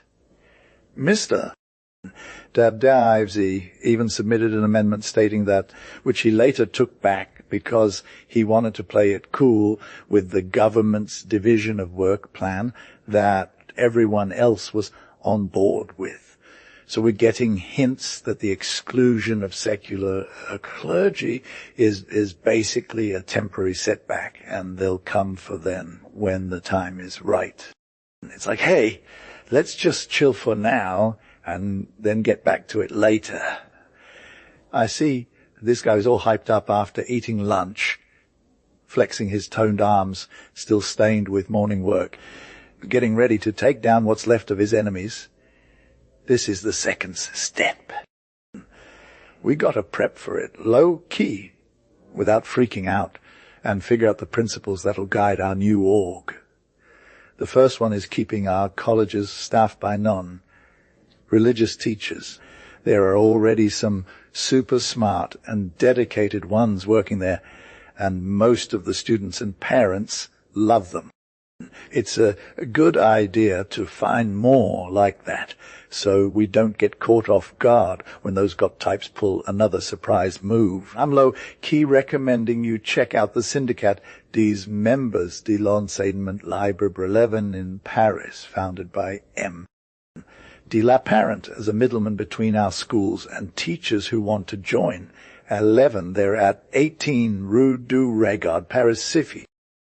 I also want to encourage all the passionate guys, priests or non-religious dudes alike, who work with our high school youth to use their influence to convince students of good intentions to become free teaching agents.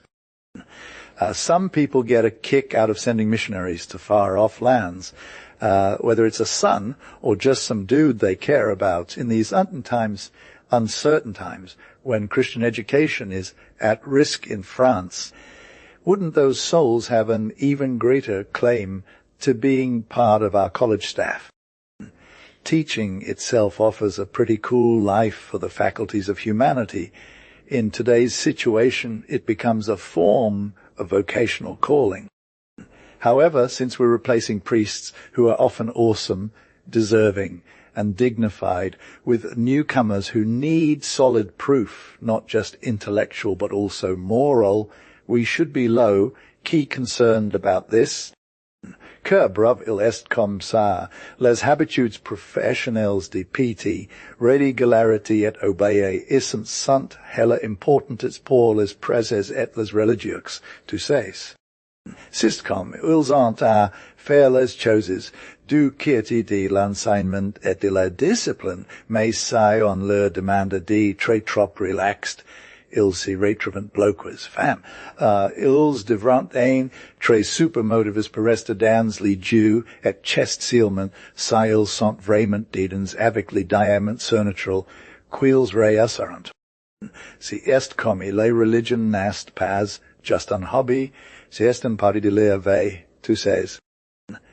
Et les directeurs us doivent garder sa sauce contrôlée, comme un drapeau qui domine la bataille, on n'y peut pas discuter de ça, on n'y peut pas les mettre en question, on doit suivre jusqu'au bout. Et si les colleges sont dans les tongues avec les gens de la société civile, ils deviendront des tongues ex-MB mess. C'est comme les colleges doivent rester très teens, chest les seul raison d'être, tu sais. Et les personnel dirigeant d'enseignement, ils doivent être clairs sur ces passes de débat. En fin de compte, l'enseignement de la religion est si quoi dans la place de honneur. On n'y peut pas espérer le sectaire suprême les hommes niais, chest trop helicool pour ex. Les sociétés civiles et les directeurs vont chercher des types de connaissances et désirs et pour faire les boulots, car ils doivent enseigner aux elles, avec dignité et instruire solidement. Gouverner les consciences, former à la piété, etc. Tu n'as pas appliqué les anciens maîtres très attachant une valeur énorme cette partie de l'éducation chrétienne. C'est comme il si sacrifiant pour nos former en hommes de foi, et si on n'y reste pas fidèle à si quoi reste chiste rien. In définitive, après les colgi, si quoi survives est la foi, et si il disparaît si qui reste si est rien. Si les prases très vont servir comme pieds res spirituals aux infants, ils doivent satisfaire leur charge sacrée de mani recier rius pas comme un hobby. Jidis, boutique, parce que si un colgi crotin est traité ainsi, il n'y mai right plus son nom. C'est le troisième tape créé les monopoles et ordonner aux jeunes transferen et de Union pour l'instruction la boutique officielle. G. Piox profie tiser kunas nana reverence james, mais quaiset. Yes, que we're low-key gonna hit the target with this. But eck, what's the point? It's like, that's God's thing and his biz. I'm hella obvious, though, that all the Freemasons are vibing in the shadows, trying to squish Catholic teachings. We already got our fingers crossed, but will they actually pull the trigger? And if they do, will it mess with M or break him? Honestly, I don't think this whole monopole thing is going to get voted through, though. Our country's been through some wild stuff, but it seems like we're not quite ready for that just yet. All these freedoms being taken away from parents would be hella excessive to some got peeps and remind M too much of the old despotism vibes. The university itself ain't feeling it either, but for real, maybe a few Christian colleges getting shut down is a little worse off than nothing. Let's just imagine the worst case scenario and see what happens. Pessimists will be all like, it's all over fam. But if they could just chill, we'd remind that God ain't never about straight up evil. What he allows might not be ideal, but it usually ends up serving a purpose or someone somehow. And if he permits it, it's always for good reasons, which our human perspective can't fully grasp. I'm just give an example to the German Protestant fam instead. They got this monopole thing going on, and the gov gives them all the education they need from primary school to colleges. Now, here's the deal. It's super progressive and protects students' freedom of conscience. They respect different faiths and let each cult give their own take on the curriculum. But for real, this system got some flaws. If you're Catholic, there's still a lot you got to deal with when they push their own agenda on you. And sometimes it feels like they're trying to convert you or something. Anyway, how come this monopole thing in Germany hasn't messed with the Catholics too much? Shouldn't have totally ruined their lives. But nope, there's a reason for that. And I'ma keep it real. We can learn from them. As a French person, you might not be super stoked on German culture or anything, but if you want to be loyal, you got to give rim props as Christians.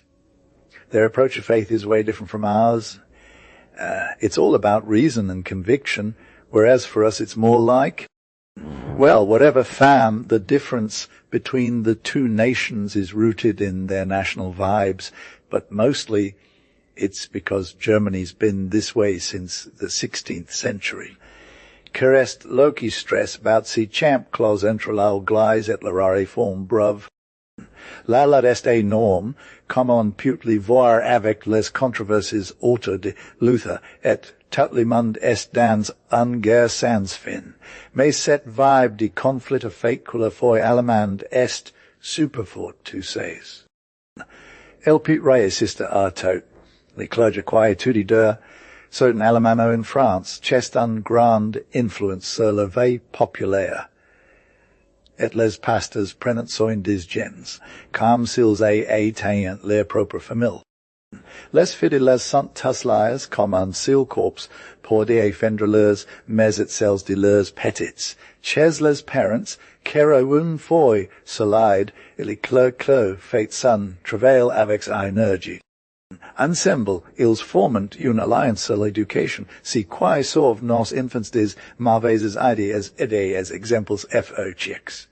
In France, certaines provinces ont gardé leur foi traditionnelle malgré la distance de leurs dirigeants.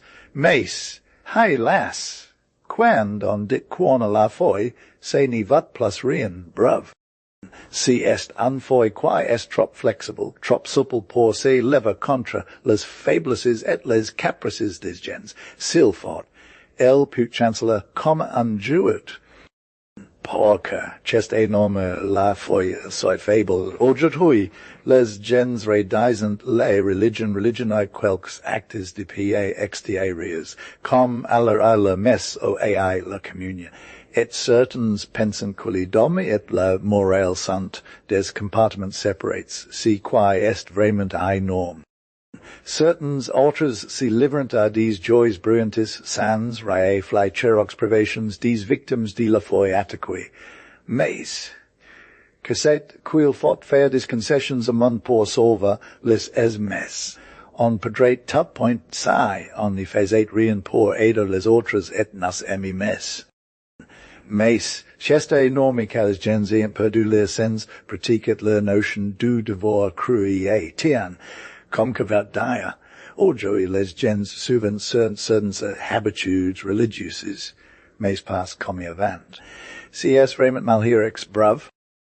L'un des conséquences graves de cela est quelle education religieuse chez les enfants devient plus superficial il check molt cher que mariet pierre. Ils sont pas bien les BABs pour qu'ils savent quoi faire quand ils grandissent.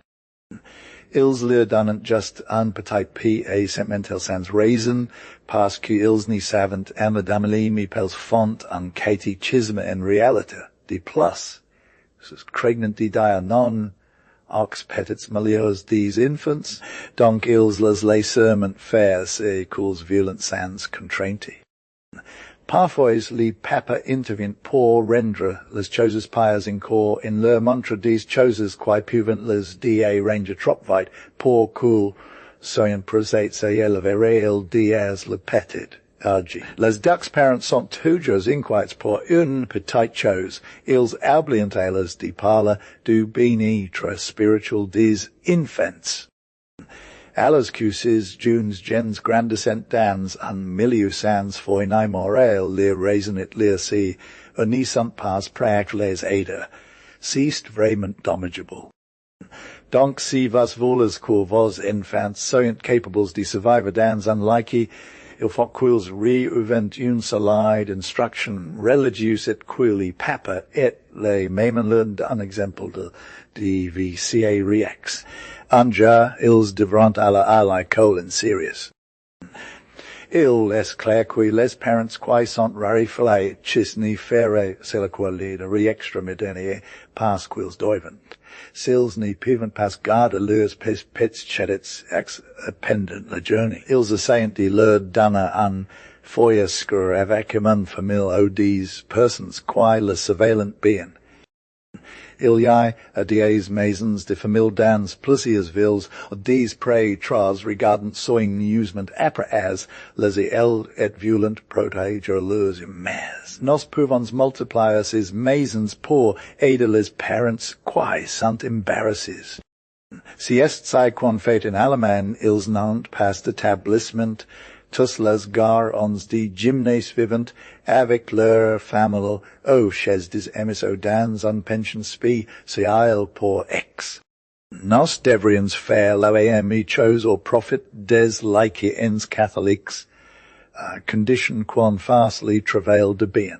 Qu'est dire qui nos devrons compléter un tout silipar an ensemble solide ergos disciplinaires et religieuses avec les autres ecclésiastiques quae in savant.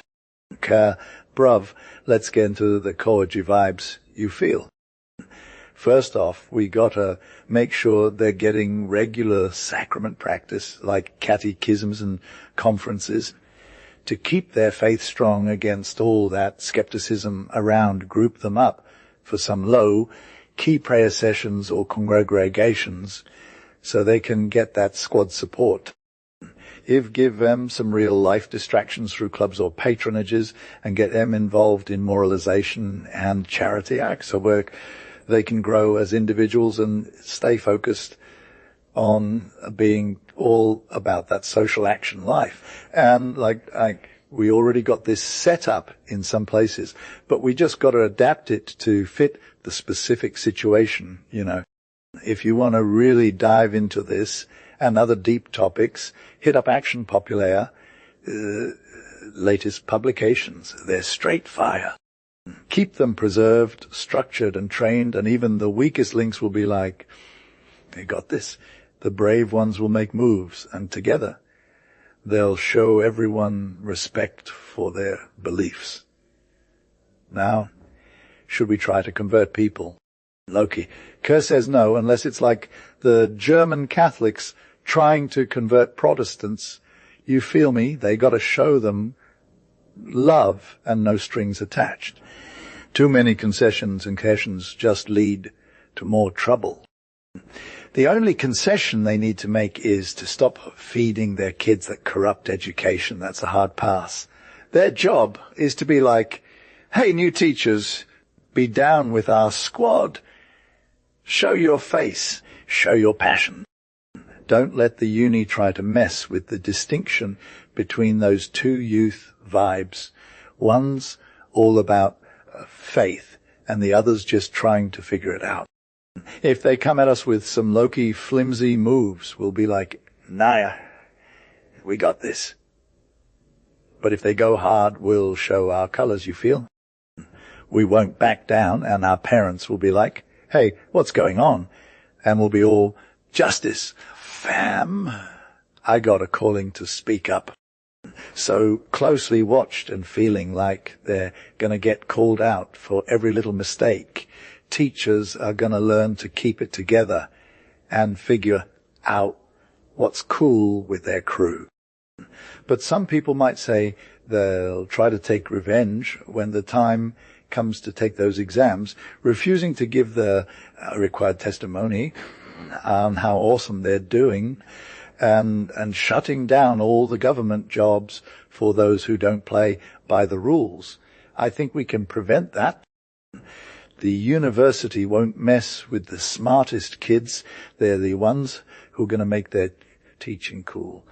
Let our youngins show up to school and put in some real work. Let them not just talk about how messed up someone is, but actually do something about it. In the essays, they should take the best spots. It's like they're showing respect to their teachers and their friends at the same time, so they won't have anything to worry about on those exams. If, however, there's an official atheism that's being super stubborn about messing with people's freedom of choice, is it even necessary to tell what they would do? You got to respond like a total boss and throw it back in their face, basically saying no way to this power-hungry government trying to control people's minds. Watching how we treat our judges and officials who are too proud to lick anyone's boots or fancy shoes, is that why these jobs are so desirable? Nah, there are other careers out there that are way more secure and independent: business, industry, agriculture, where intelligence and willpower can always find a spot and success. You get something better: peace of mind, freedom to pray without worrying about getting reported, plenty of chances to help others, and when comes time to run for office, the right to speak up against the corrupt officials and stop some of the bad stuff they want to do. And couldn't we say that our country is basically just a bunch of young people with good hearts who are trying to make things better? If so, what's the point if not at least one young dude tries to contribute his part to cleaning up this mess, making sure it doesn't weigh us down anymore, and maybe even reclaiming some old Christian values? Why can't those defense committees just put in a clause that protects young Christians who want to go into those careers? Why couldn't they take advantage of the laws about associations to start some unions that would specifically help farmers, businessmen, and industrialists who are Catholic by all means possible? Since we're being forced to choose between peace and our principles, why not just pick war? P.S. Sorry, I'm not shorter than this. Your bro, Gene. I can't rewrite the text as it is written in French.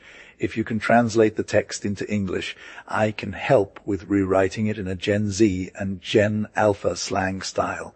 Please provide the translated text. Yes, let's get this. Here is the rewritten text in a Gen Z and Gen Alpha slang style. Aloki du secret sheen 2 opera 76 and 1318. Fin steady retreat. I'm hella done with school 2 ho 77 29. Papa got converted 281 in July 4. Congregation parties 283 16. Goodbye vibes on the last day of school 283 31. St. Ignace's party Loki out of here 284 March 903. Today, Ish 286, Appendix de la Second Edition, St. Eon Struggles, June 1903. I drowned in student life, but now I'm good, July 1903. Why kids are ghosting school, August 1903. I, the ideal V's. Real in teaching 307 of his. Spirituality and Social Morals Education 313, April 1904. V. Bisson's Report on Ending Creganist Education 318. Vi. What's up? Let's save our kids' souls. 324, Paris, the MP. Takeaway 92, Rue de Vaugirard, real in teaching 307 of his. Spirituality and Social Morals Education 313, April 1904. V. Bisson's Report on Ending Creganist Education 318. Vi. What's up? Let's save our kids' souls. 324, Paris, the MP. Takeaway 92, Rue de Vaugirard,